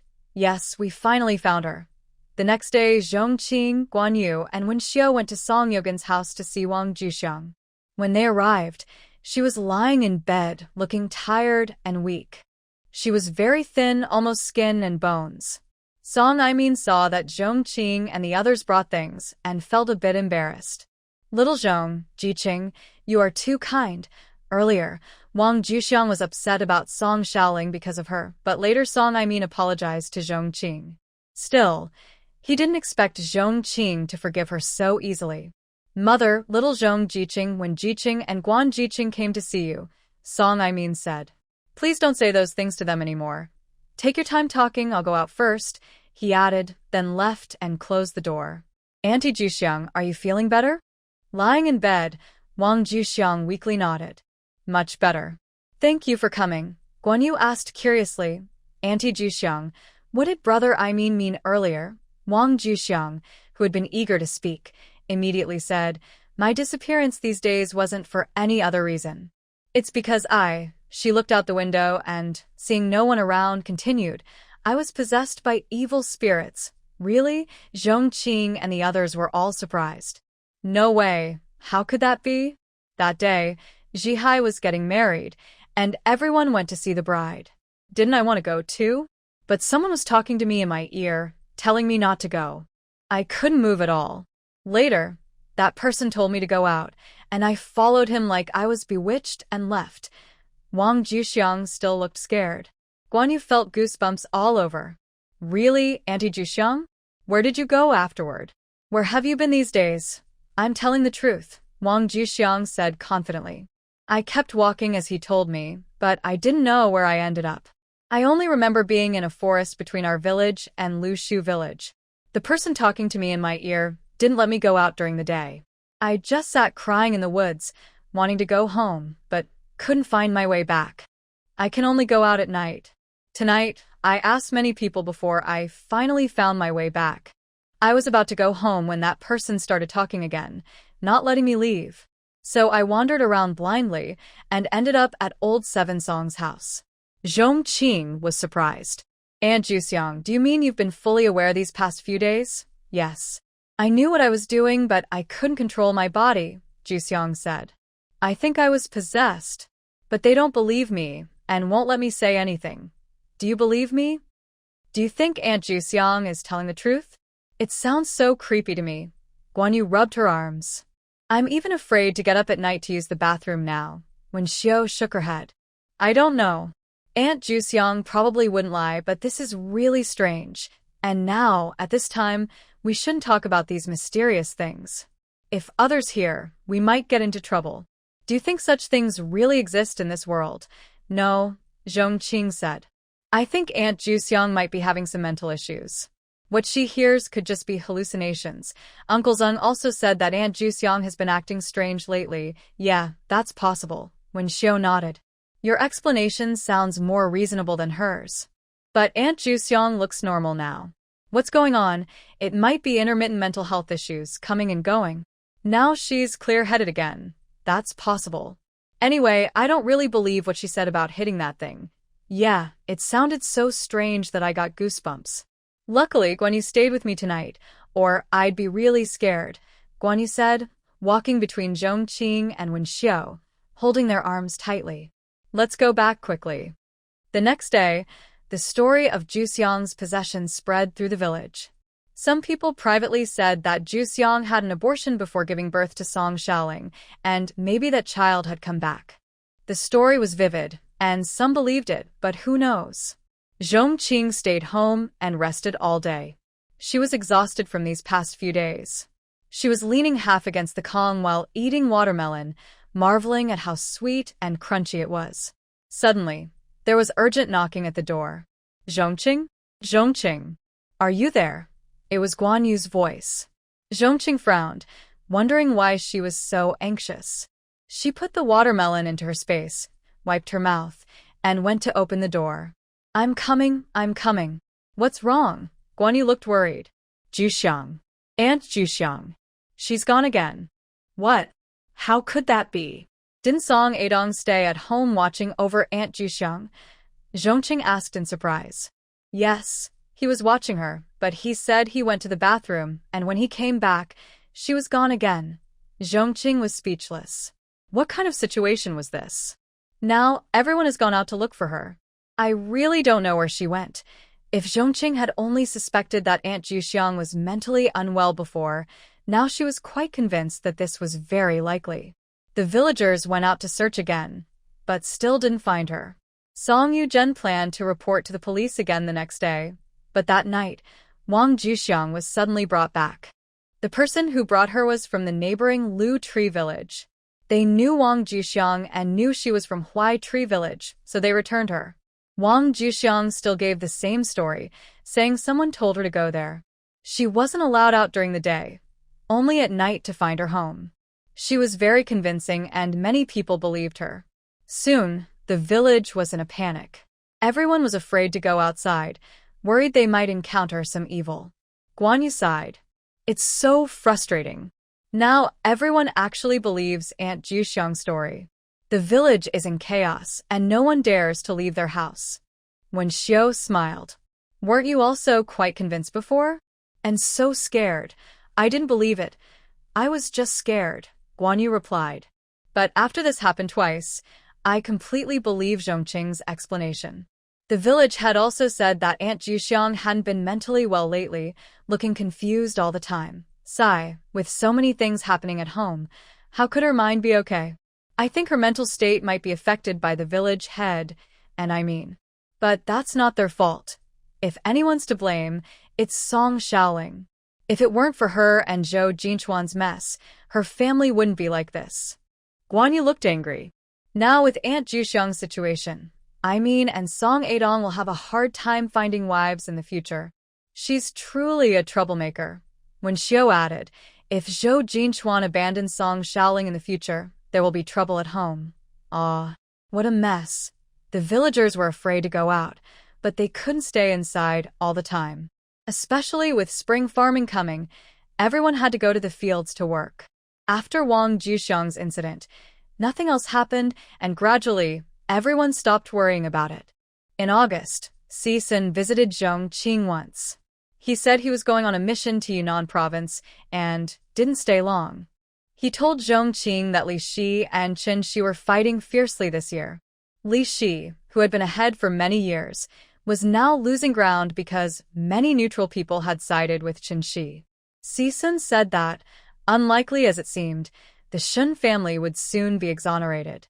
This was fantastic news for Zhong Qing. If Qin Shi won, the Shun family, the Zhong family, and the Si and Chung families who supported them would be safe. When Zhong Qing learned that the Si and Chung families supported Qin Shi, she felt uneasy.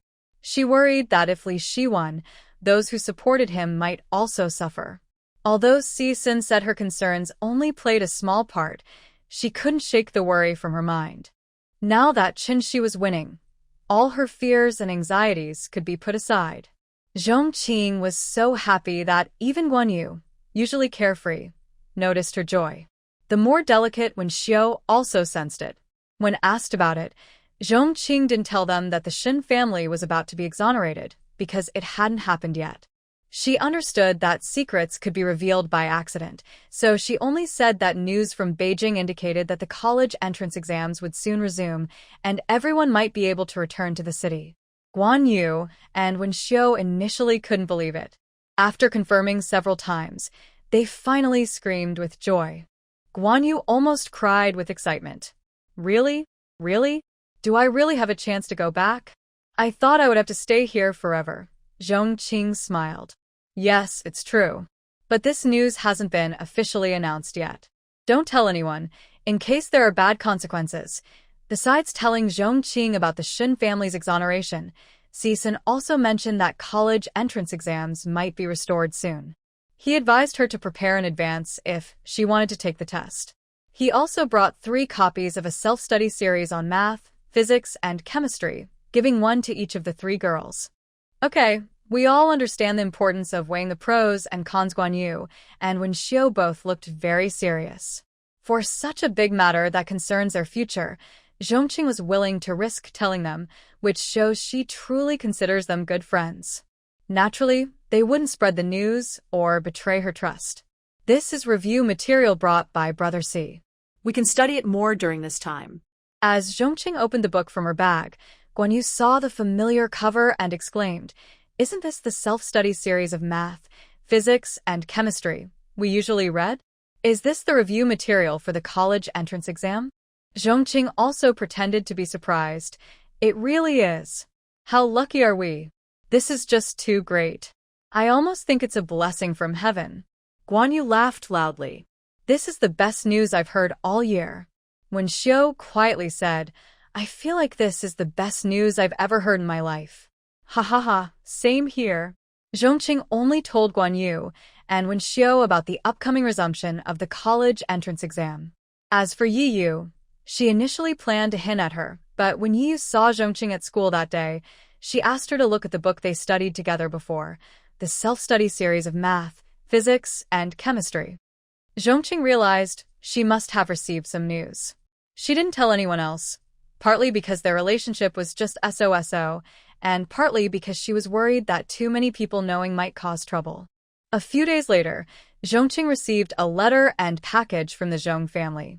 They also mentioned the resumption of the exam and sent her some books to review when she had time. Grandma Zhong was worried Zhong Qing might feel pressured and specifically said it was okay if she didn't do well.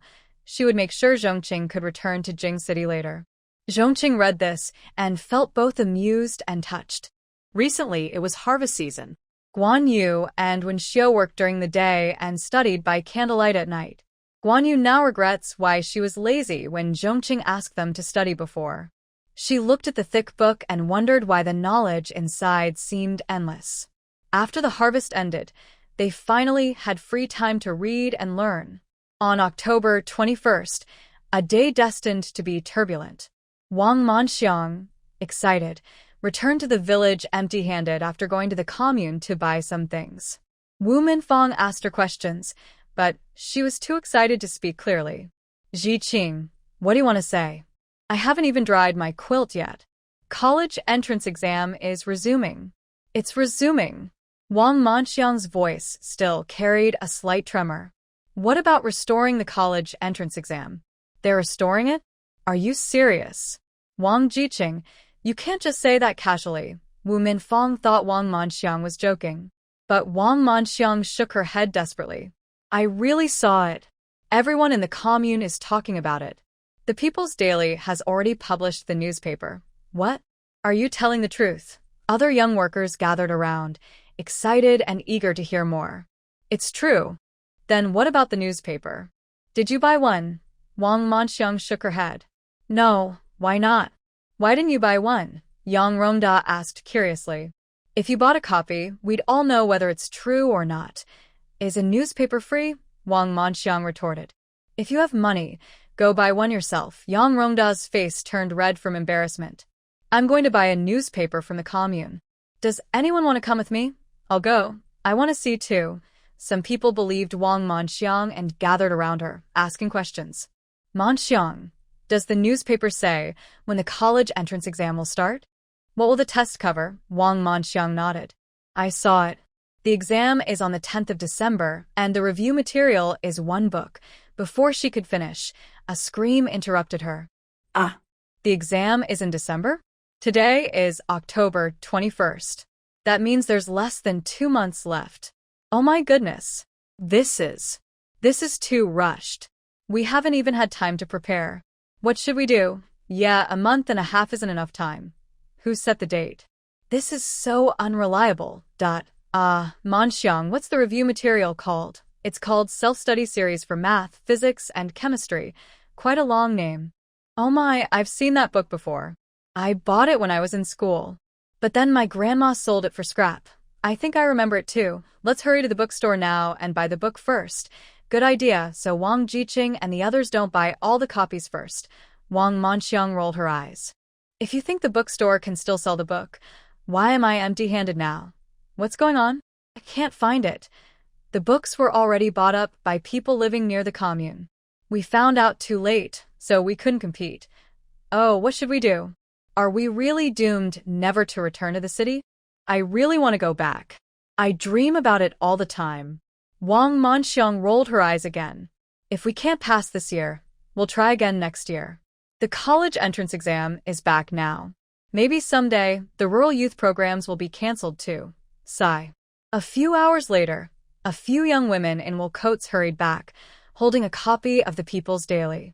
It's really back. The college entrance exam is really back. Unfortunately, I couldn't buy the self-study math and science series. It was sold out early in the morning. It's okay. We bought some other books. The materials should be similar enough. We'll make do and read those. But time is too tight. Only a month and a half. How much can we learn in that time? This is the first year the exam is back. The schedule is so rushed. Maybe the test papers will be easy. Anyway, we must register and take the exam. How will we know if we don't try? Wu, the young woman who is a rural youth, is right. As long as there's hope, we must seize it. News about the return of the college entrance exam spread quickly through the village. Families with children who had studied before came to ask about the exam. Once they heard the news, they hurried back home in excitement. At Song Dashan's house, Song Dashan silently smoked a dry pipe, exhaling smoke rings. The college entrance exam is back. Dashan, the university that Gaokao students attend. How does it compare to the workers, peasants, and soldiers' university that our Zhiying went to? Zhang Hongxia asked nervously. Mom, the university you get into through Gaokao is definitely better, Song Zhihai's wife said straightforwardly. Oh. What should we do? If we had known the exam would come back, we wouldn't have let Jing go to that workers, peasants, and soldiers' university 2 years ago, Song Dashan replied. We didn't know back then. The quotas for the workers, peasants, and soldiers' university were so precious. Many people fought hard just to get in, and we had a spot but didn't let our child go. That's impossible. Also, Jing only finished middle school, so she probably couldn't even register. Hearing this, Zhang Hongxia felt a little relief. The return of the college entrance exam caused a big buzz in the village. Hearing these talks, Wen Xiu was a bit worried. They say you need to finish high school to register. I only finished middle school. Can I really take the exam? The newspaper said that the registration requirement was to have a high school diploma or an equivalent education level. However, Zhong Qing knew that both of these conditions had actually been completely relaxed. Now, anyone could register under the policy of all who apply are accepted. Still, it was said that people with certain class backgrounds might face some restrictions during the admission process. Since the policy was just recently relaxed, if they wanted to register, they had to get a certificate from the commune and then go to the county education bureau to sign up. Later, almost every commune set up registration points, so Zhong Qing wasn't in a hurry and decided to wait a little longer. She said, the newspaper says one thing now, but it might be different later. Anyway, I heard that everyone can register. You should try it later. Because Zhong Qing had received news about the resumption of the college entrance exam 2 months earlier, when Xiu also believed what Zhong Qing said. She relaxed a bit and said, okay, then let's wait and register later. Guan Yu said, we should start studying now. I feel like we really don't have much time left. If you have any questions, just ask me. Don't worry about bothering me. Good, Guan Yu's eyes sparkled. When she was reading the book with Zhong Qing before, she found Zhong Qing was very smart. She understood most of the knowledge in the book. With Zhong Qing around, Guan Yu felt more confident. The next day, the educated youths at the youth station went to the commune to get certificates, and then to the county education bureau to register. They also bought a lot of review materials. Wang Manxiang came to ask Zhong Qing why she hadn't registered yet. Zhong Qing said she wasn't in a hurry and would wait a while. Soon after, news spread that the commune had set up registration points. People said that not only high school graduates but also middle school and elementary school students could register. Everyone was excited. Even among the educated youths at the station, many hadn't gone to high school. They were very happy. They had thought they wouldn't be able to register, and seeing others register made them feel bad. If they passed the exam, they could go back to the city. But those who couldn't register still had to stay in the countryside. Now, everyone could register. Many of these educated youths and some villagers who had only completed elementary or middle school went to register. The registration points at the commune were very lively. Zhong Qing and her friends also went to register. After registering, they bought some practice questions and test papers to do. They had previously studied the self-study series of mathematics, physics, and chemistry, so they registered for science and engineering courses.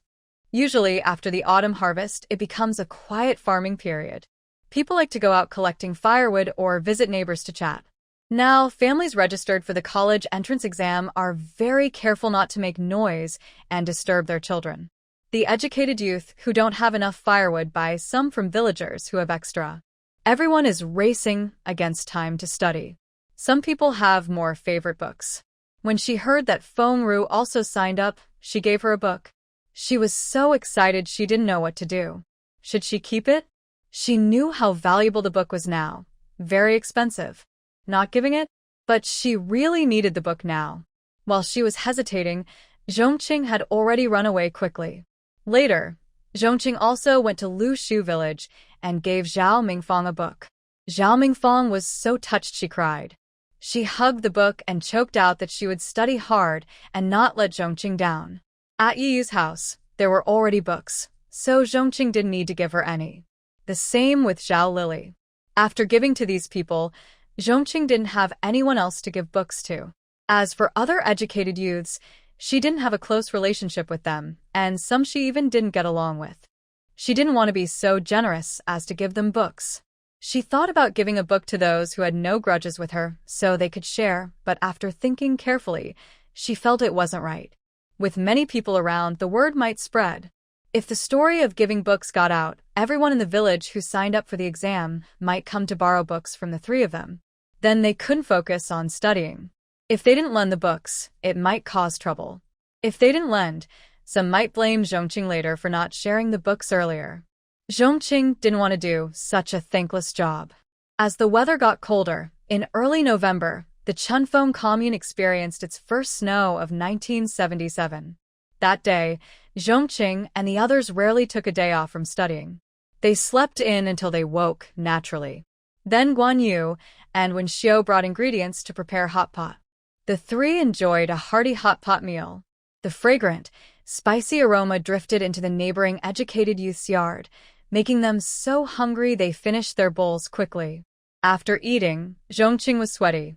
She drank a glass of blueberry juice and exclaimed, "So refreshing! If only she could have a glass of freshly squeezed, chilled watermelon juice, that would be even better." But unfortunately, she couldn't bring it out now. That was a good meal.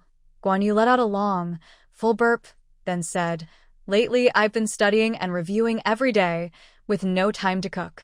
I just ate some simple food every day. Today, I finally had a proper meal." Love smiled and said, "Once we get through this period, it'll be fine. When you start university, can't we eat whatever we want? That's true. We call this enduring hardship first and enjoying sweetness later, right?" "Yes, exactly." Time flies quickly. Before you know it, it's December 10th. Si-sun even took leave to accompany her. Zhong Jianhua and Shen Wanhua, the couple, also took leave just to be with Zhong Qing during her exams and to help her stay calm. Zhong Qing secretly chuckled to herself. "It's only when they're here that I get nervous." Zhong Qing was studying engineering, so she didn't have to take a foreign language exam, only 2 days of tests. When she left the exam room, she felt very relaxed. Her parents and Si-sun were waiting outside. As soon as she came out, they immediately gathered around her. "Let's go eat." "You must be starving," Shen Wanhua said, grabbing Zhong Qing's wrist and taking her small bag. Zhong Qing let her take the bag and replied, "I'm okay. I'll wait for my two friends first." "Okay, then let's invite them to join us for lunch." Soon after, Guan Yu and Wen Xiu also came out. Both looked pretty relaxed, so they probably did well on their exams. "Let's go eat." "My parents must have already reserved a table," someone said. "Thanks so much for the treat, Uncle and Auntie," Guan Yu said happily. A month after the exams, the results would be out around the end of January. Waiting for the scores was especially tense. Fortunately, something good happened during this time. The Shun family was exonerated. Zhong Jianhua and Shen Wanhua took annual leave, but it wasn't just for Zhong Qing's college entrance exams. They had been staying at the commune inn, waiting for the day Shen was exonerated. Ting had also taken leave early in the morning to come. Si-sun was supposed to come too, but Zhong Qing thought he was taking too many days off and didn't want him to be affected, so she didn't invite him. Zhong Qing went early that day, waiting at the entrance of Lushu village for her parents and Ting so they could go together. Since the Shun family was exonerated, it meant the Qin faction had lost. Since December last year, many people had been gradually exonerated. The houses in the detention center area had become quite empty. When Zhong Qing and her family arrived, the Shun family was already packing up. Seeing Zhong Qing's family of 3, the Shun family couldn't help but be moved to tears. Shun Qianqing wiped his damp eyes and said, "Don't cry. This is good news. Today is a great day for our Shun family." "Why cry?" Tong Yinxian gave him a reproachful look. The old man just knew how to be stubborn. "Grandpa, grandma, uncle, and aunt, we no longer need these old clothes. Just bring some things you'll need in the next few days. When I finish my holiday, we will all go back to Shanghai together." Zhong Jianhua and Shen Wenhua had already arranged with the Zhong family that their family of 3 would spend the New Year at Shen's house this year. Okay. They quickly packed a few things, and the Shen family left the cow shed forever. Before leaving Lu Shu village, Shen Qianqing said, "The team leader and his daughter have taken good care of us. Before we leave, let's visit them. Grandpa, let's leave it for now. When you and Grandma are ready and you buy some gifts, we can go visit them to thank them and show our gratitude," Shen Ting suggested. Nowadays, most people who are sent down are not ordinary folks, and those who are rehabilitated are even less so. The team leader has taken good care of our family, so we will definitely thank him properly later. "Okay, we'll come back another day," Shen Qianqing agreed, thinking it made sense. Shen Ting borrowed a car, but since there were 8 of them, 1 car wouldn't be enough. Shen Ting made 2 trips. He had already booked 2 more rooms at the hotel where he was staying these days. Then, he took Shen Qianqing and the others to a department store to buy clothes and some new daily necessities. Finally, the whole family went to a state-run restaurant for a big reunion dinner. Zhong Qing stayed at the hotel with her grandparents until evening. Shen Ting then took her back. Shen Wenhua still wanted Zhong Qing to stay here, but she needed a certificate from the village chief to stay, which was not possible here. A few days later, Shen Ting came to Huaishu village to pick up Zhong Qing and take her to Lushu village, saying that her grandfather and the others had already gone to Zhao Dahai's house. When Zhong Qing arrived, the Zhao family's door was crowded with people, all talking excitedly. "Oh wow, this team leader is really clever. He helped them when they were in trouble before, and now that they are successful, they come back to thank him. Their family is really going to rise up, that's right. Dahai is always smart. He must have seen that the Shen family is extraordinary, or he wouldn't have helped them so kindly." Exactly. Back then, their family was just a small, struggling family. Dahai dared to secretly help them, not afraid of being caught and called to a meeting, which could have cost him his position as team leader. He's really brave. He's lucky too. After Zhong Qing and Shen Ting pushed through the crowd and went inside, Zhao Mingfang was waiting in the yard. When she saw them arrive, she immediately stood up with a big smile on her face. "Zhong Qing, you're here," she whispered. "The book you gave me before was very helpful. I feel like I can answer many questions on my exam now. I really don't know how to thank you." "No need to thank me. Aren't we friends? Helping each other is what friends do. You also helped take care of my grandfather's family before." Zhao Mingfang blushed and said, "I didn't do much. My grandfather's family isn't a small matter," Zhong Qing said with a smile. "Come on, let's go inside and take a look." "Okay." In the living room, Shen Qianqing and others sat on stools. The table was full of different gifts, which surprised Zhao Dahai and Li Xiaoying. They kept waving their hands. "We can't accept these. We really can't. We didn't help much, and Zhong Jiqing also sent a lot of things before. We really can't take these. Mr. Shen, you should take them back." Shen Qianqing smiled and said, "It's not a big deal for you, but for our family, it's like a breath of fresh air. We truly appreciate it. These things are much to us. Please accept them or we'll always worry about it." Zhao Dahai hesitated. When Zhong Qing came in, she looked at her. Zhong Qing smiled and said, "Uncle Zhao, just accept it. Do you want to see my grandfather and the others worried and uneasy all the time? All right. I'll accept it with a thick face, Zhao Dahai said. You must stay for a meal at my house today before you leave. Sure, we won't refuse. In mid-January, Zhong Qing returned to Shanghai with her parents and the Shun family. Shun Ting had some matters to attend to at the military unit, so he went back first. The Shun family's previously confiscated properties were returned to them. However, the inside hadn't been lived in for years, covered in thick dust, and many pieces of furniture were damaged. Zhong Qing and her family stayed in a hotel outside for a few days. During the day, they cleaned and repaired the furniture at the Shun house. The house was large, and it took them 4 or 5 days to thoroughly clean it. Afterward, they moved in comfortably. The Shun family has been cleared of charges and has now returned to the Shanghai market. This news has spread throughout the city, as Shun family is well known in Shanghai. Shun Qianqing's old friends have come to visit one after another. Shun Qianqing knows which friends are sincere and which are fake, but he doesn't turn anyone away. However, when one person arrived, his face darkened instantly. Shun Qingyu came right after Shun Qianqing had just seen off an old friend. This friend, Zhong Qing, also knows him. She had previously asked for help from the police chief, Cheng Tianxiang. Get out, Shun Qianqing shouted angrily. The others also looked displeased at him. How dare you come to our Shun family? Shun Zhonghua was furious when he saw him. He punched him in the face, and seeing no resistance, he punched several more times.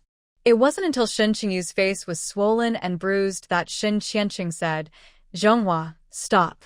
If you keep hitting him, you might kill him here, and that would bring bad luck to our Shun family.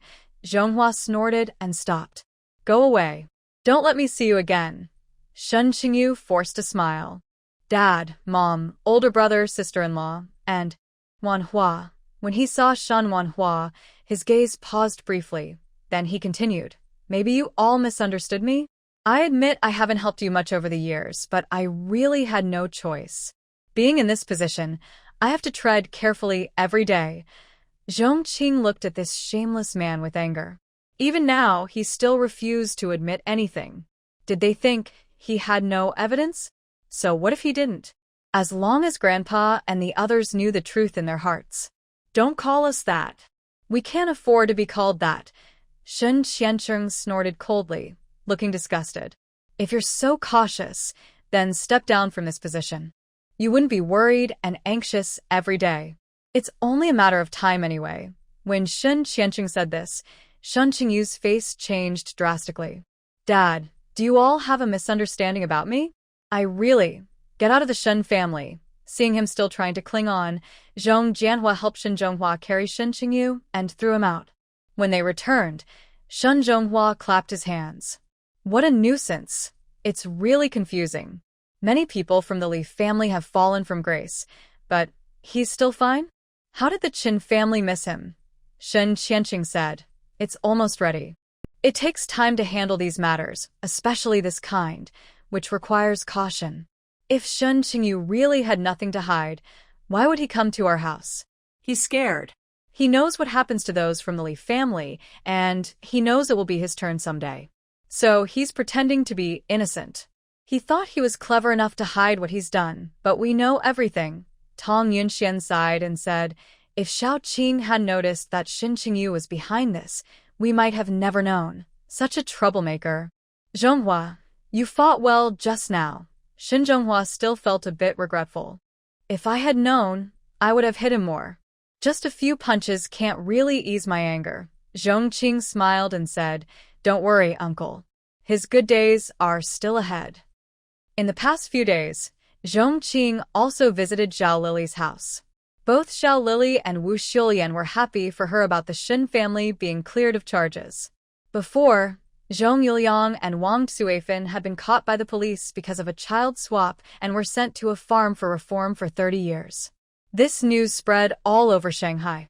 When they learned about Zhong Qing's background, they were stunned but also happy for her.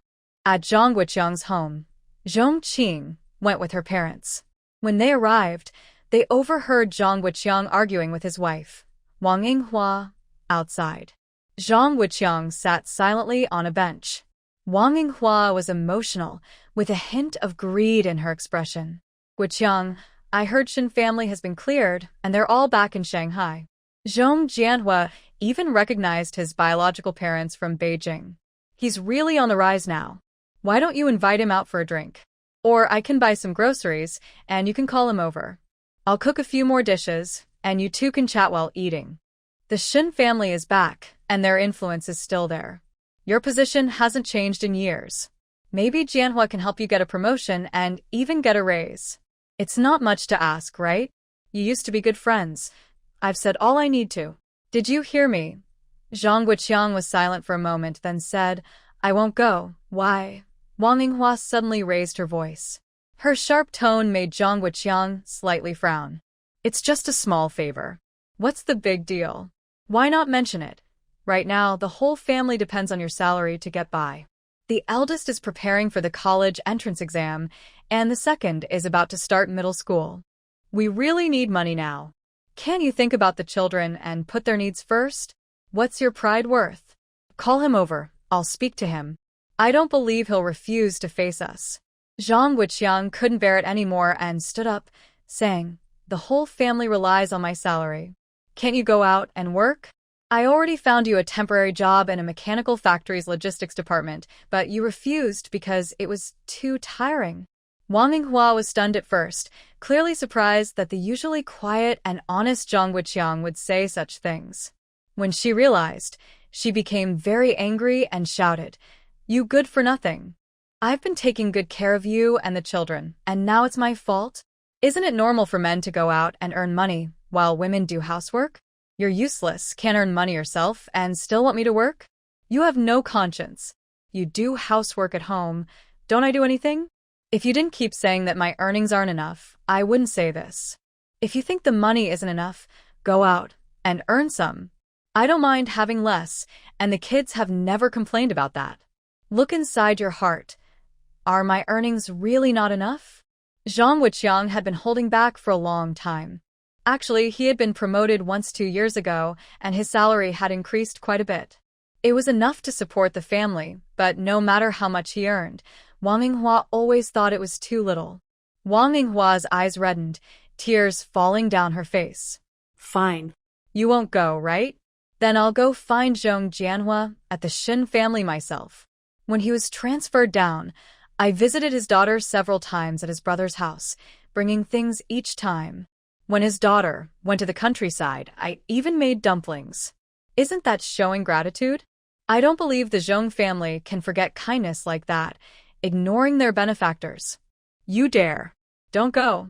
Zhang Guqiang shouted angrily. He rarely lost his temper, but this time he was so furious that Wang Yinghua was stunned. When Zhong Qing was sent down to the countryside, he sent us lots of meat and mountain produce. Have you forgotten? I didn't even help him much. So how can you be so shameless to go see him? I want to go. Wang Yinghua was about to continue, but she saw several people standing at the half-open door. She suddenly went silent, then her anger flared again. She asked harshly, Who are you? Why are you standing at my door? Eavesdropping on our conversation? Do you have any manners? Zhang Guqiang was facing away from the door. He thought neighbors had come to visit. Afraid that Wang Yinghua might say something rude and offend someone, he quickly turned around to apologize. But when he saw the 3 people at the door, he suddenly fell silent. What are you doing? Are you mute? Everyone can hear that someone is at our door, and you haven't said a word. You're such a coward. You're useless. Wang Yinghua scolded as she was about to go out and chase the visitors away. Then she heard Zhang Guqiang's trembling voice say, Jianhua. Wang Yinghua's heart skipped a beat. Jianhua? She quickly remembered. It was Zhong Jianhua. She had met Zhong Jianhua a few times before, but many years had passed, and Zhong Jianhua had aged a lot. She didn't recognize him at first. Did they hear everything just now? Zhong Jianhua pushed open the door and smiled awkwardly. Guqiang, long time no see. Uncle Zhong, Zhong Qing also called out. Both Zhong Jianhua and Shin Wanhua were holding quite a few things. Zhong Jianhua placed the items on the table. Guqiang, thank you for taking care of Shouye all these years. These are just a few things. Don't be polite. No, Zhang Wuqiang felt his face burning. He quickly refused. I can't accept. I didn't really do much to help. Oh, you're too kind. You're too polite. Wang Yinghua hurriedly stepped forward to take the items from the table and place them on a nearby sideboard. She then turned around to fetch a teapot and cups, pouring water for the three. Drink some water. We don't have much here, just plain boiled water. Zhang Wuqiang's face instantly turned red. He wanted to get angry, but didn't want to lose his temper in front of Zhong Jianhua's family, whom he hadn't seen in years. He could only swallow his words and say, Jianhua, please sit down. Zhong Jianhua looked a bit awkward. Shen Wanhua, who had just heard those words, was also a little angry inside. But Zhang Wuqiang was a good person, so they naturally couldn't show their feelings. After a few casual chats on the stools, Shen Wanhua said, Jianhua, we still need to go to the supply and marketing cooperative. Dad asked us to bring back some things. Zhong Jianhua stood up and said, Wuqiang, sorry for bothering you today. We'll be leaving now. Zhang Wuqiang also knew that Zhong Qing and the others felt uncomfortable, so he didn't try to stop them. He just nodded. Go ahead and busy yourselves. However, Wang Yinghua hurried over and said, You're leaving already? Won't you stay for a bit? I was just about to buy some vegetables. Stay and have lunch with us. No need, younger sister-in-law. We really have other things to do, Zhang Wuqiang said. You can take everything and go. We don't need it anymore. Wang Yinghua immediately looked unhappy.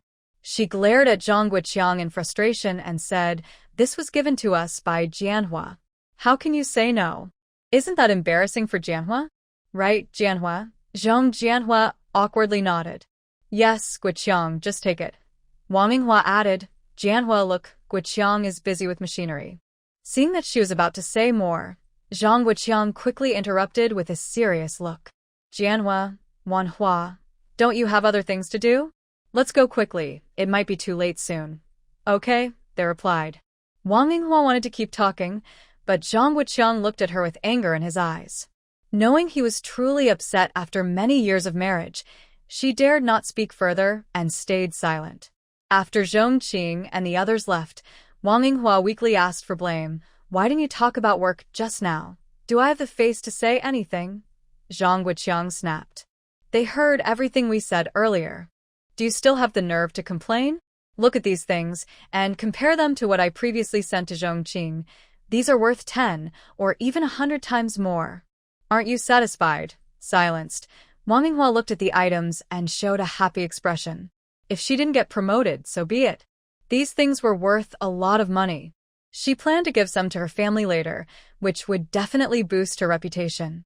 Zhang Wuqiang watched the joyful expression on Wang Yinghua's face, but inside, he felt cold. He knew that his brotherly relationship with Zhong Jianhua might be over, and they might not have any contact in the future. Outside the mechanical factory's family courtyard, Zhong Jianhua felt a bit sad. Shen Wanhua sighed. I didn't expect. Previously, Zhong Qing had sent things to Zhang Wuqiang, but later, he didn't receive a reply.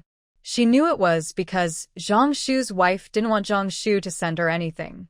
She had sent so many things, but Zhang Shu only sent back one letter, probably feeling embarrassed, so he simply didn't reply. It was like telling Zhong Qing not to send anything anymore. Zhong Qing understood his meaning and didn't send anything afterward. That day, at home, Tong Yunxian suddenly pulled Zhong Qing aside and asked, Shao Qing, I heard that the Xinger alley was robbed, so. Zhong Qing smiled and said, Grandma, don't worry. It was me. I moved everything from Xinger alley to a safe place. Tong Yunxian thought that Si-sun had helped move the things away. He is a soldier and has some influence in his family, so she felt relieved after hearing that. By the way, is the college entrance exam results coming out soon? Now it's the end of January, close to the new year. Usually, the results should be out by now. Zhong Qing heard that Beijing University is involved. Since the college entrance exam just resumed this year, many rules are still not perfect. The results from the 1978 exam will only be announced to the public then. This time, her exam scores are kept secret. Even she doesn't know her results. They will just send her the admission notice directly. However, her admission letter should probably be sent to Huaishu village. The admission letter will probably take some time to arrive. By then, my holiday will likely be over. Tong Yunxian felt a bit disappointed but still said, when the letter arrives, remember to call us, okay? After many years, the Shun family finally reunited for the new year. The atmosphere was just as lively as when Zhong Qing celebrated at the Zhong family last year. The long table was full of various dishes, and everyone was drinking Lingji wine brewed by Zhong Qing. They raised their glasses in celebration, filled with laughter and joy. Seeing everyone's slightly reddened eyes, Zhong Qing sighed happily. Things are finally getting better. An additional 4,000 words were added earlier. Those who haven't read can check it out. After the new year, Zhong Qing stayed at the Shin family for another 7 or 8 days. Her holiday ended, and she and her parents took a train together. She was returning to Huaishu village to transfer in Beijing, while Zhong Jianhua and his wife were heading back to work in Beijing. When transferring in Beijing, they even got off the train together for a meal. After that, Zhong Qing boarded a train alone back to Heilong province. This time, when Shouye had already returned home, but Guan Yu had not come back yet. This year, when Shouye didn't go to Guan Yu's place or to Beijing, she stayed at home. Shouye, when did you come back? I just stayed in province for a day, and the next day I bought a ticket to return. Zhong Qing was stunned. She could guess that Shouye's family was up to something again. Before she could ask, Shouye said proactively, all my belongings in my room have been sold, and the room was turned into a storage space. When I went back, they even asked me for money, saying my younger brother needed it for the college entrance exam. Well then, I didn't give it to them, of course. I left right away. The funny thing is, they still wanted to keep my luggage to see if there was anything good inside. Later, I stayed at a hotel for the night, and the next day I took a train back home. That's too much. Zhong Qing felt angry just hearing about it, not to mention what Shouye personally experienced. Zhong Qing asked, did you tell them about taking the college entrance exam? No, Shouye shook her head. I was about to say something, but as soon as I opened my mouth, they started asking me for money. After that, I just left. Good thing you didn't say anything. If you had, they might have come looking for you at your university later, Zhong Qing said. Shouye still had some feelings for her family, or she wouldn't have chosen to go home for the new year this year. But her family's actions hurt her deeply. Now they think you're working in the countryside here, so they probably won't come looking for you. When they find out later, you might have already graduated from college. Shouye nodded. That's what I think too, but only if I can get into college. She applied to a school in Beijing, but not Beijing University. Zhong Qing smiled and said, that should be easy. You and Guan Yu are both my students I mentored. If neither of you gets in, I'd be ashamed as a teacher. Shouye couldn't help but smile. She felt confident about her exam. She could answer most questions well.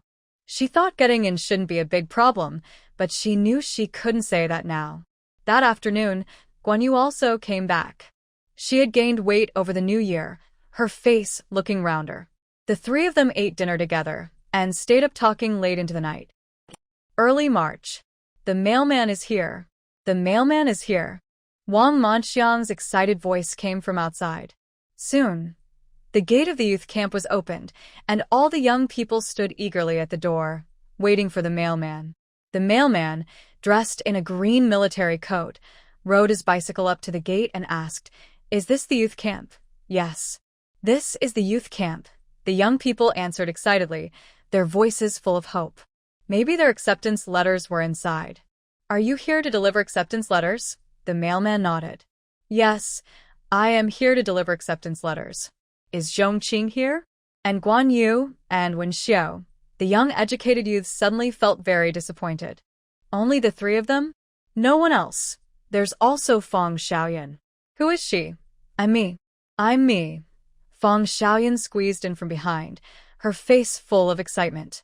Is there really an acceptance letter for me? Yes, this is yours. The postal worker pulled out a folder from the package and handed it to Feng Xiaoyan. Where Zhong Qing, Guan Yu, and Shouye, they live over there, Wang Manxiang pointed to the next house. Comrade postal worker, besides these four, is there no one else? My name is Wang Manxiang. Please check again. Maybe you missed someone. The postal worker smiled and said, I won't make a mistake. There are only 4 acceptance letters for Huai Tree Village. but don't be discouraged. Different provinces and schools send out acceptance letters at different times. Maybe yours is coming later. That's how it is. Everyone finally relaxed. The postal worker didn't stay long. He pushed his bicycle to Guan Yu's house and called out, "Zhong Qing, Guan Yu, Wen Xiao, your acceptance letters have arrived." Zhong Qing had already heard the voice outside but wasn't sure if her letter was there, so she didn't come out. When she heard the postal worker call her name, she immediately put on her cotton coat and opened the door. "Here, what's your name?" "I'm Zhong Qing." "Zhong Qing," the postal worker said with admiration. "Congratulations. You got into Beijing University." "Thank you." Zhong Qing smiled and took the acceptance letter. Guan Yu and Wen Xiao live next door. At that moment, the two of them hurried out, dressed quickly. "We're here. Congratulations. Here are your acceptance letters." "Thank you." Zhong Qing and the others went back inside and grabbed a handful of candies for the postal worker. Knowing they were wedding candies, he blushed and accepted them. After the postal worker left, Wang Manxiang and the other youths gathered around. "Zhong Qing, what university did you apply to?" "Beijing University." "Beijing University," Wang Manxiang gasped. "Are you so amazing? Beijing University is so hard to get into." The other youths looked at Zhong Qing with complicated eyes when they heard about Beijing University. Wang Manxiang asked again, "What about you too? Did you also apply to Beijing University?" Guan Yu rolled her eyes. "Do you think Beijing University is like a cabbage? Anyone can get in?" "But we also applied to a school in Beijing." When Wang Manxiang heard this, she understood. "Oh, Feng Shaoran is from Beijing. The school she applied to must also be in Beijing, so all four of you have received your admission notices. Since we didn't apply to a school in Beijing, ours haven't arrived yet." "That makes sense. Just now, I was really scared thinking that. Now it looks like we still have hope." Guan Yu and Wen Xiao went to Zhong Qing's house. As soon as they closed the door, Guan Yu screamed, "Ah, I really got in. We don't have to work in the fields anymore. We can finally go back to the city. I'm so happy." Wen Xiao also smiled happily. She and Guan Yu applied to the same school, which is not far from Beijing. Later, the three of them could go out together sometimes to eat. "It's a pity about our house," Guan Yu suddenly said. "They probably won't let these young workers stay in our house, right?" That possibility seemed quite real. Their house was near the young workers' camp, and the camp's houses were not enough for everyone. Maybe the workers would really ask to stay there. Thinking about this, Guan Yu felt a bit upset. Can't they just not let them stay? "I feel so uncomfortable just thinking about giving it to them." Not only Guan Yu but Zhong Qing also felt uneasy. She frowned. "It probably won't happen. Our houses are both made of blue bricks, and the village head probably wouldn't want to give them to the young workers. Let's ask the village head about it someday." "Okay." In the following days, the mail carrier came several times, but only a few people received their admission notices. Wang Manxiang, Li Huayuan, Feng Ru, and Feng Qujing. The others didn't believe it and kept waiting, but no more mail came. The young workers who didn't get into college learned that Zhong Qing and the others would soon leave for university. They knew they wouldn't come back, so they started thinking about their houses. "Zhong Zhiji, don't be so selfish. You all got into college and won't come back to Huaihua village. The house isn't useful to you. Even if you don't let us stay, you should stay in the village. We're all young workers. We should stick together." "Exactly. Forget her. When they leave, we'll move in. They don't know about it anyway. I think that's fine. They're all young workers. When they leave, the house will belong to our young workers' camp. We don't need to ask them." And anger and frustration, Zhong Qing laughed. "When we built the house, we discussed it with the village chief. After we leave, this house belongs to the village, not the Qingnian youth settlement. If you want to live here, go talk to the village chief and the villagers. After all, this land belongs to the village. See if they will let you stay." Guan Yu's face turned red with anger. "Let me tell you, with your attitude, even if we destroy the house, we won't let you stay. You. How can you be like this? You're so selfish." "Oh, so you're not selfish? When you don't need us, you act like we don't exist. Now that you need us, you're here. Do you think we're fools? And with your attitude, the villagers won't give you such a good house to live in. Don't you realize that? The Qingmian couldn't do anything, so they went to find Song Yuzhen. He said, "We agreed from the start with Xiao Zhong and Guan Qingmian. After they leave, the house belongs to our village. Whether you can stay depends on whether the villagers agree." The Qingmian's hearts sank. Did they even need to ask? Of course, they wouldn't be allowed to stay. Actually, Zhong Qing had already talked to the village chief in advance. The village chief said that although the house belongs to the village after they leave, since they paid for it, they could suggest who should live there. But Zhong Qing and Guan Yu refused. Song Yuzhen was surprised, but since it was good for the village, he didn't refuse. Zhong Qing's notice said the new school term started in mid-March. She first went to the commune elementary school to resign her job and happened to meet Yu, who was also resigning. Yu had also been accepted to a university, this time in Shanghai. Zhao Lily also wrote to Zhong Qing, saying she got into a university too. She was going to the same school as Yu. Maybe they could become friends in the future. Later, Zhong Qing went to Lu Shu village to find Zhao Mingfang. She had applied to a university in He province, which was quite well known locally. She was very satisfied, and her family was happy too. In the following days, Zhong Qing tidied up the house. She took everything she could, and the things she didn't want were given to some women in the village or thrown away. But most of her belongings were still good, and as soon as she brought them out, many women rushed to take them. They were quite popular. After settling everything, Zhong Qing, Guan Yu, and Wen Xiu left Huai Tree Village and boarded a train to Beijing. On the way, Guan Yu was very excited, humming songs while eating the biscuits they had baked earlier. Zhong Qing also took a few apples from the space, saying they were bought at the supply and marketing cooperative. Each of them ate happily. When they arrived in Beijing, Zhong Qing invited the two to stay at her family's house for a few days. Since there was about a week before school started, and her home was in Beijing with many spare rooms, she thought it wouldn't be right for them to stay in a hotel. Wen Xiu felt a little shy. Maybe we should stay in a hotel instead. We don't want to bother you. Even Guan Yu felt a bit embarrassed. I think so too. It might be too troublesome for us to stay with you. Plus, your family has 2 elderly people. I'm worried we might disturb their rest. Also, Zhong Qing's house wasn't just their family. Her uncle's family also lived there. It would be a bit awkward for the 2 of them to stay. Understanding their concerns, Zhong Qing smiled and said, "It's okay. My grandparents are old, and the family worries they might accidentally fall when climbing stairs, so they stay on the first floor. We all live on the second floor. There are also many empty rooms near my bedroom. If you feel it's too close or awkward to stay near my uncle's family, you can choose a room farther away, or even on the 3rd floor. If you're worried about feeling uncomfortable during meals, you can have food brought to your room." Guan Yu was stunned. 1st floor? 2nd floor? 3rd floor? So many rooms. Are you all living in a mansion? Yes, Zhong Qing replied. Now you don't have to worry about bothering my grandparents. Actually, even if you were jumping and dancing in your rooms, they wouldn't hear anything, because the soundproofing is good. Each room also has a bathroom and a toilet so you can wash up inside your room. Wen Xiu looked confused.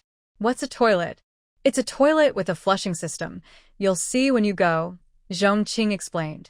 Guan Yu didn't know what a toilet was either, but hearing Zhong Qing say it, she knew it must be something amazing.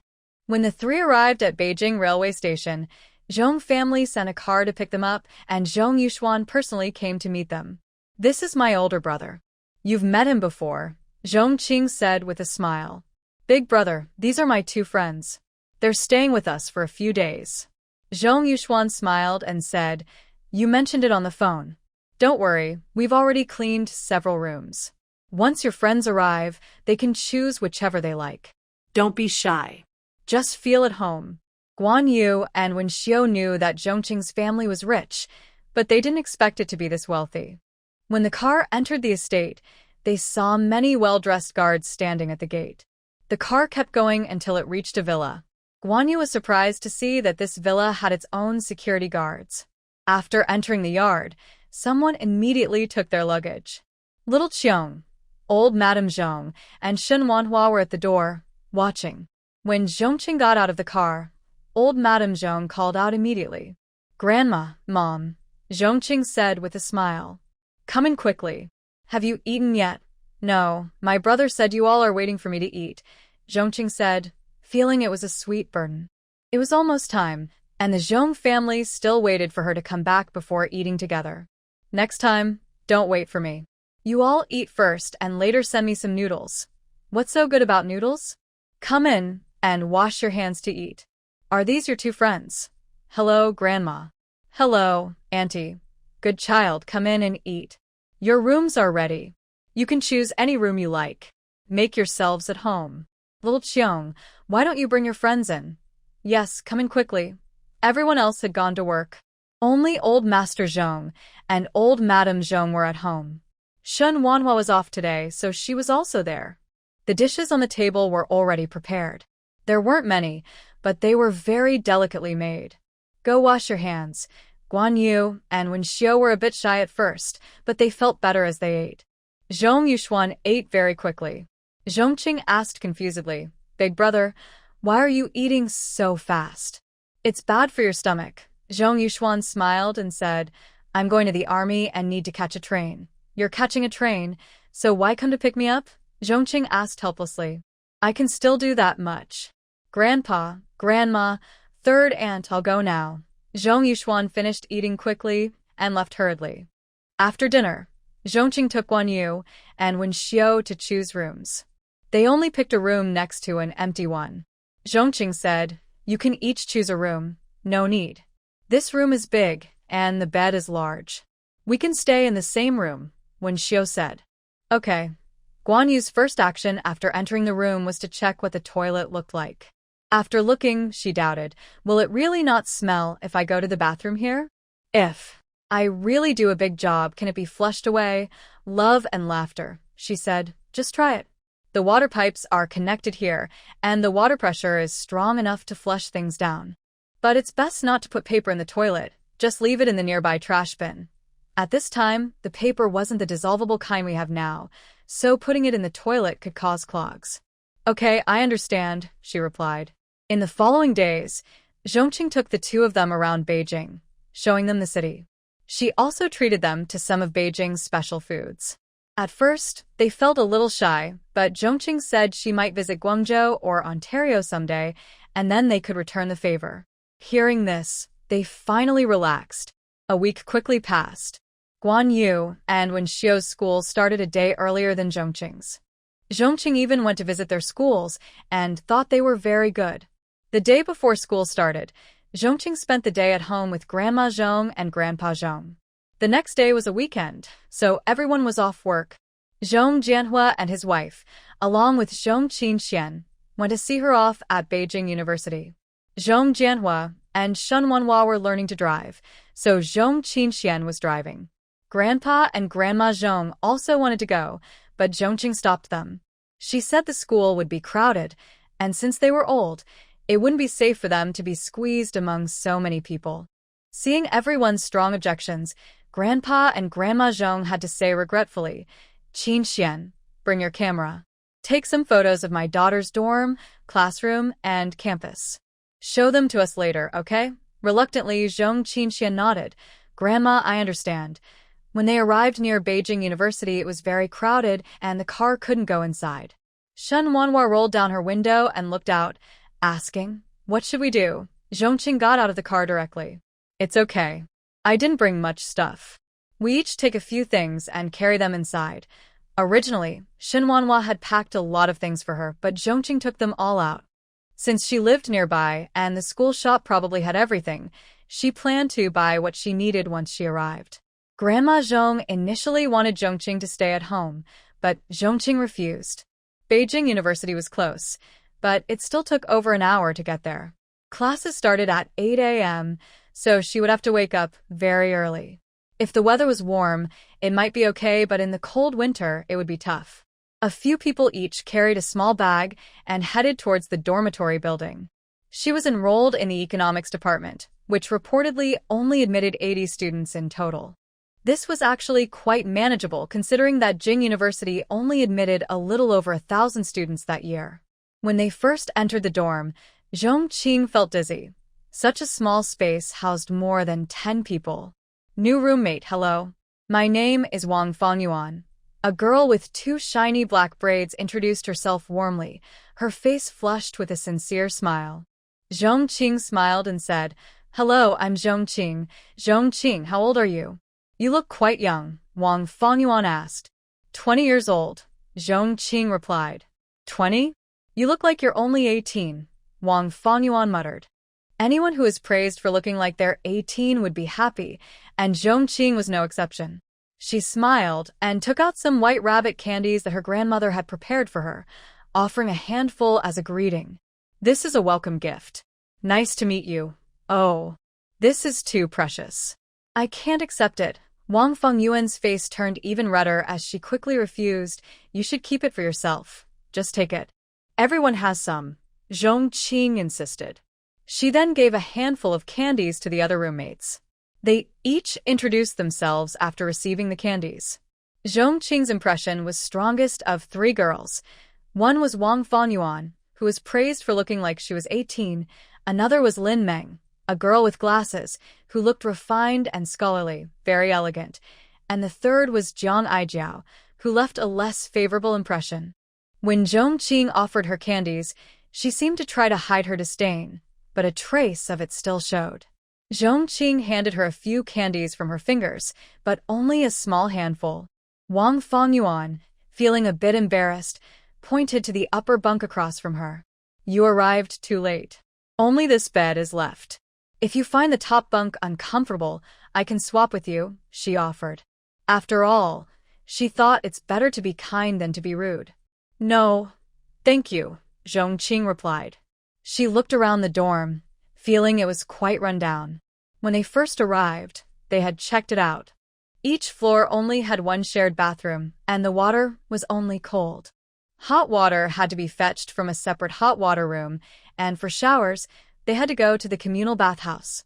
Honestly, Zhong Qing found it hard to accept the idea of sharing a public bathhouse with others. Zhong Qing frowned and said, "Shao Qing, maybe you should go back home to live. At worst, I can wake up early every morning to take you to school." Shen Wanhua was reluctant to have her daughter live here, so she said, "Your dad and I are already learning to drive. When the time comes, we can take you there." Zhong Qing shook her head. "I'll check if there are any rental places near the school." Zhong Qing nodded. "That works too. We'll ask around later. Let's put our things down first. Don't pack everything yet, so we don't have to unpack later." "Okay." Zhong Qing greeted Wang Fangyuan warmly. "I'll go see if there are any rental places outside. I'll leave the luggage here for now." "Good, I'll watch over it for you." After Zhong Qing's family left, Wang Fangyuan couldn't help but sigh. Zhong Qing's family is so rich. So many white rabbit candies, and they just give them away. Everyone grabbed a handful. Now they're just renting a place. Jiang Aijiao rolled her eyes and said, "Is renting a house that expensive? I think she's just being too picky. We all live here, why can't she?" Lin Meng, sitting across from her and reading a book, adjusted her glasses and said, "Her family is willing to spend that money, and they can afford it. Renting a house is just their choice." "It's none of our business," Jiang Aijiao replied. "It's not my business, but I worry that having such a delicate young lady in our class will cause trouble later. I think Zhong Qing is okay, quite polite. I don't see her as spoiled," Wang Fangyuan thought to herself, though she felt Jiang Aijiao seemed more delicate. Jiang Aijiao wanted to say more, but Lin Meng said, "You've already taken her candy, so say fewer words." "Who cares about that candy? Do you think I can't afford it? I have plenty at home. Then why did you take it just now? Or when Zhong Qing comes to pick up her luggage later, you can give it back to her," Lin Meng said calmly. Jiang Aijiao's face turned red, and she loudly said, "It was given to me. If I don't take it, won't I embarrass her?" Wang Fangyuan looked puzzled and asked, "How would that embarrass her? That much candy isn't just a little. If it were me, I'd be very happy." Suddenly, someone in the dorm laughed out loud, but Jiang Aijiao didn't say anything and turned to say she needed to go to the bathroom. She didn't come back until Zhong Qing returned to pick up her luggage. The people in the dorm didn't care how Zhong Qing saw herself. She was busy asking around if there were any houses for rent nearby. "Rent a house? These are all staff apartments here, not for outsiders. If you want to rent, you can ask at Meiyuan." Zhong Qing asked an older lady who had white hair, wore gold-rimmed glasses, and looked quite elegant. Meiyuan. Zhong Qing suddenly remembered something. Sister Fong, Ran seems to have a house in Meiyuan. I'll call her to see if it's available, okay? Renting a familiar person's house would definitely save a lot of trouble. Zhong Qing found a place to make a call. After a short while, she returned with a happy face. Sister Fong Ran said no one is living in that house now. You can move in directly. I'm going to her place to get the keys. Shen Wanhua was naturally happy, but when she heard Zhong Qing, she shook her head. That won't do. You still need to pay rent. Zhong Qing nodded.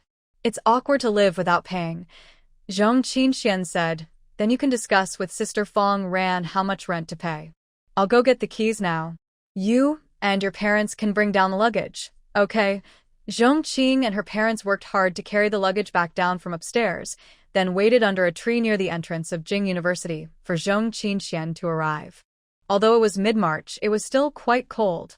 Zhong Qing felt her hands freeze, but luckily, Fong Ran's place was not far from Jing University. Soon, Zhong Qing returned with the keys. Get in the car. They all moved their luggage into the car, then Zhong Qing drove to Meiyuan. The environment there was quite nice. Zhong Qing said, Sister Fong Ran said this house used to be hers.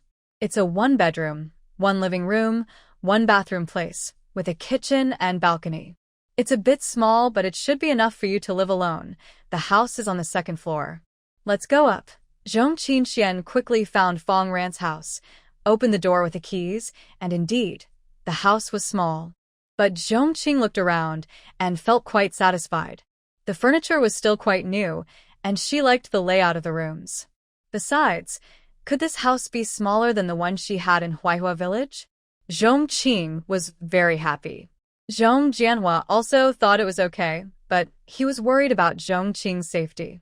This Meiyuan shouldn't be open to just anyone, right? Uncle, don't worry. It's very safe here. There are people watching at the entrance, and you know how strong little Qing is. Most people wouldn't be her match. Zhong Qing also smiled. Dad, don't worry. You probably can't even beat me. You kid, I was about to say the same about you. Shen Wanhua scolded playfully. Okay, I won't say anything. Let's quickly clean up here, and then go buy some daily necessities. A few people worked together. Since Fong Ran's house was not dirty, they only needed to clean the dust. Afterward, Shen Wanhua and Zhong Jianhua made the bed for Zhong Qing and put the clothes they brought into the wardrobe. Zhong Qing went with Zhong Qing to a nearby mall to buy daily necessities. They went to buy shampoo, soap, hangers, toothbrushes, toothpaste, towels, and a basin. After shopping for a while, they bought anything they thought they needed. At checkout, Zhong Qing saw someone she recognized. Actually, not exactly a friend, but her roommate Jiang Aijiao. Jiang Aijiao also saw Zhong Qing and rolled her eyes. A girl next to her asked curiously, "Do you know each other?" She used to be in the same dorm. After moving into the dorm, she rented her own place, but we are in the same department. Oh, she's very pretty, the girl said with a smile. Jiang Aijiao. Didn't you hear what I just said? Zhong Qing didn't bother to reply. After paying the bill, she left with Zhong Qing. Zhong Jianguo was worried they couldn't carry everything, so after tidying up the house, he waited outside the mall for them. When he saw them come out, he quickly reached out his hand. Come on, give me the stuff. Dad, you take Qin Jie's things. I can carry mine. Okay. Back at Meiyuan, Zhong Qing used the new mop and broom to clean the floor. Zhong Jianhua and Zhong Qing each held a cloth and wiped the windows. After tidying up, the room looked bright and clean. All done. It's almost noon. Let's go eat. Today was Zhong Qing's first day to register at school. Tomorrow was the official start of classes. In the afternoon, she also needed to go to the school to tell her counselor that she would rent a house outside and wouldn't live on campus anymore.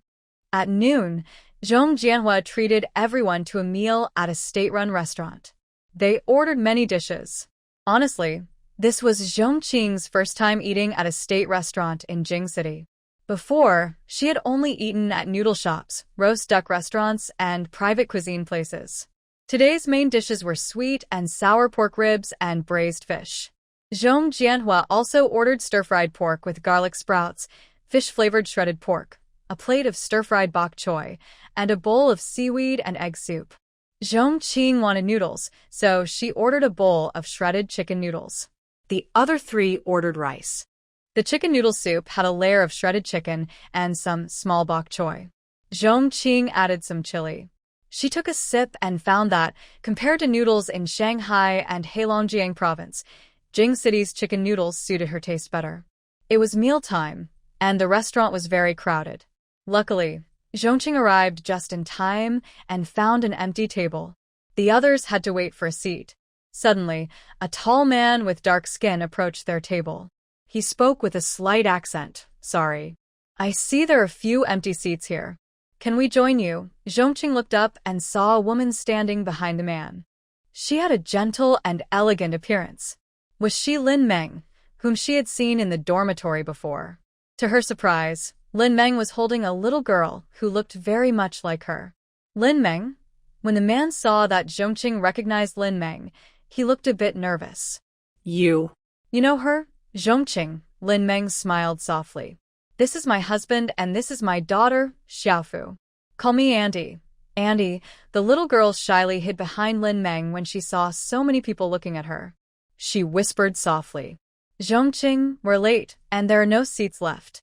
My daughter keeps saying she's hungry. Would it be okay if we join your table?" Lin Meng asked politely. Zhong Qing was still a bit surprised. Lin Meng looked only about 20 years old, yet she was married and had children. She quickly responded, "Sure, let's move over a bit. You can sit over there." "Thank you," Lin Meng said politely. Her husband looked down, seeming a little shy. Zhong Jianhua moved his chair closer to Zhong Qing, and Zhong Qinxian and Shan Wanhua also shifted their seats, giving a good space for Lin Meng's family. "Thanks," Lin Meng said again. After she sat down with her daughter, she asked, "Xiaofu, what would you like to eat?" Xiaofu shyly glanced at Zhong Qing's shredded chicken noodles. "I want to eat the kind of noodles Annie has." "Okay, one bowl of noodles," Lin Meng replied, then looked at her husband. "What would you like?" I'll have the same as Xiaofu." "All right, 2 bowls then." "The noodles are quite filling, so 1 bowl for me and Xiaofu is enough." "You go ahead and order." "Okay." When Lin Meng's noodles arrived, Zhong Jianhua suggested they share dishes and eat together, but Lin Meng declined. While eating, Lin Meng suddenly remembered something. "Zhong Qing, you might not know yet. The counselor said there will be a class meeting at 3 p.m. in the classroom. Remember to be on time, on the 2nd floor of Mingda Building, room 3. Zhong Qing realized there was such a thing and nodded. "I understand." "Thank you. You're welcome." After dinner, Zhong Qinxian returned to the Zhong family home. Zhong Qing and her parents went to Meiyuan. Zhong Jianhua and Shen Wanhua planned to stay and eat dinner with Zhong Qing before heading back. At 2 o'clock, Zhong Qing went to Mingda Building to see her counselor. The counselor was a woman in her 30s, looking quite young. After Zhong Qing explained her purpose, the counselor asked her to fill out an application form, which she approved. Once this was settled, the counselor went to sit in classroom 3 and wait for the class meeting to start. By 2:30, people started arriving one after another. Around 2:40, Wang Fongyuan, Lin Meng, and Jiang Aijiao also arrived. When Wang Fongyuan saw Zhong Qing, she greeted her with a smile. "Zhong Qing, why did you come so early?" "Just needed to see the counselor, so I came first." Wang Fongyuan sat next to Zhong Qing. "Let's sit here." Lin Meng also sat down. Seeing everyone seated, Jiang Aijiao, feeling reluctant to sit alone at the back, sat down unhappily. By nearly 3 o'clock, more and more people filled the classroom. Zhong Qing estimated that almost everyone from the department had come. Soon after, the counselor arrived. She stood at the podium and introduced herself. "Hello, students. My name is Qin Shi, and I am your counselor for these 2 classes. Next, we will choose class leaders. There are 3 positions: class monitor, study committee member, and youth league secretary. Students interested in running can raise their hands and nominate themselves." As soon as Qin Shi finished speaking, there was some noise among the students. A girl with short hair raised her hand. Qin Shi nodded. "Come up and introduce yourself." The girl with short hair stood up and walked to the podium. She said, "Hello, everyone. My name is Zhong Qing, and I am running for class monitor. I am 27 years old, from Hunan Province. I spent 8 years in Liaoning Province working in the countryside. I served as a squad leader at the youth station for several years. I believe I have good organizational and leadership skills. I hope everyone will vote for me. Thank you." Zhong Qing spoke clearly and succinctly. After she finished, applause broke out below. She wrote Zhong Qing's name on the blackboard and asked, "Are there any other candidates for class monitor?" One after another, a few students stepped forward to nominate themselves. Once it was clear no one else wanted to run, Shi said, "There are 5 candidates for class monitor. Please cast your votes anonymously." Shi handed out small prepared slips of paper to the first student in each row, then asked them to pass it back. Zhong Qing received her slip and wrote down the name of her preferred candidate, Zhong Qing. When Shi was counting the votes, it was clear that Zhong Qing received the most votes. She was successfully elected as class monitor. Okay, next is the election for study committee member. Does anyone want to nominate themselves? To Zhong Qing's surprise, more students ran for the study committee member and youth league secretary positions than for class monitor.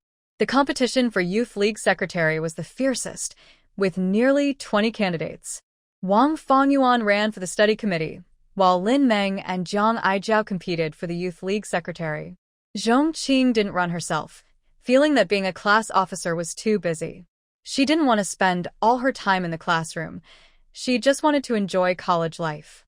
In the end, Wang Fongyuan was elected as the study committee member, and Lin Meng became the Youth League Secretary. Surprisingly, 2 girls from the same dormitory became class officers. Jiang Aijiao, who didn't get elected, frowned and asked her roommate, "Did you vote for me or for her?" "I just need one less vote against her." Lin Meng had a good demeanor, spoke confidently and looked nice, but Jiang Aijiao also had a decent image. She dressed well and was confident when speaking, so their votes were close. Hearing Jiang Aijiao's words, Zhong Qing was a bit surprised. Her vote turned out to be the deciding one. After the class officer election, Shi went with a few students to the office to distribute military training uniforms. She announced, "Tomorrow at 7:30 a.m., meet at the south gate of the playground for the new student opening ceremony.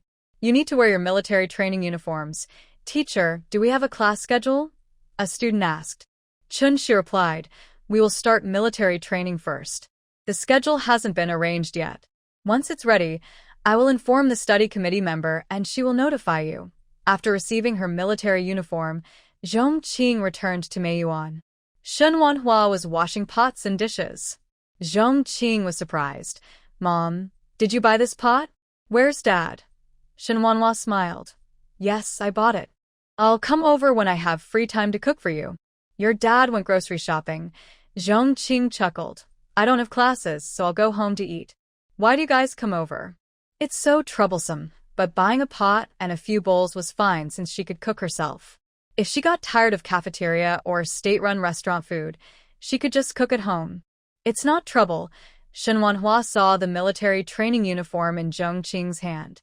"Is training starting tomorrow? How long will it last?" "Tomorrow is the new student opening ceremony. The military training starts the day after tomorrow, for about a month." "That long? Have you bought sunscreen?" Bought it.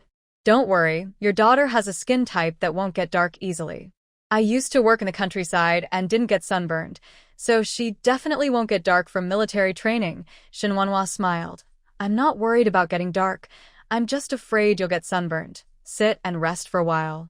Your dad will be back soon." "Okay." In the living room, Zhong Qing leaned comfortably on the sofa. She looked at the balcony and then went outside to check. She was surprised to see that from the balcony, she could see the campus of Jing University, where people were walking now. Click. Zhong Jianhua returned, carrying several bags. "Little Qing is back. I bought some apples and pears. You can wash and eat them." "What vegetables did you buy?" Manhwa asked from the kitchen. "Today it was too late to buy meat, so I only got some bones. I also bought 5 eggs, 2 potatoes, 2 eggplants, a head of cabbage, and some chili peppers." "What are the bones for?" "There's no meat." Zhong Jianhua smiled. "At least to add some minced meat. Braised with soy sauce works too, and you can add some potatoes, she said. It's almost the same flavor as braised pork with potatoes. Then we'll do it your way, little Qing. He also bought seasonings along with the pot. It was already 4 o'clock, so she started cooking. Zhong Qing wanted to help, but she was gently asked to stay out of the kitchen. Just rest today. Manhwa was a good cook. By 5:30, she had finished all the dishes. Braised bones with potatoes, a dish of 3 fresh vegetables, spicy scrambled eggs, and stir-fried cabbage. 3 people could eat comfortably. After dinner, it was getting dark. Zhong Jianhua and Manhwa were about to leave. Manhwa was still a bit worried. Is it okay for you to live here alone? Or should Mom take another day off tomorrow to stay with you? Zhong Qing smiled and shook her head. If you stay with me, I'll never learn to live alone. Don't worry, I can manage. Zhong Jianhua also advised, Little Qing, are you still worried? Thinking of her days in Huaishu village and trusting her daughter, Manhwa finally relaxed a little. Well, rest well. Don't go out tonight. I got it. You two should leave now. It'll get dark soon. Zhong Qing lay down again for a while. When she was about to wash up, she noticed both her hot water bottles were filled with hot water. Her heart warmed at that. Perhaps because she went to bed early last night, Zhong Qing woke up around 6 the next morning. After washing up, she changed into her military training clothes and went downstairs to have breakfast. When she reached the corridor, it was just past 7, and she met a few elderly women who were out early buying vegetables. None of these women had seen Zhong Qing before, so they stared at her. One of them asked, Young girl, are you new here? Zhong Qing was surprised but nodded. Yes, I just moved in yesterday. Looking at your clothes, you must be a student at Beijing University, right? That's impressive. One elderly woman praised. My grandson also got into Beijing University this year. He's in the law department. Which department are you in? I'm not in the law department. Zhong Qing politely smiled and quickly went downstairs. Hey, you haven't told us which department you're in. Grandma Wang, are you interested in this girl? Want her to be your granddaughter-in-law? Someone joked. But this girl is pretty and lively, and she's from Beijing University. She would be a good match for your grandson. I was just asking casually. Grandma Wang chuckled, showing her teeth. Come on, let's go buy vegetables. At this time, there weren't many breakfast shops or stalls, and the state-run restaurant was a bit far from her home. Zhong Qing could only eat breakfast at Beijing University's cafeteria. It was crowded, and she found a window to order a bowl of fried sauce noodles, then sat down somewhere to eat. Zhong Qing, she looked up and saw Wang Fongyuan and Lin Meng standing in front of her, eating 2 steamed buns and carrying a bowl of soup. Wang Fongyuan said, There's free soup over there. Do you want to get some? Zhong Qing forgot she hadn't bought porridge. She was very hungry and ate too quickly, so she was starting to choke a little. She nodded. Can you help me save a seat? I'll go get some soup. Sure. Hurry up and go, Wang Fongyuan said quickly. The soup was seaweed and egg drop soup, but there was very little seaweed and egg, so she couldn't really see the egg or the seaweed. Zhong Qing just wanted to soothe her throat, so she quickly got a bowl. She tasted it first. The flavor was okay, just a bit bland. When she returned to her seat, Wang Fongyuan looked at Zhong Qing's bowl and said in surprise, Why is there nothing in your bowl?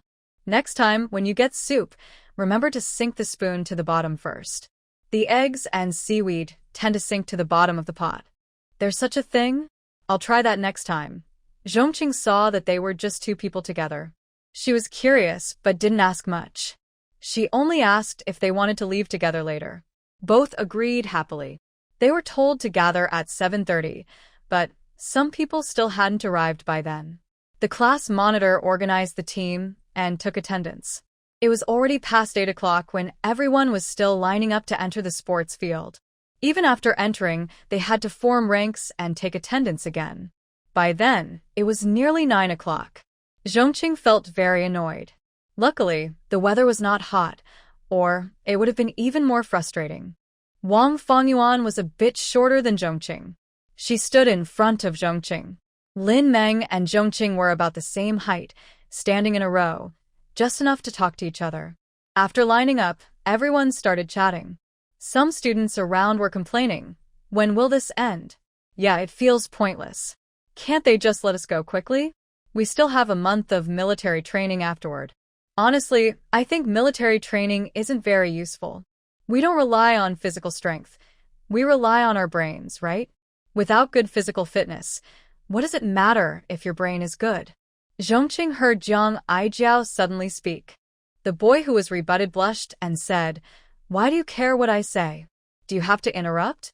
You can't point out mistakes if I say something wrong?" Jiang Aijiao snorted coldly. "If you think military training is useless, go talk to the counselor or the principal. Why are you secretly complaining here? What kind of hero are you?" The boy was speechless and stammered, I was just complaining a little. I didn't say I wouldn't participate in military training." After this scene, Zhong Qing felt like the speech speed on stage seemed to get a little faster. When the speech was over, the new students' opening ceremony finally ended. Then Zhong Jing announced that everyone should gather at the sports field at 6:30 the next morning, and no one was allowed to be late. It was noon now. Wang Fongyuan and Lin Meng invited Zhong Qing to eat at the cafeteria, but Zhong Qing declined, saying there were leftovers from yesterday at home and planned to eat those first. After returning to Meiyuan, she killed a chicken in her space, picked some chicken mushrooms, and cooked a small chicken stew with mushrooms. She stir-fried some spinach and steamed plenty of rice. With these two dishes, she finished her lunch. This afternoon, she planned to visit Fong Ran. Although the others said she could stay in that house whenever she wanted, Fong Ran was only being so polite because of her second aunt and Zhong Qingxian. She couldn't be so inconsiderate and not give any money at all. Today is Monday. Zhong Qing went to Fong Ran's workplace, asked around, and then directly went to her office. Fong Ran had just finished eating and was about to rest when she heard the knocking on the door. "Come in." When Zhong Qing entered, she called out, "Sister Fong Ran." Fong Ran looked a bit surprised and said, "Zhong Qing, why are you here? Is it about renting the house?" Fong Ran quickly stood up, smiling, and said, "I've already told Qin Xian that you can stay in that house at Meiyuan whenever you want." "Why did you come here?"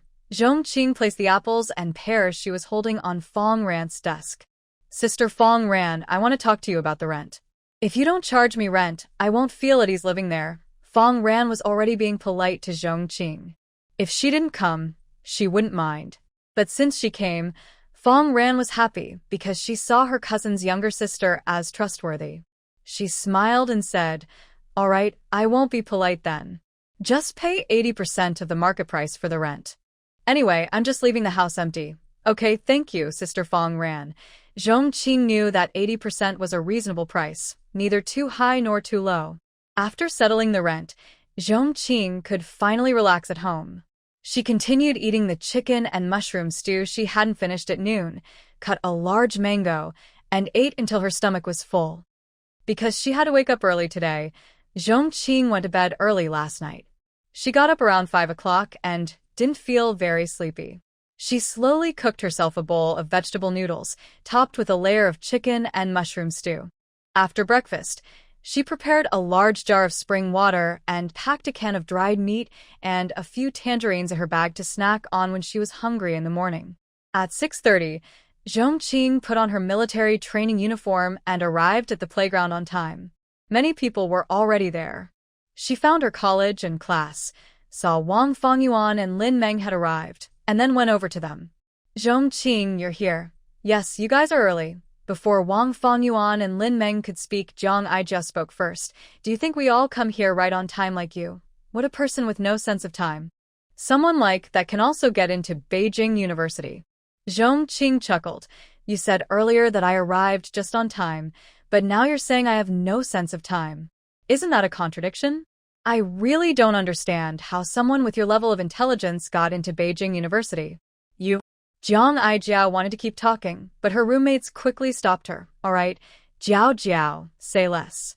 Wang Fongyuan and Lin Meng looked worriedly at Zhong Qing. "Are you okay?" Zhong Qing shook her head. "I'm fine. Such attacks are nothing to her. Would you two rather help a stranger than help me?" "I am your roommate." Jiang Aijiao was angry when she saw them only talking to Zhong Qing. Lin Meng coldly said, "We help those who are right, not those who are wrong. You started insulting Zhong Qing first." Jiang Aijiao replied, "I know. You only help her because she has money, right? Especially you, Lin Meng. You flattered her, so she voted for you in the student council election, right? If it weren't for her, I wouldn't have lost to you. This is just unreasonable. Lin Meng was so angry at her wild guesses that she trembled. Zhong Qing smiled. You're mistaken. I didn't vote for you just because I dislike you. Even without Lin Meng, I would have voted for someone else, understand? You. Zhang Aijiao's face turned pale with anger. She couldn't argue with Zhong Qing and could only turn her back and look away in frustration. Zhang Jing saw everyone had arrived and started calling roll. Everyone, stand properly and be quiet. Thanks to yesterday's experience, Zhong Qing and the others arrived at the playground much earlier today. They finished lining up just after 7 o'clock. Before they had a chance to stand still, a military instructor in uniform with black leather boots came over. He was tall and handsome, immediately catching the attention of many girls. Wow, is this our instructor? He's pretty handsome. How old is he? He looks about our age, right? So young. Next to her, Zhang Aijia listened to everyone's comments and couldn't help but lift her chin proudly. He's 26 and already a deputy company commander.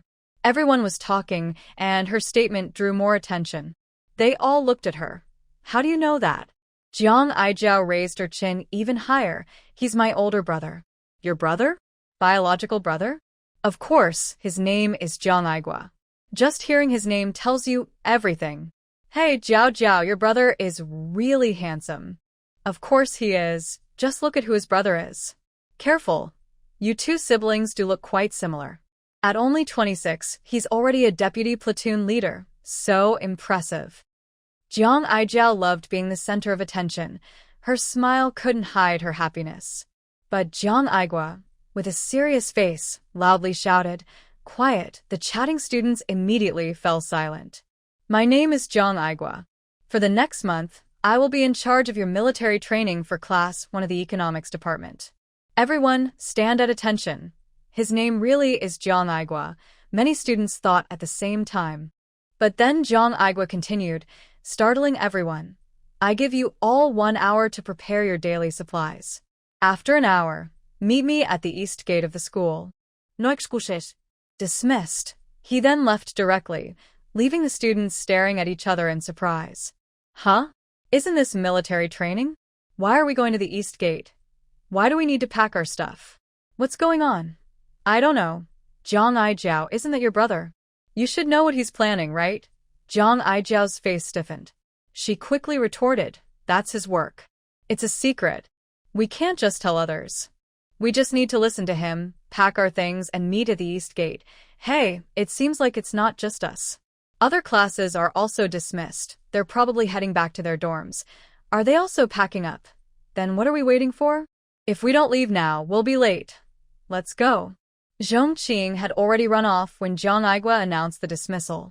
At that moment, everyone was still a bit stunned. So when she left the playground, it wasn't too crowded, just a little noticeable. But she had no choice. Her bag was full of things, and once everyone headed back, the playground would be packed with people. She didn't want to get crushed, so she hurried to leave first. The plum garden was a bit far from the playground, but the east gate was quite close to the plum garden. When Zhong Qing left the playground, it was still early, so she decided to go back to the plum garden for a quick look, just to make it seem like she was doing something. She saw Grandma Wang, who had asked about her major earlier, just as she was going upstairs. Seeing Zhong Qing, she asked curiously, Hey, kid, why are you back so early?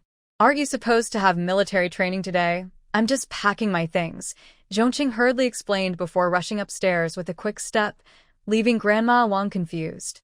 However, when she slowly went downstairs to throw away the trash and then leisurely walked back upstairs, she heard a sudden, urgent voice. She looked closely and realized it was her grandson. Shouye, you're back too? Shouye said, Grandma, the instructor said we need to pack our things and gather at the south gate of the school. I'm just packing now. Packing for what? Grandma Wang thought about how Zhong Qing also said she was packing earlier. She asked, Aren't you going to do military training? I don't know, Shouye replied. The instructor only said to gather at the south gate. I need to hurry and pack. The south gate is quite far from Meiyuan, and I only have an hour. Grandma Wang complained. If you knew it was far, why didn't you come back earlier? Shouye felt wronged. Grandma, do you know how fast I run? If I hadn't been standing right at the playground entrance, I might still be stuck inside. Look from the balcony. There are so many people on the playground. Really? Then how did that girl living on the third floor come back so early? That girl on the third floor? Shouye suddenly remembered a girl he had glimpsed on the playground. He saw her run, and then reacted quickly to chase after her. Could she be the lively girl Grandma mentioned? Are you not in a hurry to go home and pack? Isn't time tight? Grandma Wang turned around and saw her grandson still staring blankly, so she hurriedly urged him. Oh. Zhong Qing took out a small bag, packing some toiletries and a towel. Since she arrived this month and her next period isn't due for 3 months, she didn't need to prepare sanitary pads. She sat for a while, waiting comfortably. When it was almost time, Zhong Qing headed downstairs toward the east gate. Because many students had wasted a lot of time earlier on the playground, there weren't many people at the east gate now, just a few. Zhong Qing sighed that she had arrived a bit early. Jiang Aigua was already waiting there. As the time drew closer, fewer students arrived, and his face darkened with impatience. Fortunately, many students arrived in the last few minutes, but some were still late. The most exaggerated part was everyone's luggage. Some students probably guessed that the instructor was taking them somewhere else for military training, so they brought a lot of things just in case they forgot something. The bags were big and small, which made Zhong Qing feel overwhelmed. There were no cars around. When there are many people, it's easy to get noisy. Lin Meng and Wang Fengyuan, carrying their luggage, hurried over to Zhong Qing. Wang Fengyuan said, "Luckily, you told us to run first, or we might have been late." Seeing the small shoulder bag Zhong Qing was holding, Wang Fengyuan was surprised. "Zhong Qing, why did you bring so little?" Although Zhong Qing had initially suggested they bring as little as possible, they thought the instructor was taking them somewhere else to stay, so they packed some things. Looking at what others carried, they also wanted to bring more, but compared to the big bags others had, theirs were much smaller. "I was worried that if we had to walk there ourselves later, carrying too much would be tiring, so I only took a little," Zhong Qing explained. At that moment, they were in a hurry, so she didn't tell them her full guess. "Really? No way." Wang Fengyuan looked around and noticed only a few instructors, with no sign of any cars. She panicked. "No way." Lin Meng frowned and asked, "Do you know where the instructors are taking us?" Zhong Qing guessed, maybe to the J District training base. "Really? We're going there? Isn't that a secret place?" "It's not secret, just a bit remote," Zhong Qing replied. Now Lin Meng thought Zhong Qing's guess was very likely.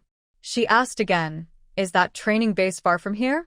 "Quite far, and the road is difficult," Zhong Qing said. She remembered a trip with Zhong Qing to the countryside, passing by that area. "Oh no, I shouldn't have brought so much," Wang Fengyuan said with a worried face. "Can I still leave some things behind now?" Zhong Qing said, "I'm just guessing.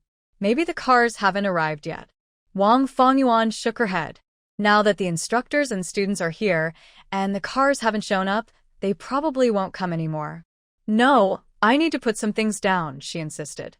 "But where will you put them after you take them off?" "The instructors probably won't give you time to go back to the dorm," Zhong Qing replied. This is also a problem. Wang Fengyuan felt a bit conflicted. Her family is average, and the items she brought are necessary for her. She was reluctant to throw them away. Lin Meng decisively said, "Let's pack everything into one bag. The other bag, which we want to discard, can be left at the school gate." The school probably won't just throw it away. They'll likely put it in the lost and found for others to retrieve. Wang Fengyuan's eyes lit up. "Why didn't I think of that? Let's do it that way." Zhong Qing thought this plan was good too, so she said, "Hurry up and pack your things. Once the team is ready, there won't be time to leave bags behind." "Okay." Lin Meng's bag was larger, so she used her own packing supplies. She and Wang Fengyuan quickly packed their belongings on the ground. Lin Meng carried Wang Fengyuan's bag, bent down, and quietly slipped it into the school gate. With a quick toss, she threw the bag inside, ignoring the security guard's surprised shout. She then slipped back into the crowd. Wang Fengyuan smiled happily. I didn't realize you're pretty strong despite looking slim. You're quick too. After handling the luggage, Lin Meng also smiled. It's used to it. I used to do farm work every day when I was a young worker in the countryside. Really? You were a young worker? Wang Fengyuan was genuinely surprised. Even Lin Meng was a bit skeptical. But your family is from Beijing, right? And you don't seem like you couldn't find a job. That's a long story. No time to explain now. We'll talk about it another day, Zhong Qing said just as Jiang Igua spoke up. Stand at attention. Listen up. Your military training will take place at the J District Training Base. The training will be very strict and we will manage you very seriously. From now on, you need to run straight to the J District Training Base. When Jiang Igua spoke, everyone below was filled with sadness. Instructor, are you joking? Yes, we're just ordinary people, not J people. How can we handle such strict management? We came to study, not to exercise. Exactly, the base is so far from J District. Running all the way there, how long would that take? Plus, we have so much luggage, it will tire us out. Can't they send a few cars to pick us up? Wang Fengyuan and Lin Meng looked relieved. Luckily, we already left half of our luggage behind, or we would have been exhausted. Thanks to Zhong Qing. Zhong Qing. How did you guess? Zhong Qing smiled. She had experience from reading novels, but she didn't want to say that. Instead, she just said, just guessing. Besides, where else would we go for military training besides school? Jiang Igua seemed to have expected the students' reactions. He said, it's just strict management, not strict training. What can't you handle? Complaining won't help. This is arranged by your principal and our base. If you don't want to go, talk to your principal. As for going to the base, this is the first part of your training, and there's no room for negotiation. Also, I told you earlier to only bring some daily necessities. Why are you carrying so much? Moving house? Enough. Stop complaining. I'll count to 3.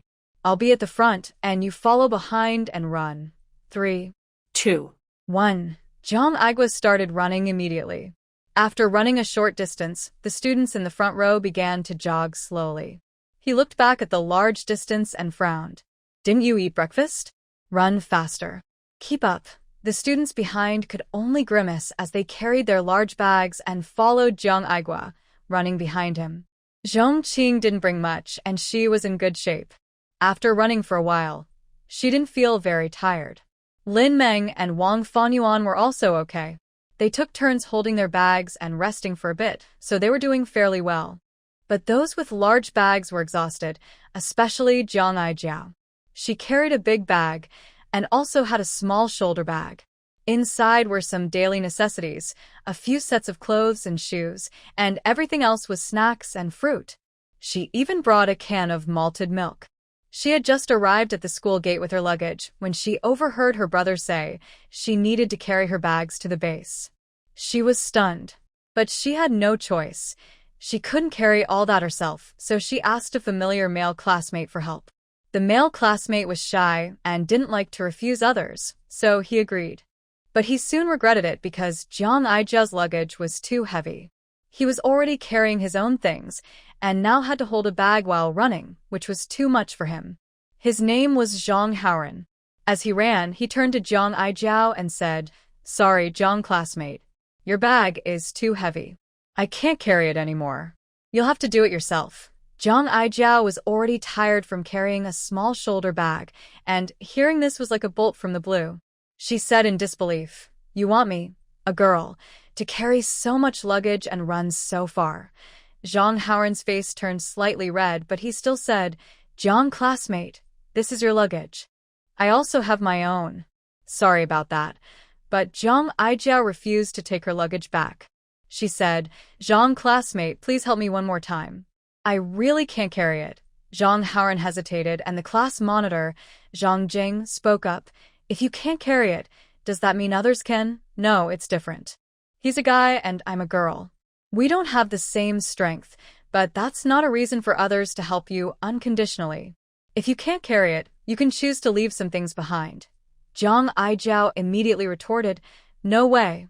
Those are all my belongings. After hearing this, Zhang Haoran, feeling embarrassed, decided not to waste any more time or energy. He stepped out of the group, placed the luggage on the roadside, and said, "Zhong classmate, I've put your luggage here. If you want, you can take it yourself. I really can't carry it anymore." Then he went back to the group. "How can you do that?" Zhong Aijiao shouted in disbelief. A classmate nearby also said in frustration, "Isn't your brother our instructor? Why didn't he tell you anything? And you brought so much stuff. Looks like you and your brother aren't that close after all." "Who said that?" Zhong Aijiao demanded. Zhong Qing couldn't listen anymore and said seriously, "No special treatment is normal. If she really received special treatment because of her sister the instructor, could you all accept that?" The student didn't speak, which meant it was probably not acceptable either. "Everyone, what are you doing? Hurry up and follow us." Zhong Aigua had stopped the team at some point. Everyone was sitting on the ground resting and looking over at them. Zhong Aigua walked over to the group with a stern face and asked, "What are you doing?" Zhong Aijiao, who was always afraid of her soldier brother, especially now that she was in the wrong, didn't dare tell the truth. But just because she didn't say anything didn't mean others wouldn't. Zhong Jing said, "Instructor, Zhong's luggage is too heavy for her to carry." Zhong Aigua didn't hold back because Zhong Aijiao was his sister. He said sharply, "If you can't carry it, why bring so much luggage? We're here for training, not for a vacation. You might as well move your whole family here." Zhong Aijiao's eyes immediately turned red with some grievance, and she lowered her head. "You didn't tell us in advance that we had to carry everything ourselves. I thought there would be a vehicle to take us, and I already brought everything. J-Team's vehicle is very precious, and it's not for carrying luggage. Since you've brought the luggage, you're responsible for it. If you really can't carry it, just leave it behind." Zhong Jing hesitated and said, "Instructor, I think military training does require us to endure hardship, but today is only the first day, and we're already carrying so much luggage and walking a lot. It's really too much. What if everyone's health issues start on the first day? Maybe we should walk instead? Walking quickly isn't much slower than running like this." Zhong Aigua looked at the students sitting on the ground, gasping heavily and looking flushed. Their breathing sounded like a broken bellows, and he was worried about their health. He nodded and said, "All right, rest for 10 minutes now." After 10 minutes, everyone walked briskly to the base. "Okay?" Everyone on the ground cheered.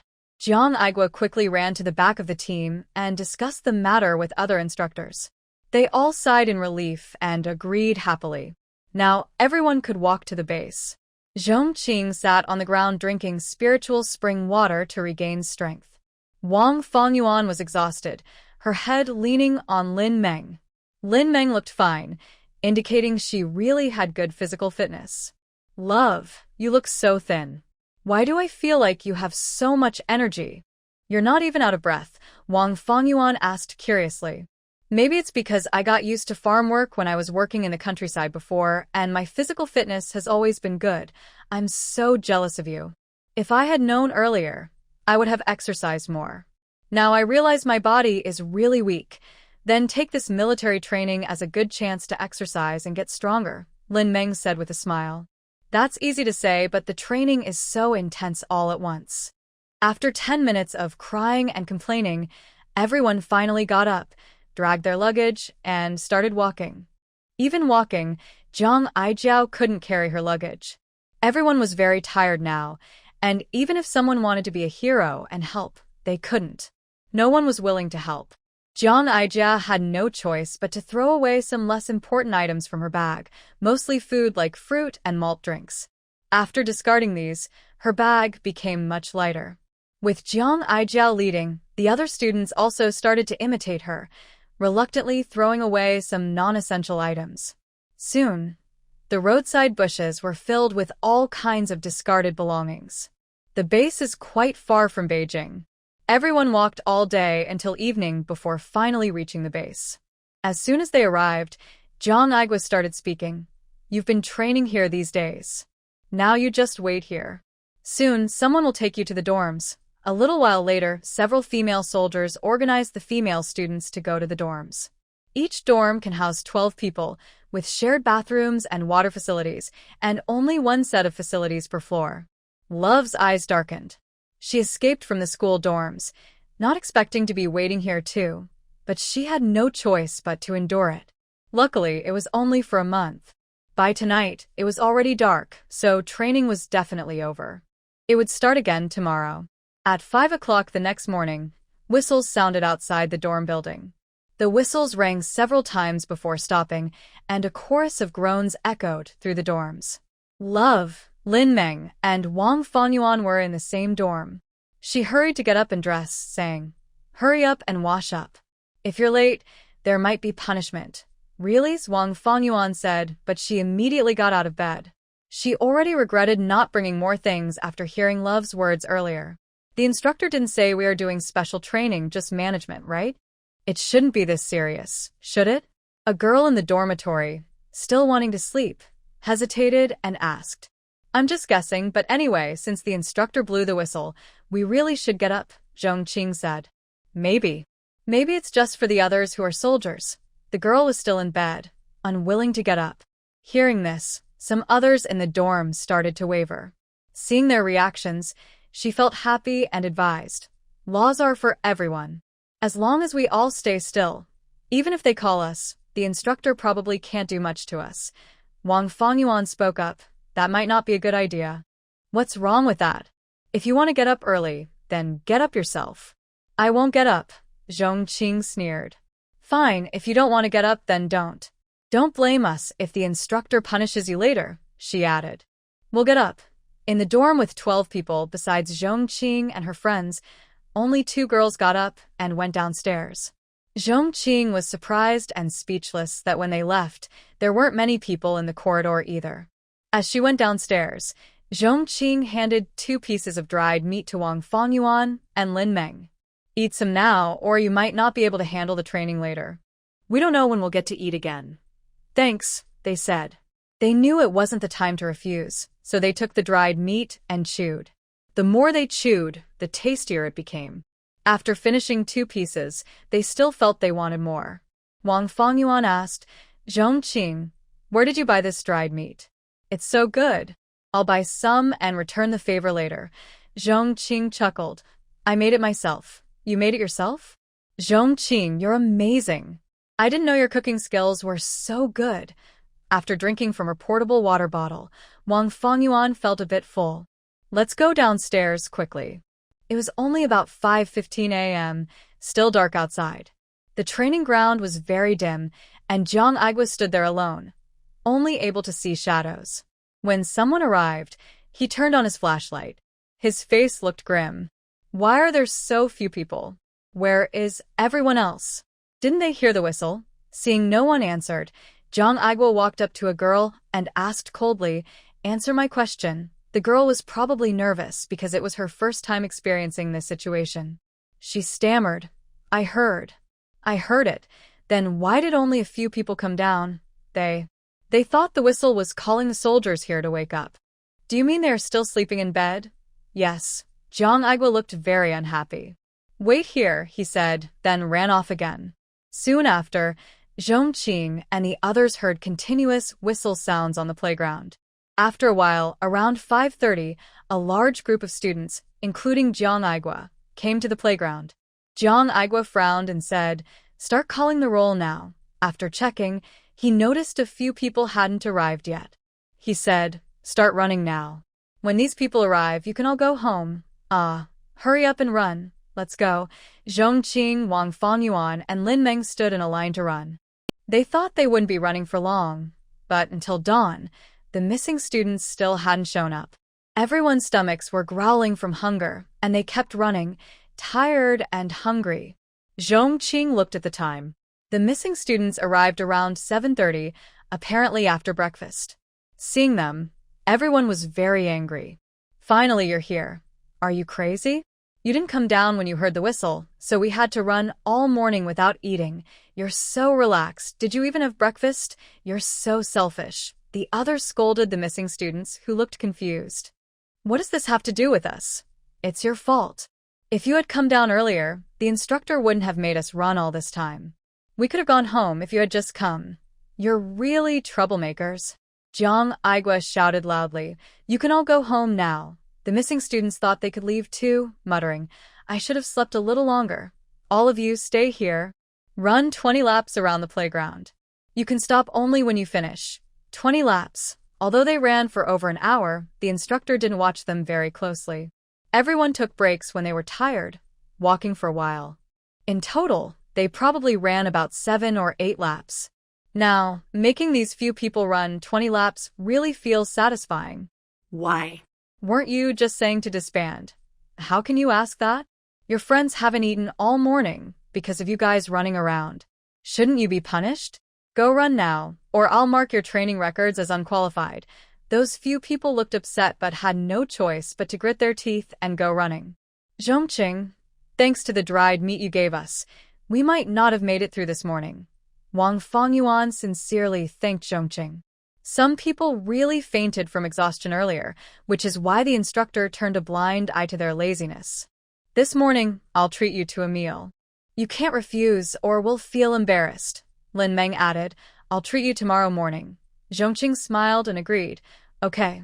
The breakfast at the base was simple, with no fancy stuff, just buns and steamed bread. Wang Fengyuan bought Zhong Qing 2 buns and 1 steamed bread. Zhong Qing only needed 2 buns, but Wang Fengyuan said to save one for breakfast tomorrow to fill their stomachs, especially since today's situation was so tough. They couldn't always rely on Zhong Qing's dried meat. Zhong Qing smiled and said, but we don't have containers now. After eating, we'll go straight to training, so where can we put the steamed bread? That's true, Wang Fengyuan said regretfully. Just eat it now. We'll buy another one tonight to save for tomorrow morning. I'll eat half and you eat half. I really can't eat more. All right, Wang Fengyuan agreed. She still wasn't full, so she split the steamed bread in half. She took a bite. White bread always smells so good. After breakfast, the 3 hurried back to the training ground. Jiang Aigua had said they only had an hour for breakfast. They wasted some time lining up, so there wasn't much left after eating. The people who were late earlier were still running on the field. After an hour, they were all exhausted, panting and leaning on their knees. Jiang Aigua watched them closely. Whenever they stopped, he would scold them. They didn't dare to slack off. After everyone arrived, Jiang Aigua told them to stand at attention. Once they all learned how to do it, he went to the cafeteria for breakfast. Before leaving, he warned them, watch over these people for me. If they slack off while I'm gone, punish them with 5 more laps. And if you see them slacking but don't tell me, and I find out, you'll have to run with them too. As soon as Jiang Aigua left, the runners sat down on the ground. But just as they sat, the students at attention shouted, no slacking. Or we'll tell the instructor. The runners, tired and weak, said, we're all classmates. Why should we be so harsh? He's gone to eat, so he doesn't know if we're slacking. Please understand. We don't care about you. When you're sleeping soundly in your dorm, have you thought about us running downstairs hungry? You never consider us, so why should we understand you? I'll count to 3. If you don't stand up then, I'll tell the instructor you're slacking, and he'll make you do 5 more laps. They were angry but had no choice but to grit their teeth and stand up to continue running. Later, after Jiang Aigua finished breakfast, he told Zhong Qing and the others to rest for a while. Then he started teaching them kicking and saluting. By 11 in the morning, they sat under the shade of a tree singing military songs. The few who had been running 20 laps were exhausted. They were very slow and regretted it deeply. If they had known military training was so easy, they would have gotten up earlier. They had been running all morning, and their legs felt almost broken. But it wasn't really easy. Zhong Qing thought standing at attention was quite tiring. Her whole body was tense, standing still without moving, and she had to lean forward. Kicking was also not easy. She also felt that the school bringing them here for military training wasn't just to let them experience the atmosphere. Today was probably just a warm-up. Sure enough, after a day of training and dinner, when Zhong Qing returned to the dorm, she found it had been ransacked. A female soldier was inside. Seeing them come back, the soldier said, no unnecessary items are allowed here, especially these. She pointed to the snacks on the table. We've confiscated these. We'll return them after the training ends. And this is the military, not a beauty contest. Why are you bringing these things? She was referring to her favorite sunscreen, a set of Pecoin skincare products, shampoo, and facial cleanser. Whose are these? Confiscated. Wang Fengyuan looked at Zhong Qing with concern, knowing well whose belongings they were. They're mine, Zhong Qing calmly replied. She originally had a body wash, but she thought it was too heavy, so she didn't bring it. Instead, she used soap as a substitute. She only brought soap, but shampoo was necessary because washing her hair with soap was too harsh. Are you here for military training or for showing off? You have the most messy stuff, the female soldier said, sizing up Zhong Qing without hesitation. Zhong Qing smiled. Sorry, what do you mean by messy stuff? This is shampoo, sunscreen, facial cleanser, and skincare products. These are all daily necessities. If you don't understand, don't speak carelessly. It just makes you look ignorant. A gasp sounded in the dormitory. The female soldier looked shocked, clearly not expecting Zhong Qing to retort back. Her face flushed with anger. You. In the army, you're not allowed to bring these things. And sunscreen? We don't even have time to sleep, just training all day. And you still have the leisure to apply sunscreen. You're here to be a soldier, so you need to train every day. That's what you're supposed to do. But I'm not. I'm just here for military training. I'll leave in a month. As long as I don't delay the training, what does it matter if I put on sunscreen? Yeah, these things shouldn't matter, right? They're also part of daily necessities, Wang Fengyuan quickly agreed, trying to support her. Lin Meng said, shampoo and facial cleanser are the same as soap. Why aren't they considered daily necessities? Seeing no one to defend her, the female soldier had to act tough. I don't care about shampoo or facial cleanser, but sunscreen is a no-go. Why can't I use sunscreen? It's not just to prevent tanning, but also to prevent sunburn.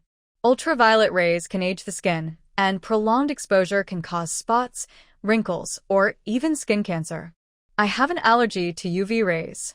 If you confiscate my sunscreen and cause my face to have an allergic reaction and disfigure me, can you take responsibility? Zhong Qing asked coldly, sneering. The female soldier was speechless and dared not speak casually to respond to Zhong Qing, fearing she might overreact and really cause trouble for herself. She stood up and packed all the food into a large bag on the ground. Is it okay if I stop taking it? She said, then sheepishly left the dormitory.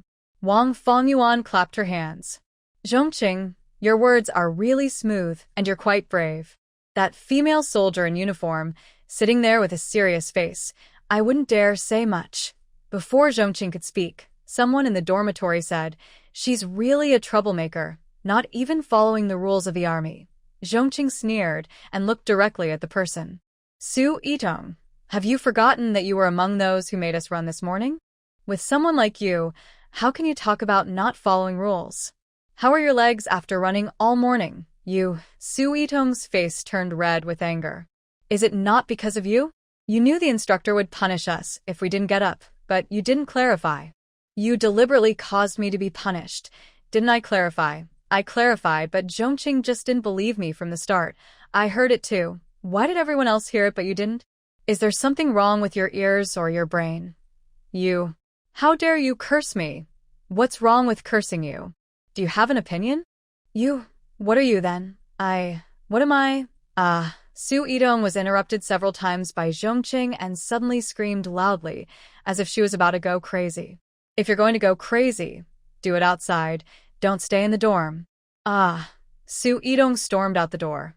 Impressive. Lin Meng gave Zhong Qing a thumbs up. The other roommates also looked at Zhong Qing with some caution. She was so quick-tongued. It's better not to provoke her. The next morning, as soon as the alarm sounded, everyone hurriedly dressed and washed up, then rushed downstairs to the playground. Zhang Aigua nodded with satisfaction and began today's training. After about a week, everyone gradually adapted to this intense training. Zhang Aigua increased the difficulty again.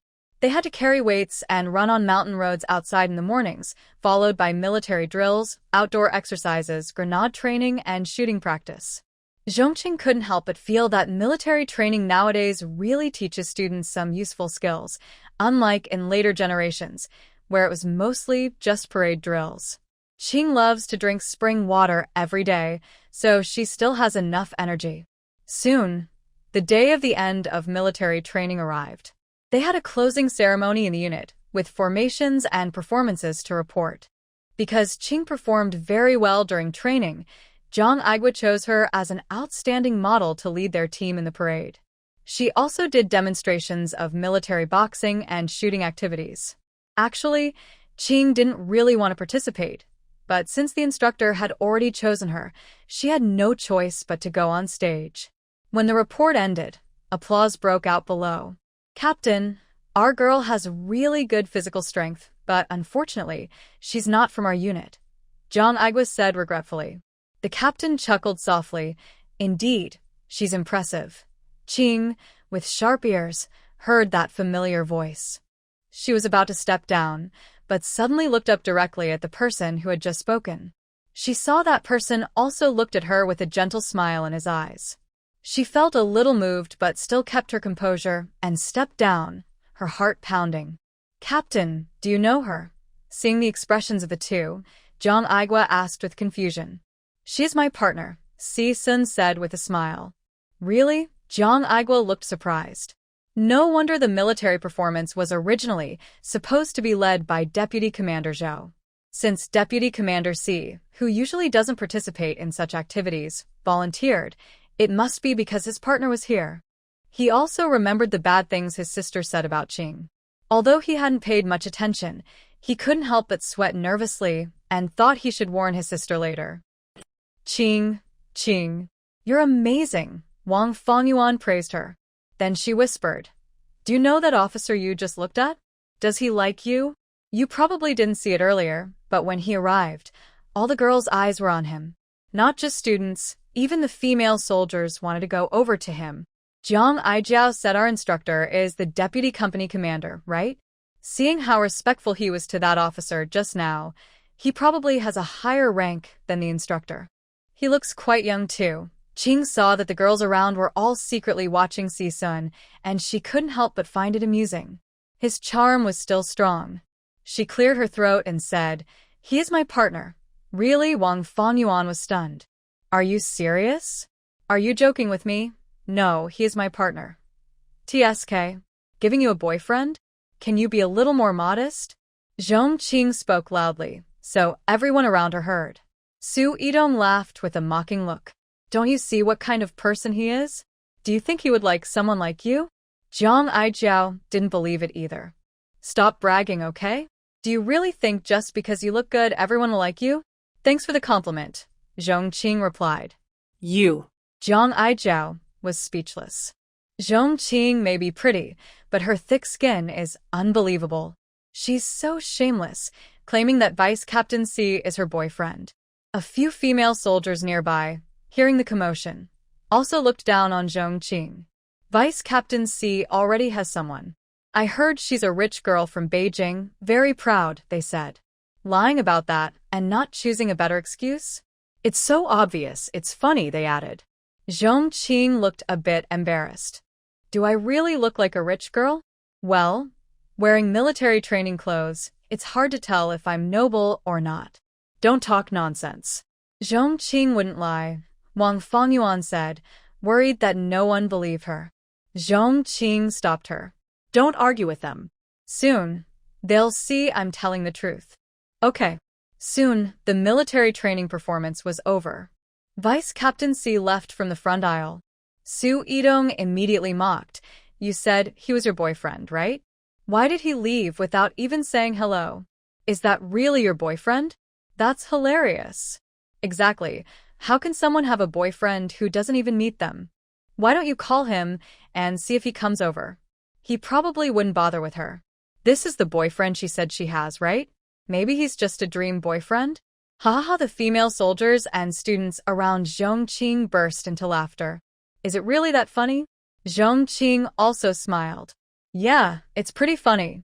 Although I didn't watch the performance closely, watching your little show was quite entertaining," Su Yidong said.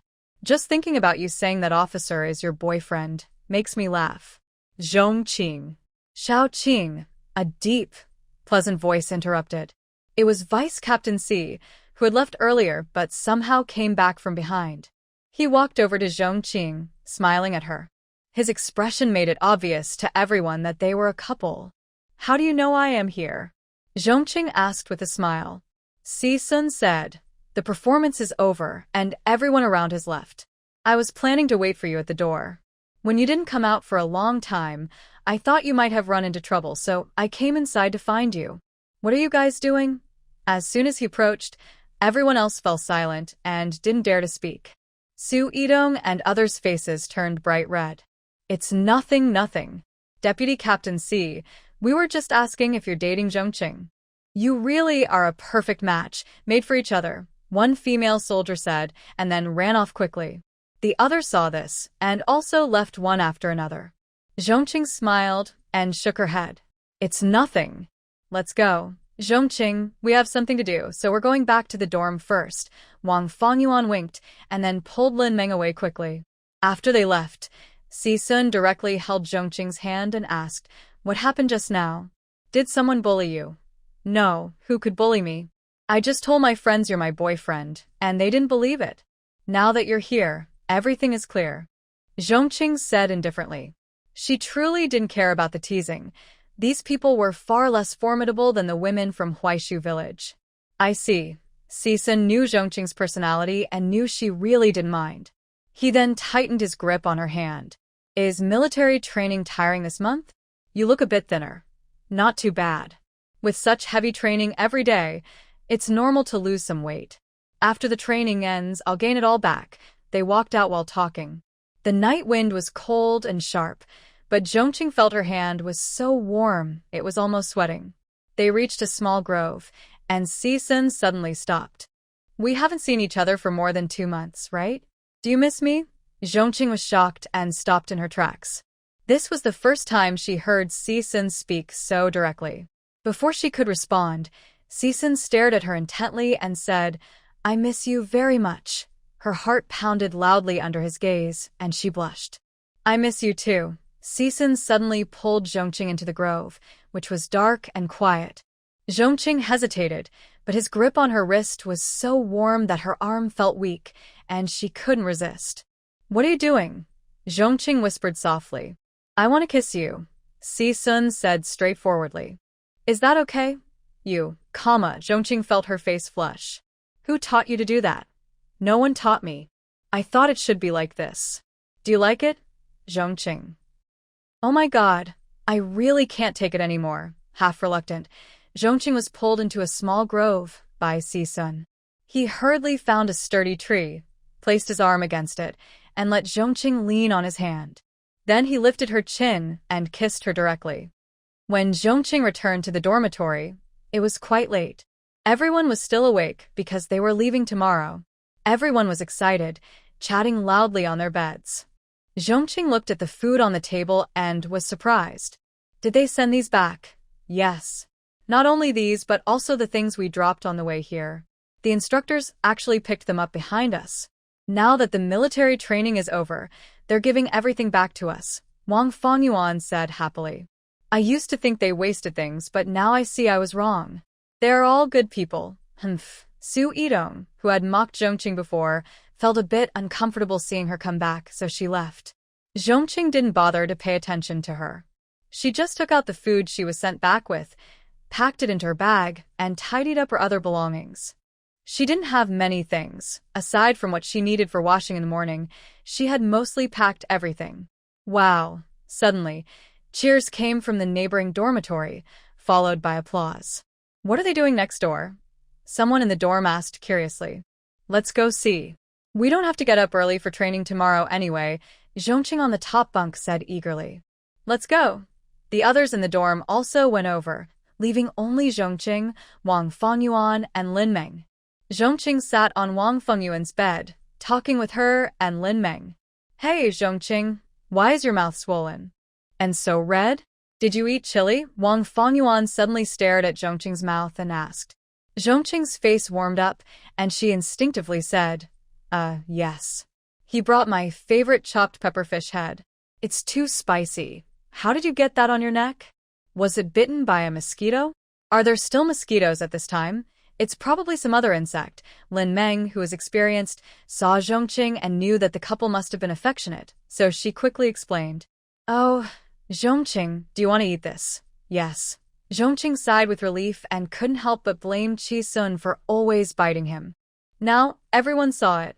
Wang Fongyuan might not understand because she never had a boyfriend, but Lin Meng, who was married, definitely knew. Hey, Zhong Qing, how did you meet your boyfriend? I'm so curious. Can you tell me?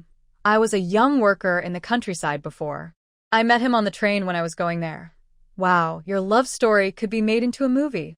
That night, they talked for a long time, but they didn't expect that they would have to get up early the next morning. So everyone, with big dark circles under their eyes, dragged their luggage onto the bus. On the bus, Zhong Qing was still very speechless. Why do we have to go back to school so early? When they returned to school, Zhong Qing and the others didn't have time to rest. They were called by Zhong Qing to a meeting at Mingda Building. It wasn't anything important, just announcing that starting today, there would be a 7-day National Day holiday. They also talked about the schedule after the holiday and some scholarship matters. Zhong Qing finally learned that there were scholarships in the university at this time. The scholarships were only for students from poor families, but there was a limit on the number of recipients. So, Counselor Chen, she told everyone to pay attention to their classmates. After the holiday, they would vote to select the scholarship recipients. As soon as Zhong Qing left Mingda Building, she saw Guan Yu and Wen Xiao standing there looking around. When they saw Zhong Qing come out, Guan Yu immediately waved her over. Zhong Qing. Here. Over here. Wang Fongyuan and Lin Meng also came out with her and heard Guan Yu calling. Wang Fongyuan asked, "Are those your friends?" "Yes, I have to go now." "Okay, see you after the holiday. Bye." Excited, Zhong Qing ran to the door. Guan Yu naturally linked her arm with her. She asked confusedly, "Zhong Qing, where have you been this past month?" "During the first weekend of military training, when Xiao and I came to find you, but we found that all the students were gone. They said you were out for military training." "Where did you go?" Zhong Qing, holding hands with the two, replied as they walked toward Meiyuan. "We went for military training at the J District base." Guan Yu looked surprised. "You went there for military training? Isn't it very strict?" "Yes, it is a bit. I see. You look like you've lost some weight," Wen Xiao said. "It's okay. I can make up for it after the training ends." "How was your military training? Was it tiring?" "I am very tired, but I can see that someone else is not tired at all," said Guan Yu with a side glance at Wen Xiao, feeling a bit resentful. "What's going on here?" Zhong Qing asked with a smile. Wen Xiao's cheeks slightly reddened. He said, "Mo Xiao is our school's chief instructor." Wow. Zhong Qing also smiled teasingly. Mo Xiao is really straightforward. Mo Xiao said that Brother C also returned to Beijing just for a visit. He probably came to see you too, right? I saw him, but he's not our instructor. He just came to watch the final military training performance. You two are acting like that in front of me. It's too much. Guan Yu looked sad. When will I find someone to be with? Maybe I'll meet someone in college? Sigh. I looked at the boys in our class, and none of them catch my eye. Maybe after being with you guys, my standards have gone higher? Guan Yu wondered. Zhong Qing smiled. When it comes to finding a partner, you should be picky. Don't rush. I wasn't in a hurry, but seeing you two so sweet makes me feel itchy inside. Thinking about the 7-day holiday, Zhong Qing had an idea. Since the break is so long, should we go out and have some fun? Guan Yu thought they meant just playing around in Beijing, so she nodded casually. Where should we go? It feels like we already explored all of Beijing in the first few days of school. Not in Beijing, but outside the province. Do you want to go? Guan Yu hesitated and said, outside the province? Is that okay? We don't have any official letters of introduction, do we? Right. Zhong Qing patted her head. She had forgotten that going out at this time still requires an introduction letter. Maybe because she was used to the university environment, she thought she was in a different era. I forgot about that, but I can get the letter if you want to go. It's up to you. Wen Xiao hesitated and shook his head. That's too troublesome, and I have some things to do these days.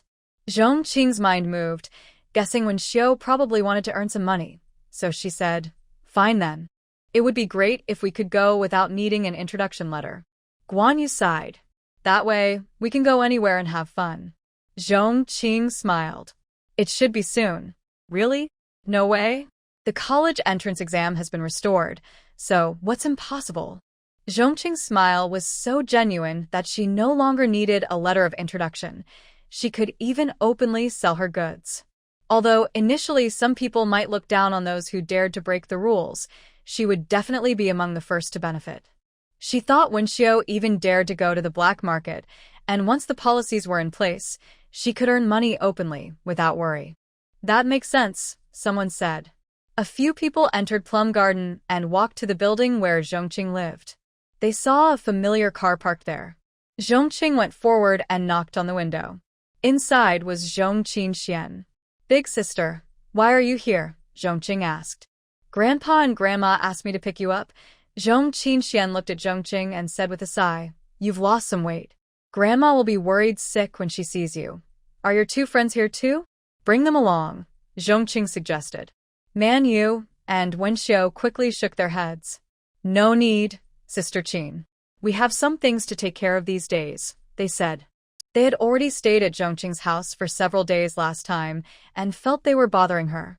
They didn't want to stay again, especially since it wasn't their home, and they felt uncomfortable. Zhong Qing understood their feelings and didn't invite them. She only said, I'll come find you on the 7th afternoon. We'll have dinner together then. Okay, they agreed. When Zhong Qing returned home, Grandma Zhong was the first to come forward. She held Zhong Qing's hand and gently pinched her arm, looking worried. You're so thin. Zhonghua, bring over the bird's nest you cooked for Shao Qing, Grandma said. She's been in military training for a month and lost some weight, but she's not dark. The school is too strict. Kids go there to learn and military training is just a short thing. Why take it so seriously? And she even went to the J District base. Old Mr. Zhong took off his reading glasses and looked at Zhong Qing carefully. That's because you don't understand, he said. Your health is the most important. I think the joint program between Jingda and J District is good. Shao Qing may have lost some weight, but she looks more spirited. That's a good sign. You don't understand at all. Go away. Grandma Zhong shot him a look. Then she called to Zhong Qing, come here, Shao Qing. Wash your hands and drink the bird's nest. Your mother got up early to cook it for you. It's been simmering for hours, okay? Zhong Qing obediently washed her hands and came to drink the bird's nest. Grandma Zhong continued, Qin Xian, you should have a bowl too. Your third aunt specially prepared it for you. Qin Xian quickly waved her hands. I don't like this stuff. Grandma, you should let Shao Qing have 2 bowls. If not, your third aunt can just drink one herself. Shenwanhua then brought over 2 bowls of bird's nest. The pot still has some left. Why are you being so polite? We each have a bowl, so your mom and Annie should also come down. Zhong Qing looked unhappy. Third Annie, I really don't like drinking this stuff. My mom has forced me since I was little. Please don't make me drink it anymore, okay? You're such a child. Grandma Zhong smiled and shook her head. If you're not going to drink, then hurry and leave. Your mom will be coming down soon. Thanks for the reminder, Grandma. I'll go now. Zhong Qing quickly ran off, making everyone laugh. Holidays always pass quickly. After lunch, Zhong Qing planned to go to Plum Garden.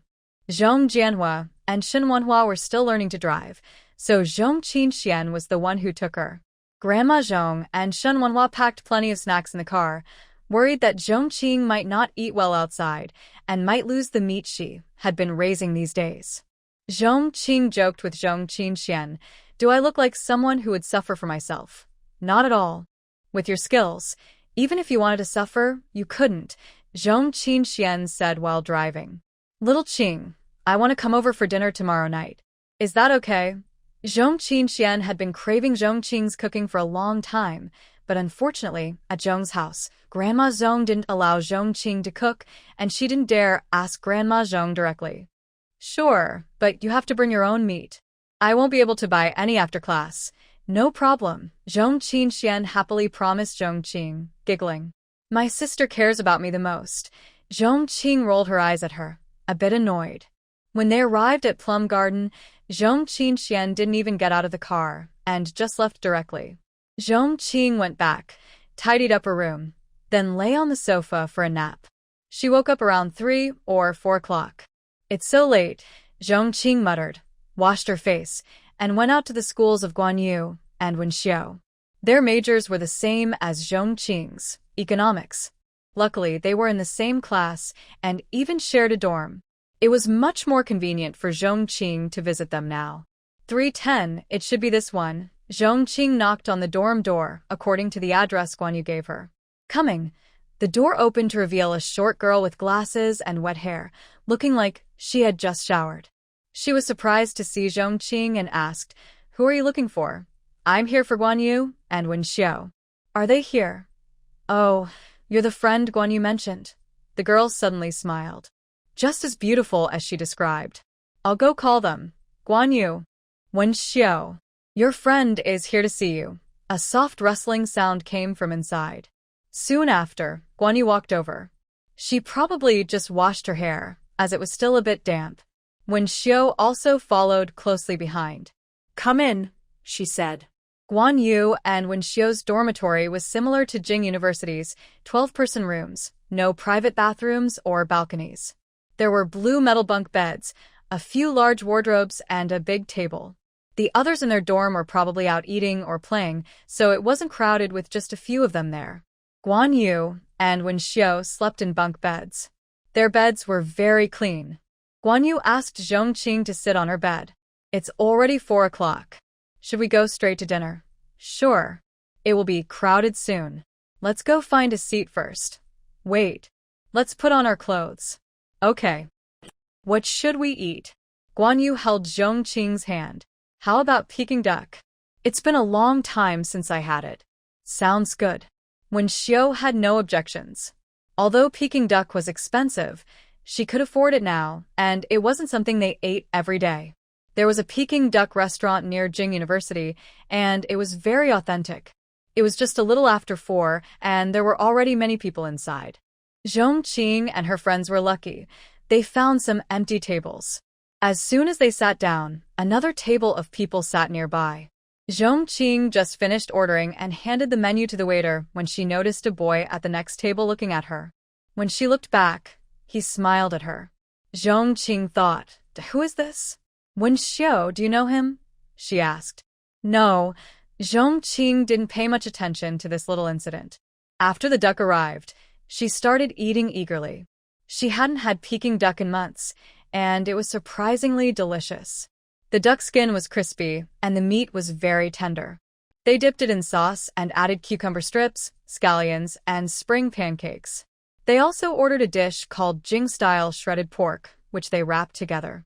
The flavor was amazing. "Zhong Qing, you're here too?" Just as Zhong Qing was rolling a spring pancake and biting into it, she heard someone call her name. She turned and saw Wang Fangyuan and Lin Meng standing at the door, looking over. "Are you guys here for dinner too?" She looked behind them. Jiang Aijiao and others were also at the door. When Jiang Aijiao saw Zhong Qing's gaze, she looked away uncomfortably, avoiding eye contact. "Yes," Wang Fangyuan said, walking over. "Our dorm had a gathering.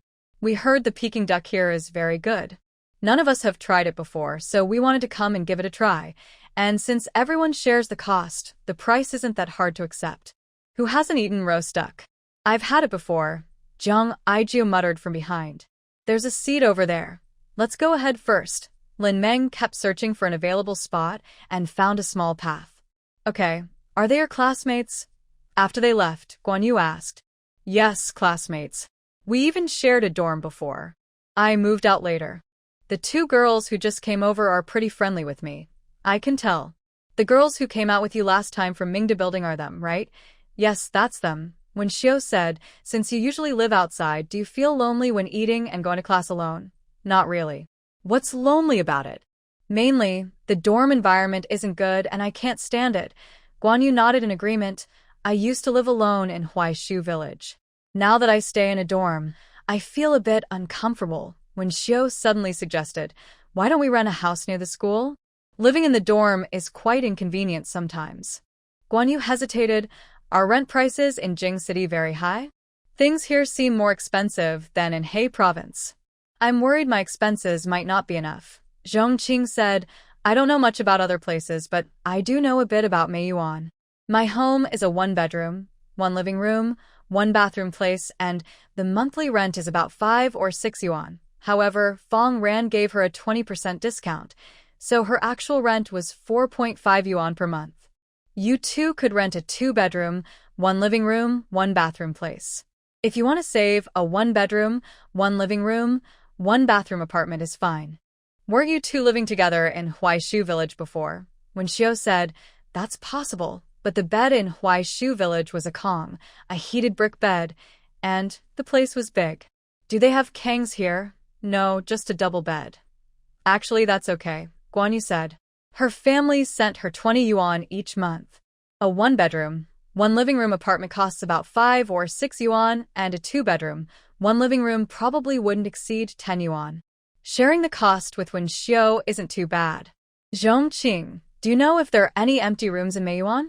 It's close to our school, so if we could rent there, it would be more convenient. I don't know yet. I'll ask around later, Zhong Qing replied. All right, then after class next Saturday, we'll go to Meiyuan to find you, Wen Xiao said. Okay. After dinner, the three of them wandered around the street for a while until it was almost dark. Zhong Qing finally returned to Meiyuan. The staircase was dimly lit.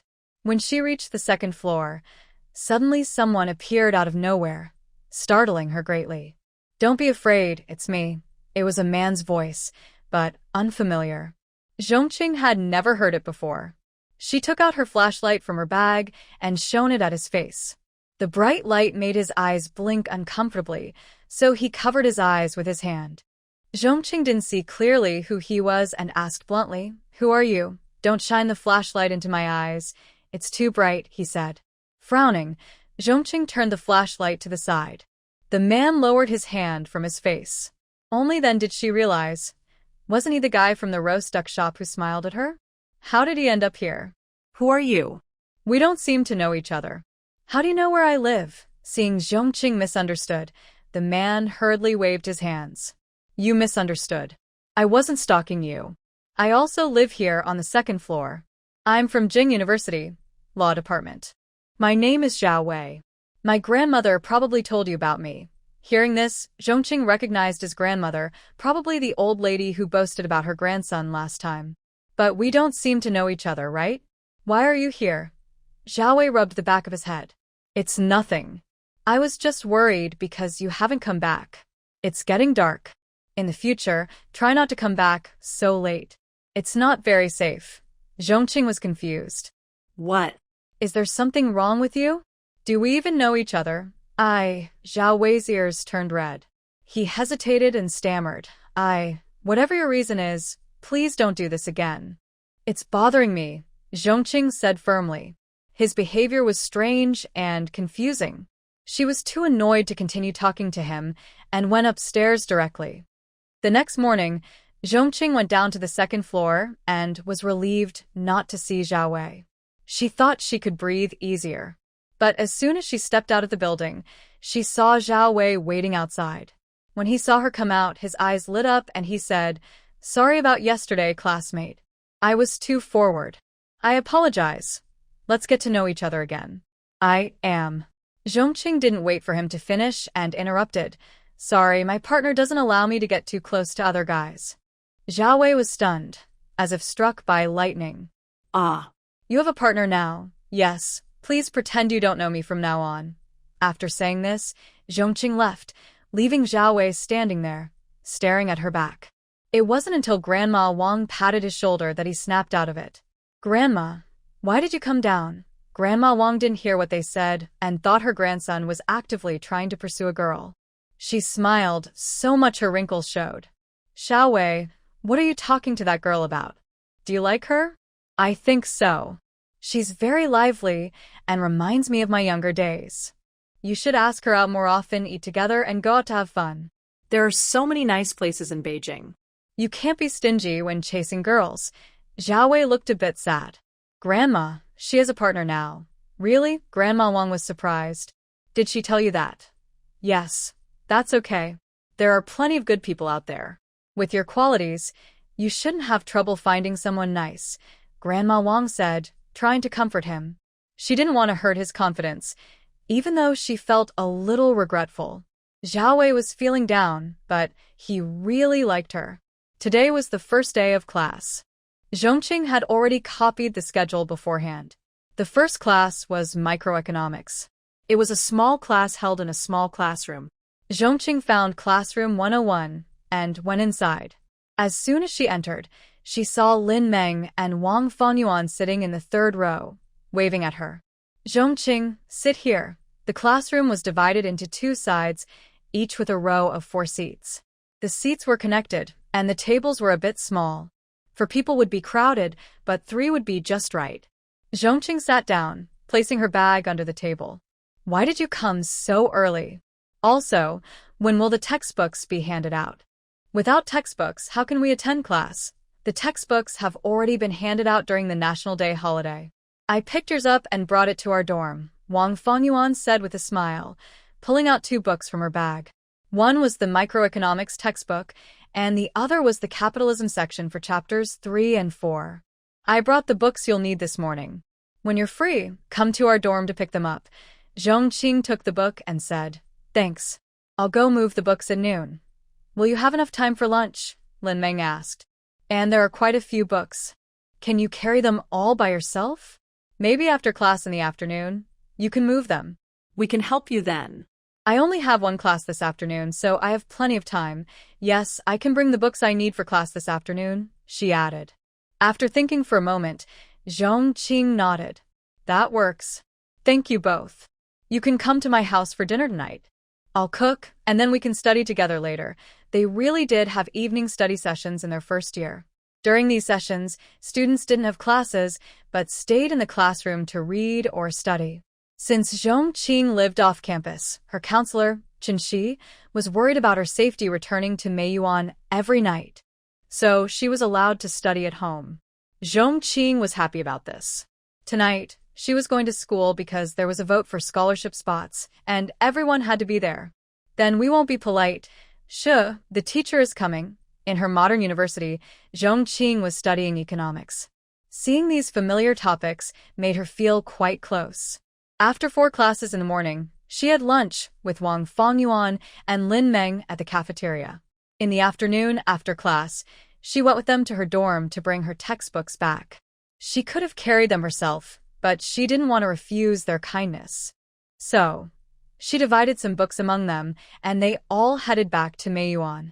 Come in, Zhong Qing said, opening the door to let them in. Your place has such a nice environment. It's definitely better than a dorm, Wang Fengyuan exclaimed. Where should I put the books? Lin Meng asked. On the bookshelf, just pile them up. I'll organize them later, Zhong Qing replied. Okay, sit down everyone, Zhong Qing said, placing the books down and then sitting on the sofa with them. She went to cut some fruit. There weren't many snacks at home, just apples, pears, and oranges. She sliced some apples and arranged a plate of oranges to serve. Eat some fruit. Zhong Qing, you don't need to spend so much, Lin Meng said, feeling a bit embarrassed. Fruits were good, and not cheap. It's okay. There's plenty at home. You all eat. I'll get some water for you, Zhong Qing replied. Zhong Qing bought several cups specifically to entertain guests, and now they finally come in handy. She opened the malted milk powder given to her by Grandma Zhong and scooped 2 spoonfuls into a cup, then added water. Instantly, a rich, fragrant aroma filled the air. Zhong Qing doesn't like drinking malted milk because she finds the taste too strong, so she planned to serve it to guests instead. Wang Fengyuan picked up a toothpick and inserted a piece of apple. Just as she was about to put it in her mouth, she smelled a strong apple scent. Her mouth started to water immediately. She bit into the apple, and the tender, sweet, and slightly sour flesh released a lot of juice into her mouth. She instinctively chewed several times and then swallowed the piece. It was so delicious. She had never tasted such a good apple before. Zhong Qing, your apples are so tasty. Are they expensive? She asked. Zhong Qing brought over 2 cups of malted milk. It's nothing special, just regular price. Drink some water. Seeing the milky white color in the cups and smelling the rich milk aroma, even fools would know this wasn't ordinary water. Both women felt a bit embarrassed. Wang Fengyuan said, I'm not thirsty. Zhong Qing, you should drink it yourself. I don't like this, Zhong Qing said with a smile. You two can drink it. You're my guest today, so don't be so polite. It makes the atmosphere awkward. Just drink up. Whatever I serve you today, food or drinks, you must follow my arrangements. Understand? Lin Meng, understanding Zhong Qing's personality, took the 2 cups, handed one to Wang Fangyuan, and placed the other on the coffee table. All right, I won't hold back then. Wang Fangyuan was still talking about the apple. This apple is really so tasty. Maybe it's because I haven't eaten one in a long time, maybe. Zhong Qing thought to herself with a smile. An apple from her space. How could it not be good? Actually, Zhong Qing loved eating apple skins, but in modern times, she always peeled apples before eating them because supermarkets often coat even high-quality apples with wax, and she was worried about pesticide residues. So she had to peel them. But apples from her space, especially those she produces herself, are completely natural and free of any chemicals, so she feels safe eating the skins. That's why she didn't peel the apples she cut for Wang Fangyuan and Lin Meng. She ate them with the skins on, enjoying the sweet and sour flavor even more. Oranges are also very tasty. You should try them. Zhong Qing sat on the sofa peeling an orange. She loved eating oranges, especially green-skinned ones. When the oranges weren't fully ripe, she picked quite a few. But at this season, such oranges with that color are impossible to find. So she only brought out orange-skinned ones, though most people prefer sweet oranges. After finishing an orange, Zhong Qing clapped her hands. Take your time eating. I'm going to cook. What do you want to eat? Maybe hot pot? The weather's pretty cold, so it's perfect. Hot pot? Like the popular Donglishan style, Lin Meng asked. In Beijing, Donglishan offers a common hot pot with lamb. 6 people share a table, each with a small section. There are plates of sliced lamb, shredded lamb, and lamb meatballs, each about a pound. The bill is per person, 2 yuan 70 cents each. Everyone can also get 2 sesame buns and many dipping sauces for free. Zhong Qing had been there once with Cyan. The broth was rich and fragrant, but not spicy. Zhong Qing prefers making her own big hot pot at home. Mostly it's just boiling and dipping meat, but mine isn't divided into small sections. Everyone shares one pot. Do you mind? If you do, we can choose something else. Not at all. I want hot pot too. I've never had it before. Wang Fangyuan looked excited but then asked, Do you have vegetables at home? Maybe we can go buy some now. Zhong Qing smiled and shook her head. No need. I bought vegetables at noon. They're all in the kitchen. Actually, she took these from her space. Lots of vegetables suitable for hot pot. She didn't bring any meat. It's impossible to buy meat at this time of day. Wow. You went shopping at noon? The supply station is quite far from here. I have a bicycle, so it's not far. Zhong Qing had sold her bike from Huaishizun earlier, but she bought a new one during the National Day holiday. It's more convenient for school, eating out, or shopping. While they were talking, someone knocked on the door. Lin Meng asked, Is that your sister? Probably. Zhong Qing had told them earlier that her cousin would also be here for dinner. Both didn't mind, they're all girls anyway. Zhong Qing opened the door, and sure enough, it was Zhong Xian. She was carrying 2 big bags and looked tired. She called out, Shao Qing, catch these. I can't carry them anymore. Zhong Qing smiled and took the bags. Wow, they were really heavy. She looked and saw a fish, 2 pieces of meat, and a bunch of vegetables. She said, You bought so much. My friend is coming over, and I also bought a lot of vegetables for lunch. How about we have hot pot tonight? Zhong Qingxuan's eyes lit up. She had wanted to eat hot pot for a long time, but was worried that Zhong Qing might find it too troublesome to cook. Now Zhong Qing said she definitely wouldn't refuse. Sure. I managed to get some beef that we can use for hot pot and fish too. I've been wanting to make fish balls for a while, hee. All right, today I'll make you happy. Inside the house, Wang Fangyuan and Lin Meng stood up and walked to the door. Wang Fangyuan smiled and said, Are you Zhong Qing's sister? Hello, sister. Hello, everyone. Please sit down. Zhong Qingxian casually ran to the kitchen, took a cup, poured herself some water with a few clinks, and drank it down quickly. I'm so thirsty. She sat down on the sofa and used a toothpick to eat a piece of apple. This apple is delicious. Why are the apples you buy always so good? You might just think so. Apples are all the same. Zhong Qing said a few words and then went back to the kitchen. You all rest, I'll cook. We want to help too. How can I let you do everything alone? Lin Meng felt a bit shy sitting there just watching, so she stood up and went to the kitchen. I'll wash the vegetables and help with chopping. Okay, go ahead and help. I'll be right there, Zhong Qing said. Everyone was willing to help, and Zhong Qing naturally didn't refuse. No one wanted to work alone in the kitchen. By 5:30, everyone sat at the table to enjoy hot pot. Wang Fongyuan and Lin Meng were trying hot pot for the first time, and it was very spicy. Seeing the red oil and chili peppers on top, they felt a bit nervous. But after trying a bite, they thought it was okay. The spiciness was manageable with some water, and even though they were sweating, they couldn't stop putting food into their mouths. The hot pot was becoming more addictive the more they ate.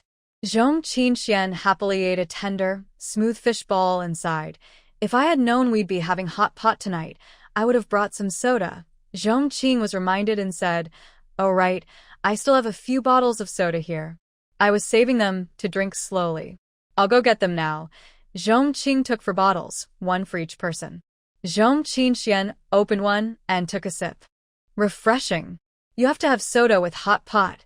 Cheers. The 4 of them raised their cups, and suddenly, Zhong Qing's little home was lively and full of cheer.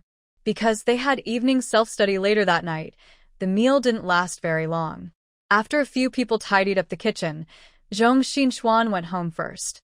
Zhong Qing thought the hot pot smell was too strong inside the house, so she opened the windows before leaving to let the smell disperse. That way, when they returned later, the smell would be much less noticeable. The smell of hot pot easily clings to clothes. When the 3 of them arrived at the classroom, a nearby student sniffed and turned to ask, What did you just eat?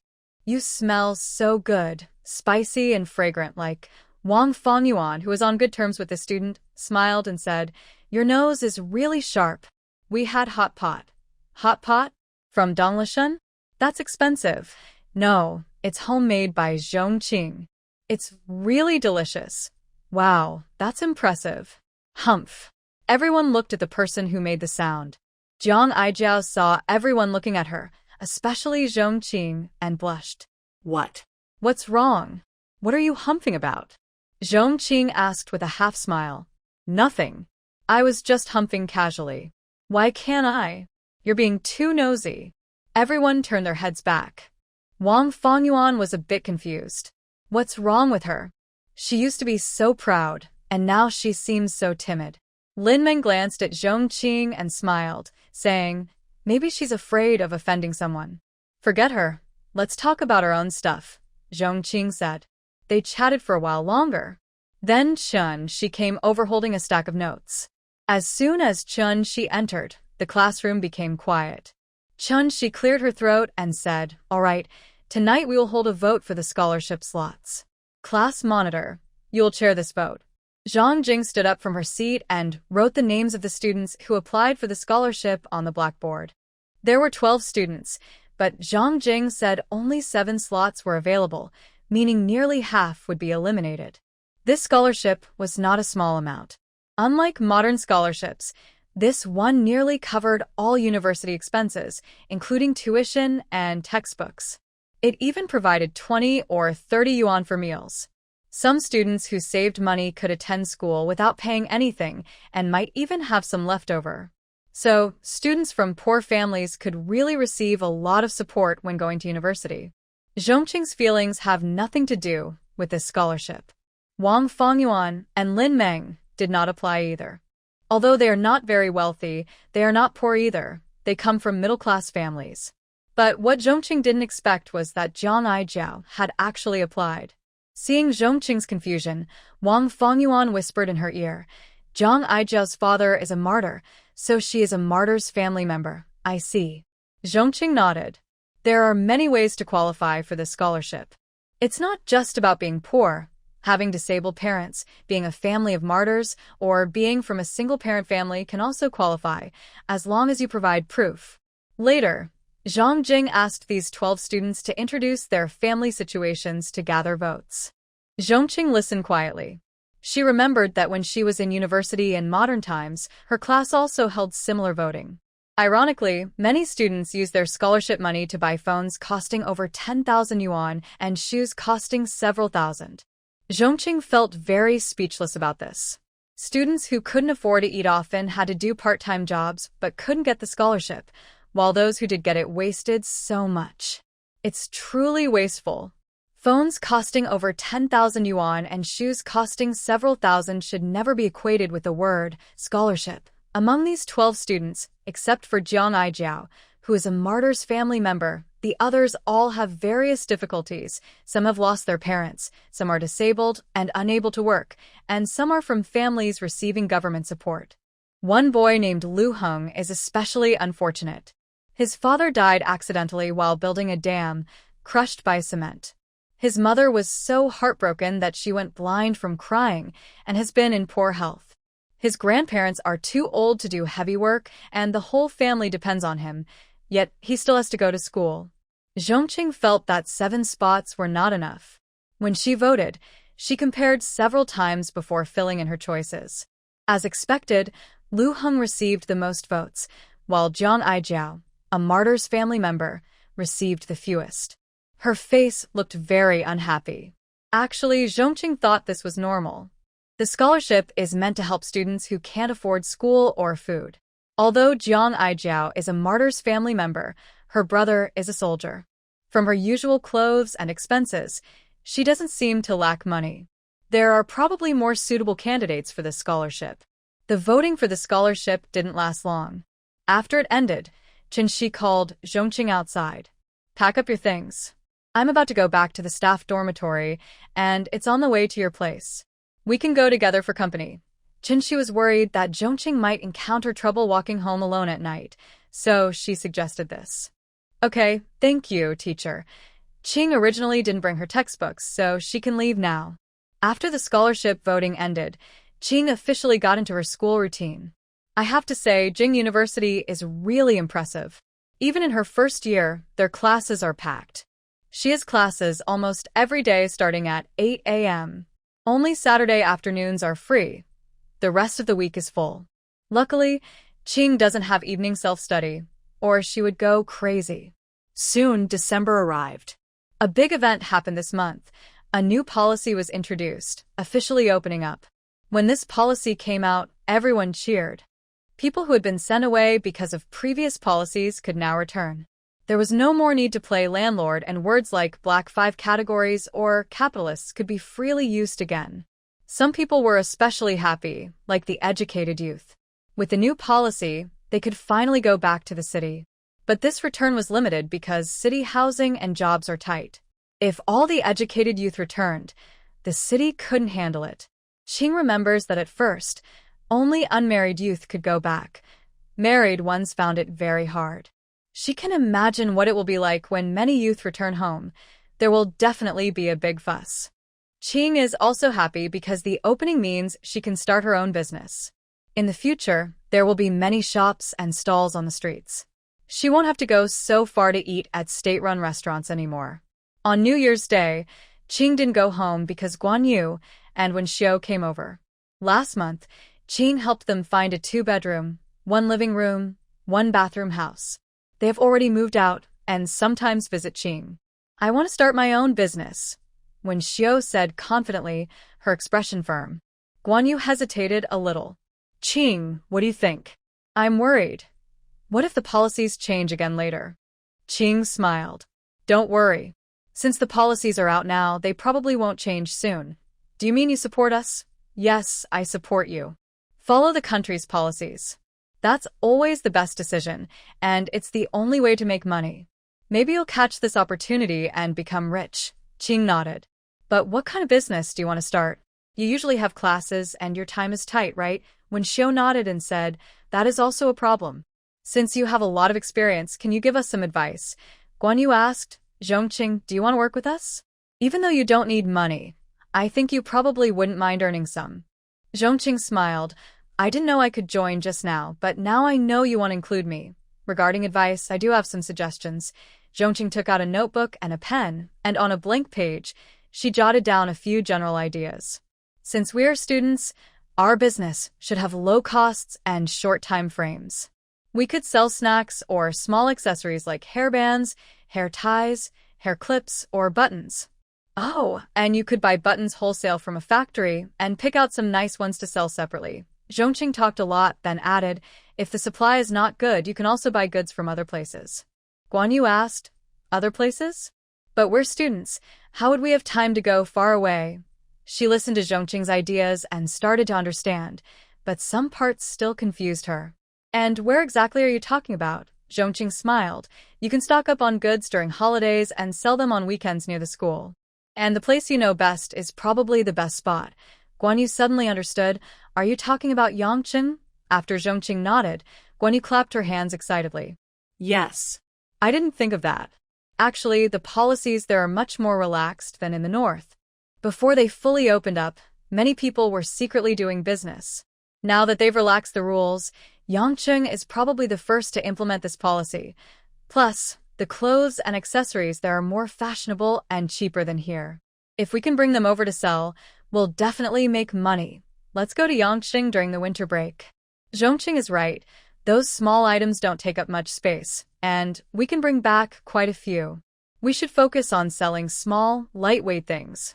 Even though they're small, the profit margins should be good. Let's do it, Wen Xiu agreed without hesitation. Zhong Qing, are you coming too? Of course. Why not? I've never been to Yangqing. It's a good chance to see the place. And you're still planning to treat us, right? Zhong Qing smiled. Back then, Pengcheng wasn't a special economic zone yet. It was still a small fishing village. The housing prices then were nothing like they are now. She wanted to go see if she could find a suitable house or apartment to buy and rent out in the future. There are also houses in Beijing and Shanghai, and she should start taking action now. Okay, I'll treat you. When Xiu suddenly said, before returning to Yangqing, I want to go back to an province once. Zhong Qing was moved.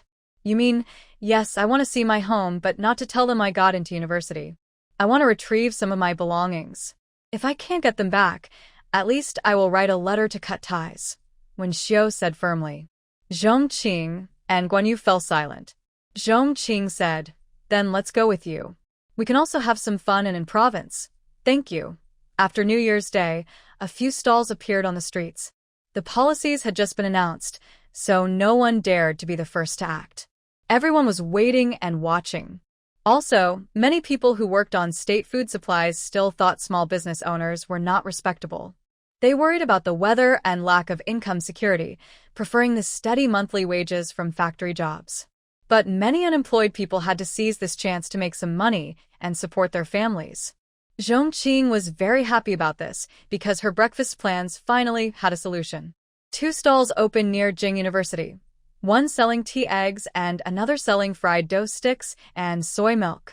If Zhong Qing woke up late, she could just buy her breakfast there, which was quite convenient.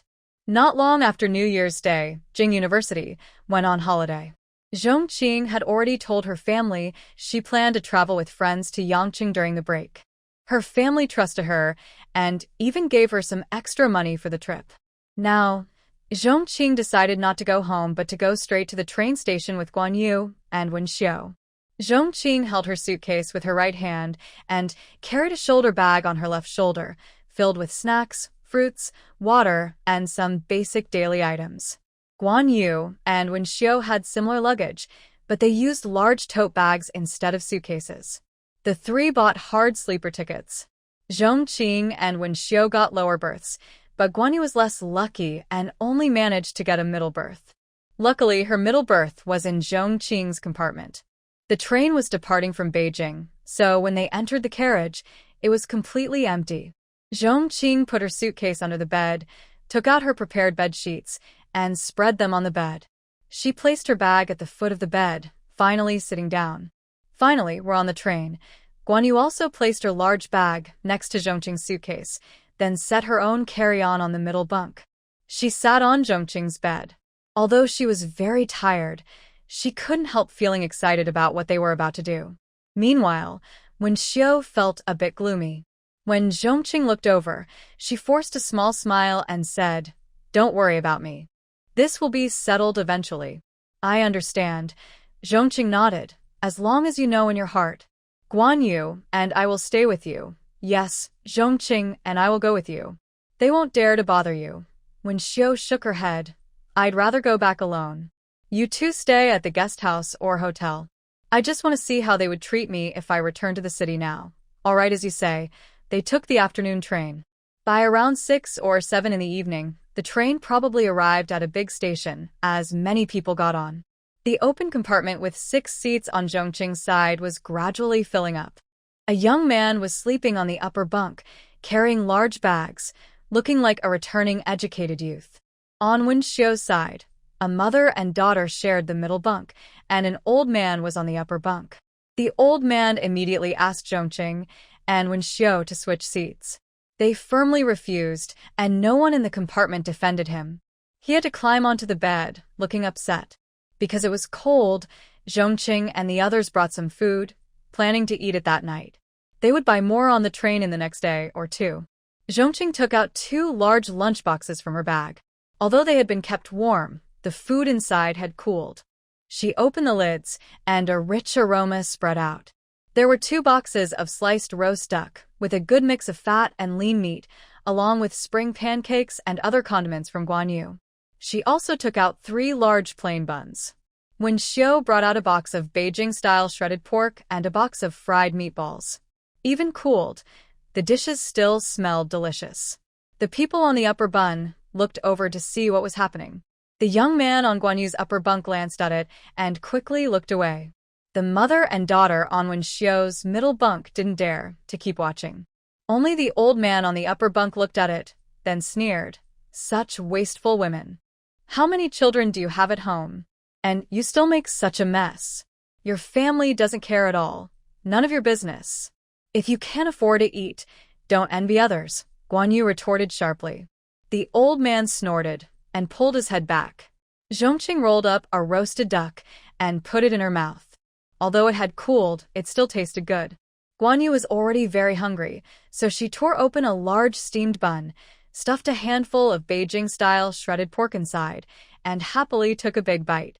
She didn't forget to pop a dry-fried meatball into her mouth as well. The meat became more delicious with each bite.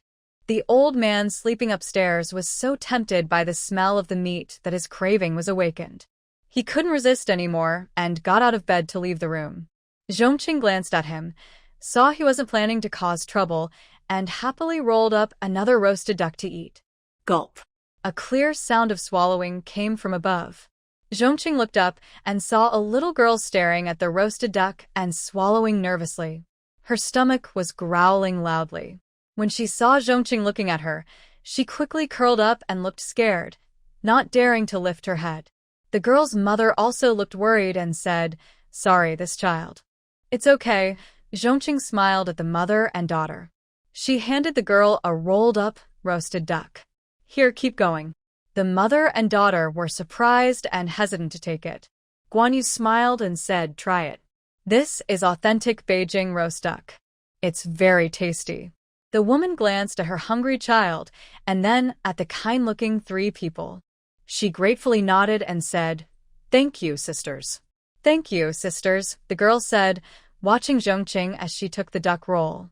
She didn't rush to eat it, but instead curiously examined it. Suddenly, when Xiu said, "I think she looks familiar, like someone from my neighborhood." Huh? "Do you know her?" Guanyu asked the woman. "Where are you from?" The woman looked a bit nervous and replied, "Probably. Probably don't know her. I'm from Jizhou." Guanyu responded, "Oh. Then she probably has the wrong person. She's from an province. You're so far apart.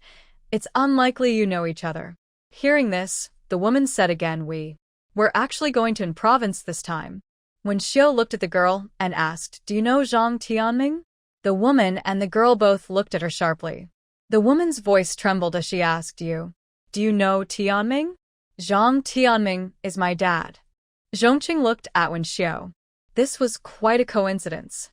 "I live in the same family compound as Tianming. Your daughter looks a lot like him." The woman smiled shyly and said, "My daughter looks like Tianming." "Sister, are you also a returning youth from the countryside?" When Xiu nodded, "Yes, I remember brother Tianming has been working in the countryside for many years." "Has he already returned to the city?" Yes, once the policy was announced, Tianming came back first. They said he would settle down and then bring us two back later. But we've waited over a month, and he still hasn't contacted us. We can't reach him either. I'm worried something has happened to him, so I brought the child to see what's going on, the woman said with a worried look. Zhong Qing and Guan Yu exchanged glances, both suspicious that Tianming might be deliberately avoiding contact with the mother and daughter. Later, Zhong Qing heard Wen Xiao ask, "Do you know where his family lives?" "Of course I do," the woman replied confidently. "Isn't it at the mechanical factory staff compound?" "The third room on the left after going up to the third floor." But Wen Xiao shook her head. "We're not at the mechanical factory staff compound. We're at the textile factory staff compound." Impossible. Tianming wouldn't lie to me. "It's impossible." The woman's voice, which was firm at first, gradually became uncertain.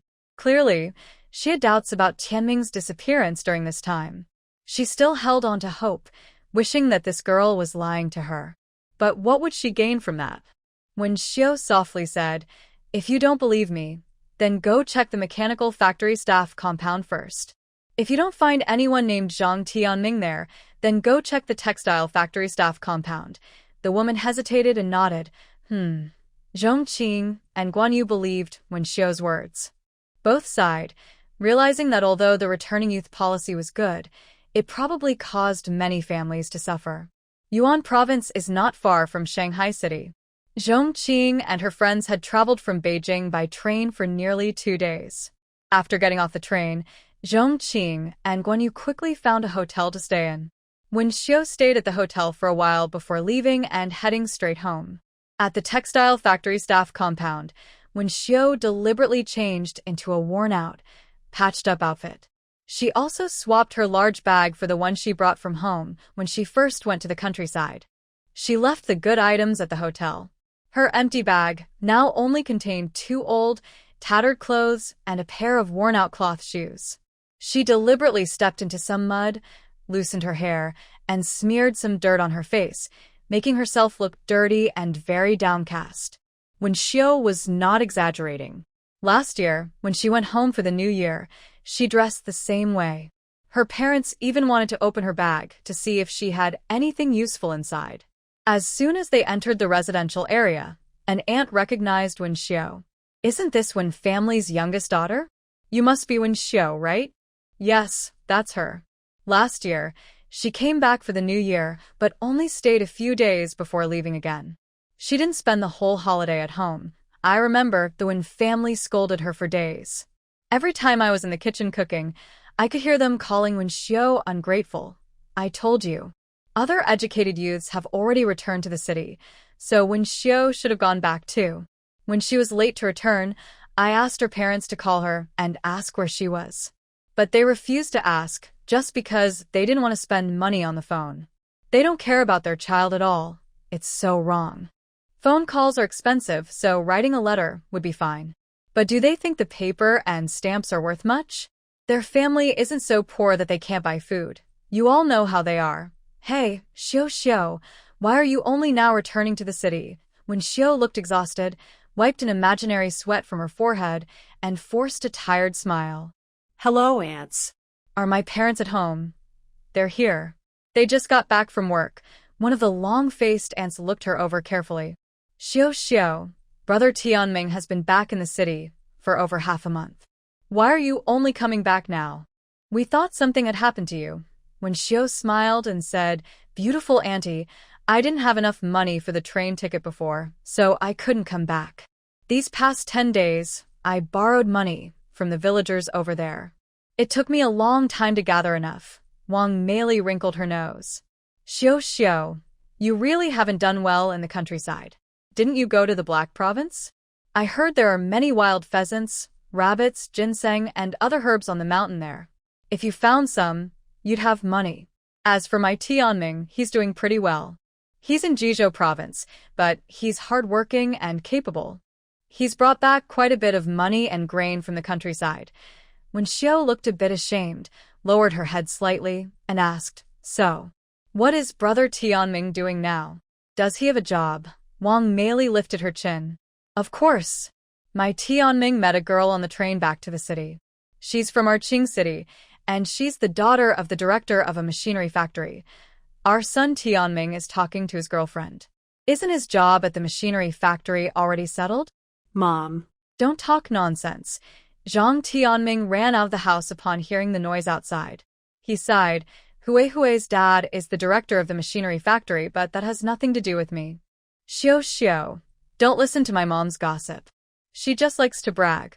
A woman nearby chuckled and said, Tianming, you're too modest. You've already called Hui. Isn't it obvious you'll get married soon?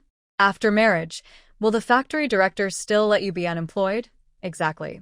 Once you're successful, don't forget us women. Everyone around started to laugh and praise him. Wang Meili looked at her son proudly. Although Zhang Tianming appeared modest, he unconsciously straightened his back and looked very confident. When Shouye smiled and said, Brother Tianming, you've been working in the countryside for almost 8 years. It's impressive that you haven't looked for a partner there. I almost gave up and was planning to find someone to marry, but now I think it's lucky I didn't get married in the countryside. Otherwise, I wouldn't be able to come back to the city. Tianming's face stiffened, and he looked a bit uncomfortable. It's just that I haven't met the right person to develop a good friendship. Is that so? When Shouye was about to say more when she saw someone on the balcony on the second floor. The person was shouting at her. When Shouye, you ungrateful person. Do you still remember this family? Oh, when Xiao's family, the kid couldn't buy a ticket, so she could only come back late. Why did you want her to come back so early? Why didn't you send her some money? A woman retorted. When Xiao's mother was momentarily speechless, then spoke again. None of your business. When Xiao, come upstairs. When Xiao's eyes turned red, and she burst into tears. I won't go up. I came back this time just to get an answer. Do I have a place to stay? Is there still a home for me? Her mother threw her shoes down angrily. When Shouye dodged to the side, avoiding them, her mother shouted, You ungrateful girl. How dare you hide? I'll tell you. Your room has become a storage room. Just sleep on the floor, in the living room. Anyway, your dad and I have already arranged a marriage for you. Once we agree, you can get married directly. What does a girl like you need a room for? There was a loud commotion below. Although everyone in this era was somewhat biased against women, few people openly showed it like the Wen family did. Were they shameless? Andy stepped in to defend Wen Xiao. Yan'an, what are you saying? Isn't Xiao your daughter? How can you be so heartless? Li Yanin snorted coldly. Her father and I have already found her a future support. How are we heartless? Then tell us, whose family is the person you found for Xiao? None of your business. Wen Xiao, come up here. Li Yanin didn't answer directly, but shouted at Wen Xiao. Wen Xiao sneered.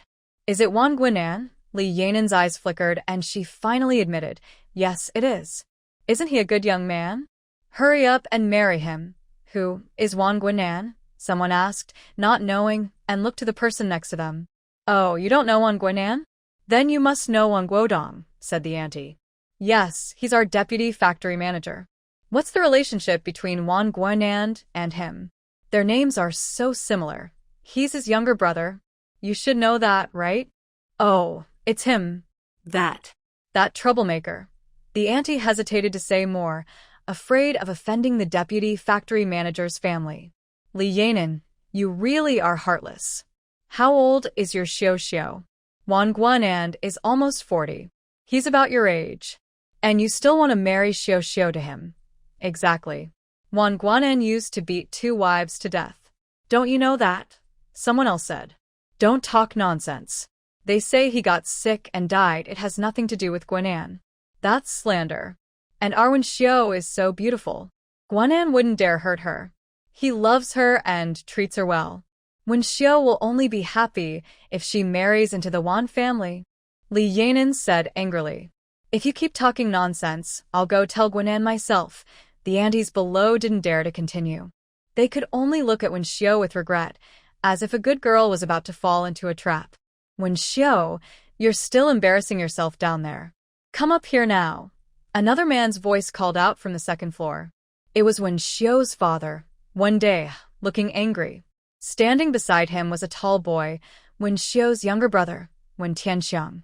Wen Xiao sneered inwardly. Finally, everyone was here, right?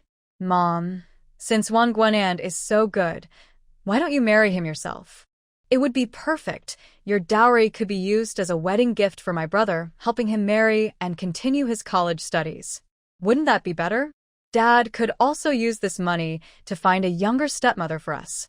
You could marry into the Wan family and enjoy a happy life.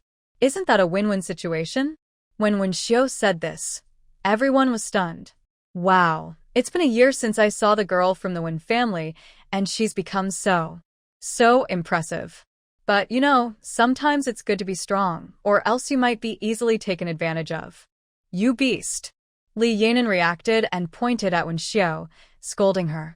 Then she started crying and making a fuss. You ungrateful thing. I am your mother. How can you talk like that? Oh, I can't go on living. My own daughter treats me like this. It's just unfair. When Dahua looked furious. Wen Shouye, you little brat, is that how you talk? Come here, and I'll teach you a lesson. Big sister, you're going too far.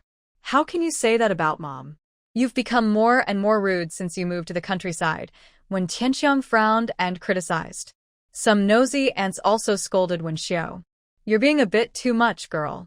That's still your mom. How can you say such harsh words? Wang Meili said, Shouye, your mom is just looking out for you. Wang Guanan is a bit older, but his family is rich. If you marry him, you won't have to suffer. Then Aunt Meili, why don't you let Sister Tian marry Wang Guanan?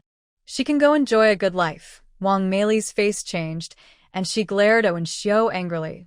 You little girl, what are you talking about? Why bring our Tian into this? Didn't you say Wang Guanan is a good match?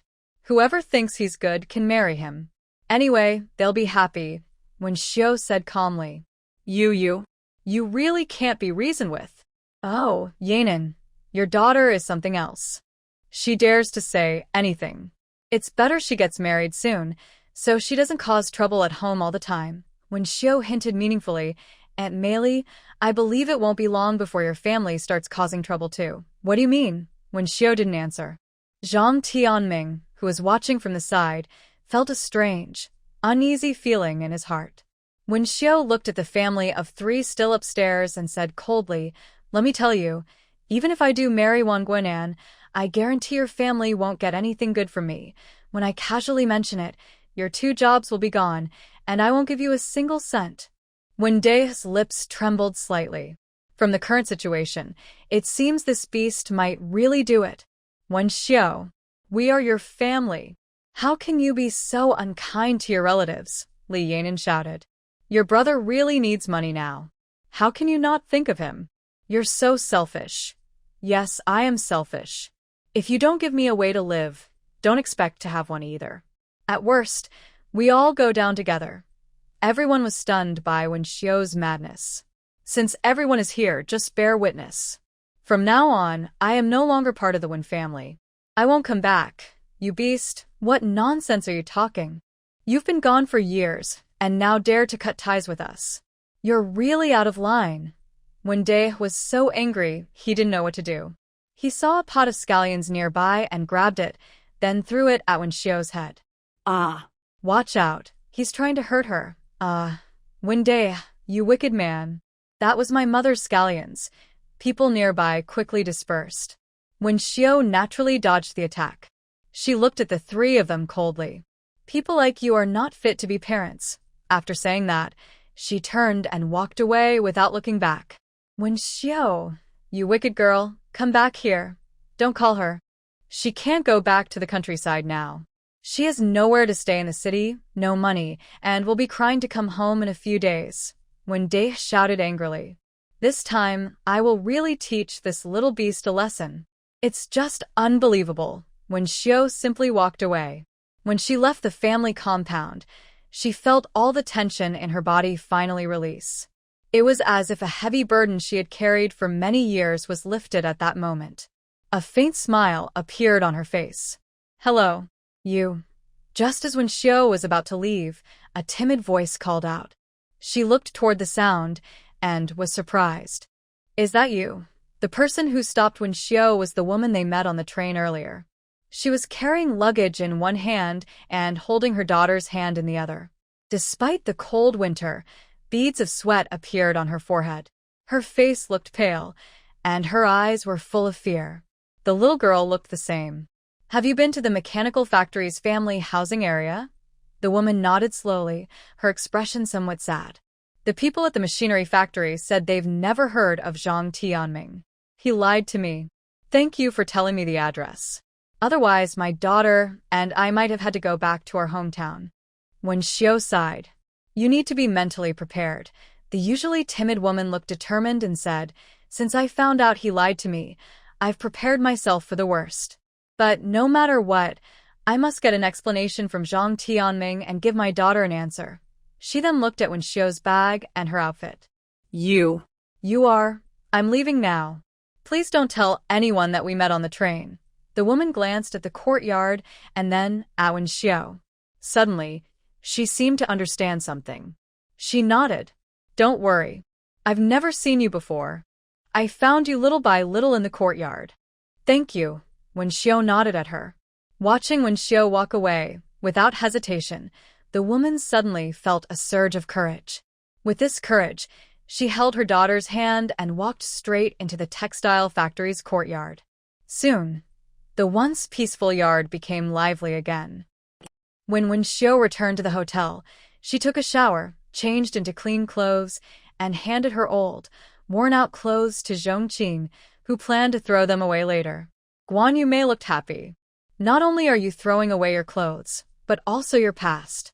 From now on, you are reborn. When Xiu nodded, her eyes slightly teary. Let's go. What delicious food does Qing City have? Take us there to eat. Wait. Zhong Qing suddenly remembered something. First, let's call the brigade and talk to the village chief and the brigade leader. If Wen Xiu doesn't come back for a few years, what should her parents do if they call Huaishu village to ask about her? Everyone in the village knows she got into a university in Beijing. You're thoughtful. Before we go to eat, let's make a call at the post office. After discarding her old clothes, Wen Xiu took Zhong Qing and Guan Yu to the post office. Zhong Qing made the call. It wasn't long before someone answered. Hello? Who is this? Hearing the familiar voice, Zhong Qing smiled. Uncle Deshawn, it's Zhong Qing. The person on the other end, Song Deshawn, seemed surprised. Xiao Zhong, a young, educated person? Why are you calling the village? Is something wrong? Uncle, you're right. There is actually something I need your help with. Go ahead. Uncle Deshawn, if in the future, when Xiu's family calls the team asking about her whereabouts, could you help cover for her and just say you don't know? Song Deshawn hesitated for a moment, but he understood that every family has its own problems. He wasn't a busybody. This small favor was no trouble for him, just a matter of speaking a few words. Besides, Xiao Zhong Jiqing was accepted to Beijing University, and Wen Jiqing was admitted to a university in the city. He was happy to help them out and replied quickly, of course. Xiao Zhong Jiqing, you can rest assured. We won't reveal Wen Jiqing's whereabouts. Uncle Deshawn, when Xiu asked me to thank you, no problem. Song Deshawn knew phone calls were expensive, so he said, Xiao Zhong Jiqing, is that all? If there's nothing else, I'll hang up now. Phone bills are quite high. Zhong Qing smiled. Okay, Uncle Deshawn. Goodbye. All right. After hanging up, Guan Yu looked disappointed. If the phone bill weren't so expensive, I'd still want to ask Aunt Ju Xiang how she's doing now. The total is 3.60 yuan, the post office worker said expressionlessly. When Xiu quickly handed over the money, and Guan Yu looked amazed. We only said a few words, and it costs so much. Now, phone calls are expensive. Once the country develops more in a few years and phones become more common, the cost will go down. As the three left the post office, Zhong Qing said, Guan Yu, how do you know so much? I'm just guessing. Zhong Qing smiled. Let's go. Since we're locals in Qing City, take us to a good place to eat. No problem. When Xiu took the two to a state-run restaurant. They also specifically went to a restaurant farther from the textile factory staff quarters, worried about being seen by residents. Look at the menu. You can order whatever you want. When Xiu pointed at the menu, Zhong Qing and Guan Yu shook their heads together. We don't know what's good. You order for us. Okay. When Shouye looked at the menu and noticed that now, after opening up, even the meat dishes on the menu had increased, no longer as restricted as before. Order a bowl of rice flour balls with braised pork, steamed pork, old hen soup with fried rice, steamed shadfish, Wangya braised tofu, and, seeing when Shouye still wanted to order more, Zhong Qing quickly stopped her. That's enough. That's too much for 3 people to eat. When Shouye smiled gently. Today, we won't order main dishes, just vegetables. Surely, we can still eat enough? Let's also order some pickled fresh fish. I'm happy today, so let's celebrate my rebirth. Okay. Zhong Qing and Guan Yu naturally didn't say anything more to spoil the mood. Guan Yu chuckled. I'll go order 3 bottles of soda. The first dish served was steamed pork with rice flour. Zhong Qing had eaten this before. The pork was coated with rice flour, with a mix of fatty and lean meat, and had a special fresh aroma. She loved the pork ribs in the dish because it was especially tasty. Guan Yu also ate eagerly, with oil on her mouth. What kind of flour is this? It smells so good. It's made from crushed rice or corn, stir-fried with some seasonings, when Shouye said, taking a small piece of the steamed pork and eating it slowly. The second dish was steamed shadfish. Shad is one of the 3 delicacies of the Yangtze River. Zhong Qing had also tried it before. The fish was wild and caught without modern technology, and simple steaming brought out its tender flavor perfectly. Next came mountain rice balls with braised pork, old hen soup with fried rice, and Wangya's braised tofu. Zhong Qing hadn't tried these before, but they were all very delicious. Her favorite was the old hen soup with fried rice, which was fragrant and crispy. Zhong Qing didn't know what Wangya's dish was at first, but after the dishes arrived, she found out that Wangya's dish was a type of fish called yellow perch, which she had eaten before. I love mountain rice balls with braised pork the most, Guan Yu said as she walked along the street, still reminiscing about how delicious they were. What are they made of? They taste so good. Even better than meat. When Shouye smiled. Made from sweet potato flour. Although it's tastier than meat, it must be cooked with meat. Without meat, it wouldn't taste as good. We also have a lot of sweet potatoes where I come from. Why don't we make this kind of dish there? When Shouye, can you cook it? Yes, I can. Every New Year, or when guests visit, I make this dish to serve. I've made it many times. Then why didn't you make it for us back in Huaishu village? I thought you wouldn't like it. When Shouye said a little shyly. But no worries if there's a chance. I'll make it for you next time. Yay, Guan Yu giggled. Zhong Qing loves drinking that old hen soup with fried rice. I saw her drinking several bowls. Can the supply and marketing cooperative buy fried rice? When Shouye nodded. Yes, they can. Besides fried rice, we also soak a kind of glutinous rice crust in soup. Once it softens, it's also very tasty. Then let's go see it, Zhong Qing said, feeling a bit excited. Sure. Zhong Qing was eager to buy a lot of roasted rice and sticky rice crisps from the supply and marketing cooperative. If it weren't for Guan Yu and when Shouye being here, she would have bought all the stock and stored it for later. Over the next 2 days, when Shouye took Zhong Qing and the others to try all the delicious foods in Qing City. Only then did the 3 feel satisfied and board the train to Yangcheng. After the train entered Guangdong province, Zhong Qing's first feeling was how hot it was. Guan Yu chuckled. We don't have winter here. Even now, it's over 20 degrees Celsius, but we're still wearing padded jackets. It's definitely hot, so we need to change clothes. Since Zhong Qing had been to Guangdong before, she had prepared light clothes. She pulled the bed curtain close to change. She put on a windbreaker over a long-sleeve shirt, and after changing, she felt much cooler. Guan Yu and Wen Shouye also changed their clothes one after another. The 3 sat on the bed, looking out the window at the scenery. Wen Shouye had never been to Guangdong before, and she was surprised by the plants there. She had never seen such things before. What's that tall, thin tree? Why does it have no branches at the bottom? And only the top has a few large leaves. Is that a coconut tree? Zhong Qing looked at it, and thought it resembled one. No, Wandu Ismail. Finally, there's something you don't know. That's a palm tree. It looks a bit like a coconut tree, but we don't grow coconuts much here. They're more common in the south. The short one over there is a banana tree. Do you remember bananas? Brother C gave us some during the New Year before. When Shouye remembered and exclaimed, "That's amazing. Too bad the timing isn't right now. If you come in July or August, you can eat lychees and longans. That's real delicious. It's hard to find them in the north. I know lychees. Isn't that the one Dumu wrote about?" A red dust princess laughs. "No one knows it's lychee coming," she said. Yes, that's the one." Zhong Qing nodded and smiled. "Actually, you've probably also eaten longans. I'll call them dried longans." When Xiu's eyes widened. "I've had those. We often give them as gifts back home." Exactly. Dried longans are just dried fresh longans. Both are very tasty, but I think dried lychees aren't as good as fresh ones. Same opinion. Guan Yu exclaimed. "When I was a kid, I thought dried lychees were the worst thing in the world. I wondered why good lychees had to be turned into such bad-tasting dried fruit. I just realized that people from other provinces find it hard to get fresh lychees, so they can only make dried fruit to sell." Everyone kept talking non-stop. Even the others in the private room listened carefully and occasionally joined in.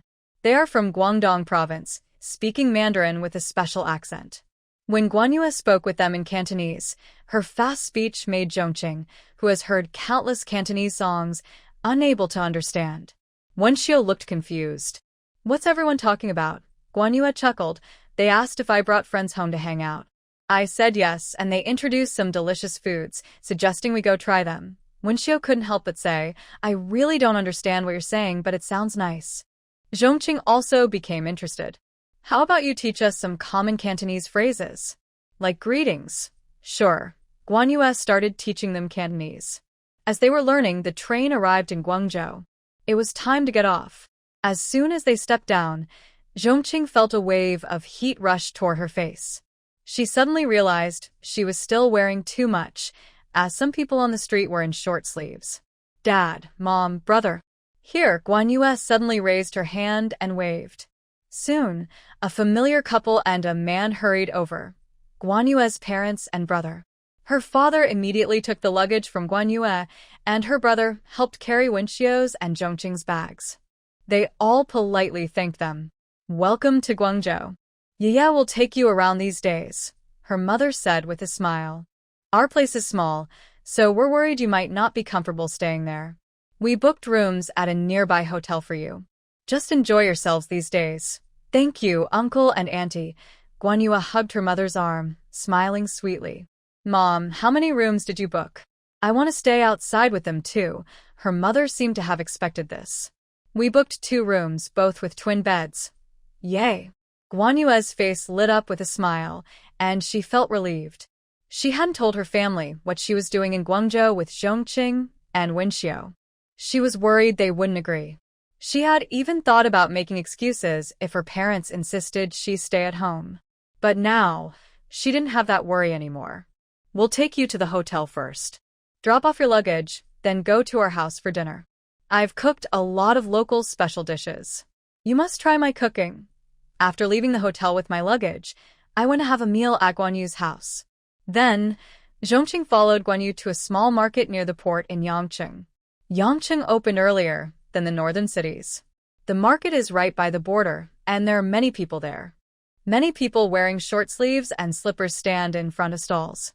The stalls are full of various goods. Guan Yu and Wen Xiu are both amazed by what they see. It's the first time Zhong Qing has seen such a scene. There are so many hairpins. Wen Xiu stops in front of a stall selling hairpins. The stall has many styles and colors. The owner is a man with curly hair, wearing a colorful short-sleeved shirt and frog-shaped glasses. When he sees someone stop, he greets, "Hey, pretty girl, what would you like?" Since many people passing by are from other places, the owner speaks standard Mandarin. "How much are these hairpins?" Zhong Qing asks. "How many do you want to buy? If you just want a few, forget it. I don't sell them separately," the owner replies. "We want to buy in bulk," Zhong Qing says. The owner, hearing this, nods in relief. "That's fine. All the hairpins here are the same price. See? Over there, they're all 1 yuan each." He points to a row on the right side of the stall. Zhong Qing looks over. The hairpins there are simple and old-fashioned. The ones on the left are more stylish and colorful with brighter colors. What about these? Zhong Qing asks. These are more expensive, 2 yuan each. You can pick them yourself in the basket, the owner says, bending down to pick up 3 baskets and handing them to Zhong Qing. Take your time, he adds. Zhong Qing gives 1 basket each to Guan Yu and Wen Xiao. The 3 of them start choosing slowly. Guan Yu whispers, the hairpins here are really cheap. Usually, a 1 yuan hairpin in the supply and marketing cooperative or department store costs at least 2 yuan. The more expensive ones are probably 4 or 5 yuan. When Xiao nods and says, I once saw a hairpin in a department store that cost 8 yuan. It was really beautiful, even more than these. 8 yuan. Guan Yu clicks her tongue. Rich people are really too many. Let's buy more hairpins to take back. Girls love this kind of thing. There are several universities near our school, so we won't have trouble selling them. Plus, hairpins are light and don't take up much space. Love then said, you all take your time choosing here. I'll go see other stalls, compare prices, and maybe find better styles or lower prices. Why don't we all go together and look around, then come back to pick later? That works. When they heard that Love and the others wanted to check out other stalls, the curly-haired man didn't get angry. He just smiled and said, beautiful ladies, our supply sources are pretty much the same, and the styles and colors are similar. The prices won't be too different. Feel free to look around. He wasn't lying. Love and her friends asked several stalls selling hair accessories. The items were mostly the same, and the prices matched. Since that was the case, Love and her friends decided to pick some hair accessories they liked from each stall. The hair clips cost 1 yuan each, and prettier ones cost 2 yuan. Although these prices are cheaper than in department stores, buying in bulk still requires a decent amount of money. Guan Yu frowned and said, in these past few years, I've saved about 40 yuan from working in the countryside, plus the money my parents send me each month and my New Year's money. I feel like I won't have enough money to buy other things after buying these hair clips. Actually, her parents had given her 50 yuan today, telling her to take Love and Wenxiu to enjoy some good food and have fun in Yangcheng. But she couldn't spend that money now. Previously, Love had paid for meals in Jing City. Wenxiu had paid in Qing City, and now in Yangcheng, she would definitely pay again. Wenxiu, do you have enough money? Wenxiu nodded. It's okay. Do you want to borrow some from me? Guan Yu knew Wenxiu had sold ginseng and lingji mushrooms in Huaishu village before, so it was normal for her to have some money. I'll lend you some. You buy first and I'll pay later, Love said, looking at Wenxiu. I'll pay for everything later, and when we get back to the hotel, we can settle up, okay? Wenxiu thought for a moment and agreed. She had a few hundred yuan on her, but compared to these small items, it wasn't enough. Yangcheng was far from Jing City, and it was rare to come here. If possible, she wanted to buy more goods to bring back. Later, Love and her friends bought some frog-shaped glasses, silk scarves, hair ties, headbands, and lip balm. Although these were small items, they added up in quantity. Love took out 10 big notes of the Great Unity currency but only got a few yuan back. Guan Yu looked disappointed and said, I thought I'd only spend about 100 yuan, but I didn't expect. I spent so much. All my money is gone now. Wenxiu looked at the table full of goods and found it quite funny. Luckily, there's still affection, or else we probably couldn't even afford train tickets back to Beijing. Zhong Qing smiled and said, oh, it's okay. We can just pay you back after you sell everything. No rush. What should we do now? Let's eat. I'm a bit hungry. What should we eat? Ask you. Aren't you a local? Zhong Qing looked at Guan Yu with a smile. Guan Yu thought for a moment and said, I remember a tasty dish, but I don't know if you all can handle it. People in Yangcheng cook lighter food, but Zhong Qing and Wenxiu both prefer strong flavors. When they had lunch at the housekeeper's place, they found it a bit hard to get used to. What dish? Coconut chicken. Zhong Qing sighed with a smile. She knew what it was. I've tried that. I don't really like it. I knew it, Guan Yu said, scratching her head in frustration. How about we try crabs? And shrimp too. Do you like those? Yes, that works. Zhong Qing loves seafood. Wenxiu hadn't tried crabs, but she had eaten shrimp, so she nodded. Okay, then let's do that. Before we eat, let's buy some sweet drinks. I wanted to take you earlier. Come on, let's go. After staying in Yangqing for several days, Zhong Qing went to Pengcheng again. Right now, Pengcheng isn't a city. It's just a small town. This year, they just set up an industrial zone for outside trade. But she knew that in a few months, it would become a city. In 1982, a customs line would be established, and people wouldn't be able to come and go freely anymore. They would need a special zone pass to enter or leave. Once Pengcheng develops, more affordable and good-quality small goods will be sold elsewhere, and people from all over the country will try to find ways to come here to make money. They will leave cautiously. However, Zhong Qing was a bit disappointed this time because Pengcheng hadn't developed yet. The residential buildings weren't for sale, and buying land was too complicated. She could only contact agents to help find properties. When she went to look at houses, Guan Yu and Wen Xiao were playing outside or at the hotel. They didn't go with Zhong Qing. At first, they didn't understand why Zhong Qing wanted to buy a house in Pengcheng. Zhong Qing's family was in Beijing, her grandfather's family in Shanghai. Why would she come all the way to a small town in Guangdong to buy a house? And it was so old. Even if she bought it, she wouldn't live there. Wouldn't that be a waste? Zhong Qing explained that she wanted to invest. After talking for a while, both of them felt a bit interested, but they didn't have much money. Especially Guan Yu, who still owed Zhong Qing money for buying stock. Investing in property requires a lot of money, and they felt embarrassed to ask Zhong Qing for more. They decided to wait until they made some money from selling small goods before discussing further. The broker was a short-haired woman with a small stature and yellowish skin. She took Zhong Qing to see several houses. The houses she showed were not big, the smallest about 50 square meters and the largest around 100 square meters. The houses were quite old, and the owners wanted to sell quickly, so the prices were low. A 50 square meter house cost just over 1,000, and a 100 square meter house was about 2,000. These prices were reasonable for Pengcheng now, especially since a courtyard house in Beijing costs only a few thousand yuan. The broker showed Zhong Qing 5 houses, and she decided to buy all of them. The broker was surprised and widened her eyes, then became very happy. The more houses Zhong Qing sold, the more commission she earned. Everyone likes money, after all. Later, Zhong Qing bought 15 more houses through several brokers, spending over 30,000 yuan. After calculating, she was surprised. This was 1979, and she had spent more than 30,000 yuan in just one day. After settling the house matter, she spent 2 more days playing in Pengcheng with Guan Yu and Wen Xiao. She had wanted to visit Qiong province, but since Guan Yu and the others had no money left, she decided not to go. Guan Yu planned to spend the new year in Yangqing, while Zhong Qing was returning to Beijing. Wen Xiao's plans became uncertain. Guan Yu wanted her to stay home for the new year, but Wen Xiao refused.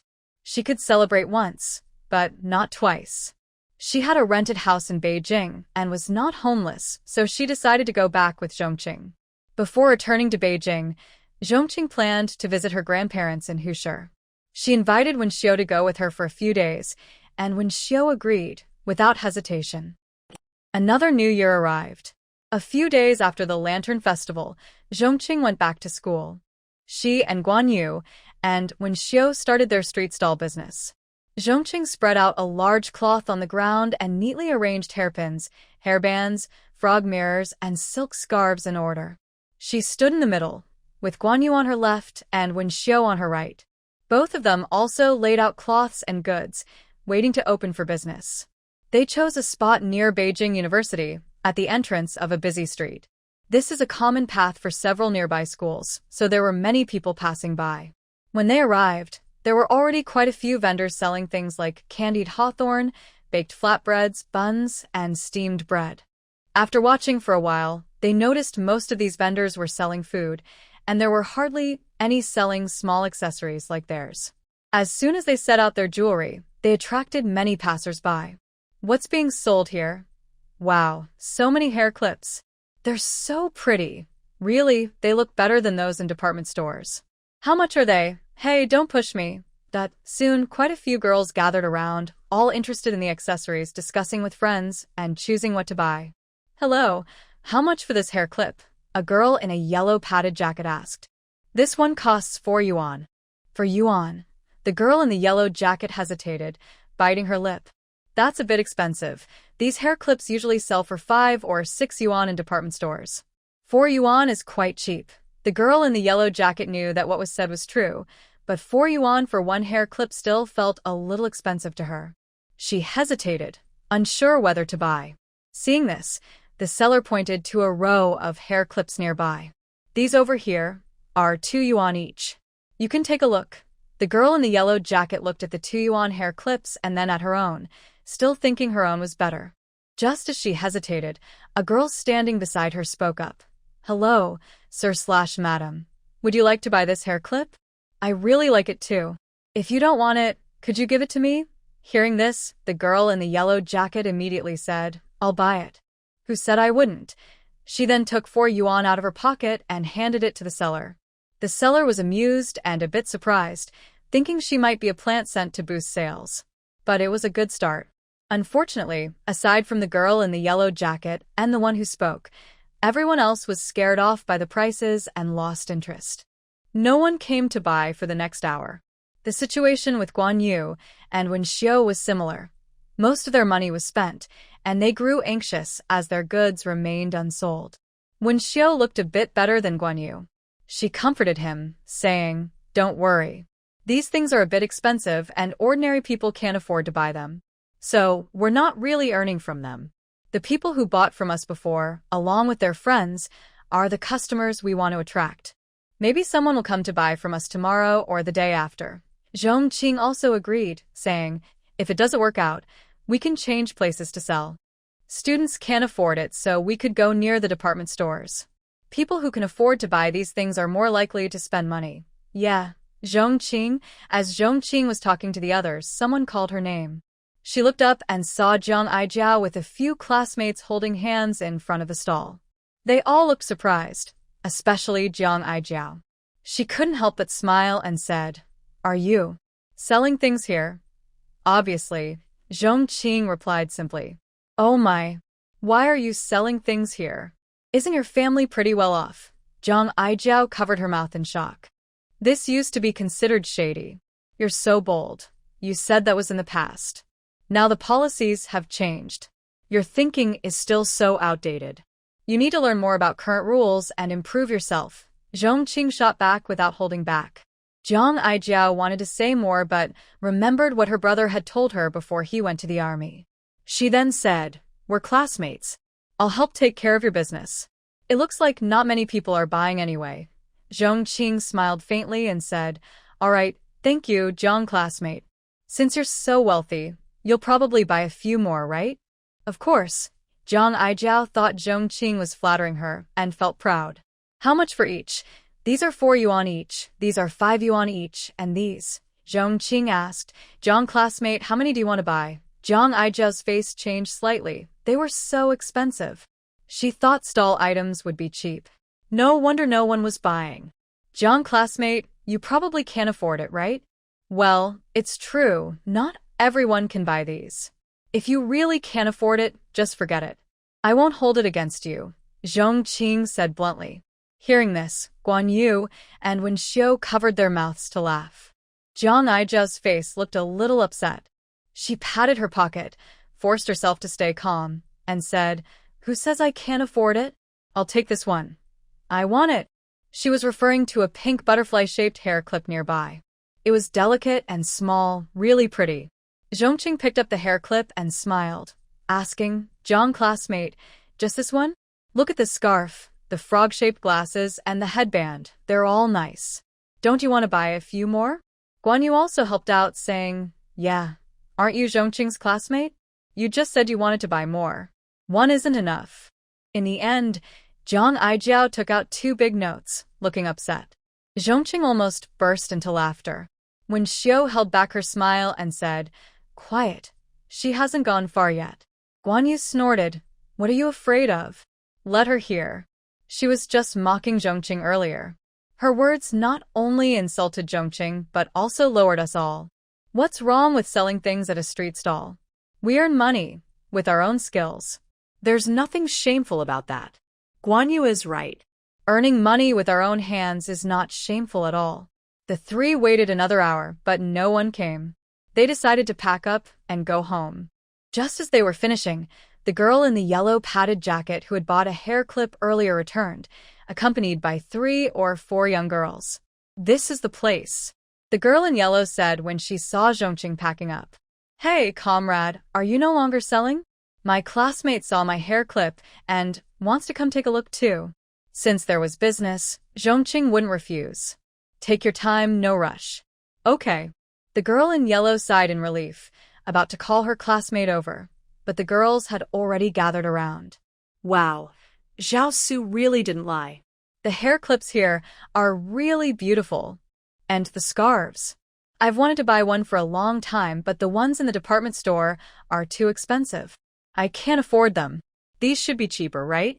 This frog-shaped glasses are so fashionable. I love them."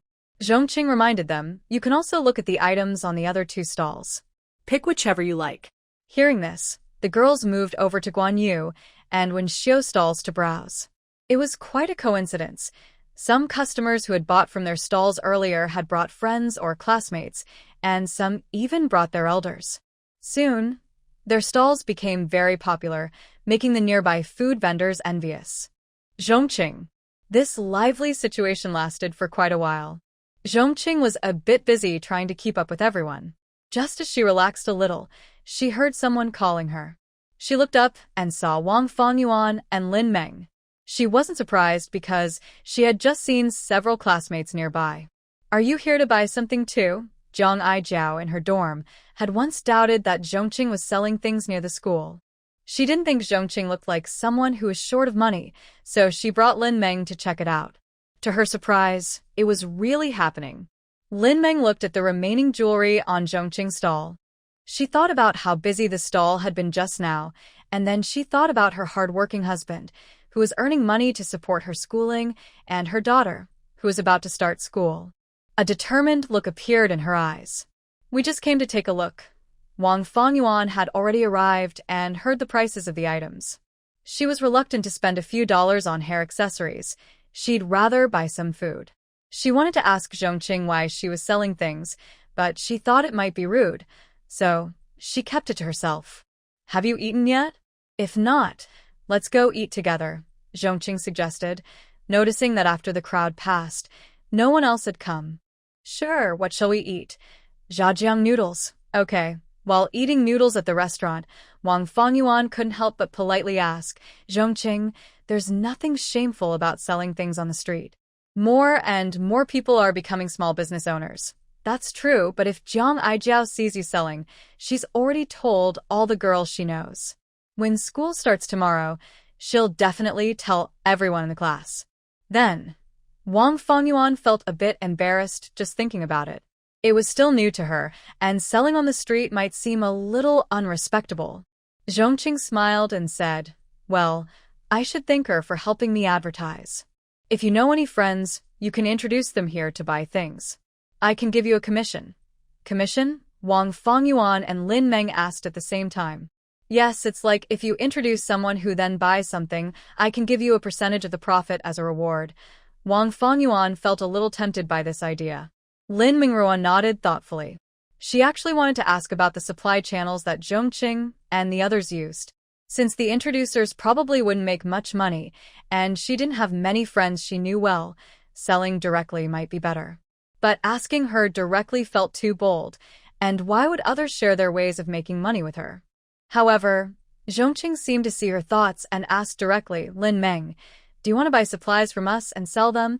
Surprised, Lin Meng looked at Zhong Qing, then at Guan Yu and Wenxiu. Both shook their heads to show they had no objections. They trusted Zhong Qing and knew she wouldn't act without reason. The market was so big that they couldn't take all the profits, and if Lin Meng didn't do it, someone else would eventually. It would be better if Zhong Qing's friends did it together. Plus, it was only 2 people, so the share of the profits wouldn't be much. "I'm definitely willing," Lin Meng said without hesitation, nodding seriously. "Our supply source is far away, and we're all students. If we want to do this long-term, we can't rely only on ourselves to buy supplies." Zhong Qing looked at Lin Meng.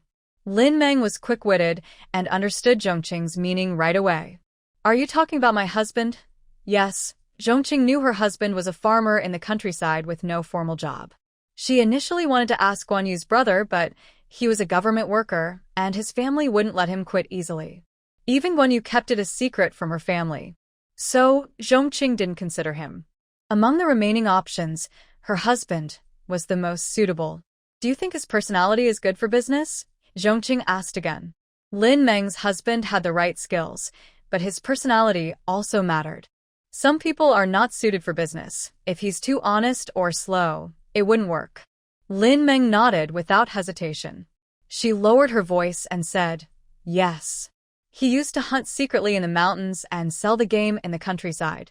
When I was in college and my daughter was in elementary school, he provided for us. If I need to go far away, I can leave my daughter with my mother-in-law. They all support us. Hearing this, Zhong Qing was a bit surprised. The fact that he dared to do these things before was a sign that he was brave, careful, and clever, not someone stiff or dull. He seemed quite suitable for business. All right then. Have your husband come to my house someday so we can discuss it. Okay? Lin Meng looked very grateful and said, thank you for your support. No need to thank me. We're helping each other. Next to them, Wang Fengyuan looked a bit conflicted. Everyone was doing this, and she was also interested, but she had little capital. She worried about buying stock and not being able to sell it, losing money. Maybe she should just introduce others to buy from Zhong Qing? But now, many classmates probably knew Zhong Qing was selling things there, so who could she recommend? Her concern was common for anyone starting a business. Guan Yu understood her feelings and said, at first, you can buy less stock. Once you sell what you have and you have some money, you can gradually buy more. Among the three, Guan Yu had the least money. She had considered buying less initially, but seeing Zhong Qing and Shouye succeed, she was determined to borrow money and buy more. It turned out she was right. In just half a day, she had sold half of her stock. If she sold more, her investment would be recovered. It had only been half a day, and she was very confident now. Zhong Qing was right. They didn't have much time. If they wanted to do this long-term, they would need someone to go to Yangqing to buy stock. That way, Wang Fengyuan's small amount wouldn't matter much. Wang Fengyuan still hesitated, but Zhong Qing and the others didn't press her to decide. It was better for her to make her own choice to avoid damaging their friendship later. After a moment of hesitation, she gritted her teeth and said, then I'll join you. But I have little money, so I can only start with 20 yuan. Would that be too much of a burden on you? With only 20 yuan, she could probably buy just a few hairpins. It was embarrassing that she had to ask someone to send them from far away to Jing City. No, it's fine. Everyone's stock is together, and we haven't decided how to buy yet. When Lin Meng's husband comes, we can discuss it at Meiyuan. Okay. Zhong Qing and her friend's reputation for selling jewelry spread quickly. Over the next few days, more and more people came to buy from them. All their stock sold out in an instant. Many classmates asked if they still had items, and even family members and friends wanted to buy. If they're interested, they will say they are temporarily out of stock. When new stock arrives, they will be informed. These classmates have already reserved items in advance here at Zhong Qing, which makes them feel at ease. Lin Meng's husband also came from his hometown to Beijing.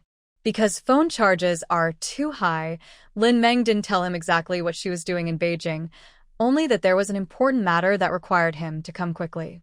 He thought something serious had happened to Lin Meng and didn't dare delay at all, so he rushed over immediately.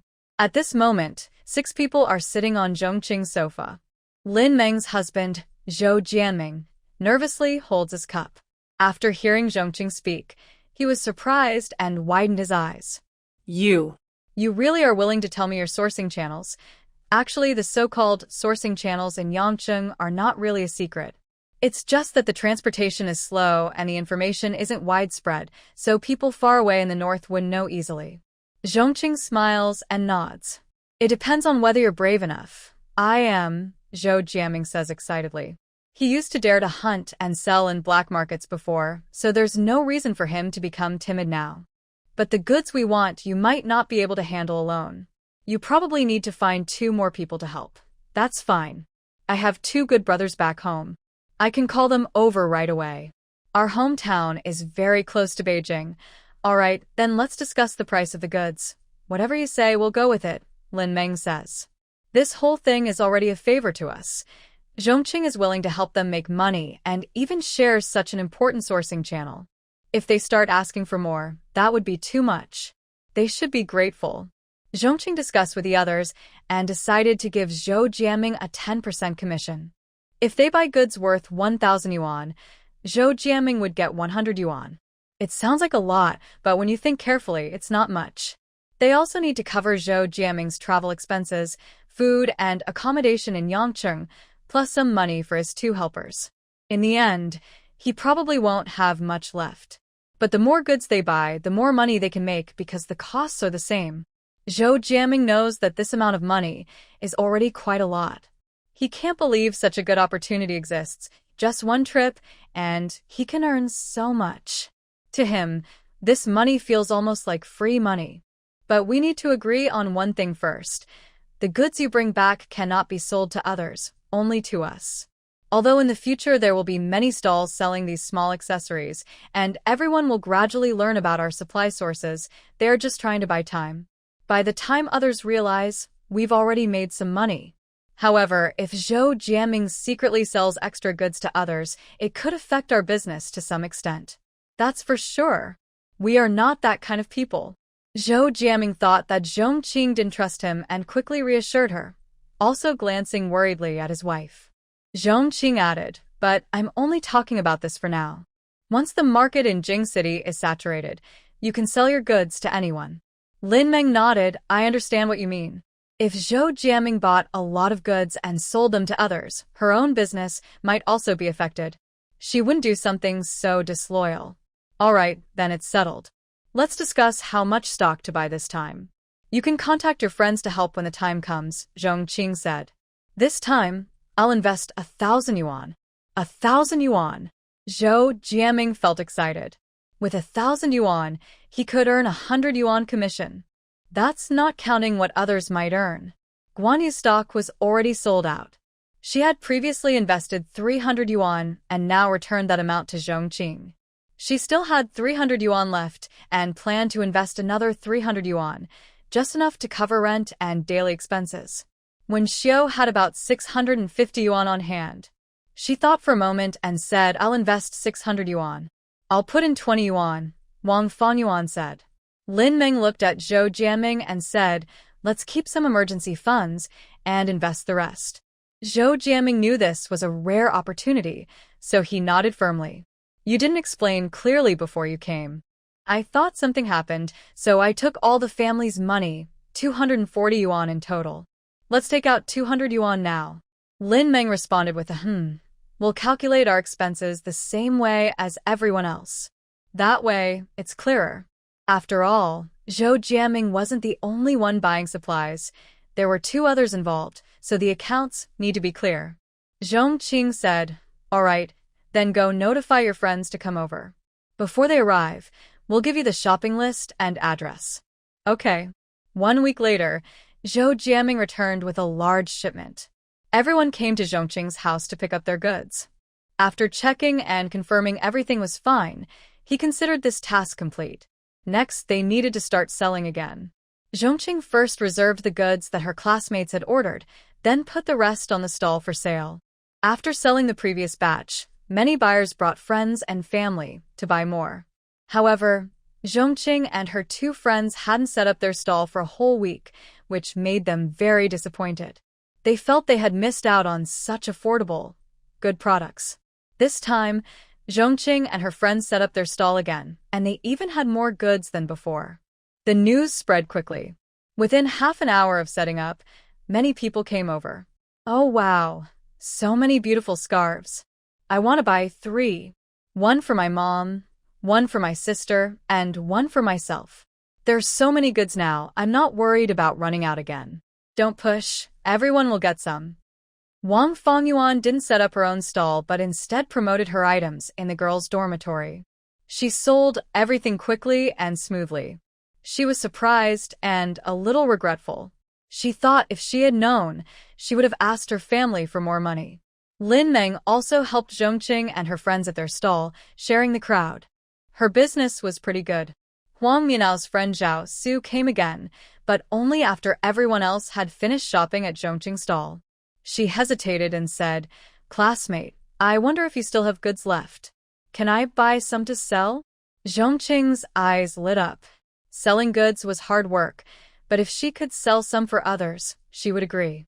These goods were her own share, so it wouldn't hurt the market. Still, she didn't give an immediate answer and pretended to hesitate. Zhao Su became a bit anxious. "I won't sell here. I won't compete with you." Zhong Qing chuckled. The goods had already come from her, so there was no competition. She asked, "How much can you take?" "I can only take 50 yuan worth," Zhao Su replied. She had used almost all her savings, except for some money for daily expenses. She bought Zhong Qing's hairpins on the first day and then introduced her classmates. She saw a big business opportunity and was sure she could make money. She had to act quickly, or she might miss the chance when the market was hot. Zhong Qing nodded happily. "It's possible, but my cost for buying the goods is quite high. I also have to pay for transportation, labor, and accommodation. The price I give you isn't low. How much?" 10%. 10% of 50 yuan is 5 yuan. Zhao Su thought that was very reasonable. She didn't need to find her own suppliers or run around. She just needed to buy from Zhong Qing and sell the items. She could earn 5 yuan for free. If she sold more, she could earn even more. "Okay, choose the items you want. I'll tell you the prices." Good. Zhao Su held back her excitement and squatted in front of the stall, picking out some items she liked. She chose only hairpins. She put all the hairpins into her backpack, held it tightly in front of her, and handed 45 yuan to Zhong Qing. Zhong Qing looked over and said, "That's fine. My name is Zhong Qing. I'm a student in Class 1 of the Economics Department at Jing University. If you sell out your goods and can't find me, you can come to the school. If not, you can also come to Building 3 Meiyuan." "Okay, thank you." The next day, Zhong Qing came out of the classroom and saw Zhao Su waiting for her at the door. Zhao Su waved her arms and shouted, "Zhong Qing." After saying goodbye to Wang Fangyuan and Lin Meng, Zhong Qing went to find Zhao Su. Wang Fangyuan looked a bit surprised. "Her 50 yuan goods sold out so quickly? The items we sell aren't rare in Jing City. They're available in department stores, but they cost much more. Who wants to spend more money on the same thing? Now only we have the goods, so they must sell well." Wang Fangyuan was tempted. "Then should I also go find Zhong Qing and get some goods?" She didn't ask Lin Meng, because Lin Meng only had 200 yuan worth of goods herself. She didn't have enough to sell, so she probably didn't have extra to share. But Zhong Qing was different. She had 1,000 yuan worth of goods, and she could outsource her stock to others, so she could also outsource to herself. Lin Meng thought it was a good idea. "Then go find Zhong Qing and get some goods. Bring them back first." "Okay, then you go back first." Zhong Qing was walking in the campus with Zhao Su and Wang Fangyuan. She has now become a famous person at Peking University, not because of anything special, but because of her street stall near the school. Some people admire her courage and bravery, while others think that as a talented student at Peking University, she shouldn't be doing such work outside, which they believe damages the school's reputation. However, once they learned that her street stall was quite profitable, they couldn't help but feel a bit jealous. Zhong Qing didn't care what others thought. She took Wang Fangyuan and Zhao Su to Meiyuan. Zhao Su bought goods worth 50 yuan this time, and Wang Fangyuan bought goods worth 40 yuan, both at the same price. After lunch and a nap, Zhong Qing carried her textbooks and headed to the teaching building. Unexpectedly, she was stopped in the staircase. "Do you need something?" Zhong Qing asked coldly. Was this person crazy? Hadn't she made herself clear last time? Shouye seemed not to notice Zhong Qing's cold expression and said casually, "Classmate Zhong, I heard you're selling things near the school. You're a girl, and it's better not to do such public work. It doesn't look good for your reputation. I saw you bringing 2 classmates to your place at noon. Are they also here to buy things? I think that's not appropriate. If you're short of money, I have some here. You can. Away." "What are you doing?"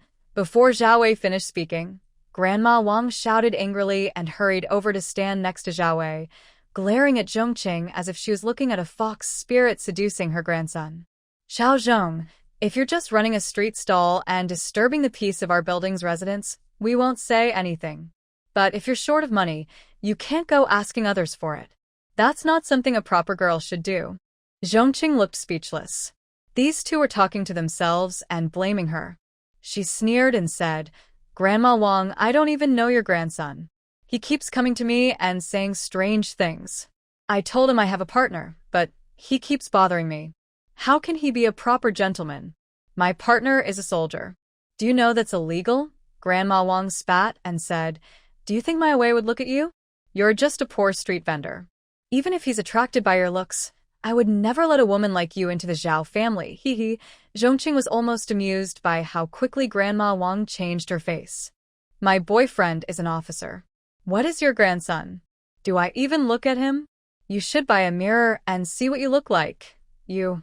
How dare you say that?" Zhao Wei looked hurt.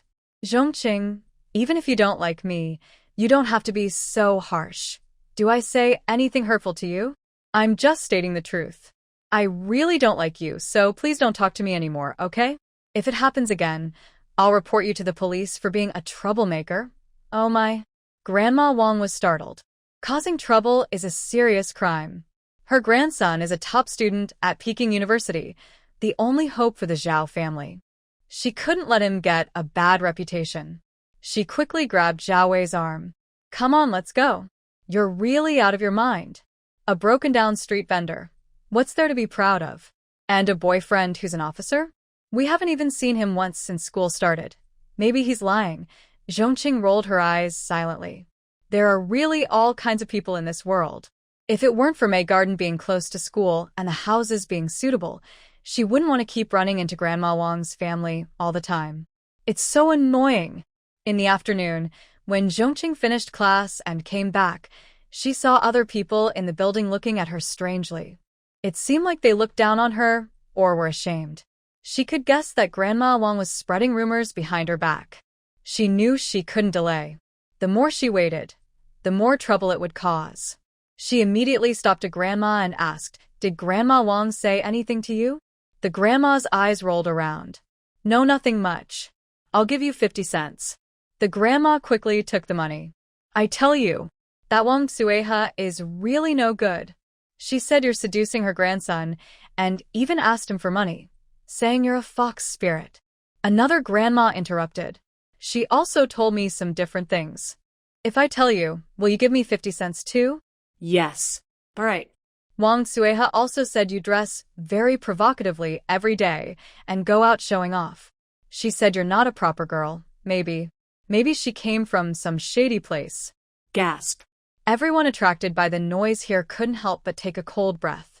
Old Lady Wang's words were really harsh and mean, especially to a young girl. It's truly unfair. Zhong Qing sneered and said, "Does anyone else want to add something? If what you say is true and different from before, I can give her 50 cents. I will speak." The lively scene in the stairwell drew almost half the building's residents. When they heard Zhong Qing say she only needed to repeat the bad things Old Lady Wang said to get 50 cents, they became even more excited. 50 cents. That could buy a meat dish at a state-run restaurant. Little Zhong really is both rich and generous. Everyone chattered excitedly. Of course, the Zhao family also learned about it. At first, they didn't want to show up, thinking Zhong Qing wouldn't cause much trouble. But unexpectedly, Zhong Qing dared to make such a big fuss. If they didn't step in now, the Zhao family's reputation would be ruined. Old Lady Wang's daughter-in-law, Ma Xiangxiu, stepped forward and said, "What are you all talking about? When did my mother ever scold her? She behaves badly herself. Why should she blame us?" Zhong Qing sneered and said, "Nonsense. So many people can testify for me. Are they all lying? They took your money to say that. My mother never said such things. You're all just a bunch of troublemakers." Old Lady Wang clutched her chest and said angrily, "You're trying to slander me, an old lady. This is so unfair." At first, an older woman who had told the truth to Zhong Qing couldn't stand it anymore. She said, "Wang Suehua, that's not right. These words were spoken directly by you. When we went to the supply store to buy vegetables, Li Fin and Chuanxiang went with us. They heard everything too. Another old woman stepped forward and said, Wang Suihua did say those things. I even told her to watch her words, but she wouldn't listen. Zhou Li Fin, don't falsely accuse me. Whether I slandered you or not, everyone in the building knows. You said those things behind Zhong's back. Ask anyone. Haven't they heard? Many residents in this building cared about justice and agreed with Zhou Laotai. Now, Old Lady Wang and her family had nothing to say. Old Lady Wang snorted coldly, glancing at Zhong Qing. Even if I did say those things, what can you do? Isn't what I said the truth? You are so young and already out in the public, earning such dishonorable money. It's a shame you're still a student at Jing University. My grandson attending the same school as you is truly unfortunate. Zhong Qing nodded with a smile. All right, that's what you admit yourself. Everyone heard it, right? Yes, I heard it. I admit it. What can you do to me? Grandma Wang crossed her arms and looked dismissive. I can't do anything to you, but I can report you to the police. Your behavior is slander, and the police will come for you, Zhong Qing said. She remembered that by 1979, defamation was already a crime in the law. Even if not officially convicted, such behavior was illegal and enough to get Grandma Wang into trouble. You dare not. Grandma Wang was startled by the idea of reporting her, but also thought Zhong Qing wouldn't really call the police. I only said a few words. That's not illegal. Why should the police come after me? Ma Xiangxiu also said, You little girl, what are you talking nonsense about? At this moment, Shouye, who had been silent, suddenly ran out of the house. He looked at Zhong Qing with disappointment. Classmate Zhong, my grandma is doing all this for me. Can we just forget about it for my sake? Also, she only said some bad things about you. You haven't been hurt, so why are you so stubborn? He studied law and knew about recent legal concepts and new regulations. He understood that if things got out of hand, the police might really come. Regardless of the outcome, if the police showed up, the Zhao family's reputation could be damaged. The school was so close to May Garden and several Jing University students lived in this building. If the incident reached the school, and everyone found out that the talented law student had a grandma who was taken away by the police, how could he continue studying peacefully? He also resented Zhong Qing a bit. Why make such a big fuss over such a small matter? She just said a few bad words, and now it's turned into this? Zhong Qing laughed bitterly. Your face? Who do you think you are? I don't even know you. I want to tell you that Wang Suihe's actions have seriously disturbed me and caused mental harm. I will definitely report her to the police. Hearing this, the Zhao family members panicked, and others in the building also started to persuade. Xiao Zhong, there's really no need to make such a fuss. You're overreacting. Yeah, there's no need for all this. Would you like Wang Suihe to apologize to you? Reporting to the police isn't really necessary. I should apologize? Why should I apologize to a young girl like her? Old Lady Wang is quite foolish. She's used to being the boss at home. Now, if she has to apologize publicly to a girl in her 20s, she simply can't face it. Mother.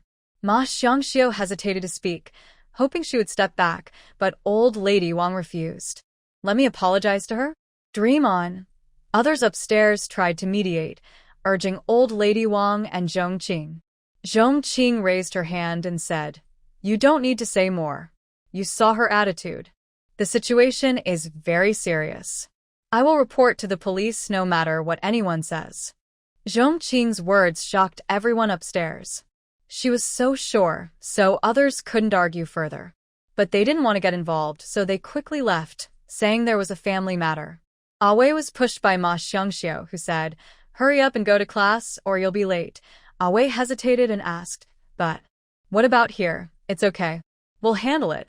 Look at that girl. She hasn't moved all this time. She probably isn't brave enough to report to the police. She's just talking tough. We will solve this. Just focus on your studies. Okay. Zhong Qing wasn't afraid, but she had classes in the afternoon. She hesitated whether to ask her counselor for leave because of the family issue. She felt it might not be worth it, but it was better to resolve it first. In the end, she decided to ask Chun Shi for leave. When Chun Shi heard about it, she took it seriously. Your reputation as a woman is very important. You must report to the police. You can't let this go. If you back down, others will believe the rumors, and the people spreading them will keep attacking you. Thank you, counselor. I'll go now. The police arrived quickly. By then, many young people upstairs had gone to work or school. Only some elderly men and women or housewives were left at home. When the police came to Building 3, it also drew the attention of residents from other buildings in Meiyuan. They gathered downstairs, trying to find out what was happening. What's going on? Oh, I just heard that an old lady spread rumors about a young girl, and the girl reported it to the police. Really? Just for that? I thought it was a big deal. Never mind, let's forget about it. Such things can be big or small. What exactly was the rumor? It was about something inappropriate, and it was quite nasty. The whole building is talking about it. Still, reporting to the police seems unnecessary. It's not a big deal. Kids these days are so sensitive, complain about everything to the police. It's a waste of police resources. In our countryside, this wouldn't even be considered a problem. Do you think this is your countryside? Why are you talking like that? I'm just speaking honestly. What's wrong with that? When the police arrived, only Ma Xiangxiu and Grandma Wang were home.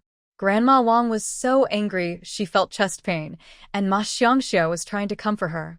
She was also cursing Zhong Qing, saying, "That little troublemaker is really no good.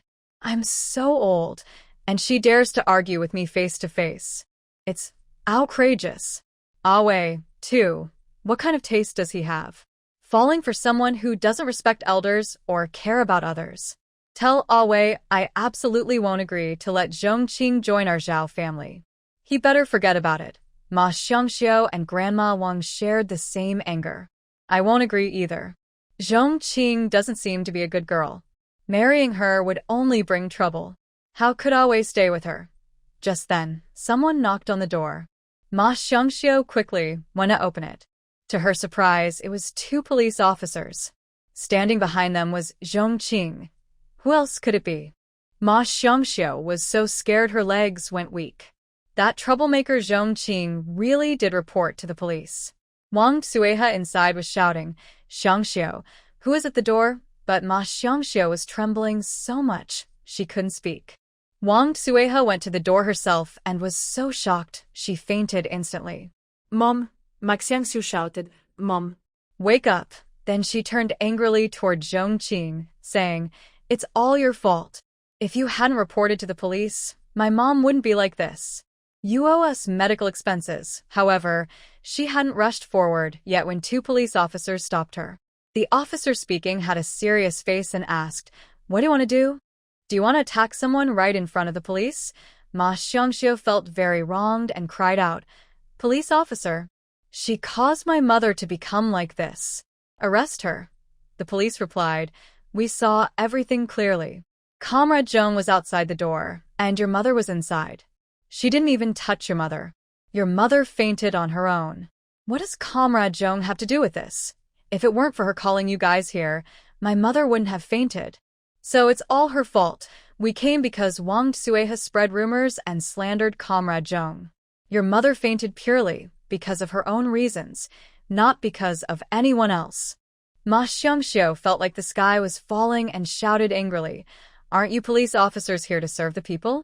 How can you help this little troublemaker bully us ordinary folks? What kind of police are you?" One police officer's face darkened, about to say something, but was stopped by another officer. The second officer said, "We serve the people, but not only you are the people. All the citizens are our responsibility. If you have any grievances, just tell us. After we investigate, everything will be clear." "Xiao Zhang, go ask the nearby residents." "Yes." Zhong Qing looked at Wang Suiha lying on the ground, still moving her fingers, and sneered inwardly, "Let's see how long you can pretend to be dead." Soon, the police officer Xiao Zhang returned and said, "Sister Lin, we've asked around. It's true. The situation is basically the same as what Comrade Zhong described." Officer Lin nodded slightly and looked at Ma Xiangxiu. "You heard everything clearly, right? Your mother did break the law. We need to take her to the police station. I won't go. I didn't break any law.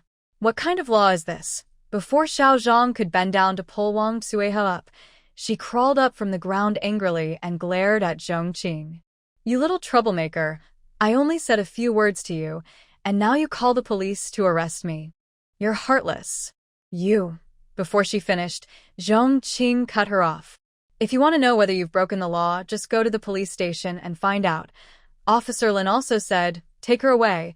Seeing that these two police officers were really going to take her, Wang Xuehe was truly scared. She broke down in tears, crying out, I won't go. Officer, I was wrong. I won't speak badly about her behind her back anymore. Please let me go. I am quite old now, and it's not easy. If I really go to the police station, what if I have an accident? Officer Lin said, Ma'am, don't worry. There's a hospital right next to the police station. If you're feeling unwell, we will take you there immediately. We won't let anything happen to you. However, you will need to pay for the medical expenses yourself. Wang Xuehe replied, she didn't mean it that way. Ma Xiangxiu saw her mother-in-law about to be taken away and got anxious. Officer, my mother really only said a few words. She doesn't need to go to the police station, right? We all grew up in the countryside and nothing happened then. Officer Lin looked serious and said, in the past, there were no laws about defamation, but starting this year, the law now includes defamation as a crime. If someone spreads rumors and defames others seriously, they could go to jail. Wang Xuehe suddenly felt dizzy and fainted. This time, she really fainted from fear. Ma Xiangxiu was also very worried and didn't know what to do. The two police officers took the elderly lady away directly, and the onlookers all shook their heads in surprise. Wow, she really was taken away? Are they really going to put her in jail? She just said a few bad words, right? It can't be that serious. In the end, Wang Xuehe was detained for 15 days. During that time, the Zhao family asked Zhong Qing for forgiveness and tried to get her to release Wang Xuehe.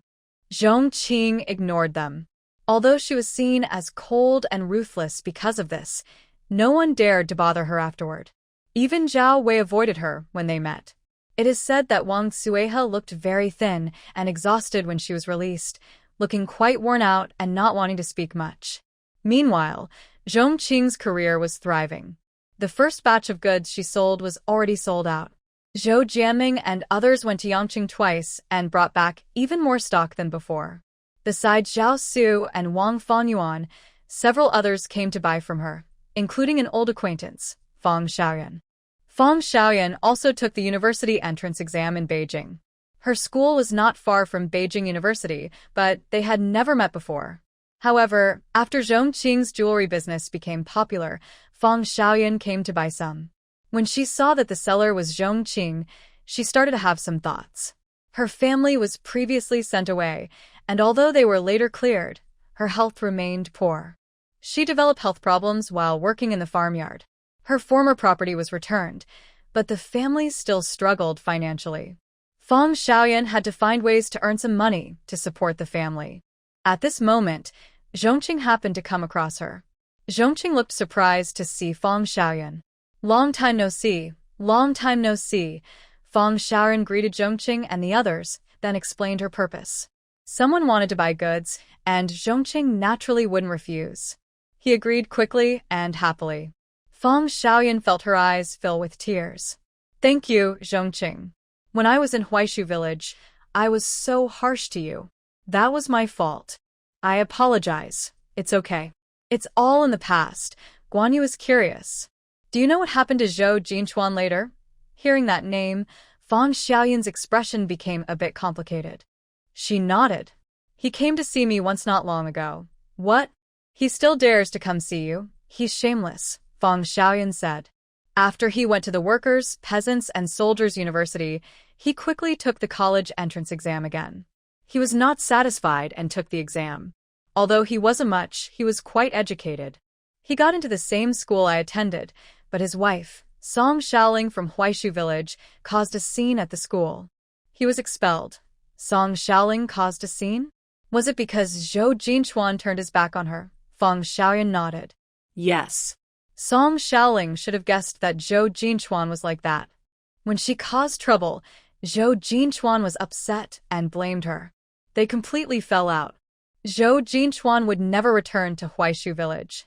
But now he has no schooling, and when he found a job, Song Xiaoling would cause trouble again. He had no choice but to come to me. But I definitely wouldn't take him back. TSK, TSK.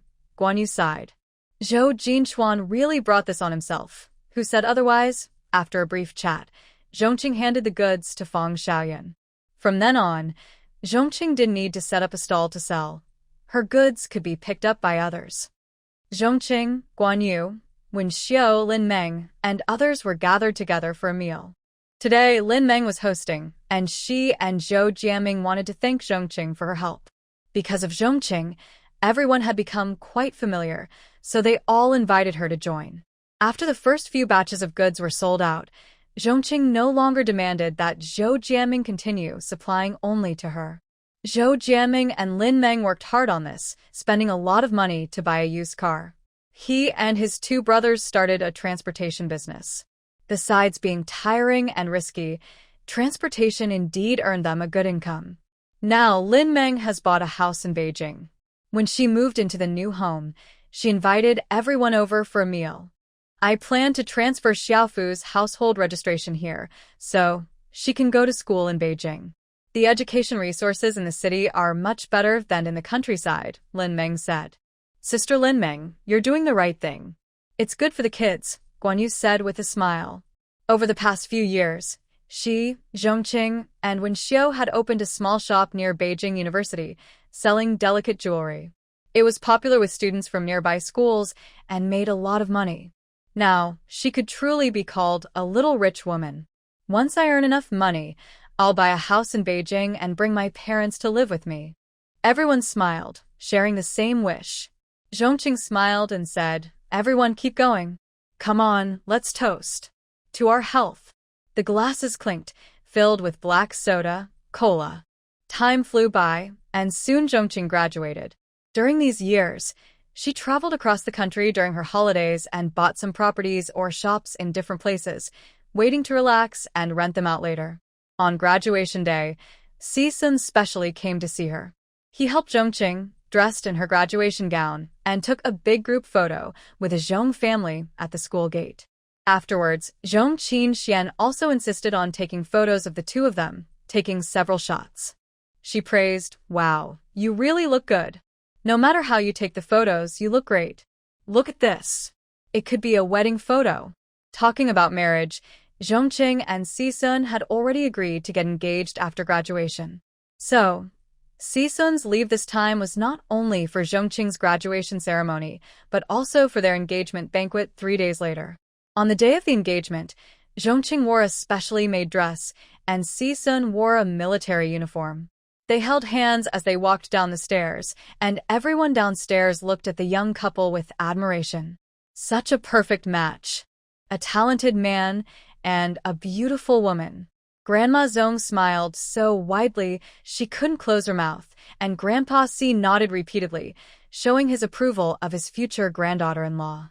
Apart from relatives and friends from the Zhong and Si families, Zhong Qing also invited Guan Yu and others. Si-sun also invited some friends from his military unit. The engagement ceremony was quite lively. Actually, both families discussed the marriage. The Zhong family thought Zhong Qing was still young and didn't want her to marry so early. The Si family felt Si-sun was too old. He was already 30 and still unmarried, which made them a bit anxious. When asked about the younger generation, Si-sun said he wasn't in a hurry and suggested waiting 2 more years. That's how the engagement was arranged. Zhong Qing knew Si-sun was thinking of her and didn't want to marry too soon either. She agreed, but also didn't want to wait too long. Love needs effort from both sides. Only one person giving won't last long.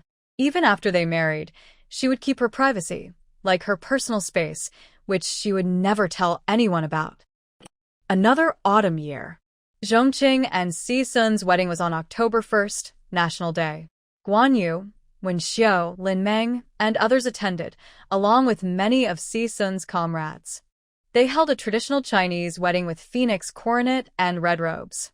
While Zhong Qing was getting ready and applying makeup in front of the mirror, Guan Yu watched beside her, amazed. So beautiful. I want to have a wedding like this when I get married. When Xiao, aren't you and Cheng Muxiu getting engaged soon? Maybe you can learn from Zhong Qing. When Xiao blushed a little from the teasing. You're the one talking. What about you and Zhao Chen? You've been pretty close lately. Zhao Chen was a man Guan Yu met during her business. He was 3 years older than her. They fell in love at first sight and had been together for over a year. Oh, I've only known him for a short time. You two have been together for years. Marriage is still far away for us. Zhong Qing was doing her own makeup. She was almost finished applying lipstick and giving a little pout. Guan Yu praised her from the side. Wow, so beautiful. When I get married, I want you to be my personal makeup artist. Really pretty, someone said. Hey, the groom is coming. Get ready. Zhong Qing quickly sat on the bed and covered her head with a red veil. Guan Yu, Wen Xiao, and others waited at the door. After asking a few questions and receiving red envelopes, they allowed the groom to enter. Although the red veil was not very thick, it only allowed her to see a blurry figure of Si Sun. She saw Si Sun standing in front of her, and then she felt her arm being lifted and her whole body being embraced. Wow! Suddenly, the room burst into cheerful noise. Qing felt herself being placed into a car, followed by Guan Yu and Wen Xiao. They were at the old Si family house for the wedding, and now they were heading there. Many guests had arrived at the Si house. After lifting the veil, Si Sun and Qing came out together to toast. But Qing's cup held only plain water, not wine. After toasting to many people, she was exhausted. She didn't appear again for the meal and other socializing, but went back to her room for a good meal and a shower. After showering, Qing, dressed in pajamas, saw that Si Sun had already returned. He had finished his shower and was resting on the bed with his eyes closed. As she approached, Si Sun opened his eyes. Are you done washing? Qing hesitated, feeling unexpectedly shy. Seeing her standing still, Si Sun sat up straight, patted the bed, and said, What are you waiting for? Qing slowly moved over. Just as she reached the bed, Si Sun reached out with his long arm, pulling her onto the bed, then pressed down on her. Si Sun was a soldier. Maybe it was his nature, but he hadn't crossed any boundaries over the years. Even when Qing suggested it, he refused, saying they should wait until after the wedding. Her heart beat faster. She could almost guess what would happen tonight. Are you not tired? He had been busy all day and drank a lot of wine tonight. I'm not tired. But Si Sun didn't give her a chance to speak further. He sealed her lips with his and then pulled the blanket over them. End of the story. Mom, wake up. Qing was still asleep when she was shaken awake. When she opened her eyes, she saw a cute face close to hers. 2 identical faces, in fact. Ran, Shouye, why are you awake so early? Qing rubbed her eyes, sat up, propped herself with 2 pillows behind her, and then pulled her children close.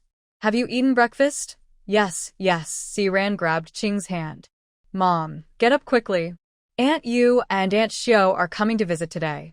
They're almost here. Si Ran almost forgot to mention her feelings. It's all because Si Sun was too clingy last night.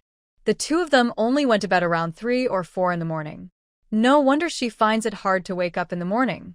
Okay, Mom will get up now. Si Ran and Si Zhe are the 3-year-old twin children of Zhong Qing and Si Sun, born 3 years after their parents' marriage. Mom, let me pick out your clothes, Si Ran said, pulling away from Zhong Qing's hand. She opened the wardrobe and chose a light purple cheongsam, then waddled to the bed on her short legs. Mom, wear this. It will look very pretty. Oh, our Ran has good taste. Mom will wear this today, Zhong Qing praised her. Then she looked at Si Zhe, who was silent beside her. Shouye, can you help Mom get the slippers? They're in the bathroom. Okay, Si Zhe nodded eagerly. Mom, why are the slippers in the bathroom? Do you sleep barefoot on the bed? Si Ran blinked her big, moist eyes, looking curious. Zhong Qing hesitated and said, I forgot. That's not good. It could make you sick. Mom won't do that again, next time, Si Ran said firmly. Mom knows. Ran is so good, Zhong Qing replied with a smile. After she dressed and put on makeup, Zhong Qing went downstairs. Guo Yu and Wen Xiu had already arrived, sitting in the living room drinking tea. Ran, Shouye, the children beside Guo Yu and Wen Xiu rushed over. The four kids held hands and went outside to play. Zhong Qing sat in the middle, smiling. Guo Yu, your little Chen looks so good. He's only a year older than Ran and Shouye, but he looks several years older. Guo Yu married a year later than Zhong Qing, but she had her child earlier, so her child is actually a year older than Zhong Qing's kids. Wen Xiu had a daughter, who is the same age as Ran and Shouye. The four children have played together since they were little and are very close. Talking about this, Guo Yu looked a bit worried. This kid eats so much. Can he grow up healthy? I think he's a bit too chubby now. I plan to limit his eating, or what if he becomes a big fat kid?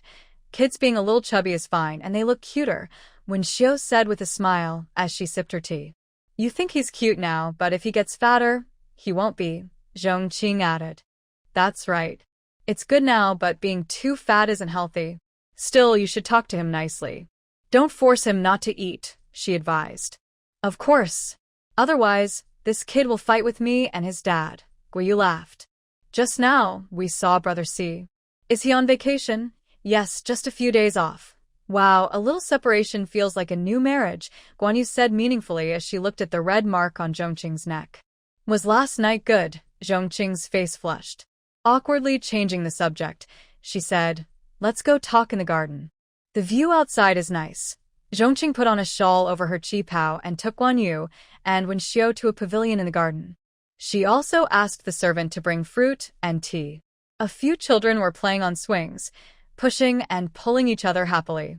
After the National Day holiday, let's go on a trip. No kids this time, Zhong Qing said happily as she ate some snacks and took a sip of tea. Yes. I've been wanting to go out for a while. The kids have been pestering me during the holiday, Guan Yu said with some frustration. Where should we go? Haven't you been home for a long time? Let's go to Guangdong province. You can visit your family and I want to go to Pengcheng too, Zhong Qing suggested. Guan Yu's eyes lit up. That sounds good. Last time, Wen Xiu mentioned wanting to buy some houses for investment. There are some apartments for sale in Pengcheng. You can check them out. Wen Xiu also looked interested. All right, let's go. All three of us haven't traveled together in a long time. Something always comes up, either this or that. After getting married and having kids, life gets busy. I wish I had traveled more before, Guan Yu said with a pout. Don't let Xiao Chen find out what you said, or he'll get mad, Zhong Qing warned. We're just talking quietly. How would he find out? Even if he does, what can he do?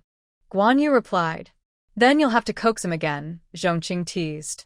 Zhong Qing, you're teasing me, Guan Yu laughed. Laughter filled the pavilion, and the children's giggles echoed nearby. That night, Zhong Qing, nestled in Si Sun's arms, drifted into a dreamy sleep. In her dream, she seemed to have returned to the modern world, but from an observer's perspective. She saw herself from the moment she traveled back, confused at first, then gradually adapting and enjoying this new world, finally living the life she wanted. A genuine smile appeared on Zhong Qing's face. Si Sun, who was still awake, saw his wife smiling in her sleep and knew she was having a beautiful dream. He gently held her tighter. End of the story. When Zhong Qing woke up, she found herself in a very luxurious room. Sitting by her bed were two people, a man and a woman, both around their 40s or 50s. They looked unfamiliar. Their clothes were fashionable and elegant, but she didn't recognize them at all. Who could they be? She touched her aching forehead, but didn't find any blood. Instead, she unexpectedly felt a piece of gauze. She looked at her clothes. These were what patients wear. This is a hospital. Wasn't she pushed and hit her head by Zhonglin? Would the Zhong family really be kind enough to take her to the hospital? Zhong Qing was about to ask who they were, but the faces of the man and woman both showed impatience at the same time.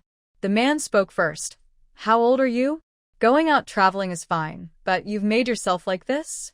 Do you know if it weren't for someone saving you and bringing you here, you might have lost your life? Can you understand anything? The woman quickly added. Zhong Qing, you're too stubborn. Do you know that your dad and I are very busy? We each have our own families to take care of. What are we supposed to do now? Your sister is still at home arguing with me. Zhong Qing looked confused, not understanding anything about parents, travel, or what was happening. Suddenly, a flood of memories rushed into her mind. Her head throbbed painfully, and she was shocked by the memories she had already digested. She had traveled through time. The original owner of this body had come to her time. This was the 21st century, the year 2025. Oh my God! It was 2025. When she arrived, it was only 1975. What's with that look? Am I not allowed to scold you and your mother? The man said angrily, seeing Zhong Qing's expression. Your brother also still depends on me. What should we do now? The woman sighed and sat on the sofa nearby. I really don't know what sin I committed in my past life to end up with a daughter like you. Zhong Liqing, I'm leaving your daughter in your hands. I have many things to do. But Zhong Liqing refused to give in. Zhang Xiaoyu, what do you mean by my daughter? Isn't she your daughter? If you have problems, don't I? I still have work to do. You don't work, and your daughter has a nanny to take care of her. What do I have to worry about? Zhong Liqing, you have no conscience. You're the one with no conscience. Even if I had conscience, it wouldn't be for you. I have a wife. What are you? Zhong Qing has already learned that the man and woman in front of her are her biological parents. However, after processing those memories, she feels they do not deserve to be called parents. Her daughter just narrowly escaped death. They cannot comfort her properly, yet they blame her and refuse to take responsibility. How can such parents exist? Thinking of this, she speaks in a hoarse voice. You two don't need to take care of me. Just give me some money and find a caregiver. Zhong Liqing and Zhang Xiaoyu suddenly stop arguing. They exchange a glance and then look at Zhong Qing. Zhong Liqing clears his throat softly and says, We knew you were a sensible girl, not wanting us to be troubled. All right, I'll transfer 20,000 yuan to you and hire a caregiver. That's our way of showing we care. Is that okay?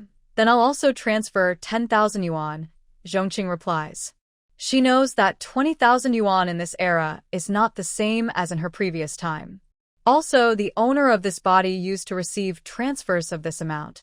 She isn't excited, just shakes her head and says, That's too little. Too little. Zhang Xiaoyu is about to argue, but Zhong Liqing interrupts. All right, you just escaped from a dangerous situation. You should rest well. So, I'll give you 50,000 yuan. Take good care of yourself for a while. This means they don't want her to bother them during this time. Zhong Qing slightly pulls at her pale lips and asks, Okay, then, Mom, you and Dad should do the same, right? Zhang Xiaoyu feels a bit distressed but grits her teeth and says, All right, I'll also transfer 50,000 yuan to you. In the end, Zhong Qing receives a total of 100,000 yuan and a caregiver. After transferring the money, Zhong Liqing and Zhang Xiaoyu leave, without looking back. Zhong Qing picks up her nearby phone and starts fiddling with it. Her eyes are full of surprise. She didn't expect that after just a few decades, the country would develop so much. Besides the phone, there are all kinds of new and interesting gadgets. Suddenly, she feels full of curiosity and longing for this strange new world. But at the same time, she can't help but worry about the owner of this body. She was born in this era. How could she endure the hardships of the 1970s? Especially in such a difficult situation. Zhong Qing feels a bit guilty. If she could, she would want to go back. She misses her parents, her grandparents, her uncles and aunts, and her cousins. However, the information in her mind tells her she can never go back. From now on, she is the owner of this body. She decides to accept her new life. After being discharged, Zhong Qing worked hard to adapt to this advanced world. She was like a newborn baby, eagerly absorbing all the knowledge around her. She was curious about everything and wanted to learn more. She found a decent job and adjusted quickly. Her daily life was quite good. She often cooked delicious food for herself, traveled to see the beautiful mountains and rivers of her country during holidays, and occasionally asked her parents for money. She had fully adapted here, but she still worried whether Zhong Qing, who loved her, had also adjusted to life in the 1970s. One day, she had a dream. She dreamed about everything Zhong Qing did after arriving in the 1970s. She saw her tidying up her family, her parents and grandparents being rehabilitated one after another, her getting into university, her starting a business and buying houses, and her family living a happy life together. In her dream, Zhong Qing shed tears of happiness. She knew this was the first time she dreamed of these things, and maybe the last. So, she cherished the moment very much. When she woke up, she knew she had to continue her life. Zhonglin was released from the farm in 1980. She knew that college entrance exams had resumed. She had once thought about taking the exams, but her grades were never good, and the hard work on the farm left her no time to study. So she had to delay her plans. Fortunately, after the reforms opened up, farms gradually released those who hadn't committed serious crimes. Zhonglin was one of them. She had a bad temper and had offended the farm manager, so she waited 2 years before she was finally released. After returning to Shanghai, she went straight to her family compound. She was still angry when she arrived. She wanted to ask her parents why they hadn't visited her all these years. But as she entered the compound, she unexpectedly felt a strange sense of shyness and homesickness. Zhonglin had worked on the farm for many years. She was tired and had little to gain. Her skin was dark, her hair dull and yellow, and her clothes were tattered. She looked completely different from the Zhonglin who used to love wearing stylish clothes. When she entered the compound, no one recognized her. She didn't want to talk to anyone, and just lowered her head to go upstairs. She planned to take a shower, change her clothes, and stay at home for a while before seeing anyone. "Who is that? I've never seen her before," asked the aunt washing clothes in the yard, puzzled. "I don't know. I don't recognize her either. TSK, she looks like she's from the countryside.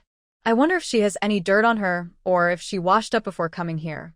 Could she be a child returning from the countryside? Probably not. All the kids from our residential area have come back, and those who haven't are married in the countryside. Maybe she's one of them? That's possible." Zhou Chunling was washing vegetables. She's always curious, so she carefully looked at the woman. The more she looked, the more she felt she looked familiar. Suddenly, she said, "Why do I feel like this person looks a bit like Zhonglin?" Zhou Chunling's family used to share a wall with Zhonglin's family. She grew up watching Zhonglin, so she knew her well. Just now, she thought the woman looked very similar. The other women also paused what they were doing. Could it be? Didn't she go to the farm for reform? Maybe. She hasn't committed any serious crimes. Now that the reforms are open, it's quite possible she was released after a few years. Chunling, now that you mention it, she does look a bit like her. Really? But why is she back here? Her family doesn't live here anymore. If she was coming back, she should go to Hongqi village. Maybe she doesn't know what happened to her family? That's very possible. The Zhong family situation happened so suddenly. Her father lost both legs, her mother went crazy, her brother died, her sister-in-law remarried with her niece, and her grandparents went to the farm for reform. And this reform is one they can't come back from. Who would send her a letter about all this? Zhong Qing? Impossible. The old Zhong couple did those things, and Zhong Qing's relationship with them was already broken. Even without that, considering what Zhong Jiangwo's family did before, Zhong Qing wouldn't have any contact with them. Zhou Chunling firmly denied. That's true. The woman looked at Zhou Chunling with envy. You're really lucky. I heard last month Zhong Qing sent you and Sister Yulan some things, saying thank you for taking care of her back then. Zhou Chunling proudly straightened her back. Oh, it's nothing much. Zhong Qing was generous. She not only sent a lot of cloth but also brought some food. Zhou Chunling was actually a bit glad that Zhong Qing asked her parents about her. She chose to tell her, or else she wouldn't be enjoying these good things now. Now, compared to Zhong Qing and Zhong Qing, there is a huge difference. One is a wealthy young lady from Beijing who got into Beijing University, and the other. If Zhong Qing finds out about these things now, she would go crazy. Of course. Zhong Qing, feeling both angry and excited, knocked on her home door. but it was opened by a woman she used to know. Aunt Lu, why are you in my house? Are you visiting? Who are you? Aunt Lu looked confused. This is my house. What do you mean your house? Aunt Lu, I am Zhong Qing. This is my home. Aunt Lu finally recognized the person in front of her as Zhong Qing. She looked her over from head to toe and said, "Oh, it's you. You probably don't know. Your parents moved out long ago. This is now our home. You've come to the wrong place." But Zhong Qing didn't believe it. She shook her head and said, "That can't be. Aunt Lu, you must be mistaken. How could this not be my home? Are you lying to me? Where are my parents? My brother? My sister-in-law and Xian? Parents. Brother." She was about to rush inside.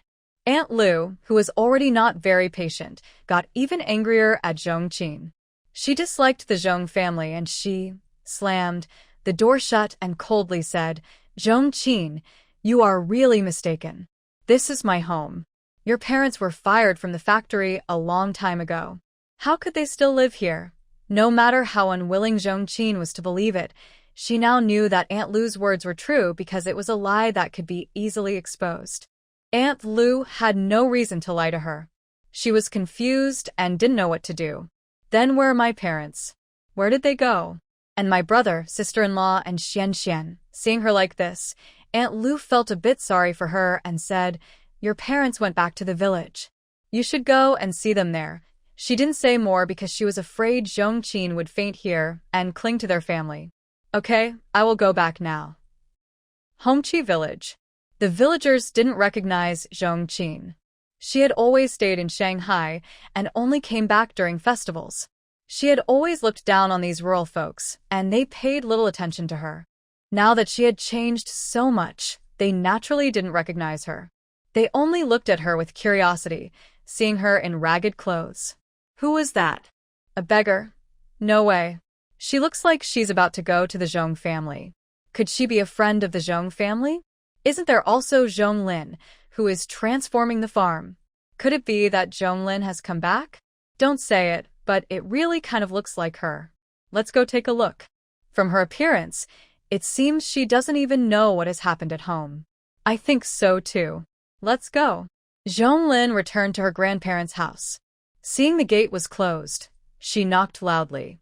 "Grandpa, Grandma, Mom, Dad, Brother, open the door. I'm back. Who's there?" The door was quickly opened, but it was an impatient little boy. "Feihu?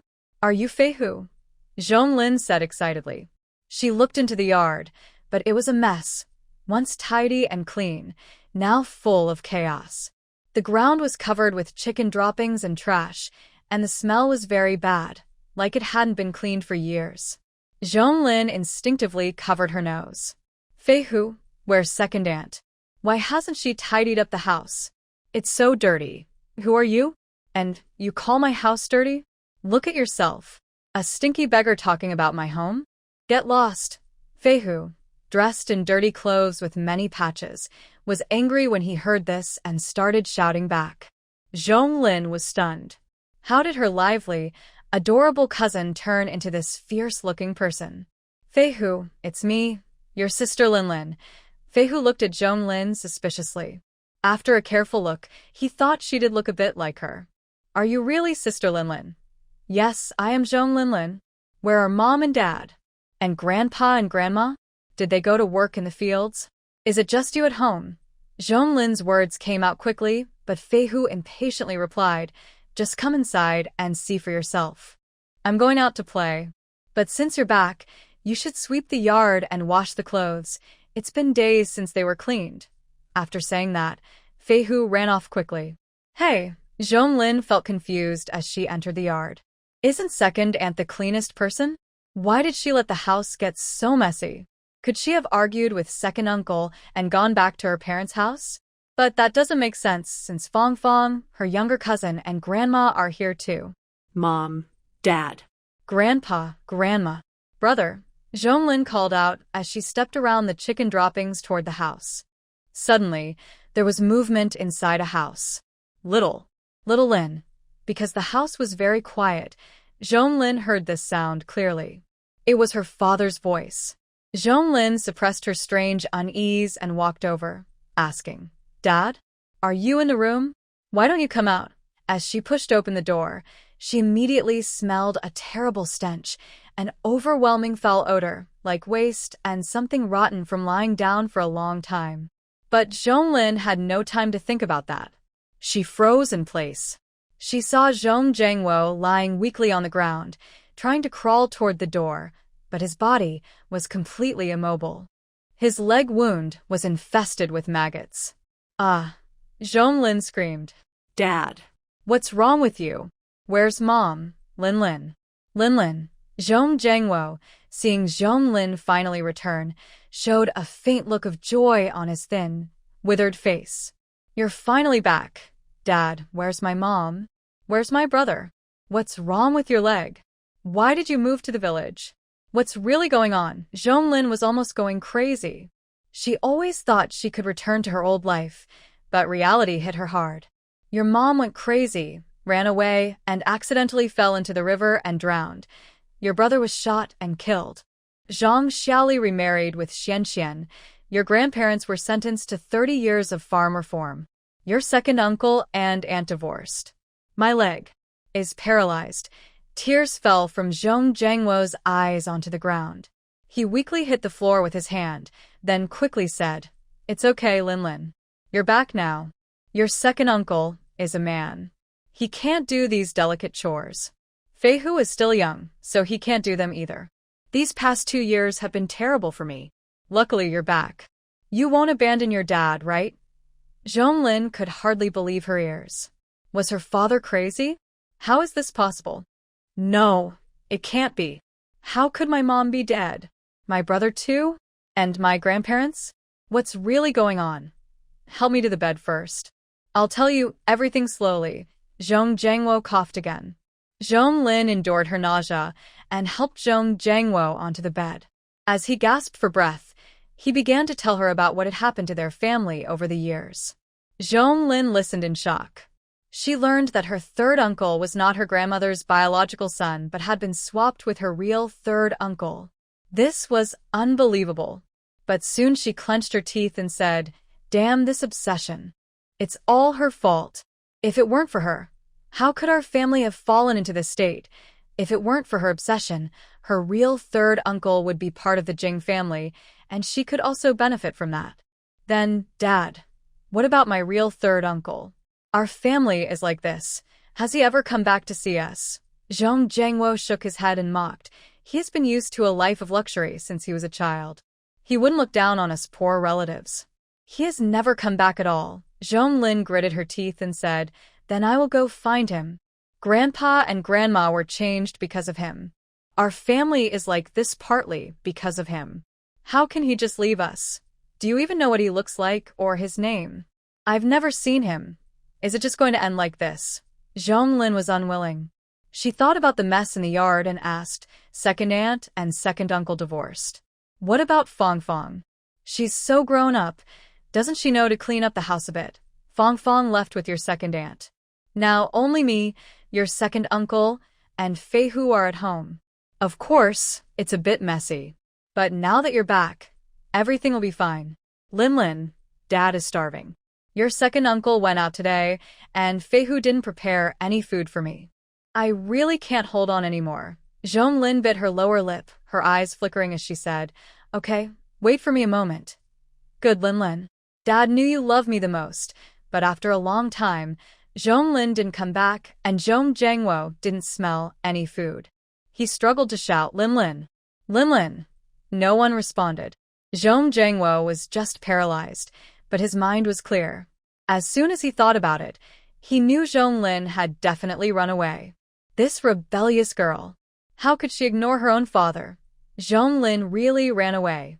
She hadn't forgotten how her father had treated her before. After she moved to the countryside, he didn't give her any money. If it weren't for her mother, she would have died there. Since her mother was gone, she saw no reason to stay. And if she stayed, she would just be a servant to those 3 people. She didn't want that.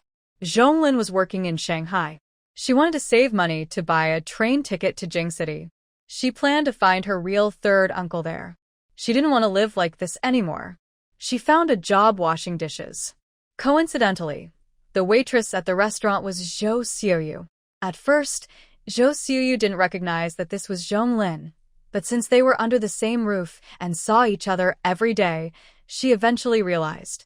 She sneered and said, "You're Zhong Lin, right? I didn't expect you to fall so low." Zhong Lin glared at her fiercely but stayed silent. Zhou Xiuyu continued, "Do you know that your sister Zhong Qing has been accepted to Jing University and has been adopted back by the Zhong family in Jing City to be their daughter? And you're just washing dishes here.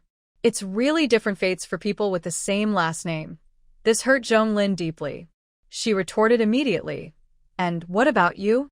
You're only in your 20s and already involved with a man in his 40s, even having a child. Even if you go back to the city now, what can you do? Your family has already kicked you out. Shut up." Zhou Xiuyu was furious and embarrassed. Zhou Xiuyu returned to the city about 7 or 8 years ago, but she left secretly. She didn't tell her family that she married and had a child in the countryside, and her partner was a rough man in his 40s. If they knew, she wouldn't be able to come back. Her brother's wife was petty, and after she and her sister returned to the city, the wife started picking on them. If she found out, she would definitely kick her out, so she couldn't say anything. But secrets can't be kept forever. Wang Matzi and his son found her family and learned she was working at a restaurant. They caused a big scene here. If she hadn't had some connections with the restaurant owner, she would have been fired long ago.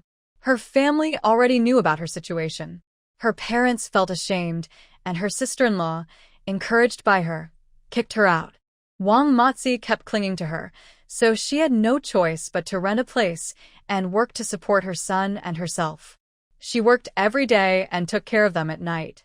Life was very hard. When she saw Zhong Lin, who was even worse off than her, she couldn't help but mock her. She was angry that Zhong Lin, this despicable person, dared to secretly watch her drama. "Compared to you, I still have some dignity. Everyone in Shanghai knows what your family has done," Zhou Xiuyu said maliciously. When the Xin family returned to Shanghai, they made sure to spread the news about the shameless Zhong family. Zhou Xiuyu had heard about it too. You shameless person." The two started insulting each other and even fought. Others nearby tried to break them up. The situation escalated, and the boss came over because Zhou Xiuyu had a connection with him. As a result, Zhong Lin was fired. Fired? Fine by me. I don't want to do this anymore. After saying this fiercely, Zhong Lin turned and left. Anyway, her pay was settled daily, and she had already earned enough to take the train to Beijing. At worst, today would just be a wasted effort. Zhong Lin went to Beijing, but the city was so big, and she was unfamiliar with the area. For a while, she couldn't find anyone who had never worn a mask. With no other options, she could only go look for Zhong Qing. When she saw Zhong Qing again, Zhong Lin looked at her fair skin, her elegant and beautiful dress, and her noble air. It made her almost grind her teeth in frustration. She struggled hard before finally deciding to go up and call out to her. Zhong Qing was also surprised to see her. "Why are you looking for me? I don't think we are close enough to catch up, right?" Zhong Lin gritted her teeth and asked, "I want to know where my third uncle is." "Can you tell me? Your third uncle? Do you mean Zhong Shouye?" Zhong Lin thought she would be humiliated and learn nothing, but unexpectedly, Zhong Qing told her the address of Zhong Shouye's family. She didn't know what kind of mindset Zhong Qing had, whether it was because of the bond they shared from living together for so many years, or just because she wanted to see Zhong Shouye's family have a hard time. She didn't care about that anymore. She just wanted to know the address. "Thank you." After quietly saying these 2 words, she hurriedly left Beijing University. The place where Zhong Shouye's family lived was not as good as Zhong Lin had imagined. It was a narrow, small apartment building with many families living inside. As soon as Zhong Lin stepped in, someone asked her, "Hey, you look unfamiliar. Are you here to find someone?" "Annie, I am here to find Zhong Shouye." "Does he live here?" "Zhong Shouye?" The Annie looked her up and down but didn't say anything. "I am his niece from his hometown. Something happened at home," Zhong Lin said nervously. "Oh, I see." Zhong Qing lives here. The second room on the right side of the third-floor staircase is his. You can go up yourself. Okay. Thank you, Annie. You're welcome. Zhonglin went up to the third floor, found the second room, and knocked on the door. A middle-aged man opened it. Although she had never seen him before, she could confirm that this was her third uncle, Zhong Qing, because he looked so much like her grandfather. Who are you? Zhong Qing asked, not recognizing her. Third uncle, I am Zhonglin. My grandfather is Zhong Yiliang, my grandmother is Wang Suifan, and my father is your older brother. I am your niece. Zhong Shui's face changed dramatically. He immediately wanted to close the door, but under the influence of reason, he stopped himself. Shui, who is it? A woman's head appeared inside the house again. Your Auntie San, right? I'm Zhonglin. As expected, Zhonglin saw the woman's face change color. She was prepared to be driven out but was surprised that her third uncle and third aunt actually let her in. Annie-san, Grandpa and Grandma have been sent to the farm for reform. My mom and my brother are dead, my dad is paralyzed, and second uncle and second aunt are divorced. The family is in chaos now. You must go back and take charge. Zhong Shui and Song Huaying exchanged a glance, both knowing Zhonglin was here just to get some money. Mom and Dad, who is here? The bedroom door opened, and Zhonglin saw a girl of her age walk out. Seeing her clothes, Zhonglin's eyes flashed with jealousy. Lu Xian, this is your cousin Zhonglin. Linlin, this is your older cousin Zhong Lu Xian. Your younger brother is still at school. Older cousin. Youngest cousin, Zhong Lu Xian was initially confused. After reacting, her face also changed, and she quickly went back into her room and shut the door.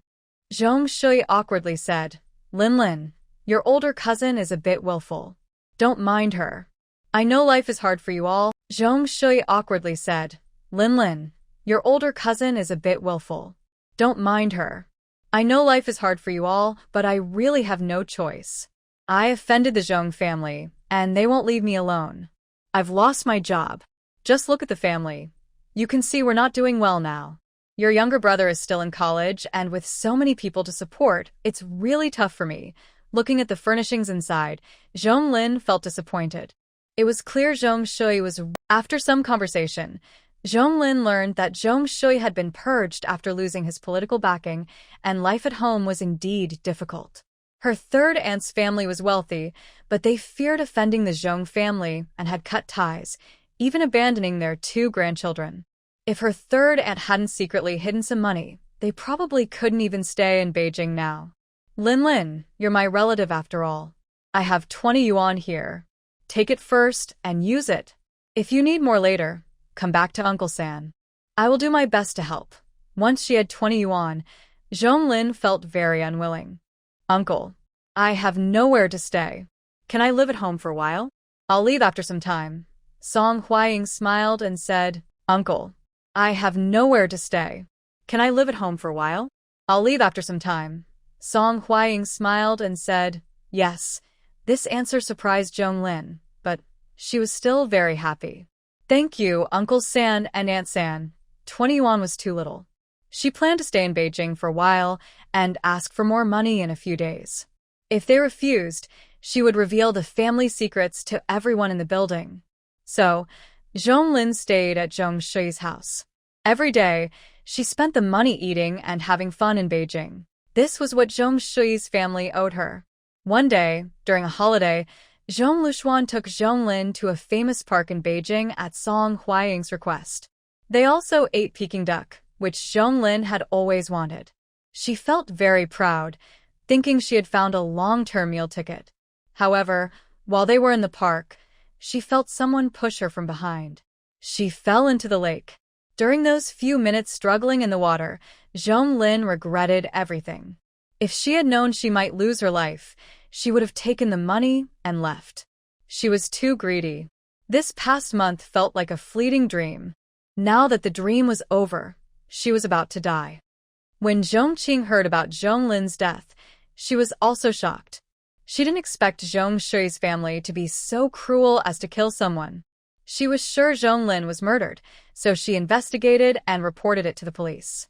In the end, they found that Zhong Lushuan was the one who attacked her, but the instigators were Zhong Shui and Song Huaying. The three of them went to jail. Only Zhong Qing, who knew nothing, was still in college. He didn't know his parents and sister were in prison. Was this his luck or his misfortune?